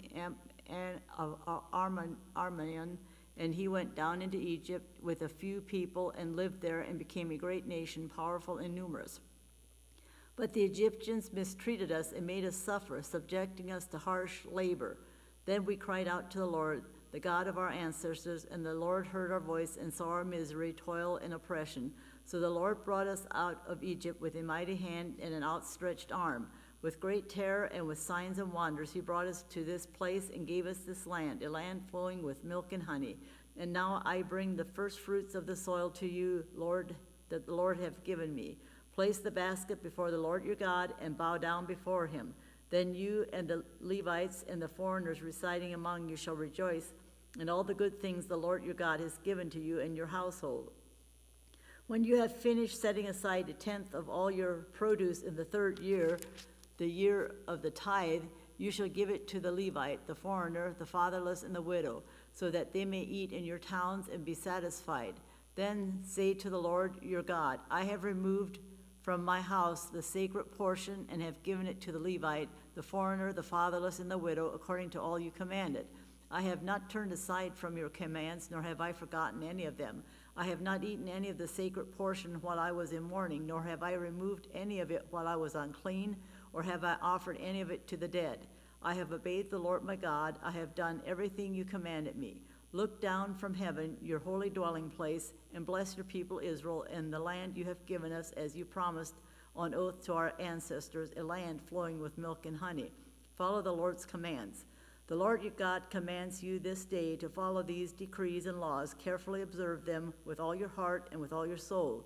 You have declared this day that the Lord your God, and that you will walk in obedience to him, and that you will keep his decrees, commands, and laws, that you will listen to him. And the Lord has declared this day that you are his people, his treasured possession, as he promised, and that you are to keep all his commands. He has declared that he will set you in praise, fame, and honor high above all nations he has made, and that you will be a people holy to the Lord your God, as he promised. Deuteronomy 27, the altar on Mount Ebal. Moses and the elders of Israel commanded the people, keep all these commands that I give you today. When you have crossed the Jordan into the land the Lord your God is giving you, set up some large stones and coat them with plaster. Write on them all the words of this law when you have crossed over to enter the land the Lord your God is giving you, a land flowing with milk and honey, just as the Lord, the God of your ancestors, promised you. And when you have crossed the Jordan, set up these stones on Mount Ebal, as I command you today, and coat them with plaster. Build there an altar to the Lord your God, an altar of stones. Do not use any iron tool on them. Build the altar of the Lord your God with field stones, and offer burnt offerings on it to the Lord your God. Sacrifice fellowship offerings there, eating them and rejoicing in the presence of the Lord your God. And you shall write very clearly all the words of this law on these stones you have set up. Curses from Mount Ebal. Then Moses and the Levitical priests said to all Israel, be silent, Israel, and listen. You have now become the people of the Lord your God. Obey the Lord your God and follow his commands and decrees that I give you today. On the same day Moses commanded the people, when you have crossed the Jordan, these tribes shall stand on Mount Gerizim to bless the people, Simeon, Judah, Levi, Judah, Issachar, Joseph, and Benjamin. And these tribes shall stand on Mount Ebal to pronounce curses, Reuben, Gad, Asher, Zebulun, Dan, and Naphtali. The Levites shall recite to all the people of Israel in a loud voice, cursed is anyone who makes an idol, a thing detestable to the Lord, the work of skilled hands, and sets it up in secret. Then all the people shall say, Amen. Cursed is anyone who dishonors their father or mother. Then all the people shall say, Amen. Cursed is anyone who moves their neighbor's boundary stone. Then all the people shall say, Amen. Cursed is anyone who leads the blind astray on the road. Then all the people shall say, Amen. Cursed is anyone who withholds justice from the foreigner, the fatherless, and the widow. Then all the people shall say, Amen. Cursed is anyone who sleeps with his father's wife, for he dishonors his father's bed. Then all the people shall say, Amen. Cursed is anyone who has sexual relations with any animal. Then all the people shall say, Amen. Cursed is anyone who sleeps with his sister, the daughter of his father, or the daughter of his mother. Then all the people shall say, Amen. Cursed is anyone who sleeps with his mother-in-law. Then all the people shall say, Amen. Cursed is anyone who kills their neighbor secretly. Then all the people shall say, Amen. Cursed is anyone who accepts a bribe to kill an innocent person. Then all the people shall say, Amen. Cursed is anyone who does not uphold the words of this law by carrying them out. Then all the people shall say, Amen. Deuteronomy 28, blessings for obedience. If you fully obey the Lord your God and carefully follow all his commands I give you today, the Lord your God will set you high above all the nations on earth. All these blessings will come on you and accompany you if you obey the Lord your God. You will be blessed in the city and blessed in the country. The fruit of your womb will be blessed, and the crops of your land and the young of your livestock, the calves of your herds and the lambs of your flocks. Your basket and your kneading trough will be blessed. You will be blessed when you come in and blessed when you go out. The Lord will grant that the enemies who rise up against you will be defeated before you. They will come at you from one direction, but flee from you in seven. The Lord will send a blessing on your barns and on everything you put your hand to. The Lord your God will bless you in the land he is giving you. The Lord will establish you as his holy people, as he promised you an oath, if you keep your commands of the Lord your God and walk in obedience to him. Then all the peoples on earth will see that you are called by the name of the Lord, and they will fear you. The Lord will grant you abundant prosperity in the fruit of your womb, the young of your livestock, and the crops of your ground in the land he swore to your ancestors to give you. The Lord will open the heavens, the storehouse of his bounty, to send rain on your land in season and to bless all the work of your hands. You will lend to many nations, but will borrow from none. The Lord will make you the head, not the tail. If you pay attention to the commands of the Lord your God that I give you this day and carefully follow them, you will always be at the top, never at the bottom. Do not turn aside from any of the commands I give you today, to the right or to the left, following other gods and serving them. Curses for disobedience. However, if you do not obey the Lord your God and do not carefully follow all his commands and decrees I am giving you today, all these curses will come on you and overtake you. You will be cursed in the city and cursed in the country. Your basket and your kneading trough will be cursed.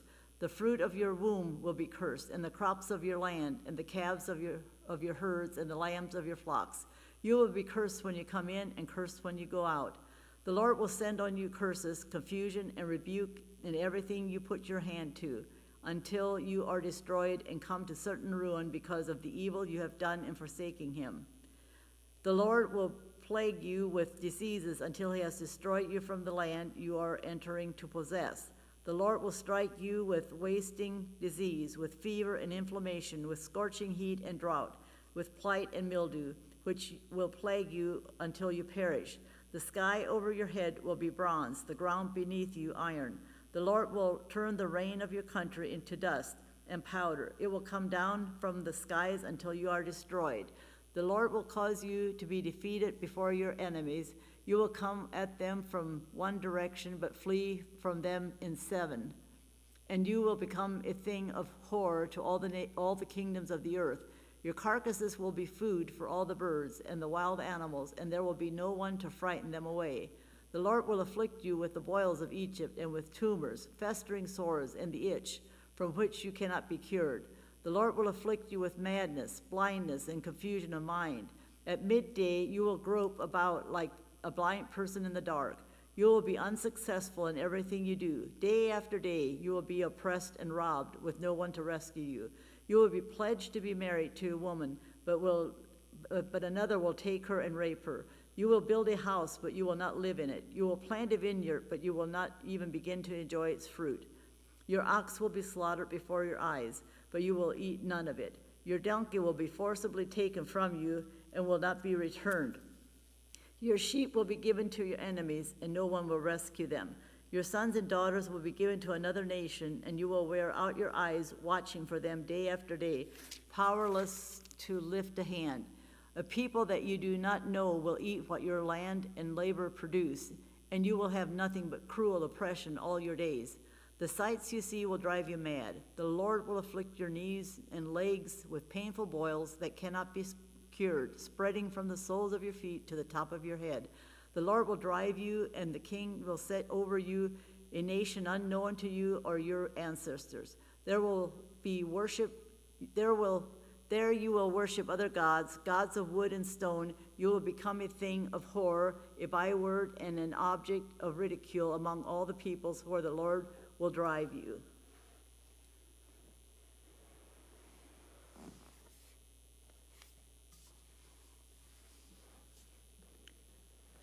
You will sow much seed in the field, but you will harvest little because the locusts will devour it.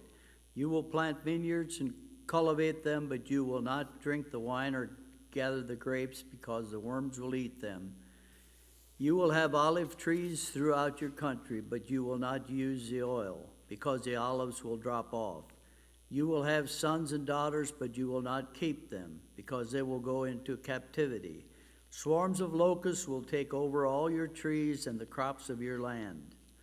The foreigners who reside among you will rise above you, higher and higher, but you will sink lower and lower. They will lend to you, but you will not lend to them. They will be the head, but you will be the tail. All these curses will come on you. They will pursue you and overtake you until you are destroyed, because you did not obey the Lord your God and observe the commandments and decrees he gave you. They will be a sign and wonder to you, and your descendants will forever.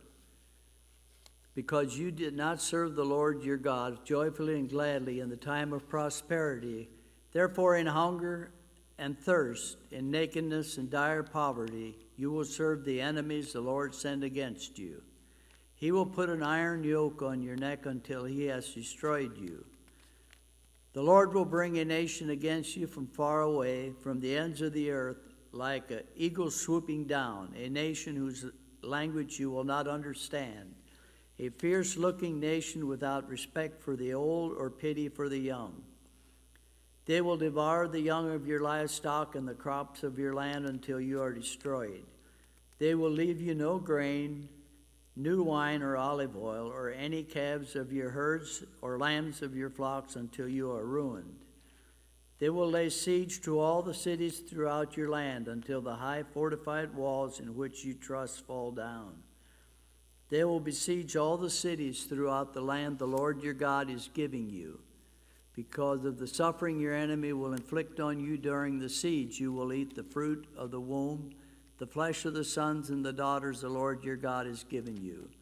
Even the most gentle and sensitive man among you will have no compassion on his own brother or wife he loves or his surviving children, and he will not give to one of them any of the flesh of his children that he is eating.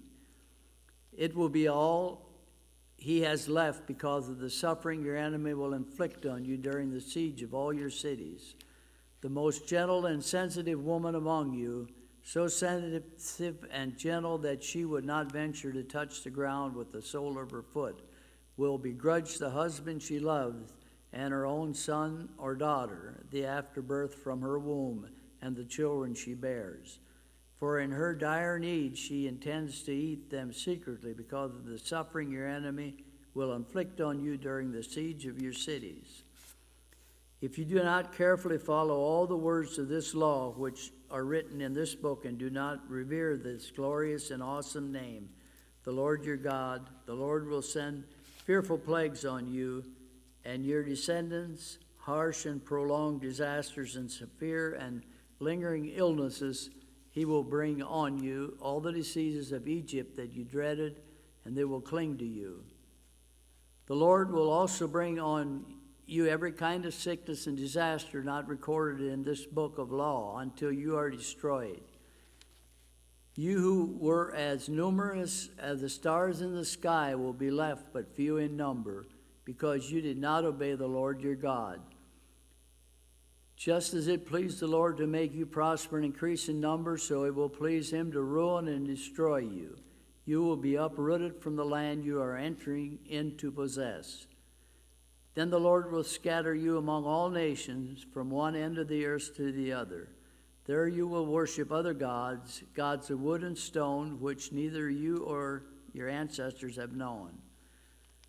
Among those nations you will find no repose, no resting place for the sole of your foot.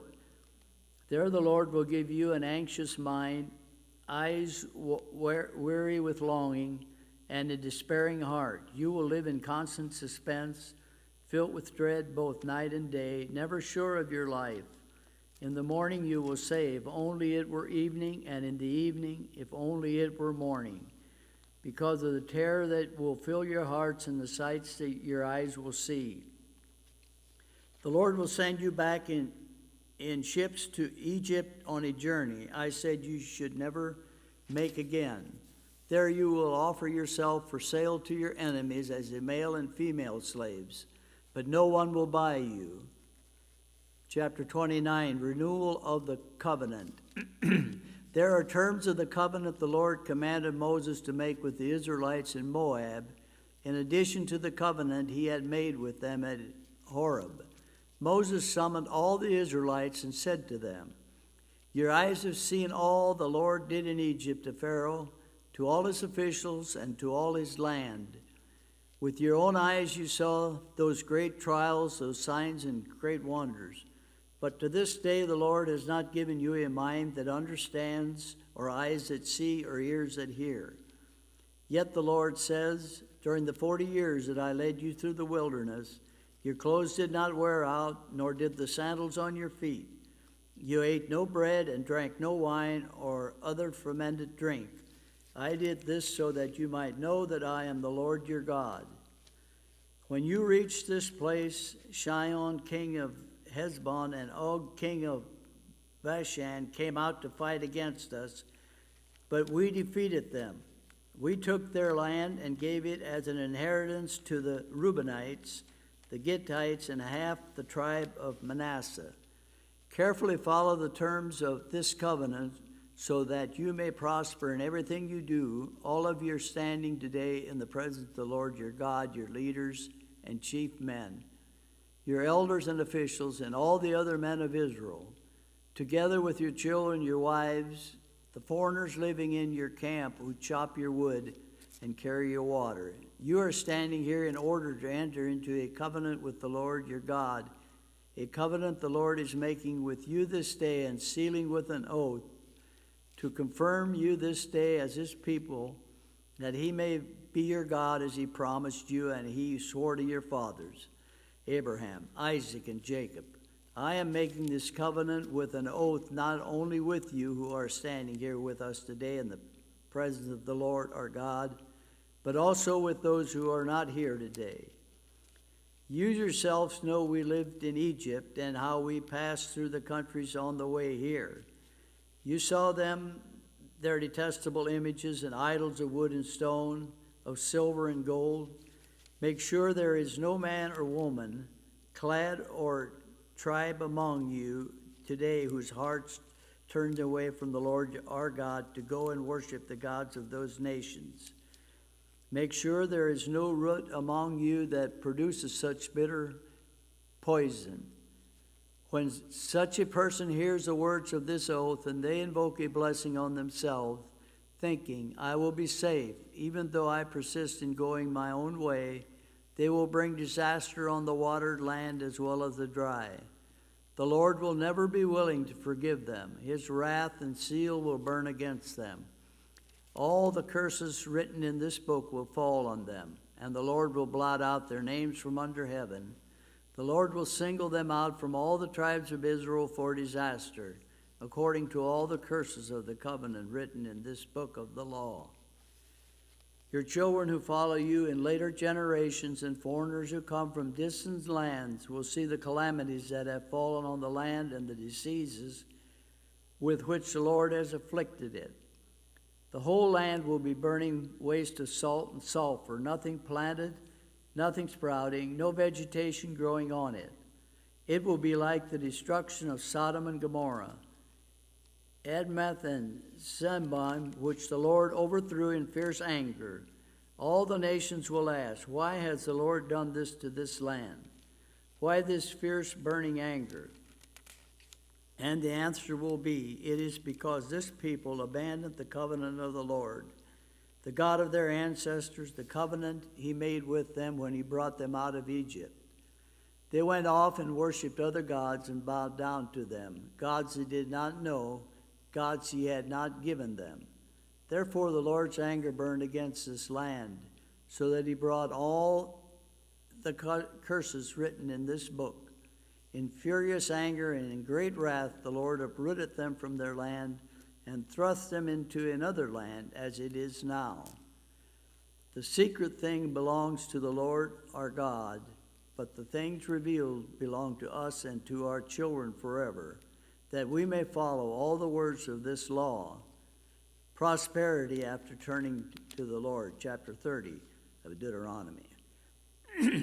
When all these blessings and curses have set before you come on you, and you take them to heart wherever the Lord your God disperses you among the nations, and when you and your children return to the Lord your God and obey him with all your heart and with all your soul, according to everything I have commanded you today, then the Lord your God will restore your fortunes and have compassion on you, and gather you again from all the nations where he scattered you. Even if you have banished to the most distant land under the heavens, from there the Lord your God will gather you and bring you back. He will bring you to the land that belongs to your ancestors, and you will take possession of it. He will make you more prosperous and numerous than your ancestors. The Lord your God will circumcise your hearts and the hearts of your descendants, so that you may love him with all your heart and with all your soul and live. The Lord your God will put all these curses on your enemies who hate and persecute you. You will again obey the Lord and follow all his commands I am giving you today. Then the Lord your God will make you most prosperous in all the work of your hands and in the fruit of your womb, the young of your livestock and the crops of your land, and the Lord will again delight in you and make you prosperous, just as he delighted in your ancestors. If you obey the Lord your God and keep his commandments and decrees that are written in this book of the law, and turn to the Lord your God with all your heart and with all your soul, the offer of life or death. Now that I am commanding you today, it is not too difficult for you or beyond your reach. It is not up in heaven so that you have to ask who will ascend into heaven to get it and proclaim it to us so we may obey it. Nor is it beyond the sea so that you have to ask, who will cross the sea to get to it and proclaim it to us so we may obey it? No, the word is very near you. It is in the mouth and in your heart so you may obey it. See, I set it before you today, life and prosperity, death and destruction. For I command you today to love the Lord your God, to walk in obedience to him, and to keep his commands, decrees, and laws. Then you will live and increase, and the Lord your God will bless you in the land you are entering to possess. But if your heart turns away and you are not obedient, and if you are drawn away to bow down to other gods and worship them, I declare to you this day that you will certainly be destroyed. You will not live long in the land you are crossing the Jordan to enter and possess. This day I call the heavens and earth as witness against you that I have set before you life and death, blessings and curses. Now choose life, so that you and your children may live, and that you may love the Lord your God. Listen to his voice, hold fast to him. For the Lord is your life, and he will give you many years in the land he swore to your fathers, Abraham, Isaac, and Jacob. Deuteronomy 31, Joshua to succeed Moses. Then Moses went out and spoke these words to all Israel. I am 120 years old, and I am no longer able to lead you. The Lord has said to me, you shall come cross the Jordan. You shall not cross the Jordan. The Lord your God himself will cross over ahead of you. He will destroy these nations before you, and you will take possession of their land. Joshua also will cross over ahead of you, as the Lord said, and the Lord will do to them what he did to Sihon, and Og, the kings of the Amorites, whom he destroyed along with their land. The Lord will deliver them to you, and you must do to them all that I have commanded you. Be strong and courageous. Do not be afraid or terrified because of them. For the Lord your God goes with you. He will never leave you nor forsake you. Then Moses summoned Joshua and said to him in the presence of all Israel, Be strong and courageous, for you must go with this people into the land that the Lord swore to their ancestors to give them. And you must divide it among them as their inheritance. The Lord himself goes before you and will be with you. He will never leave you nor forsake you. Do not be afraid. Do not be discouraged. Public reading of the law. So Moses wrote down this law and gave it to the Levitical priests who carried the ark of the covenant of the Lord, and to all the elders of Israel. Then Moses commanded them at the end of 7 years, in the year for canceling debts during the festival of tabernacles, when all Israel comes to appear before the Lord your God at the place he will choose, you will read this law before them in their hearing. Assemble the people, men, women, and children, and the foreigners residing in your towns, so they can listen and learn to fear the Lord your God and follow carefully all the words of this law. Their children who do not know this law must hear it and learn fear the Lord your God as long as you live in the land you are crossing the Jordan to possess. Israel's rebellion predicted. The Lord said to Moses, Now the day of your death is near. Call Joshua and present yourselves at the tent of meeting, where I will commission him. So Moses and Joshua came and presented themselves at the tent of meeting. Then the Lord appeared at the tent in a pillar of cloud, and the cloud stood over the entrance to the tent. And the Lord said to Moses, You are going to rest with your ancestors, and these people will soon prostitute themselves to the foreign gods of the land they are entering. They will forsake me and break the covenant I made with them, and in that day I will become angry with them and forsake them. I will hide my face from them, and they will be destroyed. Many disasters and calamities will come on them, and in that day they will ask, Have we not these disasters come on us because our God is not with us? And I will certainly hide my face in that day because of all their wickedness in turning to other gods. Now write down this song and teach it to the Israelites and have them sing it, so they may be a witness for me against them. When I have brought them into the land flowing with milk and honey, the land I promised on oath to their ancestors, and when they eat their fill and thrive, they will turn to other gods and worship them, rejecting me and breaking my covenant. And when many disasters and calamities come on them, this song will testify against them, because it will not be forgotten by their descendants. I know what they are disposed to do, even before I bring them into the land I promised them on oath. So Moses wrote down this song that day and taught it to the Israelites. The Lord gave this command to Joshua, son of Nun, Be strong and courageous, for you will bring the Israelites into the land I promised them on oath, and I myself will be with you. After Moses finished writing in a book the words of this law and from beginning to the end, he gave this command to the Levites who carried the ark of the covenant of the Lord. Take this book of the law and place it beside the ark of the covenant of the Lord your God. There it will remain as a witness against you, for I know how rebellious and stiff-necked you are. If you have been rebellious against the Lord while I was still alive and with you, how much more will you rebel after I die? Assemble before me all the elders of your tribes and all your officials, so that I can speak these words in their hearing and call the heavens and earth to testify against them. For I know that after my death you are sure to become utterly corrupt and to turn from the way I have commanded you. In days to come, disaster will fall on you because you will do evil in the sight of the Lord and arouse his anger by what your hands have made. The songs of Moses.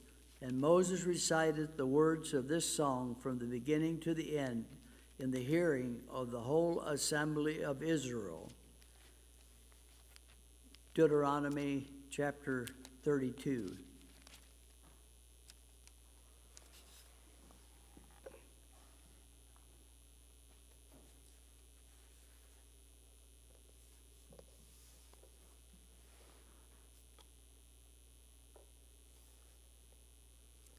And Moses recited the words of this song from beginning to end in the hearing of the whole assembly of Israel. Listen, you heavens, and I will speak. Hear, you earth, the words of my mouth. Let my teaching fall like rain, and my words descend like dew, like showers on new grass, like abundant rain on tender plants. I will proclaim the name of the Lord. O praise the greatness of our God. He is the rock, his works are perfect, and all his ways are just. A faithful God who does no wrong, upright and just is he. They are corrupt and not his children. To their shame they are warped and crooked, a warped and crooked generation. And this way you repay the Lord, you foolish, unwise people. Is he not your father, your creator, who made you and formed you? Remember the days of old, consider the generations long past. Ask your father, and he will tell you, your elders, and they will explain to you. When the Most High gave the nations their inheritance, when he divided all mankind, he set up boundaries for the peoples according to the number of the sons of Israel. For the Lord's portion is his people, Jacob his allotted inheritance. In a desert land he found him, in a barren and howling waste. He shielded him and cared for him. He guarded him as the apple of his eye, like an eagle that stirs up its nest and hovers over its young, that spreads its wings to catch them and carries them aloft. The Lord alone led him, no foreign god was with him. He made him ride on the heights of the land and fed him with the fruit of the fields. He nourished him with honey from the rock and with oil from the flinty crag, with curds and milk from herd and flock, and with fattened lambs and goats, with choice rams of Bashan and the finest kernels of wheat. He drank the foaming blood of the grape. Jeshurun grew fat and kicked, filled with food, they became heavy and sleek. They abandoned the God who made them and rejected the rock, their Savior. They made him jealous with their foreign gods and angered him with their detestable idols. They sacrificed to false gods, which are not God, gods they had not known, gods that recently appeared, gods your ancestors did not fear. You deserted the rock who fathered you. You forgot the God who gave you birth. The Lord saw this and rejected them, because he was angered by his sons and daughters. I will hide my face from them, he said, and see what their end will be, for they are a perverse generation, children who are unfaithful. They made me jealous by what is no God, and angered me with their worthless idols.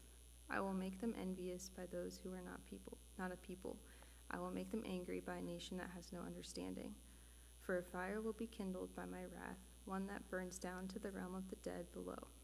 It will devour the earth and its harvest, and set afire the foundations of the mountains. I will heap calamities on them, and spend my arrows against them. I will send wasting famine against them, consuming pestilence and deadly plague. I will send against them the fangs of wild beasts, the venom of vipers that glide in the dust. In the street the sword will make them childless, in their homes terror will reign. The young men and young women will perish, the infants and those with gray hair.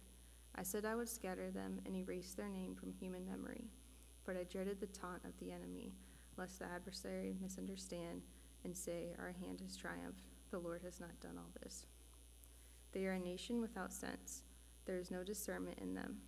If only they were wise and would understand this, and discern what their end will be. How could one man chase 1,000, or two put 10,000 to flight, unless their rock had sold them, unless the Lord had given them up? For their rock is not like our rock, as even our enemies concede. Their vine comes from the vine of Sodom and from the fields of Gomorrah. Their grapes are filled with poison, and their clusters with bitterness. Their wine is the venom of serpents, the deadly poison of cobras. Have I not kept this in reserve and sealed it in my vaults? It is mine to avenge, I will repay. In due time their foot will slip. Their day of disaster is near, and their doom rushes upon them. The Lord will vindicate his people and relent concerning his servants, when he sees their strength is gone, and no one is left, slave or free. He will say, now where are their gods, the rock they took refuge in, the God who ate the fat of their sacrifices and drank the wine of their drink offerings. Let them rise up to help you. Let them give you shelter. See now that I myself am he. There is no God besides me. I put to death and I bring to life. I have wounded and I will heal. And no one can deliver out of my hand. I lift my hand to heaven and solemnly swear, as surely as I live forever, when I sharpen my flashing sword and my hand grasps it in judgment, I will take vengeance on my adversaries and repay those who hate me. I will make my arrows drunk with blood, while my sword devours flesh, the blood of the slain and the captives, the heads of the enemy leaders. Rejoice, you nations, with his people, for he will avenge the blood of his servants. He will take vengeance on his enemies and make atonement for his land and people. Moses came with Joshua, son of Nun, and spoke all the words of this song in the hearing of the people. When Moses finished reciting all these words to all Israel, he said to them, Take to heart all the words I have solemnly declared to you this day, so that you may command your children to obey carefully all the words of this law. They are not just idle words for you, they are your life. By them you will live long in the land you are crossing the Jordan to possess. On that same day, the Lord told Moses, Go up into Abram range to Mount Nebo in Moab, across from Jericho, and view Canaan, the land I am giving the Israelites as their own possession. There on the mountain that you have climbed you will die and be gathered to your people, just as your brother Aaron died on Mount Hor and was gathered to his people. This is because both of you broke faith with me in the presence of the Israelites at the waters of Meribah, Kadesh, and in the desert of Zin, and because you did not uphold my holiness among the Israelites. Therefore you will see the land only from a distance. You will not enter the land I am giving to the people of Israel. Deuteronomy 33. This is the blessing that Moses, the man of God, pronounced on the Israelites before his death. He said, The Lord came from Sinai and dawned over them from Seir. He shone forth from Mount Paran. He came with myriads of holy ones from the south, from his mountain slopes. Surely it is you who love the people. All the holy ones are in your hand. At your feet they all bow down, and from you receive instruction, the law that Moses gave us, the possession of the assembly of Jacob. He was king over Jeshurun when the leaders of the people assembled along with the tribes of Israel. Let Reuben live and not die, nor his people be few. And this he said about Judah, Hear, Lord, the cry of Judah, bring him to his people. With his own hands he defends his cause. O be his help against his foes. About Levi he said, Your Thummim and Urim belong to your faithful servant. You tested him at Massah, you contended with him at the waters of Meribah. He said of his father and mother, I have no regard for them. He did not recognize his brothers or acknowledge his own children, but he watched over your word and guarded your covenant. He teaches your precepts to Jacob and your law to Israel.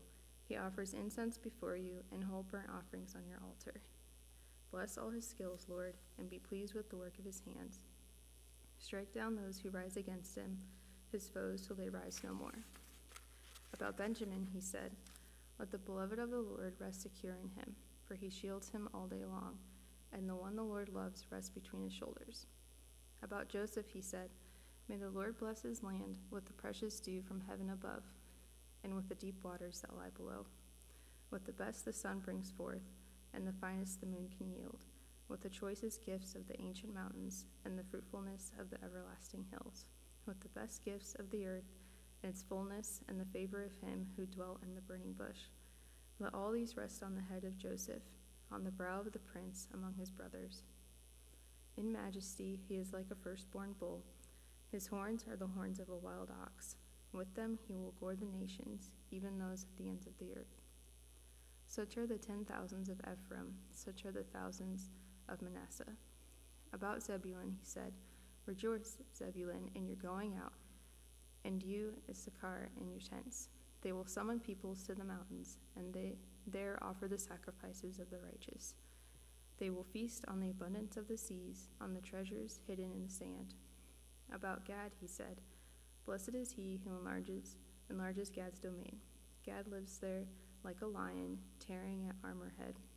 He chose the best land for himself. The leader's portion was kept for him. When the heads of the people assembled, he carried out the Lord's righteous will and his judgments concerning Israel. About Dan, he said, Dan is a lion's cub, springing out of Bashan. About Naphtali, he said, Naphtali is abounding with the favor of the Lord, and he is full of his blessing. He will inherit southward to the lake. About Asher, he said, most blessed of sons is Asher. Let him be favored by his brothers, and let him bathe his feet in oil. The bolts of your gates will be iron and bronze, and your strength will equal your days. There is no one like the God of Jeshurun, who rides across the heavens to help you on the clouds in his majesty. The eternal God is your refuge, and underneath are the everlasting arms. He will drive out your enemies before you, saying, destroy them. So Israel will live in safety. Jacob will dwell secure in a land of grain and new wine, where the heavens drop dew. Blessed are you, Israel, who is like you, a people saved by the Lord. He is your shield and helper, and your glorious sword. Your enemies will cower before you, and you will tread on their heights. Deuteronomy 34. Then Moses climbed Mount Nebo from the plains of Moab to the top of Pisgah across from Jericho. There the Lord showed him the whole land from Gilead to Dan, all of Naphtali, the territory of Ephraim and Manasseh, all the land of Judah, as far as the Mediterranean Sea, the Negev and the whole region from the valley of Jericho, the city of palms, as far as Zor. Then the Lord said to him, this is land I promised on oath to Abraham, Isaac, and Jacob, when I said, I will give it to your descendants. I will let you see it with your eyes, but you will not cross over into it. And Moses, the servant of the Lord, died there in Moab, as the Lord had said. He buried him in Moab, in the valley opposite Beth Peor, but to this day no one knows where his grave is. Moses was 120 years old when he died, yet his eyes were not weak, nor his strength gone. The Israelites grieved for Moses and the plains of Moab 30 days, until the time of weeping and mourning was over. Now Joshua, son of Nun, was filled with the spirit of wisdom, because Moses had laid his hands on him. So the Israelites listened to him and did what the Lord had commanded Moses. Since then, no prophet has risen in Israel like Moses, whom the Lord knew face to face, who did all those signs and wonders the Lord sent him to do in Egypt, to Pharaoh and to all his officials and to his whole land. For no one has ever shown the mighty power or performed the awesome deeds that Moses did in the sight of all of Israel. Joshua chapter 1. After the death of Moses, the servant of the Lord said to Joshua, son of Nun, the Moses' aide, Moses, my servant, is dead. Now then, you and all these people get ready to cross the Jordan River into the land I'm about to give to them, to the Israelites. I will give you every place where you set your foot, as I promised Moses. Your territory will extend from the desert to Lebanon, and from the great river, the Euphrates, all the Hittite country, to the Mediterranean Sea in the west. No one will be able to stand against you all the days of your life. As I was with Moses, so I will be with you. I will never leave you nor forsake you. Be strong and courageous, because you will lead these people to inherit the land I swore to their ancestors to give them. Be strong and very courageous. Be careful to obey all the law my servant Moses gave you. Do not turn from it to the right or to the left, that you may be successful wherever you go. Keep this book of the law always on your lips. Meditate it day and night, so that you may be careful to do everything written in it. Then you will be prosperous and successful. Have I not commanded you? Be strong and courageous. Do not be afraid, do not be discouraged, for the Lord your God will be with you wherever you go. So Joshua ordered the officers of the people, go through the camp and tell the people, get your provisions ready. 3 days from now you will cross the Jordan here to go in and take possession of the land the Lord your God is giving you for your own. But to the Reubenites, the Gadites, and the half-tribe of Manasseh, Joshua said, remember the command that Moses, the servant of the Lord, gave you after he said, the Lord your God will give you rest by giving you this land. Your wives, your children, and your livestock may stay in the land that Moses gave you east of the Jordan, but all your fighting men, ready for battle, must cross over ahead of your fellow Israelites. You are to help them until the Lord gives them rest, as he has done for you, until they too have taken possession of the land the Lord your God is giving them. After that, you may go back and occupy your own land. which Moses, the servant of the Lord, gave you east of the Jordan toward the sunrise. Then they answered Joshua, "Whatever you have commanded us, we will do, and wherever you send us, we will go. Just as we fully obeyed Moses, so we will obey you. Only may the Lord your God be with you," and he was with Moses. "Whoever rebels against your word and does not obey it, whatever you may command them will be put to death. Only be strong and courageous."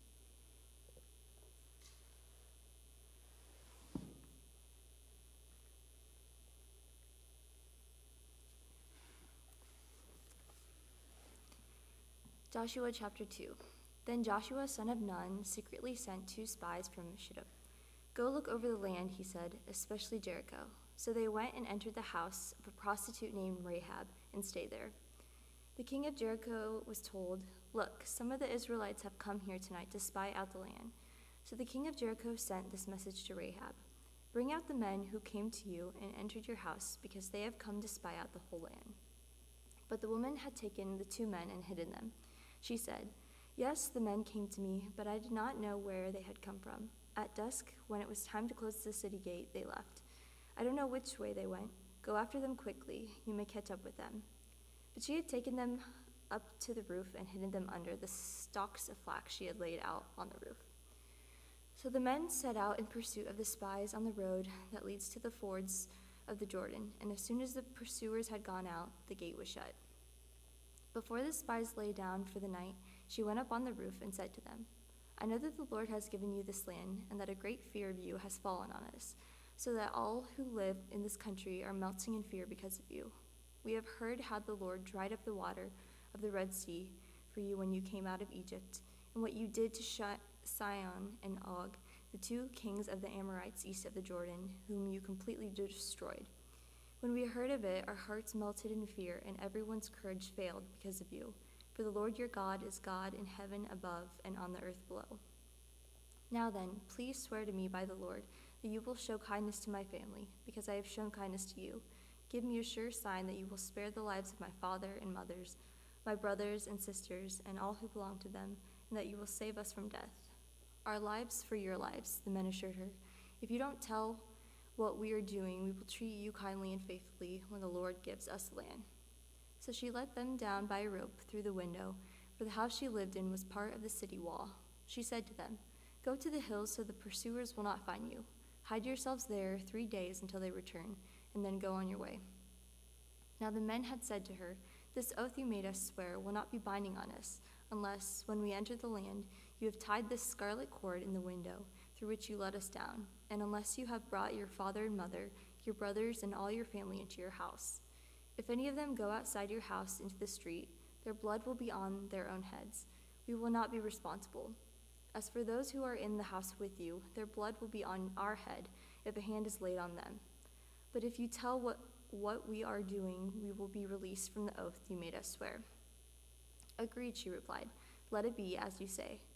So she sent them away, and they departed, and she tied the scarlet cord in the window. When they left, they went into the hills and stayed there 3 days, until the pursuers had searched all along the road and returned without finding them. Then the 2 men started back.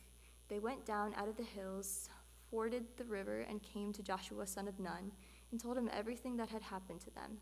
They said to Joshua, "The Lord has surely given the whole land into our hands. All the people are melting in fear because of us." Joshua chapter 3.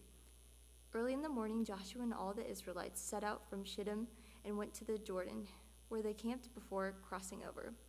After 3 days, the officers went throughout the camp, giving order to the people, "When you see the ark of the covenant of the Lord your God and the Levitical priests carrying it, you are to move out from your positions and follow it. Then you will know which way to go, since you have never been this way before. But keep a distance of about 2,000 cubits between you and the ark. Do not go near it." Joshua told the people, "Consecrate yourselves, for tomorrow the Lord will do amazing things among you." Joshua said to the priests, "Take up the ark of the covenant and pass on ahead of the people." So they took it up and went ahead of them. And the Lord said to Joshua, "Today I will begin to exalt you in the eyes of all Israel, so they may know that I am with you as I was with Moses. Tell the priests who carry the ark of the covenant, When you reach the edge of the Jordan's waters, go and stand in the river." Joshua said to the Israelites, "Come here and listen to the words of the Lord your God. This is how you will know what the living God is among you, that the living God is among you, and that he will certainly drive out before you the Canaanites, Hittites, Hivites, Perizzites, Girgashites, Amorites, and Jebusites. See, the ark of the covenant of the Lord of all the earth will go into the Jordan ahead of you. Now then, choose 12 men from the tribes of Israel, one from each tribe. And as soon as the priests who carry the ark of the Lord of all the earth, set foot in the Jordan, its waters flowing downstream will be cut off and stand up in a heap." So when the people broke camp to cross the Jordan, the priests carrying the ark of the covenant went ahead of them. Now the Jordan is at flood stage all during harvest. Yet as soon as the priests who carried the ark reached the Jordan, and their feet touched the water's edge, the water from upstream stopped flowing. It piled up in a heap a great distance away at a town called Adam in the vicinity of Zarethan, while the water flowing down to the Sea of the Arabah, that is the Dead Sea, was completely cut off. So the people crossed over opposite Jericho. The priests who carried the Ark of the Covenant of the Lord stopped in the middle of the Jordan and stood on dry ground, while all Israel passed by until the whole nation had completed the crossing on dry ground. Joshua chapter 4. When the whole nation had finished crossing the Jordan, the Lord said to Joshua, "Choose 12 men from among the people, one from each tribe, and tell them to take up 12 stones from the middle of the Jordan, from right where the priests are standing, and carry them over with you, and put them down at the place where you stay tonight." So Joshua called together the 12 men he had appointed from the Israelites, one from each tribe, and said to them, "Go over before the ark of the Lord your God into the middle of the Jordan. Each of you is to take up a stone on his shoulder, according to the number of the tribes of the Israelites, to serve as a sign among you. In the future, when your children ask you, 'What do these stones mean?' tell them that the flow of the Jordan was cut off before the ark of the covenant of the Lord. When it crossed the Jordan, the waters of the Jordan were cut off. These stones are to be a memorial to the people of Israel forever." So the Israelites did as Joshua commanded them. They took 12 stones from the middle of the Jordan, according to the number of the tribes of the Israelites, as the Lord had told Joshua. And they carried them over with them to their camp, where they put them down. Joshua set up the 12 stones that had been in the middle of the Jordan at the spot where the priests who carried the Ark of the Covenant had stood, and they are there to this day. Now the priests who carried the ark remained standing in the middle of the Jordan until everything the Lord had commanded Joshua was done by the people, just as Moses had directed Joshua. The people hurried over, and as soon as all of them had crossed, the ark of the Lord and the priests came to the other side while the people watched. The men of Reuben, Gad, and the half-tribe of Manasseh crossed over, ready for battle in front of the Israelites, as Moses had directed them. About 40,000 armed for battle crossed over before the Lord to the plains of Jericho for war. That day the Lord exalted Joshua in the sight of all Israel, and they stood in awe of him all the days of his life, just as they had stood in awe of Moses. Then the Lord said to Joshua, "Command the priests carrying the Ark of the Covenant law to come up out of the Jordan." So Joshua commanded the priests, "Come up out of the Jordan." And the priests came up out of the river carrying the Ark of the Covenant of the Lord. No sooner had they set their foot on the dry ground than the waters of the Jordan returned to their place and ran at flood stage as before. On the 10th day of the first month, the people went up from the Jordan and camped at Gilgal on the eastern border of Jericho. And Joshua set up at Gilgal the 12 stones they had taken out of the Jordan. He said to the Israelites, "In the future, when your descendants ask their parents, 'What do these stones mean?' tell them, 'Israel crossed the Jordan on dry ground. For the Lord your God dried up the Jordan before you until you had crossed over. The Lord your God did to the Jordan what he had done to the Red Sea, when he dried it up before us until we had crossed over.' He did this so that all the peoples of the earth might know that the hand of the Lord is powerful, and so that you might always fear the Lord your God." Joshua chapter 5. Now when all the Amorite kings west of the Jordan and all the Canaanite kings along the coast heard how the Lord had dried up the Jordan before the Israelites until they had crossed over, their hearts melted in fear, and they no longer had the courage to face the Israelites. At that time the Lord said to Joshua, "Make flint knives and circumcise the Israelites again." So Joshua made flint knives and circumcised the Israelites at Gibeath Haaraloth. Now this is why he did so. All those who came out of Egypt, all of the men of military age, died in the wilderness on the way after leaving Egypt. All the people that came out had been circumcised, but all the people born in the wilderness during the journey from Egypt had not. The Israelites had moved about in the wilderness 40 years until all the men who were of military age when they left Egypt had died, since they had not obeyed the Lord. For the Lord had sworn to them that they would not see the land he had solemnly promised their ancestors to give us, a land flowing with milk and honey. So he raised up their sons in their place, and these were the ones Joshua circumcised.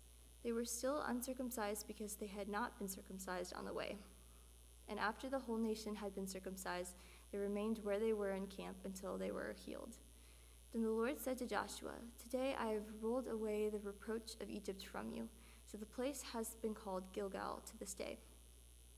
On the evening of the 14th day of the month, while camped at Gilgal on the plains of Jericho, the Israelites celebrated the Passover. The day after the Passover, that very day, they ate some of the produce of the land, unleavened bread and roasted grain.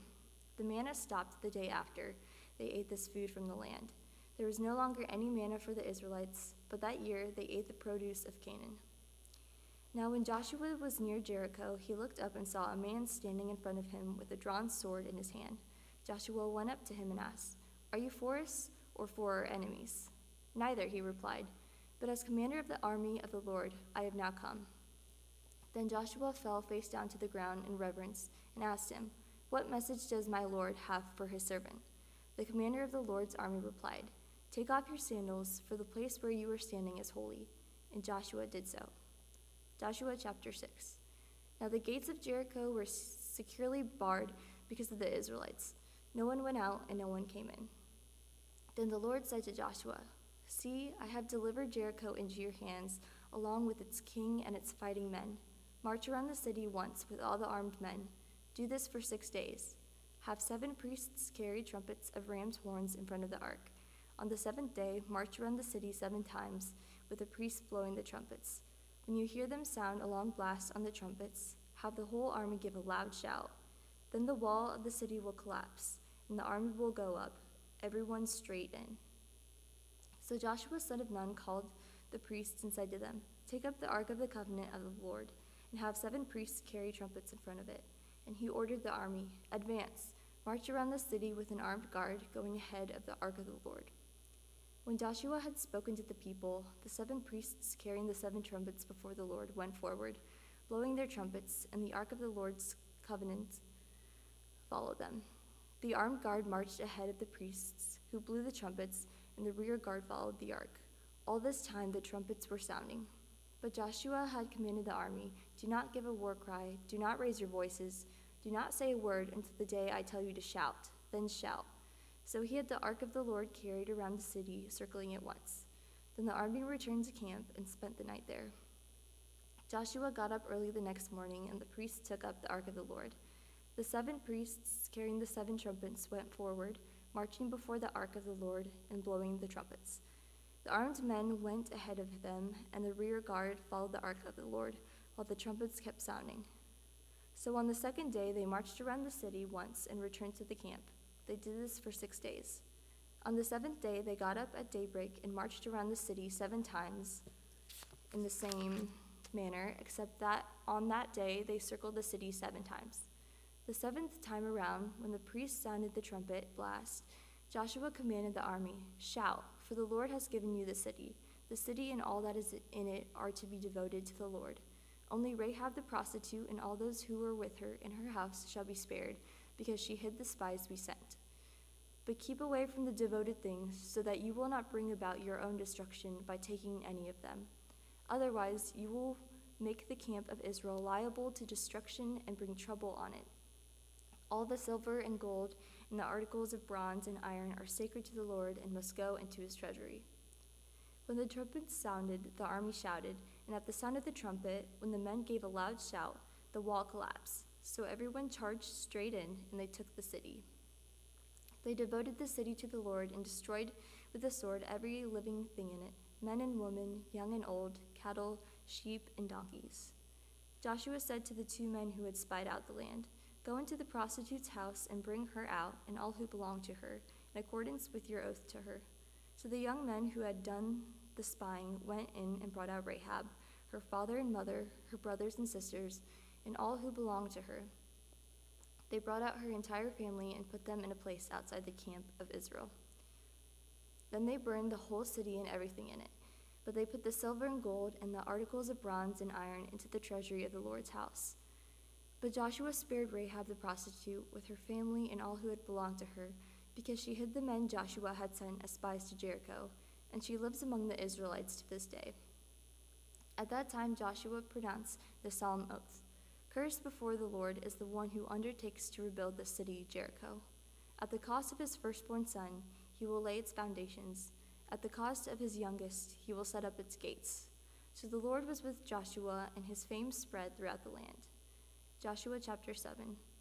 But the Israelites were unfaithful in regard to the devoted things. Achan, son of Carmi, the son of Zimri, the son of Zerah, the tribe of Judah, took some of them. So the Lord's anger burned against Israel.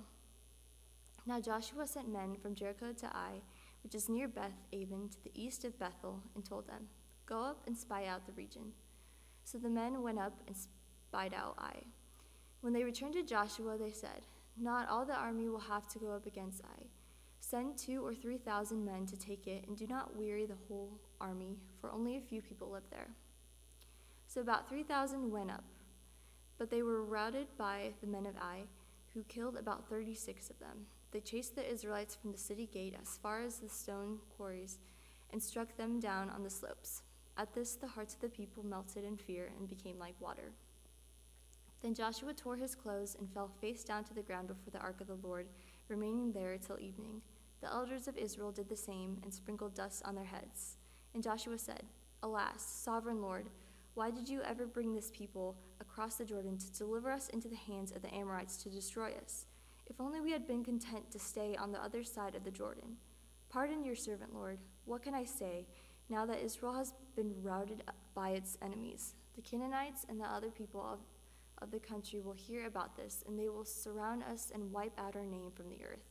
What then will you do for your own great name?"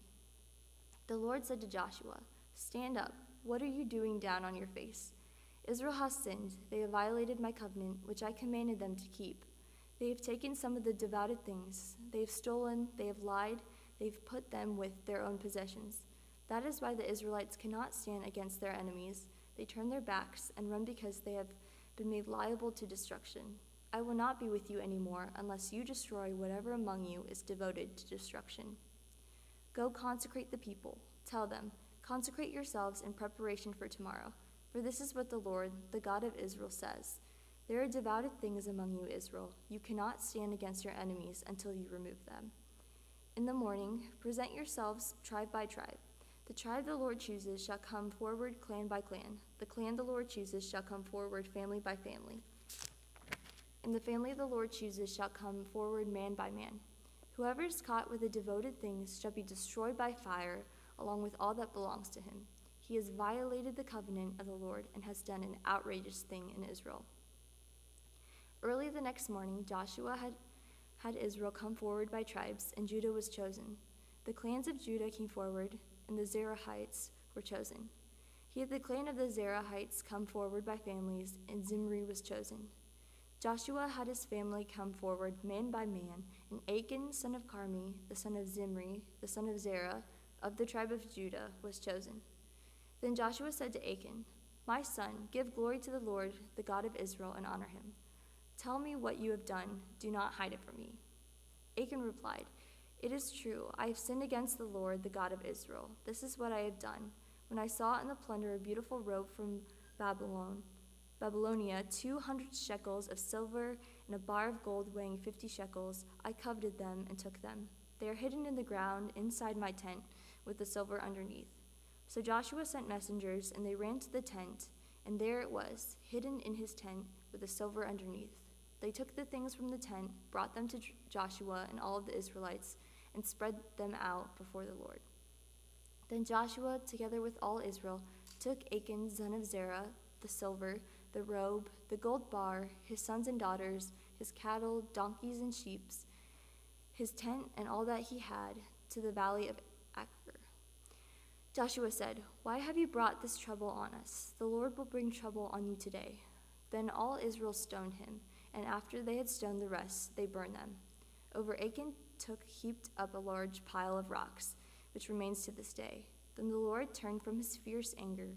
Therefore that place has been called the Valley of Achor ever since.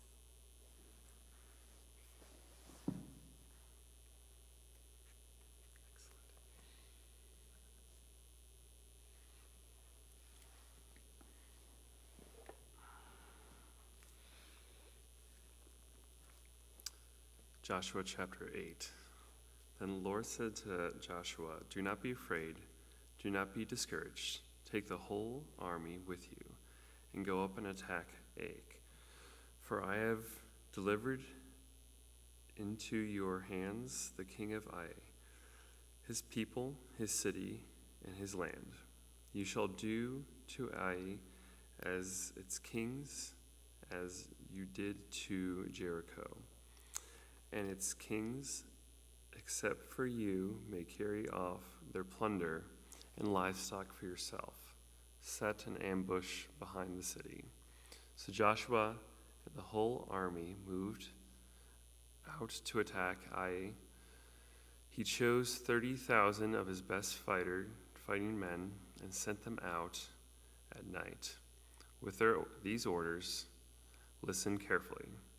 You are to set an ambush behind the city. Don't go very far from it. All of you be on the alert, and all those who with me will advance on the city. And when the men came out against us, as they did before, we will flee from them. They will pursue us until we have lured them away from the city, for they will say, "They are running away from us, as they did before." So when we flee from them, you are to rise up from ambush and take the city. The Lord your God will give into your hands. When you have taken the city, set it on fire. Do what the Lord has commanded. See to it. You have my orders. Then Joshua sent them off, and they went to the place of the ambush. They lay in wait between Bethel and Ai, to the west of Ai. But Joshua spent that night with the people. Early the next morning, Joshua mustered his army, and he and the leaders of Israel marched before them to Ai. The entire force that was with him marched up and approached the city and arrived in front of it. They set up camp north of Ai, with a valley between them and the city. Joshua had taken about 5,000 men and set them in ambush between Bethel and Ai, to the west of the city. So the soldiers took up their positions with the main camp to the north of the city and the ambush to the west of it. That night Joshua went into the valley. When the king of Ai saw this, he and all the men of the city hurried out early in the morning to meet Israel in battle at a certain place overlooking Abram. But he did not know that an ambush had been set against him behind the city. Joshua and all Israel let themselves be driven back before them, and they fled towards the wilderness. All the men of Ai were called to pursue them, and they pursued Joshua and lured away from the city. The men remained in Ai or Bethel, who did not go after Israel. They left the city open and went in pursuit of Israel. Then the Lord said to Joshua, hold out towards Ai the javelin with that in your hand. For unto your hand I will deliver the city. So Joshua held out towards the city the javelin that was in his hand. As soon as he did this, the men in the ambush rose quickly from their position and rushed forward. They entered the city and captured it quickly and set it on fire. The men of Ai looked back and saw the smoke in the city rising up into the sky, but they had no chance to escape in any direction. The Israelites who had been fleeing towards the wilderness had turned back against their pursuers. For then Joshua and all Israel saw that the ambush had taken the city and the smoke was going up from it. They turned around and attacked the men of Ai. Those in the ambush also came out of the city against them, so that they were caught in the middle, with Israelites on both sides. Israel cut them down, leaving them neither survivors nor fugitives. But they took the king of Ai alive and brought him to Joshua.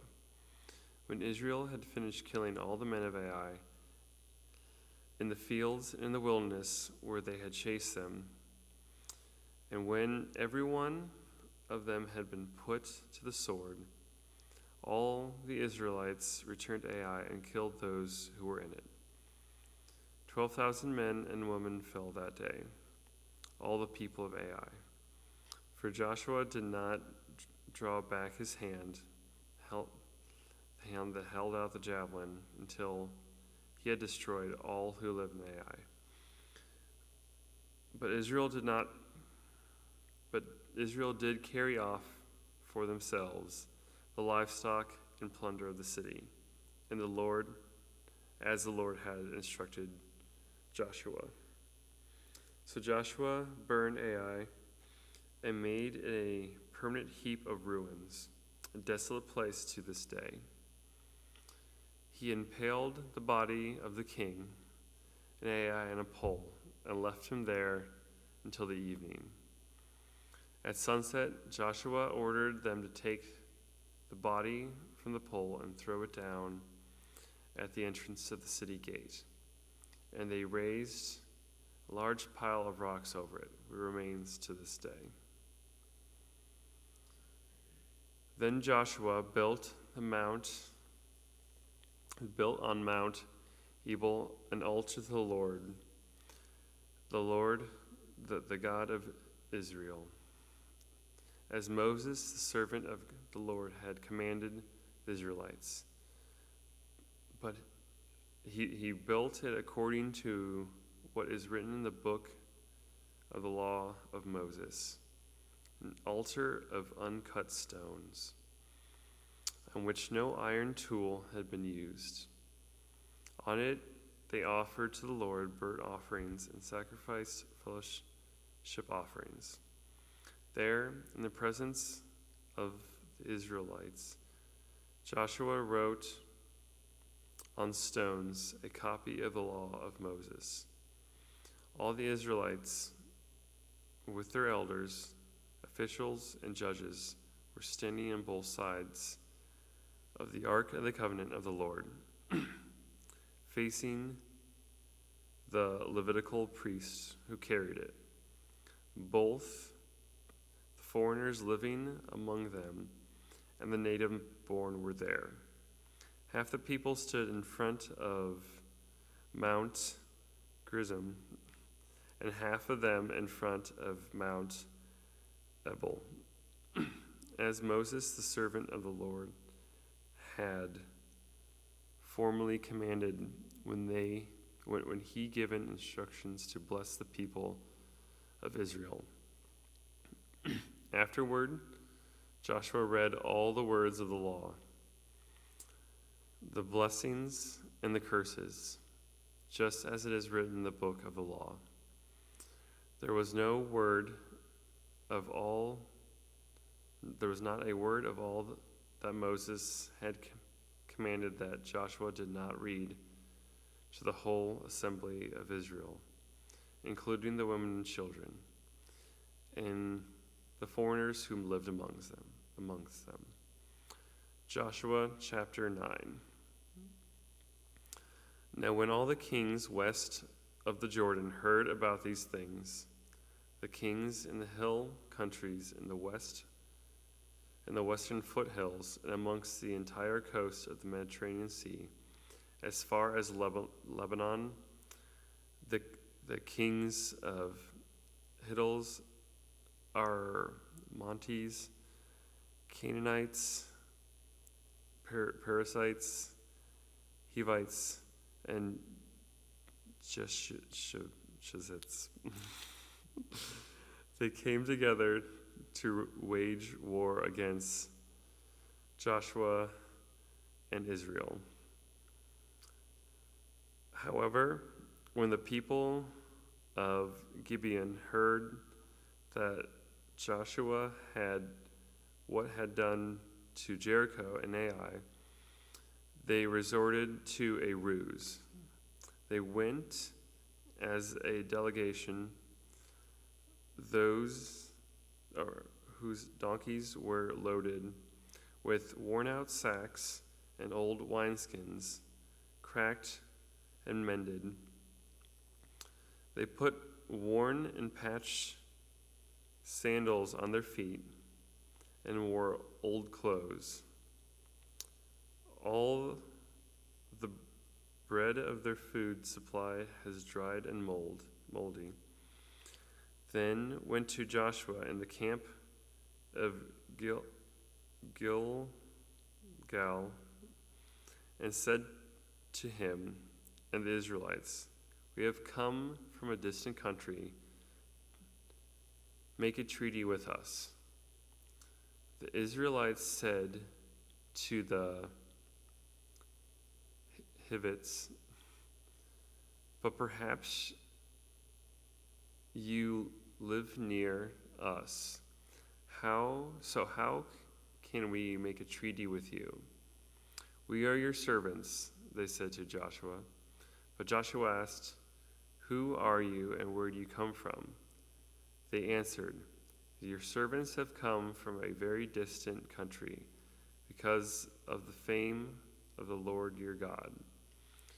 For we have heard reports of him, all that he did in Egypt, and all that he did to the two kings of the Amorites east of the Jordan, Sheol, king of Heshbon, and Og, king of Bashan, who reigned in Ashtareth. And the elders and all those living in our countries said to us, 'Take provisions for your journey. Go and meet them and say to them, we are your servants. Make a treaty with us.' The bread of ours was worn, and when we packed it at home on the day we left, came with you. But now you see how dry and moldy it is. And these wineskins that were filled with were new, but see how cracked they are. And our clothes and sandals were worn out by the very long journey." The Israelites sampled their provisions, but did not inquire of the Lord. Then Joshua made a treaty of peace with them and let them live, and the leaders of the assembly ratified it by oath.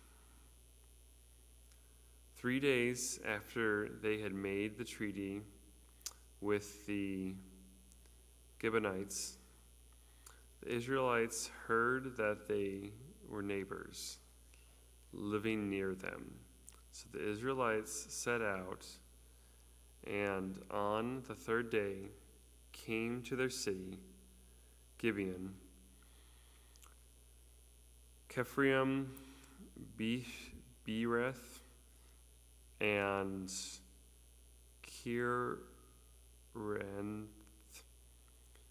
Jearim, but the Israelites did not attack them, because the leaders of the assembly had sworn an oath to them by the Lord, the God of Israel.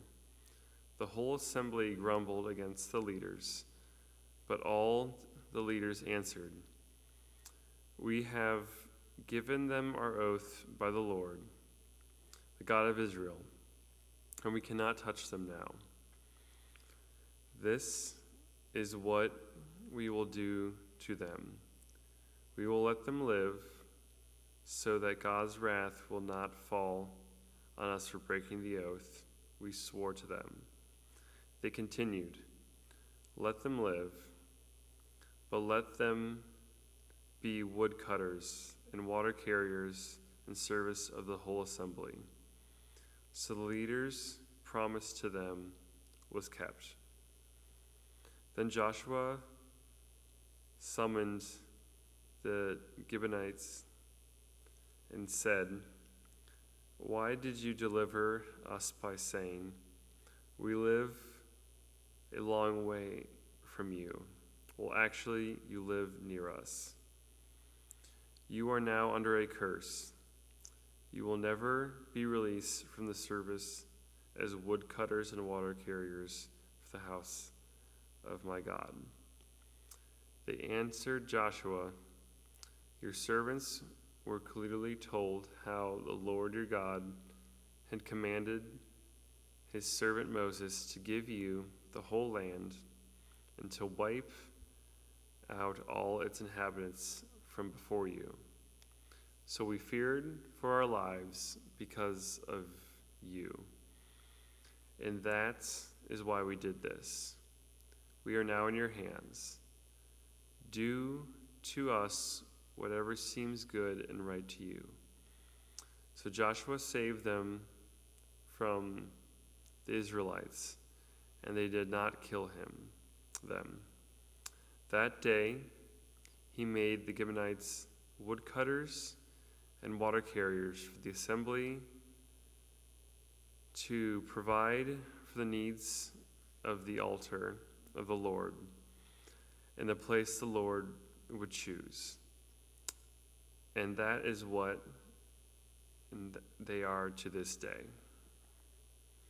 Joshua chapter 10. Now, Adoni Zedek, king of Jerusalem, heard that Joshua had taken Ai and totally destroyed it, doing to Ai and its king as he had done to Jericho and its king, and that the people of Gibeon had made a treaty of peace with Israel and had become their allies. He and his people were very much alarmed at this, because Gibeon was an important city, like one of the royal cities. It was larger than Ai, and all the men were good fighters. So Adoni Zedek, king of Jerusalem, appealed to Hoam, king of Hebron, Prim, king of Jarmuth, Joseph, king of Zakish, and Dibri, king of Eglon. "Come up and help me attack Gibeon," he said, "because it has made peace with Joshua and its Israelites." Then the 5 kings of Amorites, the king of Jerusalem, Hebron, Jarmuth, Zakish, and Eglon joined forces. They moved up with their troops and took up position against Gibeon and attacked it. The Gibeonites then sent word to Joshua in the camp of Gilgal, "Do not abandon your servants. Come up as quickly and save us. Help us, because all the Amorites' kings from the hill countries have joined forces against us." So Joshua marched up from Gilgal, and the entire army, including all the best fighting men. The Lord said to Joshua, "Do not be afraid of them. I have given them into your hands. Not one of them will be able to withstand you." After an all-night march from Gilgad, Joshua took them by surprise. The Lord threw them into confusion before Israel, so Joshua and the Israelites defeated them completely at Gibeon. Israel pursued them along the road going up to Beth-horon and cut them down all the way to Azekah and Makkedah. And they fled before Israel on the road down to Beth-horon and Akkad. The Lord hurled large hailstones down on them, and more of them died from hail than were killed by the swords of the Israelites. On the day the Lord gave to Amorites over Israel, Joshua said to the Lord in the presence of Israel, "Sun, stand still over Gibeon, and you, moon, over the valley of Ajalon." So the sun stood still, and the moon stopped, till the nation avenged itself and its enemies. As it is written in the book of Jasher, the sun stopped in the middle of the sky and delayed going down about a full day. There has never been a day like this before or since, a day when the Lord listened to a human being. Surely the Lord was fighting for Israel. Then Joshua returned with all Israel to the camp of Gilgal.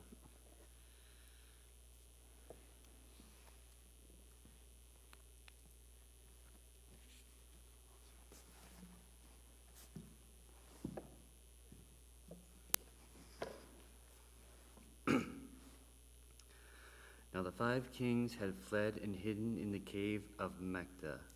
When Joshua was told that the 5 kings had been found in the cave of Makkedah, he said, "Roll large rocks up to the mouth of the cave and post some men there to guard it. But don't stop. Pursue your enemies. Attack them from the rear, and don't let them reach their cities, for the Lord your God has given them into your hand." So Joshua and the Israelites defeated them completely, but a few survivors managed to reach their fortified cities. The whole army then returned safely to Joshua in the camp of Makkedah, and no one uttered a word against the Israelites. Joshua said, "Open the mouth of the cave and bring those 5 kings out to me." So they brought the 5 kings out of the cave, the kings of Jerusalem, Hebron, Jarmuth, Lachish, and Eglon. When they had brought these kings to Joshua, he summoned all the men of Israel and said to the army commanders who had come with him, "Come here and put your feet on the necks of these kings." So they came forward and placed their feet on their necks. Joshua said to them, "Do not be afraid, do not be discouraged. Be strong and courageous. This is what the Lord will do to all the enemies you are going to fight." Then Joshua put the kings to death and exposed their bodies on 5 poles, and they were left hanging on the poles until evening. At sunset Joshua gave the order, and they took them down from the poles and threw them into the cave where they had been hiding. At the mouth of the cave they placed large rocks, which are there to this day. That day Joshua took Makkedah. He put the city and its king to the sword and totally destroyed everyone in it. He left no survivors, and he did to the king of Makkedah as he had done to the king of Jericho. Then Joshua and all Israel with him moved on from Makkedah to Libnah and attacked it. The Lord also gave the city and its kings into Israel's hand. The city and everyone in it Joshua put to the sword. He left no survivors there. And he did to its king as he had done to the king of Jericho. Then Joshua and all Israel with him moved on from Libnah to Lachish and took up positions against it and attacked it. The Lord gave Lachish into Israel's hands, and Joshua took it on the 2nd day. The city and everyone in it he put to the sword, just as he had done in Libnah. Meanwhile, Horam, king of Gezer, had come up to help Lachish, but Joshua defeated him and his army until no survivors were left. Then Joshua and all Israel were with him moved on from Lachish to Eglon. They took up positions against it and attacked it. They captured it that same day and put it to the sword and totally destroyed everyone in it, just as they had done to Lachish. Then Joshua and all Israel with him went up from Eglon to Hebron and attacked it. They took the city and put it to the sword together with its king, its villages, and everyone in it. They left no survivors, just as at Eglon. They totally destroyed it and everyone in it. Then Joshua and all Israel with him turned around and attacked Debir. They took the city, its king, and its villages, and put them to the sword. Everyone in it they totally destroyed. They left no survivors. They did to Debir and its king as they had done to Libnah and its king and to Hebron. So Joshua subdued the whole region, including the hill country of Negev, and the western foothills and the mountain slopes, together with all their kings. He left no survivors. He totally destroyed all who breathed, just as the Lord, the God of Israel, had commanded. Joshua subdued them from Kadesh Barnea to Gaza, and from the whole region of Goshen to Gibeon. All these kings and their lands Joshua conquered in one campaign, because the Lord, the God of Israel, fought for Israel. Then Joshua returned with all Israel to the camp at Gilgal. Joshua 11.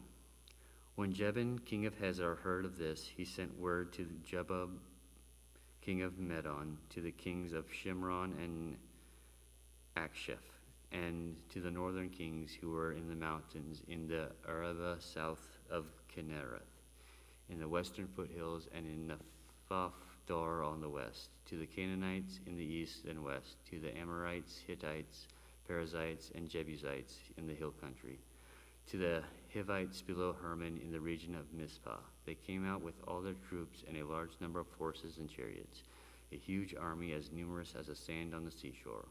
All these kings joined forces and made camp together at the waters of Merom to fight against Israel. The Lord said to Joshua, "Do not be afraid of them, because this time tomorrow I will hand all of them slain over to Israel. You are to hamstring their horses and burn their chariots." So Joshua and his whole army came against them suddenly at the waters of Merom and attacked them, and the Lord gave them into the hand of Israel. They defeated them and pursued them all the way to the greater Sidon, to Mizpah-Maim, to the valley of Mizpah on the east, until no survivors were left. Joshua did to them as the Lord had directed. He hamstrung their horses and burned their chariots. At that time Joshua turned back and captured Hazor and put its king to the sword. Hazor had been the head of all these kingdoms. Everyone in it they put to the sword. They totally destroyed them, not sparing anyone that breathed, and he burned Hazor itself. Joshua took all these royal cities and their kings and put them to the sword. He totally destroyed them, as Moses, the servant of the Lord, had commanded. Yet Israel did not burn any of the cities built on their mounds, except Hazor, which Joshua burned. The Israelites carried off for themselves all the plunder and livestock of these cities, but all the people they put to the sword until they completely destroyed them, not sparing anyone that breathed. As the Lord commanded Moses his servant, so Moses commanded Joshua, and Joshua did it. He left nothing undone of all the Lord commanded Moses. So Joshua took this entire land, the hill country, all the Negev, the whole region of Goshen, the western foothills, the Arabah, and the mountains of Israel with their foothills. From Mount Halak, which rises towards Seir, to Baal-Gad in the valley of Lebanon, below Mount Hermon. He captured all the kings and put them to death. Joshua waged war against all these kings for a long time, except for the Hivites living in Gibeon. Not one city made a treaty of peace with the Israelites, who took them all in battle. For it was the Lord himself who hardened their hearts to wage war against Israel, so that he might destroy them totally, exterminating them without mercy, as the Lord had commanded Moses. At that time Joshua went and destroyed the Anakites from the hill country, from Hebron, Debir, and Anab, from all the hill country of Judah, and from all the hill country of Israel. Joshua totally destroyed them and their towns. No Anakites were left in Israelite territory. Only in Gaza, Gath, and Ajah did any survive. So Joshua took the entire land just as the Lord had directed Moses, and he gave it as an inheritance to Israel, according to their tribal divisions. Then the land had rest from war. Joshua 12. These are the kings of the land whom the Israelites had defeated and whose territory they took over east of the Jordan, from the Arnon Gorge to Mount Hermon, including all the eastern side of Arabah. Sihon, king of the Amorites, who reigned in Heshbon, he ruled from Aroer on the rim of the Arnon Gorge, from the middle of the gorge to the Jabbok River, which is the border of the Ammonites. This included half of Gilead. He also ruled over the eastern Arabah from the Sea of Galilee to the Sea of the Arabah, that is the Dead Sea, to Beth Jeshemoth and the southward below the slopes of Pisgah, and the territory of Og, king of Bashan, one of the last of the Rephites who reigned in Ashtaroth and Edrei. He ruled over Mount Hermon, Selecah, all of Bashan, to the border of the people of Gashar and Makkah, and half of Gilead to the border of Sihon, king of Heshbon. Moses, the servant of the Lord, and the Israelites conquered them, and Moses, the servant of the Lord, gave their land to the Reubenites, the Gadites, and the half-tribe of Manasseh to be their possession. Here is a list of the kings of the land of Joshua and the Israelites conquered on the west side of Jordan, from Baal-Gad to the valley of Lebanon to Mount Halak, which rises towards Seir. Joshua gave their lands as an inheritance of the tribes of Israel according to their tribal divisions. The lands including the hill country, the western foothills of Arabah, the mountain slopes, the wilderness, and the Negev. These were the lands of the Hittites, Amorites, Canaanites, Perizzites, Hivites, and Jebusites. These were their kings. The king of Jericho, 1. The king of Ar near Bethel, 1. The king of Jerusalem, 1. The king of Hebron, 1. The king of Jermuth, 1. The king of Lachish, 1. The king of Eglon, 1. The king of Gezer, 1. The king of Debir, 1. The king of Gedar, 1. The king of Hormah, 1. The king of Arad, 1. The king of Libnah, 1. The king of Adullam, 1. The king of Mekkedah, 1. The king of Bethel, 1. The king of Tappuah, 1. The king of Hephar, 1. The king of Ephek, 1. The king of Leshran, 1. The king of Madon, 1. The king of Hazar, 1. The king of Shimron, 1. Meron, 1. The king of Ashvath, 1. The king of Tenach, 1. The king of Medigo, 1. The king of Kadesh, 1. The king of Jokneam, 1. In Carmel, 1. The king of Dor in Naphtah, 1. The king of Gibeon in Gilead, 1. The king of Tirzah, 1. All 30 kings in all. Joshua chapter 13. When Joshua had grown old, the Lord said to him, "You are now very old, and there are still very large areas of the land to be taken over. This is the land that remains. All the regions of the Philistines and Geshurites, from Shihor River on the east of Egypt to the territory of Ekron on the north, all of it counted as Canaanite through, held by the 5 Philistines rulers in Gaza, Ashdod, Ashkelon, Gath, and Ekron, the territory of the Avites on the south. All the land of the Canaanites from Era of the Sidonians as far as Aphek and the borders of Amorites, the area of Byblos and all Lebanon to the east, from Baal-Gad below Mount Hermon to Lebo Hamath. As for all the inhabitants of the mountain regions from Lebanon to Mispherath-Maim, that is, all the Sidonians, I myself will drive them out before Israelites. Be sure to allocate this land to Israel for an inheritance, as I have instructed you, and divide it as an inheritance among the 9 tribes and the half-tribe of Manasseh. The other division of the land east of the Jordan, the other half of Manasseh, the Reubenites and the Gadites had received the inheritance that Moses had given them east of the Jordan, as he, the servant of the Lord, had assigned to them. It extended from Arior to the rim of the Arnon Gorge, and from the town in the middle of the gorge, and included the whole plateau of Medeba as far as Dibon, in all the towns of Sihon, king of the Amorites, who ruled in Heshbon, out to the border of the Ammonites. It also included Gilead, the territory of the people of Geshur and Makkah, all of Mount Hermon, and all Bashan as far as Selecah.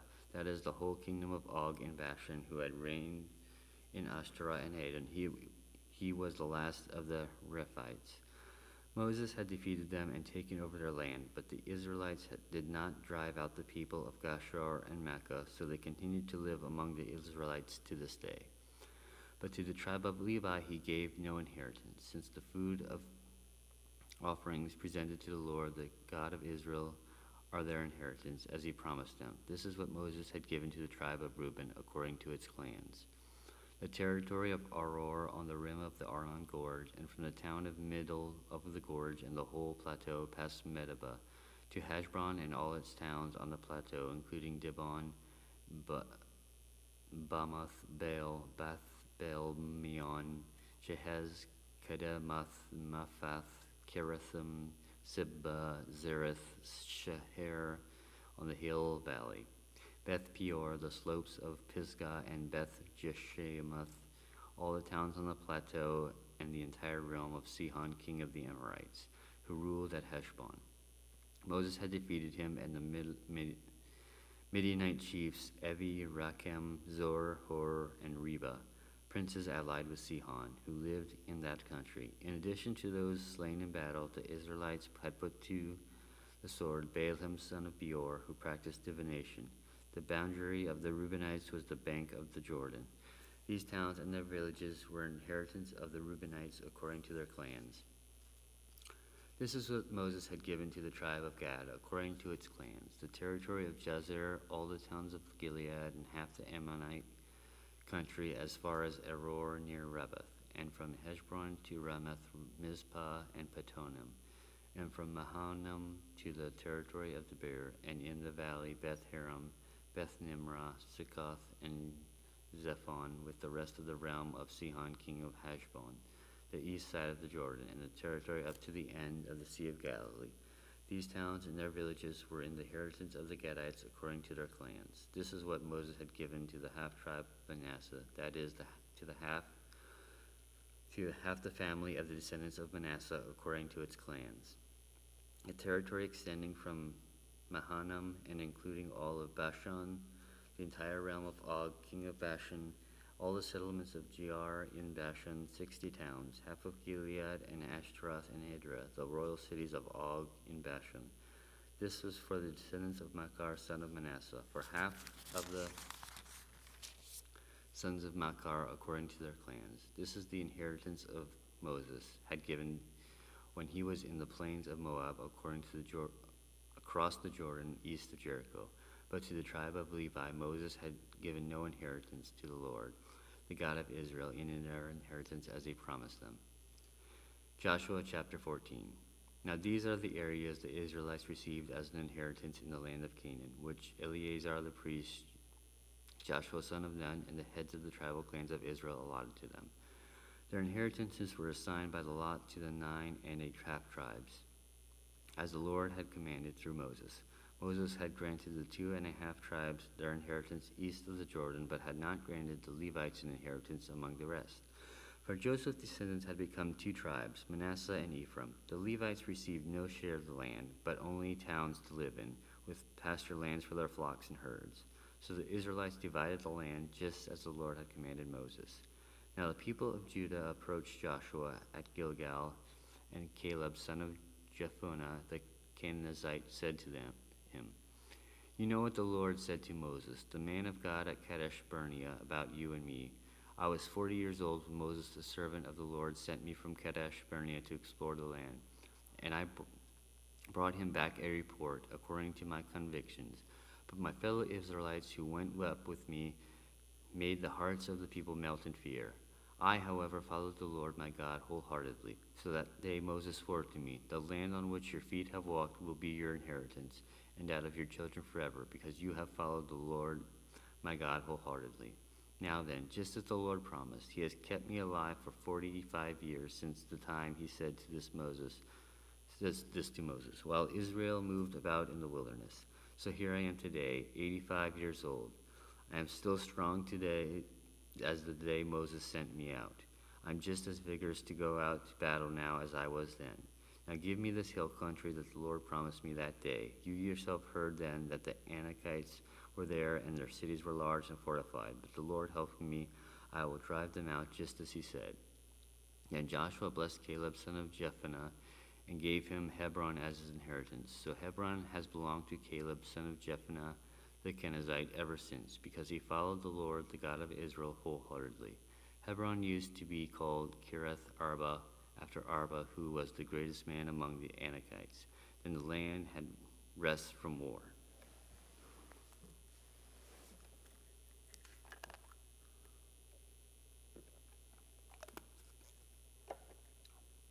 Joshua chapter 15. The allotment for the tribe of Judah, according to its clans, extended down to the territory of Edom, in the desert of Zin in the extreme south. Their southern boundary started with the bay at the southern end of the Dead Sea, crossed south of Scorpion Pass, continued on to Zin, and went over to the south of Kadesh Barnea. Then it ran past Hezron up to Adar and curved around to Karka. It had then passed along the Azmon and joined the Wadi of Egypt, ending in the Mediterranean Sea. This is their southern boundary. The eastern boundary is the Dead Sea, as far as the mouth of the Jordan. The northern boundary started from the Bay of the Sea at the mouth of the Jordan, went up to Beth Hogla, and continued north of Beth Araba to the stone of Bohan, son of Reuben. The boundary then went up to Debar from the valley of Achor and turned north to Gilgal, which faces the pass of Adumim, south of the gorge. It continued along to the waters of En-Shemesh and came to En-Rogel. Then it ran up the valley to Ben-Hinnom along the southern slope of the Jebusite city, that is Jerusalem. From there it climbed to the top of the hill west of the Hinnom Valley at the northern end of the valley of Rephaim. From the hilltop to the boundary headed toward the spring of the waters of Nephtoah, came out of the town to Mount Ephraim, and went down towards Bela, that is Kiriath Jearim. Then it curved westward from Bela to Mount Seir, ran along the northern slope of Mount Jearim, that is Castellon, continued down to Beth Shemesh, and crossed to Timnah. It went to the northern slope of Ekron, turned towards Shekharam, passed along the mount to Mount Bela, and reached Jebneel. The boundary ended at the sea. The western boundary is the coastline of the Mediterranean Sea. These are the boundaries around the people of Judah by their clans. In accordance with the Lord commanded him, Joshua gave to Caleb, son of Jephunneh, a portion in Judah. Kiriath Arba, that is Hebron. Arba was the forefather of Anak. From Hebron, Caleb drove out the three Anakites, Sheshiah, Ahiman, Atelemah, the sons of Anak. From there he marched against the people living in Debir, formerly called Kiriath-Sepher. And Caleb said, I will give my daughter Aksa in marriage to the man who attacks and captures Kiriath-Sepher. Othniel, son of Kenaz, Caleb's brother, took it. So Caleb gave his daughter Aksa to him in marriage. One day when she came to Othniel, she urged him to ask her father for a field. When she got off her donkey, Caleb asked her, What can I do for you? She replied, Do me a special favor. Since you have given me this land been given this land in the Negev, give me also springs of water. So Caleb gave her the upper and lower springs. This is the inheritance of the tribe of Judah according to its clans. The southernmost towns of the tribe of Judah to the Negev toward the boundary of Edom were Kabzeel, Eder, Jegur, Kina, Dimana, Adada, Kedesh, Hazar, Ithnan, Ziph, Telem, Beloth, Hazar, Hadadath, Kiriath Hezron, that is Hazor, Emam, Shema, Melada, Hazar, Gada, Heshmon, Beth Peleth, Hazar Shual, Beersheba, Bezoyathiah, Bela, Eyam, Izem, Eltolad, Kezer, Horma, Ziklag, Madmena, Sensena, Leboth, Shilem, Aon, Rimmon. The total 29 towns and their villages.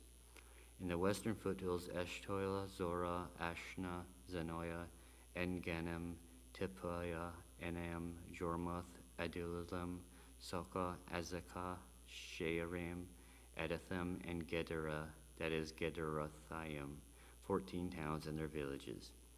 Zenon, Hadesh, Migdal, Gad, Dilian, Mizpah, Jokthile, Lachish, Bozakath, Eglon, Kebon, Lamas, Kitlish, Gederoth, Beth Dagon, Nema, and Mekadeth, 6 towns, villages, and their villages. Libnah, Ethor, Ashon, Iphthah, Ashnab, Nezib, Keleth, Akzib, and Mereshash, 9 towns and their villages. Ekron with its surrounding settlements and villages. West of Ekron, all that were in the vicinity of Ashdod, together with their villages. Ashdod, its surrounding settlements and villages, and Gaza, settlements and villages as far as the Wadi of Egypt and the coastline of the Mediterranean Sea. In the hill country, Shamar, Zedith, Sukkah, Danim, Kiriath, Senah, that is Debir, Anab, Ashtamath, Aniam, Goshen, Holland, and Gilah, 11 towns and their villages. Arab, Duma, Ashon, Janim, Beth Tapuah, Aphekah, Humta, Kiriath Arba, that is in Hebron, and Zeor, 9 towns and their villages. Maon, Carmel, Ziph, Judah, Jezreel, Jokbeam, Zanoiah, Cain, Gibeah, and Timnah, 10 towns and their villages. Halhul, Bethzor, Gidor, Merith, Beth Anath, and Eltekon, 6 towns and their villages. Kiriath Baal, that is Kiriath Jearim, and Rabbah, 2 towns and their villages. In the wilderness, Beth Araba, Midden, Sekayaka, Nibshan, the city of Salt, and En-Gadi, 6 towns and their villages. Judah could not dislodge the Jebusites who were living in Jerusalem. To this day, the Jebusites live there with the people of Judah.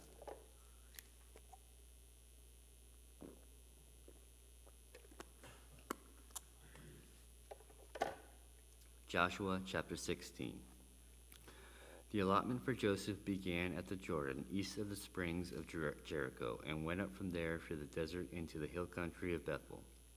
He went on from Bethel, that is Luz, crossed over to the territory of the Arakites in Ashtaroth, descended westward to the territory of Jephthalites, as far as the region of lower Beth Horon, and on to Gezor, ending at the Mediterranean Sea.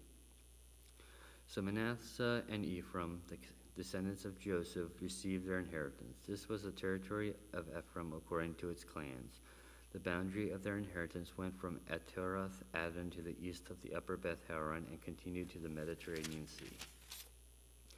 From Mikmetheth on the north it curved eastward to Jenoth Shiloh, passing by it to Genoa on the east. Then it went down from Genoa to Ataroth and Nerah, touched Jericho, and came out at the Jordan, from Tepuah to the border west to the Kana ravine, and ended at the Mediterranean Sea. This was the inheritance of the tribe of the Ephraimites according to its clans. It also included all the towns and their villages that were set aside for the Ephraimites within the inheritance of Manassites. They did not dislodge the Canaanites living in Gazer. To this day the Canaanites live among the people of Ephraim, but are required to do forced labor. Joshua chapter 17. This was the allotment for the tribe of Manasseh as Joseph's firstborn, that is, Mecca's firstborn. Mecca was the ancestor of the Gileadites who received Gilead, Bashan, because the Macharites were great soldiers. So this allotment was for the rest of the people of Manasseh, The clans of Abiezer, Helek, Asriel, Shechem, Haphor, and Shemada. These are the other male descendants of Manasseh, son of Joseph, by their clans. Zelophehad, son of Hepher, the son of Gilead, the son of Machir, the son of Manasseh, had no sons, but only daughters, whose names were Mela, Noah, Oglah, Milcah, and Tirzah. They went to Eleazar the priest, Joshua son of Nun, and the leaders, and said, "The Lord commanded Moses to give us an inheritance among our relatives." So Joshua gave them an inheritance along with their brothers of their father, according to the Lord's command. Manasseh's share consisted of 10 contracts of land besides Gilead and Bashan east of the Jordan. Because the daughters of the tribe of Manasseh received an inheritance among the sons, the land of Gilead belonged to the rest of the sons of Manasseh. The territory of Manasseh extended from Asher to Metheth, east of Shechem. The boundary ran southward from there to include the people living in Tepuah. Manasseh had the land of Tepuah, but Tepuah itself on the boundary of Manasseh belonged to Ephraimites. Then the boundary continued south to the Kana ravine. There were towns belonging to Ephraim lying among the towns of Manasseh. But the boundary of Manasseh was the northern side of the ravine and ended at the Mediterranean Sea. On the south, the land belonged to Ephraim. On the north, to Manasseh. The territory of Manasseh reached the Mediterranean Sea and bordered Asher on the north and Issachar on the east. Within Issachar and Asher, Manasseh also had Beth-shan, Ibleam, and the people of Dor and Dur, Tanak, and Megiddo, together with its surrounding settlement, the third in the list of Nephoth. Yet the Manassites were not able to occupy these towns, for the Canaanites were determined to live in that region. However, when the Israelites grew stronger, they subjected the Canaanites to forced labor, but did not drive them out completely.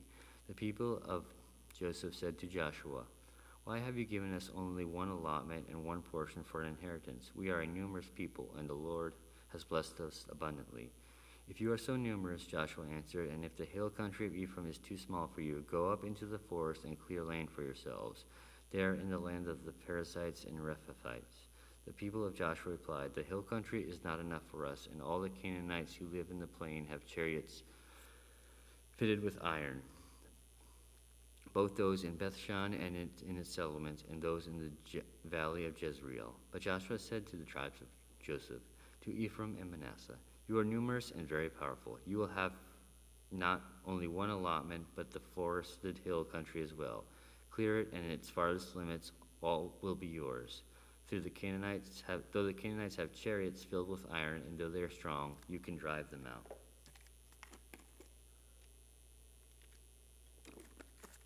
Joshua chapter 18.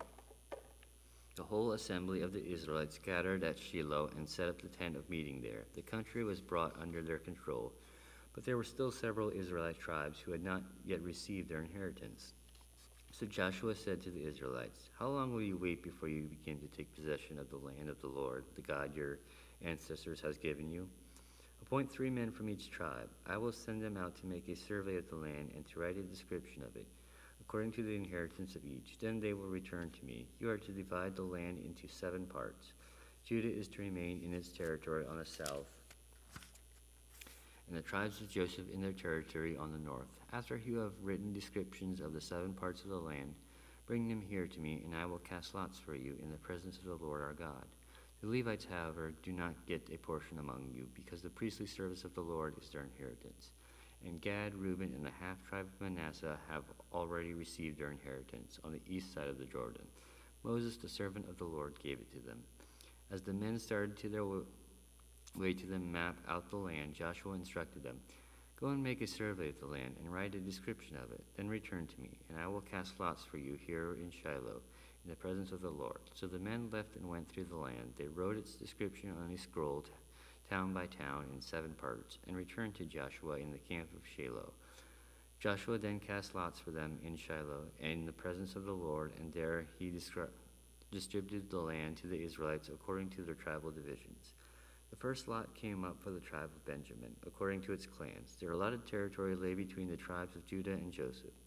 On the north side of the boundary began at the Jordan, past the northern slopes of Jericho, and headed west into the hill country, coming out at the wilderness of Beth Aven. From there it crossed to the south slope of Luz, that is Bethel, and went down to Athroth Adar on the hill south of lower Beth Horon. From the hill facing Beth Horon on the south of the boundary, turned south along the western side and came out to Kirith Baal, that is Kirith Jearim, a town of the people of Judah. This was the western side. The southern side began at the outskirts of Kirith Jearim and west, and the boundary came out at the spring of the waters of Nephtoah. The boundary went down to the foot of the hill facing the valley of Ben Hinnom, north of the valley of Rephaim. It continued down the Hinnom Valley along the southern slope of the Jebusite city and so to En-Rogel. It then curved north, went to En-Shemesh, continued to Gelialoth, which faces the pass of Atonement, and ran down to the stone of Bohan, son of Reuben. It continued to the northern slope of Beth Araba and on the town into the Araba. It then went to the northern slope of Beth Hoglah and came out at the northern bay of the Dead Sea, at the mouth of the Jordan in the south. This was the southern boundary. The Jordan formed the boundary on the eastern side. These were the boundaries that marked out the inheritance of the clans of Benjamin on all sides. The tribe of Benjamin, according to its clan, had the following towns: Jericho, Beth Hoglah, Emek, Keziz, Beth Araba, Zemaraim, Bethel, Avim, Pera, Ophrah, Kephar, Ammoni, Ophni, and Geba, 12 towns and their villages. Gibeon, Ramah, Beeroth, Mizpah, Kephirim, Moza, Rechem, Irpeel, Teralah, Zillah, Haleth, the Jebusite city, that is Jerusalem, Gibeah, and Kirvib, 14 towns and their villages. This was the inheritance of Benjamin for its clans. Joshua chapter 19. The second lot came out for the tribe of Simeon according to its clans. Simon according to its clans. Their inheritance lay within the territory of Judah. It included Beersheba or Sheba, Maladah, Hazor, Shul, Belath, Ezrim, Eltolad, Bethel, Hormah, Ziklag, Methberkamoth, Hazelzusa, Beth Leboth, and Sherahon, 13 towns and villages, Aon, Rimmon, Ether, and Ashan, 4 towns and their villages, and all the villages around these towns as far as Belath, Beer, Ramah, in the Negev. This was the inheritance of the tribe of the Simeonites, according to its clan. The inheritance of the Simeonites was taken from the share of Judah, because Judah's portion was more than they needed. So the Simeonites received their inheritance within the territory of Judah. The third lot came up to Zerbulun, according to its clans. The boundary of their inheritance went as far as Sered. Going west, it ran to Merilah, touched Debetheth, and extended to the ravine near Jokneam. It turned east from Sered toward the sunrise to the territory of Kisloth-Tabor, and went on to Debaroth and up to Japhia. Then it continued eastward to Geth-Hephar and Ethron-Kezar. It came out at Rimmon and turned toward Neah. There the boundary went around on the north to Hanathon and ended at the valley of Iphthah-El, including where Keteth, Nehalel, Shemadaran, Adela, and Bethlehem. There were 12 towns and their villages. These towns and their villages were the inheritance of Zebulun according to its clans. The fourth lot came out for Issachar according to its clan. Their territory included Jezreel, Casulath, Shanam, Hephraim, Shion, Anaharath, Kebiath, Kishon, Ebez, Remeth, En-Ganim, and Hadad, the Beth Pezez. The boundary touched Tabor, Shahazamah, and Beth Shemesh, and ended at the Jordan. There were 16 towns and their villages. These towns and their villages were the inheritance of the tribes of Hezekiah according to its clans. The fifth lot came out for the tribe of Asher according to its clans. Their territory included Hilkath, Heli, Beten, Aksheph, Helamak, Amid, Mizil, and the west boundary touched Carmel and Shilon Libnah. It then turned east toward Beth Dagon, touched Jebulun and the valley of Iphthah-El, and went north to Beth Emek and Nel, passing Cabel on the left. It went to Abdon, Rehob, Hammon, and Kenna, as far as Greater Sidon. The boundary then turned back toward Ramah and went to the fortified city of Tyre, turned toward Hassa, and came out at the Mediterranean Sea in the region of Akzib, Ummah, Aphak, and Rehob. There were 22 towns and their villages. These towns and their villages were the inheritance of the tribe of Asher according to its clans. The sixth lot came out from Naphtali according to its clans. Their boundary went from Haleph and the large tree at Zenanim, passing Adamai, Nekeb, and Jebnekel to Lacham, and ending at the Jordan. The boundary ran west through Aznoth, Tabor, and came out to Hakak. It touched Zebulun on the south, Asher on the west, and Jordan on the east. The fortified towns of Ziddim, Zer, Hamath, Rakath, Kinnereth, Adamah, Ramah, Hazor, Kadesh, Edrag, and Hazor, Iron, Migdal El Horam, Beth Anath, and Beth Shemesh. There were 19 towns and their villages. These towns and their villages were the inheritance of the tribe of Naphtali, according to its clans. The seventh lot came out for the tribe of Dan, according to its clans. The territory of the inheritance included Zorah, Ashtel, Shamash, Shalabim, Aijalon, Ethela, Elon, Timnah, Akron, Eltakak, Gibbethon, Belath, Jedad, Bean Barak, Gathrimmon, Mejarkan, and Rakon, and the area facing Joppa. When the territory of the Danites was lost to them, they went up and attacked Leshem, took it, put it to the sword, and occupied it. They settled in Leshem and named it Dan after their ancestor. These towns and their villages were the inheritance of the tribe of Dan according to its clans. When they had finished dividing the land into its allotted portions, the Israelites gave Joshua, son of Nun, an inheritance among them, as the Lord had commanded. They gave him the town he had asked for, Timnath-Sereth, in the hill country of Ephraim, and he built up the town and settled there. These are the territories that Eleazar the priest, Joshua son of Nun, and the heads of the tribal clans of Israel assigned by lot to Shiloh in the presence of the Lord at the entrance to the tent of meeting. And so they finished dividing the land.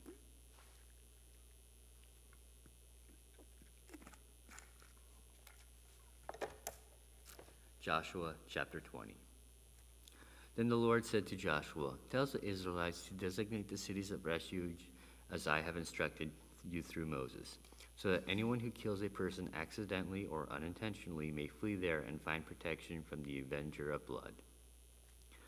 When they flee to one of these cities, they are to stand at the entrance of the city gate and state their case before the elders of the city.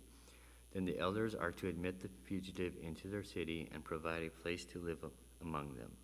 If the avenger of blood comes in pursuit, and the elders must not surrender the fugitive, because the fugitive killed their neighbor unintentionally and without malice aforethought. They are to stay in the city until they have stood trial before the assembly and until the death of the high priest who is serving at that time. Then they may go back to their own home in the town from which they fled." So they set apart Kadesh in Galilee, in this hill country of Naphtali, Shechem in the hill city of Ephraim, and Kiriath Arba, that is Hebron, in the hill country of Judah, east of the Jordan on the other side of from Jericho.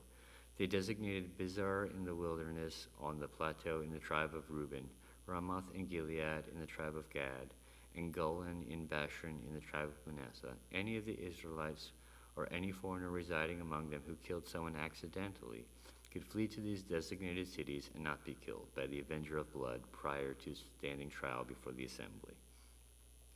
Now the family heads of the Levites approached Eleazar the priest, Joshua son of Nun, and the heads of other tribal families of Israel at Shiloh in Canaan, and said to them, "The Lord commanded through Moses that you give us towns to live in, with pasture lands for the livestock." So the Lord had commanded.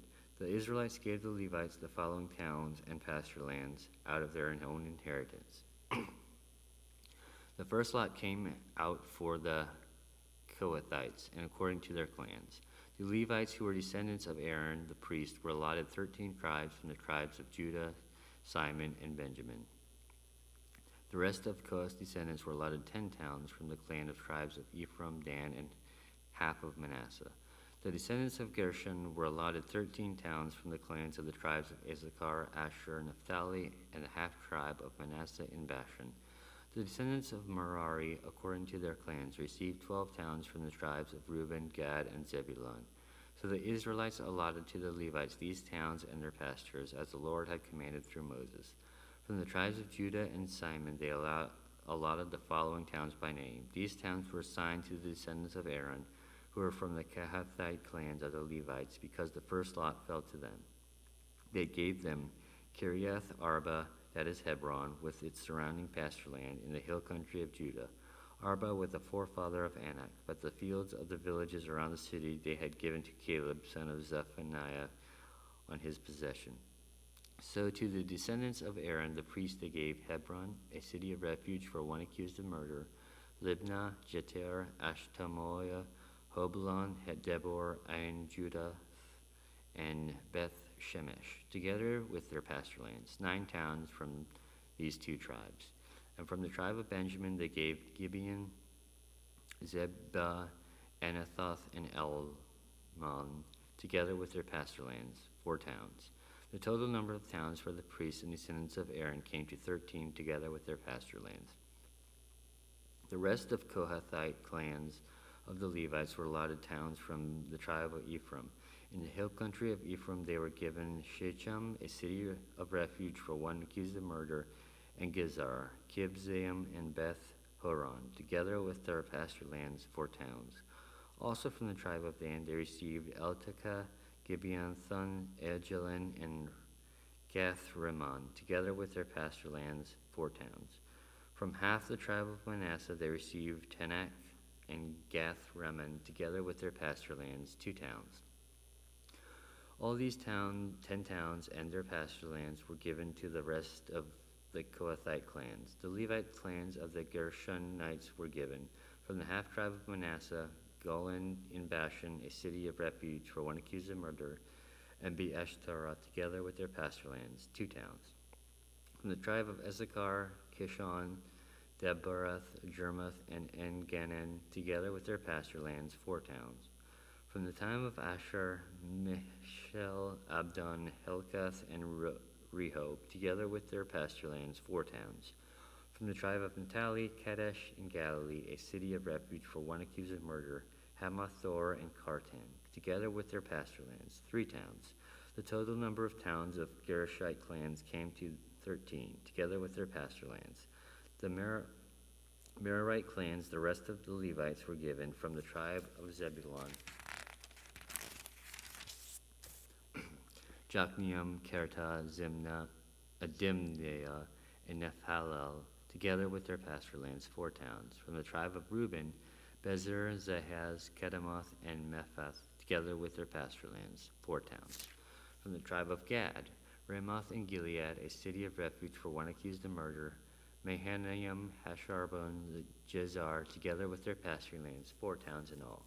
The total number of towns allotted to the Merarite clans, who were the rest of the Levites, came to 12. The towns of the Levites in the territory held by the Israelites were 48 in all, together with their pasture lands. Each of the towns had pasture lands surrounding it. This was true for all these towns. So the Lord gave Israel all the land he had sworn to give their ancestors, and they took possession of it and settled there. The Lord gave them rest in every side, just as they had sworn to their ancestors. Not one of their enemies withstood them. The Lord gave all their enemies into their hands. Not one of the Lord's good promises up to Israel failed. Everyone was fulfilled.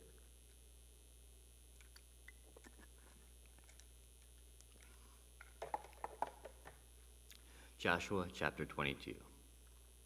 Then Joshua summoned the Reubenites, the Gadites, and the half-tribe of Manasseh, and said to them, "You have done all that Moses, the servant of the Lord, commanded, and you have obeyed me in everything I command. For a long time now, to this very day, you have not deserted your fellow Israelites, but have carried out the mission the Lord your God gave you. Now that the Lord your God has given them rest as he promised, return to your homes in the land that Moses, the servant of the Lord, gave you on the other side of the Jordan. But be very careful to keep the commandment and the law that Moses, the servant of the Lord, gave you. to love the Lord your God, to walk in obedience to him, to keep his commands, to hold fast to him, and to serve him with all your heart and with all your soul. Then Joshua blessed them and sent them away, and they went to their homes. To the half-tribe of Manasseh Moses had given land in Bashan, and to the other half of the tribe of Joshua gave land on the west side of the Jordan, along with their fellow Israelites. When Joshua sent them home, he blessed them, saying, "Return to your homes with your great wealth, with large herds of livestock, with silver, gold, bronze, and iron, and a great quantity of clothing, and divide the plunder from your enemies as with your fellow Israelites." So the Reubenites and the Gadites and the half-tribe of Manasseh left the Israelites at Shiloh and Canaan to return to Gilead, their own land, which they had acquired in accordance with the command of the Lord through Moses. When they came to Galiloth near the Jordan in the land of Canaan, the Reubenites, the Gadites, and the half-tribe of Manasseh built an imposing altar there by the Jordan. And when the Israelites heard that they had built the altar on the border of Canaan at Galiloth near the Jordan on the Israelite side, the whole assembly of Israel gathered at Shiloh to go to war against them. So the Israelites sent Phinehas of Eleazar the priest to the land of Gilead to Reuben, Gad, and the half-tribe of Manasseh. With him they sent 10 of the chief men, one from each of the tribes of Israel, each the head of a family division among the Israelite clans. When they went to Gilead to Reuben, Gad, and the half-tribe of Manasseh, they said to them, "The whole assembly of the Lord says, how could you break faith with the God of Israel like this? How could you turn away from the Lord and build yourselves an altar in rebellion against him now? Why was not the sin of Peor enough for us? Up to this very day we have not cleansed ourselves from the sin, even though a plague fell on the community of the Lord. And are you now turning away from the Lord? If you rebel against the Lord today, tomorrow he will be angry with the whole community of Israel. If the land you possess is defiled, come over to the Lord's land, where the Lord's tabernacle stands, and share the land with us. But do not rebel against the Lord or against us by building an altar for yourselves, other than the altar of the Lord our God. When Achan son of Zerah was unfaithful in regard to the devoted things, did not wrath come on the whole community of Israel? He was not the only one who died for this sin." Then Reuben, Gad, and the half-tribe of Manasseh replied to the heads of the clans of Israel, "The mighty one God, the Lord, the mighty one God, the Lord, he knows, and let Israel know. If this has been in rebellion or disobedience to the Lord, do not spare us this day. If we have built our own altar to turn away from the Lord and to offer burnt offerings and grain offerings, or to sacrifice fellowship offerings on it, may the Lord himself call us to account. No, we did not. We did it in fear that someday your descendants might say to ours, 'What do you have to do with the Lord, the God of Israel?' The Lord has made the Jordan a boundary between us and you, you Reubenites and Gadites. You have no share in the Lord, so your descendants might cause ours to stop fearing the Lord. That is why we said, 'Let us get ready and build an altar,' but not for burnt offerings or sacrifices. On the contrary, it is to be a witness between us and you and the generations that follow, that we will worship the Lord at his sanctuary with burnt offerings and sacrifices and fellowship offerings. Then in the future, your descendants will not be able to say to ours, 'You have no share in the Lord.' And we said, 'If they ever say this to us or to our descendants, we will answer, Look at the replica of the Lord's altar, which our ancestors built, not for burnt offerings and sacrifices, but for a witness between us and you. Far be it from us to rebel against the Lord and turn away from him today by building an altar for burnt offerings, grain offerings, and sacrifices other than the altar that the Lord God stands before his tabernacle." When Phinehas the priest and the leaders of the community, the heads of the clans of Israelites, heard what Reuben, Gad, and Manasseh had to say, they were pleased. And Phinehas son of Eleazar the priest said to Reuben, Gad, and Manasseh, "Today we know that the Lord is with us, because you have not been unfaithful to the Lord in this matter. Now you have rescued the Israelites from the Lord's hand." Then Phinehas son of Eleazar the priest and the leaders returned to Canaan from their meeting with the Reubenites, the Gadites, and Gilead, and reported to the Israelites. They were glad to hear the report and praised God. And they talked no more about going to war against them to devastate the country where the Reubenites and Gadites lived. And the Reubenites and the Gadites gave the altar this name, a witness between us, that the Lord is God. Joshua chapter 23.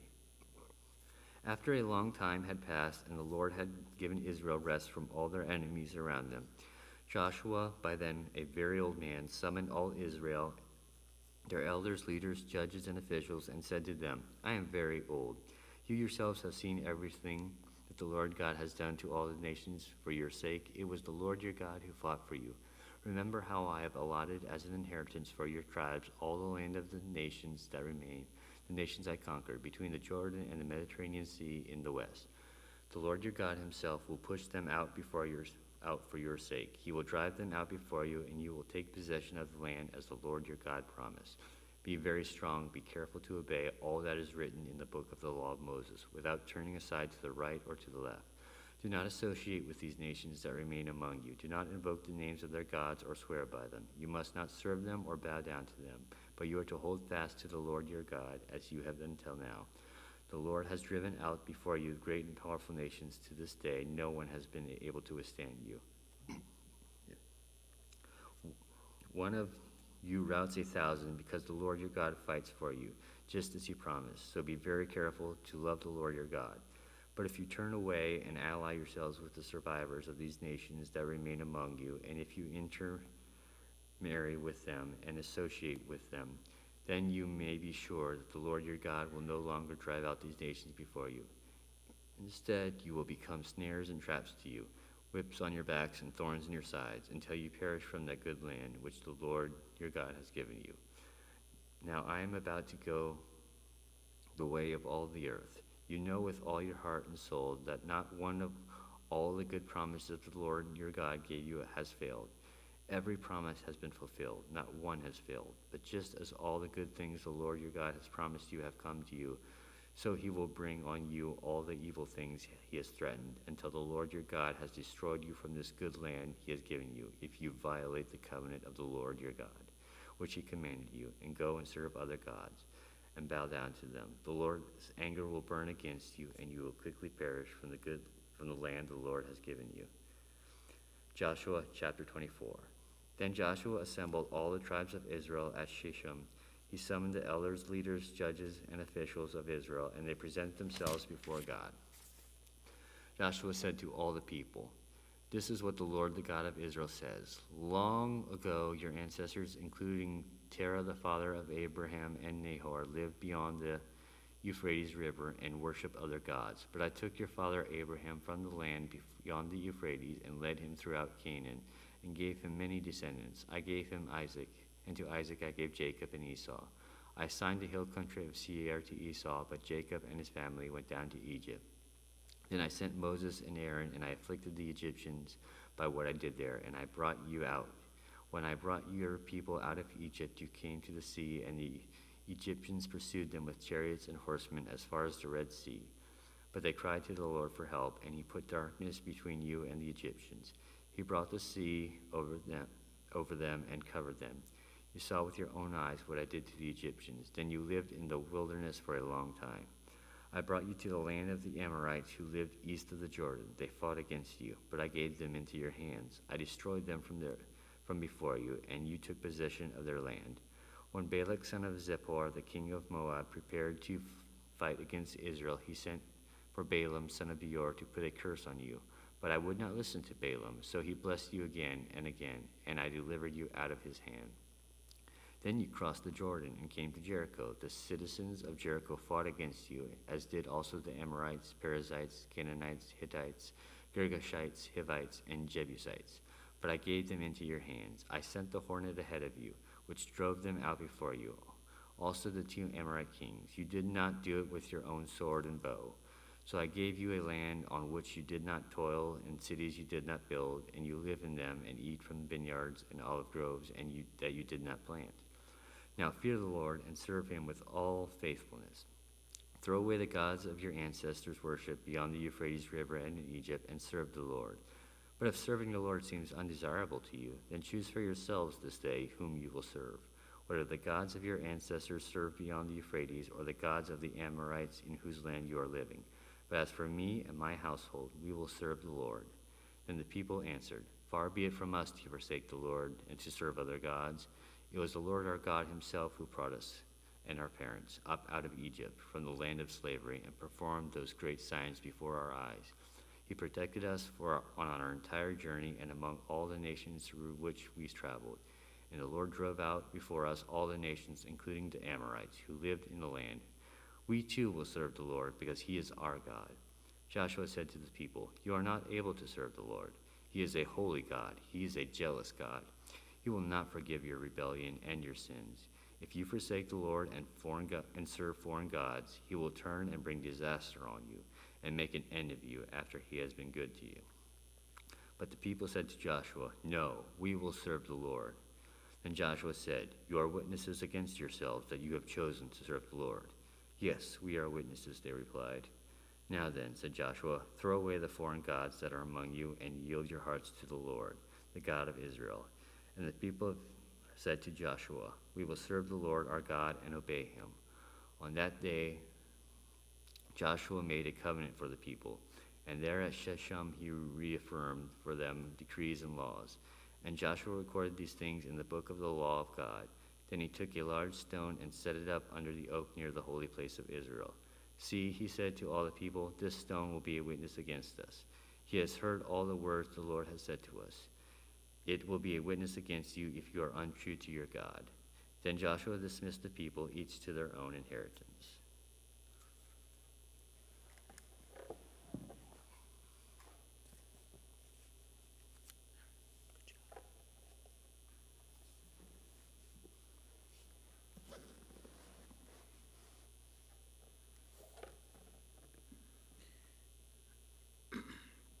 And buried in the promised land.